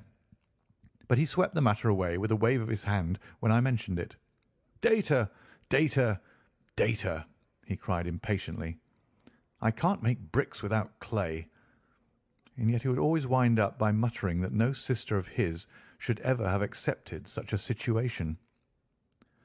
The telegram which we eventually received came late one night, just as I was thinking of turning in, and Holmes was settling down to one of those all-night chemical researches which he frequently indulged in, when I would leave him stooping over a retort and a test tube at night, and find him in the same position when I came down to breakfast in the morning. He opened the yellow envelope, and then, glancing at the message, threw it across to me. "Just look up the trains in Bradshaw," said he, and turned back to his chemical studies. The summons was a brief and urgent one. "Please be at the Black Swan Hotel at Winchester at midday tomorrow," it said. "Do come. I am at my wits' end. Hunter." "Will you come up with me?" asked Holmes, glancing up. "I should wish to." "Just look it up, then." "There's a train at 9:30, said I, glancing over my Bradshaw. "It is due at Winchester at 11:30. "That will do very nicely. Then perhaps I had better postpone my analysis of the acetones, as we may need to be at our best in the morning." By 11 o'clock the next day we were well upon our way to the old English capital. Holmes had been buried in the morning papers all the way down, but after we had passed the Hampshire border he threw them down and began to admire the scenery. It was an ideal spring day, a light blue sky, flecked with little fleecy white clouds drifting across from west to east. The sun was shining very brightly, and yet there was an exhilarating nip in the air which set an edge to a man's energy. All over the countryside, away to the rolling hills around Aldershot, the little red and grey roofs of the farm-steadings peeped out from amid the light green of the new foliage. "Are they not fresh and beautiful?" I cried with all the enthusiasm of a man fresh from the fogs of Baker Street. But Holmes shook his head gravely. "Do you know, Watson," said he, "that it is one of the curses of a mind with a turn like mine that I must look at everything with reference to my own special subject. You look at these scattered houses, and you are impressed by their beauty. I look at them, and the only thought which comes to me is a feeling of their isolation and of the impunity with which crime may be committed there." "Good heavens!" I cried. "Who would associate crime with these dear old homesteads?" "They always fill me with a certain horror. It is my belief, Watson, founded upon my experience, that the lowest and vilest alleys in London do not present a more dreadful record of sin than does the smiling and beautiful countryside." "You horrify me." "But the reason is very obvious. The pressure of public opinion can do in the town what the law cannot accomplish.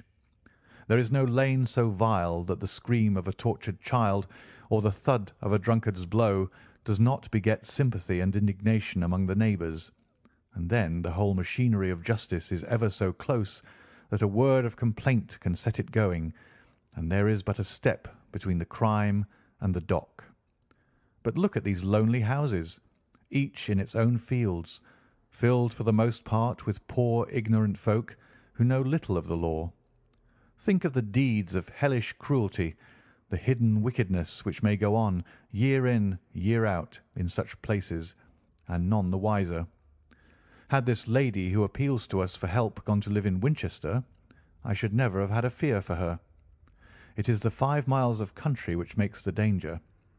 Still, it is clear that she is not personally threatened." "No, if she can come to Winchester to meet us, she can get away." "Quite so. She has her freedom. What can be the matter, then? Can you suggest no explanation?" "I have devised 7 separate explanations, each of which would cover the facts as far as we know them. But which of these is correct can only be determined by the fresh information which we shall no doubt find waiting for us. Well, there is the tower of the cathedral, and we shall soon learn all that Miss Hunter has to tell. The Black Swan is an inn of repute in the High Street, at no distance from the station, and there we found the young lady waiting for us. She had engaged a sitting-room, and our lunch awaited us upon the table. "I am so delighted that you have come," she said earnestly. "It is so very kind of you both. But, indeed, I do not know what I should do. Your advice will be altogether invaluable to me." "Pray tell us what has happened to you." "I will do so, and I must be quick, for I have promised Mr. Rucastle to be back before 3. I got his leave to come into town this morning, though he little knew for what purpose.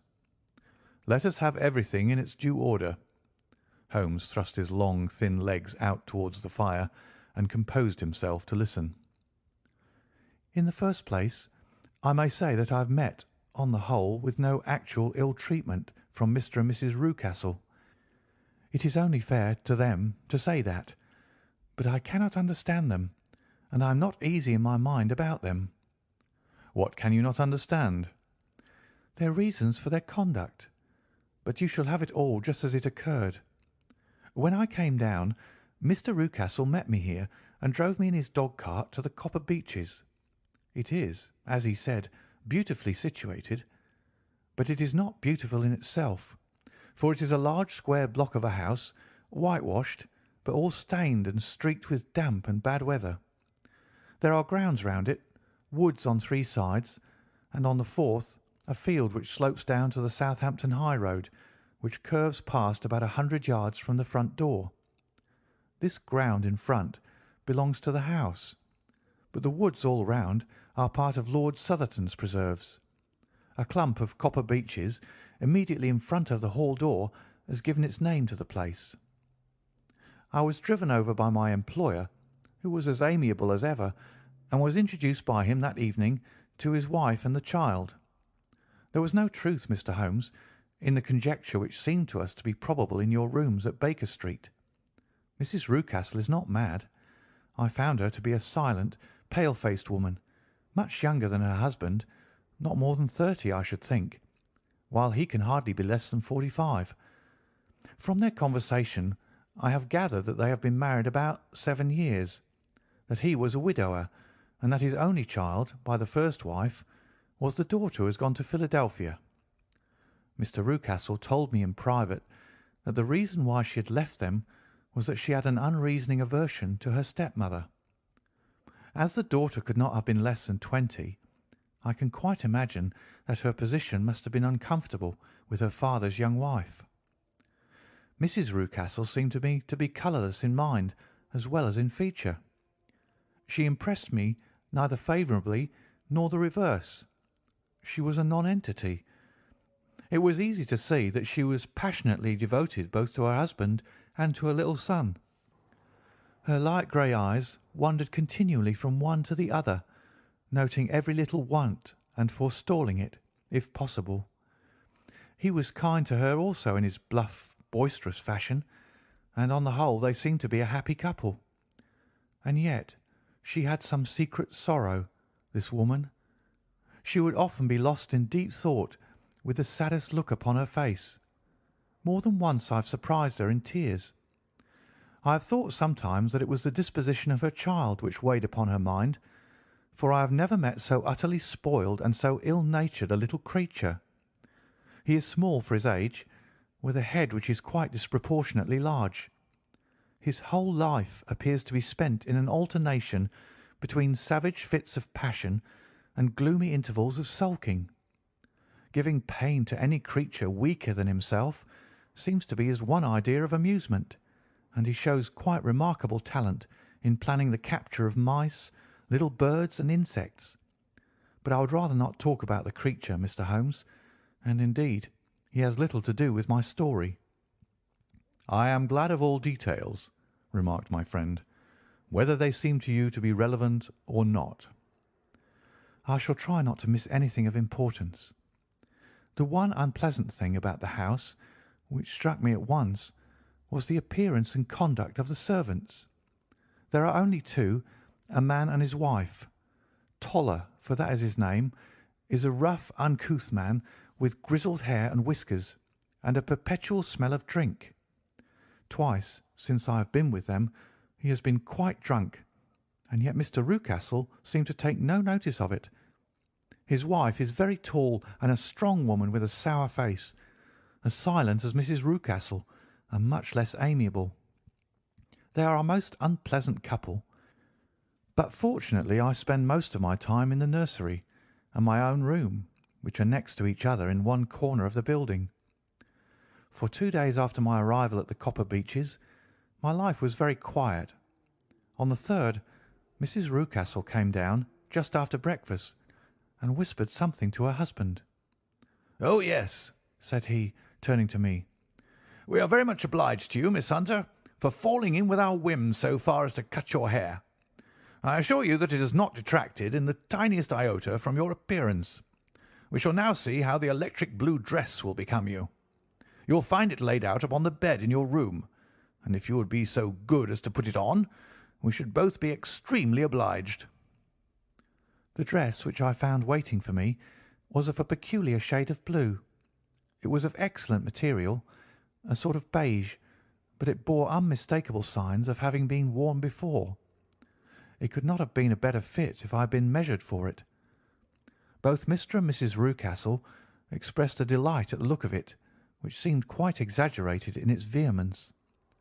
They were waiting for me in the drawing-room, which is a very large room, stretching along the entire front of the house, with 3 long windows reaching down to the floor.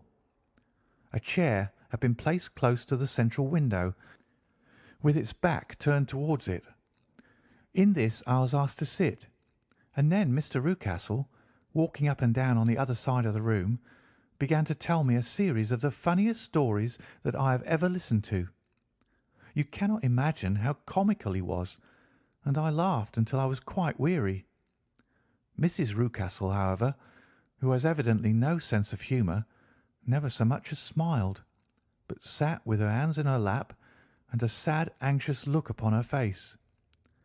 After an hour or so, Mr. Rucastle suddenly remarked that it was time to commence the duties of the day, and that I might change my dress and go to little Edward in the nursery. 2 days later, this same performance was gone through under exactly similar circumstances. Again I changed my dress, again I sat in the window, and again I laughed very heartily at the funny stories of which my employer had an immense repertoire, and which he told inimitably. Then he handed me a yellow-backed novel, and moving my chair a little sideways, that my own shadow might not fall upon the page, he begged me to read aloud to him.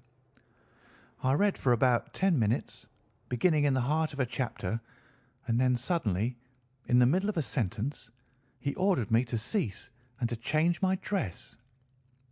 You can easily imagine, Mr. Holmes, how curious I became as to what the meaning of this extraordinary performance could possibly be.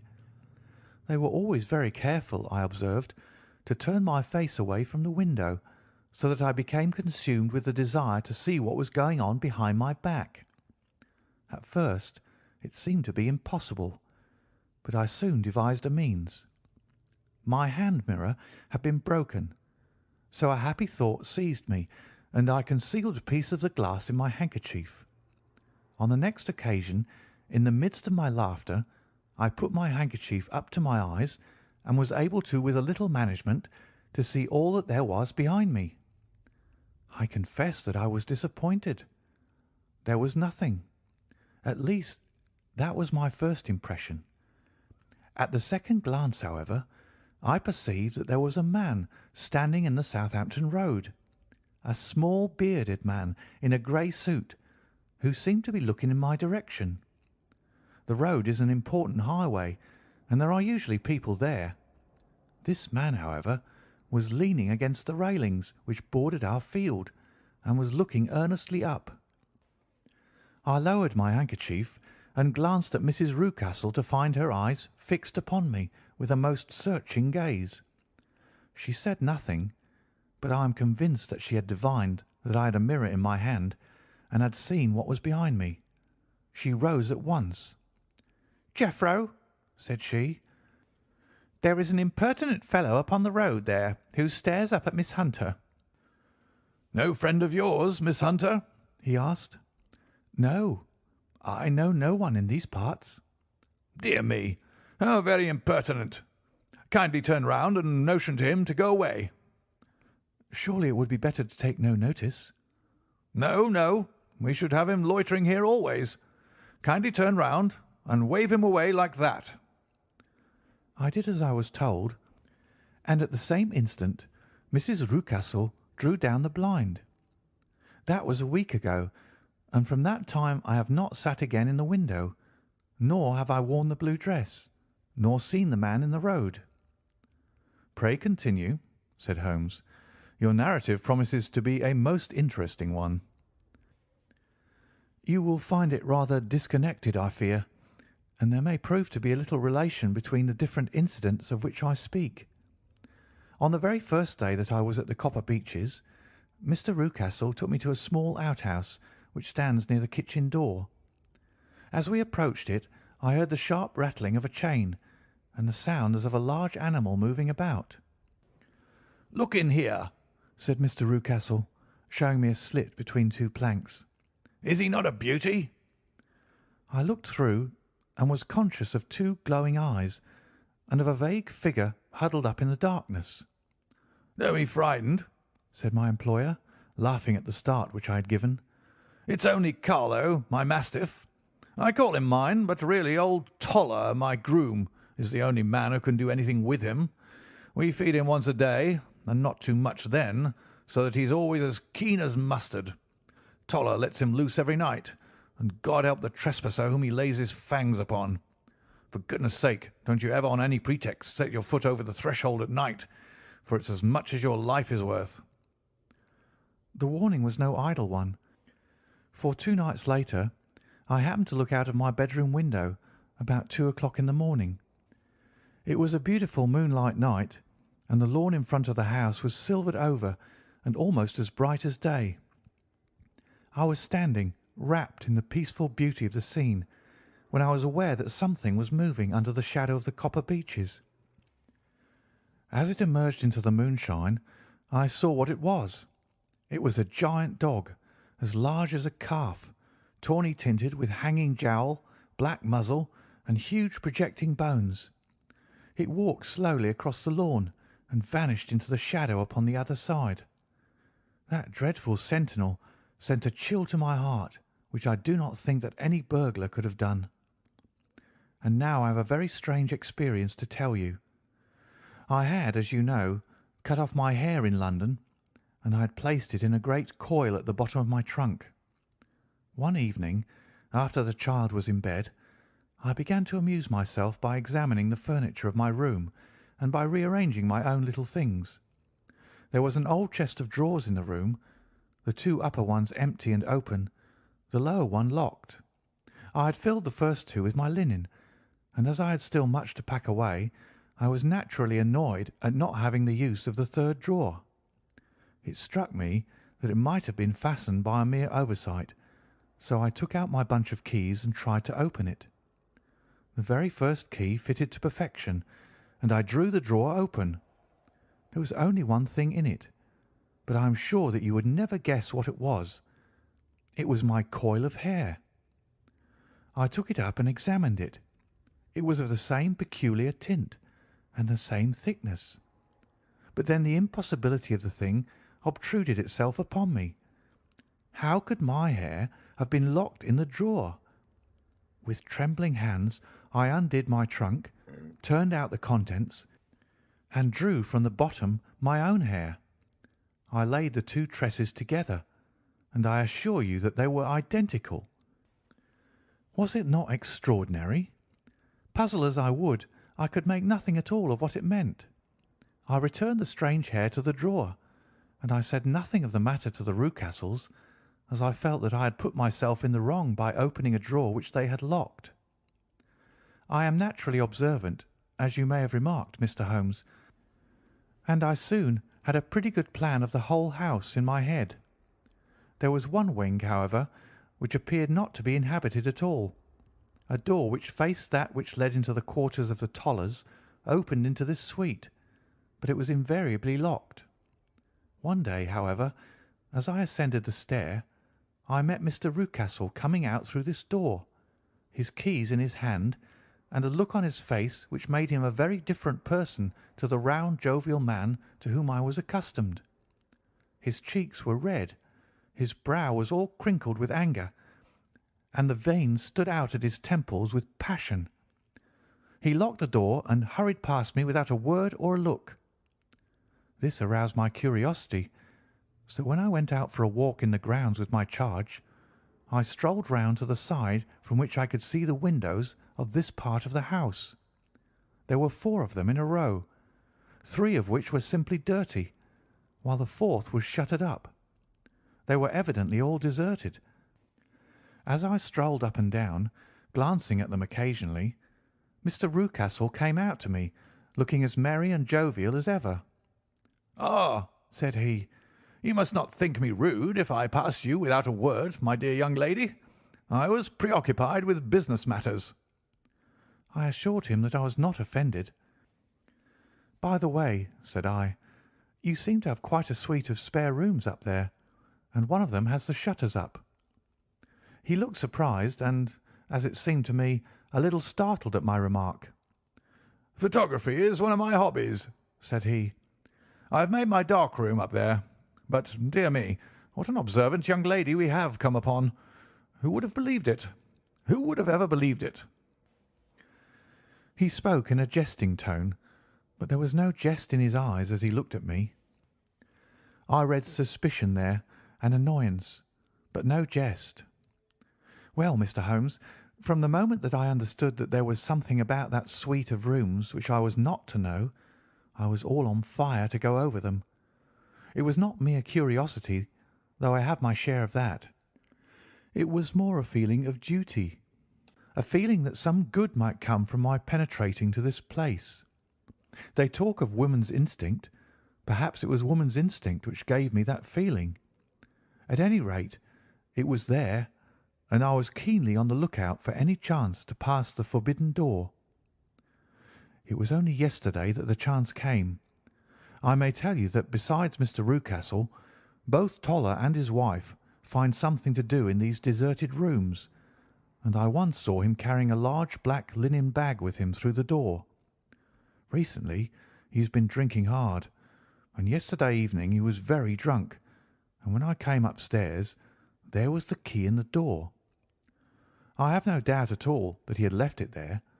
Mr. and Mrs. Rucastle were both downstairs, and the child was with them, so that I had an admirable opportunity. I turned the key gently in the lock, opened the door, and slipped through. There was a little passage in front of me, unpapered and uncarpeted, which turned at a right angle at the farther end. Round this corner were 3 doors in a line, the first and third of which were open. They each led into an empty room, dusty and cheerless, with 2 windows in the one and one in the other, so thick with dirt that the evening light glimmered dimly through them. The centre door was closed, and across the outside of it had been fastened one of the broad bars of an iron bed, padlocked at one end to a ring in the wall, and fastened at the other with stout cord. The door itself was locked as well, and the key was not there. This barricaded door corresponded clearly with the shuttered window outside, and yet I could see by the glimmer from beneath it that the room was not in darkness. Evidently there was a skylight which let in light from above. As I stood in the passage, gazing at the sinister door and wondering what secret it might veil, I suddenly heard the sound of steps within the room and saw a shadow pass backward and forward against the little slit of dim light which shone out from under the door. A mad, unreasoning terror rose up in me at the sight, Mr. Holmes. My overstrung nerves failed me suddenly, and I turned and ran as though some dreadful hand were behind me, clutching at the skirt of my dress. I rushed down the passage, through the door, and straight into the arms of Mr. Rucastle, who was waiting outside. "So," said he, smiling, "it was you, then. I thought that it must be when I saw the door open." "Oh, I'm so frightened," I panted. "My dear young lady, my dear young lady. And what has frightened you, my dear young lady?" But his voice was just a little too coaxing. He overdid it. I was keenly on my guard against him. "I was foolish enough to go into the empty wing," I answered, "but it is so lonely and eerie in this dim light that I was frightened and ran out again. Oh, it is so dreadfully still in there." "Only that?" said he, looking at me keenly. "Why, what did you think?" I asked. "Why, do you think that I locked the door?" I am sure that I do not know." "It is to keep people out who have no business there, do you see?" He was still smiling in that most amiable manner. "I am sure if I had known—" "Well, then, you know now, and if you ever put your foot over that threshold again—" Here in an instant the smile hardened into a grin of rage, and he glared down at me with the face of a demon. "I'll throw you to the mastiff." I was so terrified that I do not know what I did. I suppose that I must have rushed past him into my room. I remember nothing until I found myself lying on my bed, trembling all over. Then I thought of you, Mr. Holmes. I could not live there longer without some advice. I was frightened of the house, of the man, of the woman, of the servants, even of the child. They were all horrible to me. If I could only bring you down, all would be well. Of course, I might have fled from the house, but my curiosity was almost as strong as my fears. My mind was soon made up. I would send you a wire. I put on my hat and cloak, went down to the office, which is about half a mile from the house, and then returned, feeling very much easier. A horrible doubt came into my mind as I approached the door, lest the dog might be loose. But I remembered that Toller had drunk himself into a state of insensibility that evening, and I knew that he was the only one in the household who had any influence with the savage creature, or who would venture to set him free. I slipped in safety, and lay awake half the night in my joy at the thought of seeing you. I had no difficulty in getting leave to come into Winchester this morning, but I must be back before 3 o'clock, for Mr. and Mrs. Rucastle are going on a visit, and will be away all the evening, so that I must look after the child. Now, I have told you all my adventures, Mr. Holmes, and I should be very glad if you could tell me what it all means, and above all, what I should do." Holmes and I had listened spellbound to this extraordinary story. My friend rose now and paced up and down the room, his hands in his pockets and an expression of the most profound gravity upon his face. "Is Toller still drunk?" he asked.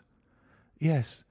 I heard his wife tell Mrs. Rucastle that she could do nothing with him." "That is well. And the Rucastles go out tonight?" "Yes." "Is there a cellar with a good strong lock?" "Yes, the wine cellar." "You seem to me to have acted all through this matter like a very brave and sensible girl, Miss Hunter. Do you think that you could perform one more feat? I should not ask it of you if I did not think you quite an exceptional woman." "I will try. What is it?" "We shall be at the Copper Beeches by 7 o'clock, my friend and I. The Rucastles will be gone by that time, and Toller will, we hope, be incapable. There only remains Mrs. Toller, who might give the alarm. If you could send her into the cellar on some errand, and then turn the key upon her, you would facilitate matters immensely." "I will do it." "Excellent. We shall then look thoroughly into the affair. Of course, there is only one feasible explanation. You have been brought there to personate someone, and the real person is imprisoned in this chamber. That is obvious. As to who this prisoner is, I have no doubt that it is the daughter, Miss Alice Rucastle, if I remember right, who is said to have gone to America. You were chosen, doubtless, as resembling her in height, figure, and the colour of your hair. Hers have been cut off, very possibly in some illness through which she has passed, and so, of course, yours had to be sacrificed also. By a curious chance you came upon her tresses. The man in the road was undoubtedly some friend of hers, possibly her fiancé, and no doubt as you wore the girl's dress and were so like her, he was convinced from your laughter whenever he saw you, and afterwards from your gesture, that Miss Rucastle was perfectly happy and that she no longer desired his attentions. The dog is let loose at night to prevent him from endeavouring to communicate with her. So much is fairly clear. The most serious point in this case is the disposition of the child." "What on earth has that to do with it?" I ejaculated. "My dear Watson, you as a medical man are continually gaining light as to the tendencies of a child by the study of the parents. Don't you see that the converse is equally valid? I have frequently gained my first real insight into the character of parents by studying their children. This child's disposition is abnormally cruel, merely for cruelty's sake, and whether he derives this from his smiling father, as I should suspect, or from his mother, it bodes evil for the poor girl who is in their power." "I am sure that you are right, Mr. Holmes," cried our client. "A thousand things come back to me which make me certain that you have hit it. Oh, let us lose not an instant in bringing help to this poor creature." "We must be circumspect, for we are dealing with a very cunning man. We can do nothing until 7 o'clock. At that hour we shall be with you, and it will not be long before we solve the mystery." We were as good as our word, for it was just 7 when we reached the Copper Beeches, having put up our trap at a wayside public house. The group of trees, with their dark leaves shining like burnished metal in the light of the setting sun, were sufficient to mark the house, even had Miss Hunter not been standing smiling on the doorstep. "Have you managed it?" asked Holmes. A loud thudding noise came from somewhere downstairs. "That is Mrs. Toller in the cellar," said she. "Her husband lies snoring on the kitchen rug. Here are his keys, which are the duplicates of Mr. Rucastle's." "You have done well indeed," cried Holmes with enthusiasm. "Now lead the way, and we shall soon see the end of this black business." We passed up the stair, unlocked the door, followed on down a passage, and found ourselves in front of the barricade which Miss Hunter had described. Holmes cut the cord and removed the transverse bar. Then he tried the various keys in the lock, but without success. No sound came from within, and at the silence Holmes' face clouded over. "I trust that we are not too late," said he. "I think, Miss Hunter, that we had better go in without you. Now, Watson, put your shoulder to it, and we shall see whether we cannot make our way in." It was an old rickety door, and gave at once before our united strength. Together we rushed into the room. It was empty. There was no furniture save a little pallet bed, a small table, and a basketful of linen. The skylight above was open, and the prisoner gone. "There has been some villainy here," said Holmes. "This beauty has guessed Miss Hunter's intentions and has carried his victim off." "But how?"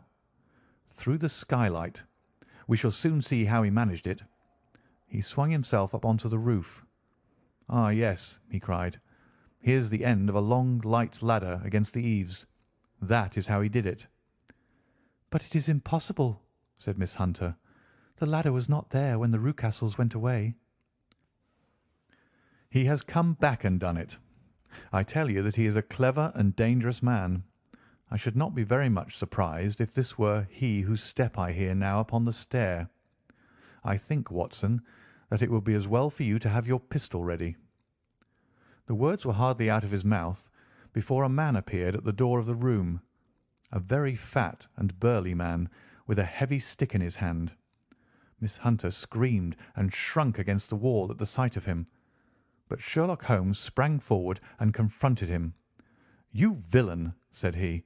"Where's your daughter?" The fat man cast his eyes around and then up at the open skylight. "It is for me to ask you that," he shrieked. "You thieves! Spies and thieves! I have caught you, have I? You're in my power. I'll serve you." He turned and clattered down the stairs as hard as he could go. "He's gone for the dog," cried Miss Hunter. "I have my revolver," said I. "Better close the front door," cried Holmes, and we all rushed down the stairs together. We had hardly reached the hall when we heard the baying of a hound, and then a scream of agony with a horrible worrying sound which it was dreadful to listen to. An elderly man with a red face and shaking limbs came staggering out at a side door. "My God!" he cried. "Someone has loosed the dog. It's not been fed for 2 days. Quick, quick, or it'll be too late." Holmes and I rushed out and round the angle of the house, with Toller hurrying behind us. There was the huge famished brute, its black muzzle buried in Rucastle's throat, while he writhed and screamed upon the ground. Running up, I blew its brains out and it fell over with its keen white teeth still meeting in the great creases of his neck. With much labour we separated them and carried him, living but horribly mangled, into the house. We laid him upon the drawing-room sofa, and having dispatched the sober Toller to bear the news to his wife, I did what I could to relieve his pain. We were all assembled round him when the door opened and a tall, gaunt woman entered the room. "Mrs. Toller!" cried Miss Hunter. "Yes, miss. Mr. Rucastle let me out when he came back before he went up to you. Ah, miss, it is a pity you didn't let me know what you were planning, for I would have told you that your pains were wasted." "Ha!" said Holmes, looking keenly at her. "It is clear that Mrs. Toller knows more about this matter than anyone else." "Yes, sir, I do, and I'm ready enough to tell what I know." "Then pray sit down and let us hear it, for there are several points on which I must confess that I am still in the dark." "I will soon make it clear to you," said she, "and I'd have done so before now if I could have got out from my cellar. If there's police court business over this, you'll remember that I was the one that stood your friend, and that I was Miss Alice's friend too. She was never happy at home, Miss Alice wasn't, from the time that her father married again. She was slighted like, and had no say in anything, but it never really became bad for her until after she met Mr. Fowler at a friend's house. As well as I could learn, Miss Alice had rights of her own by will, but she was so quiet and patient, she was, that she never said a word about them, but just left everything in Mr. Rucastle's hands. He knew he was safe with her, but when there was a chance of a husband coming forward who would ask for all that the law would give him, then her father thought it time to put a stop on it. He wanted her to sign a paper so that whether she married or not he could use her money. When she wouldn't do it, he kept on worrying her until she got brain fever, and for 6 weeks was at death's door. Then she got better at last, all worn to a shadow, and with her beautiful hair cut off, but that didn't make no change in her young man, and he stuck to her as true as a man could be." "Ah," said Holmes, "I think that what you have been good enough to tell us makes the matter fairly clear, and that I can deduce all that remains. Mr. Rucastle, then, I presume, took to this system of imprisonment." "Yes, sir." "And brought Miss Hunter down from London in order to get rid of the disagreeable persistence of Mr. Fowler." "That was it, sir." "But Mr. Fowler, being a persevering man, as a good seaman should be, blockaded the house, and having met you, succeeded by certain arguments, metallic or otherwise, in convincing you that your interests were the same as his." "Mr. Fowler was a very kind-spoken, free-handed gentleman," said Mrs. Toller serenely. "And in this way he managed that your good man should have no want of drink, and that a ladder should be ready at the moment when your master had gone out." "You have it, sir, just as it happened." "I am sure we owe you an apology, Mrs. Toller," said Holmes, "for you have certainly cleared up everything which puzzled us. And here comes the country surgeon and Mrs. Rucastle, so I think, Watson, that we had best escort Miss Hunter back to Winchester, as it seems to me that our locus standi now is rather a questionable one." And thus was solved the mystery of the sinister house with the copper beeches in front of the door. Mr. Rucastle survived, but was always a broken man, kept alive solely through the care of his devoted wife. They still live with their old servants, who probably know so much of Rucastle's past life that he finds it difficult to part from them. Mr. Fowler and Miss Rucastle were married, by special licence, in Southampton the day after their flight, and he is now the holder of a government appointment in the island of Mauritius. As to Miss Violet Hunter, my friend Holmes, rather to my disappointment, manifested no further interest in her when once she had ceased to be the centre of one of his problems, and she is now the head of a private school at Walsall, where I believe that she has met with considerable success. End of The Adventure of the Copper Beeches, and the last story in The Adventures of Sherlock Holmes by Sir Arthur Conan Doyle. Read by David Clarke. Website bgdavid.wordpress.com and bgcoffee.net. Thank you for listening.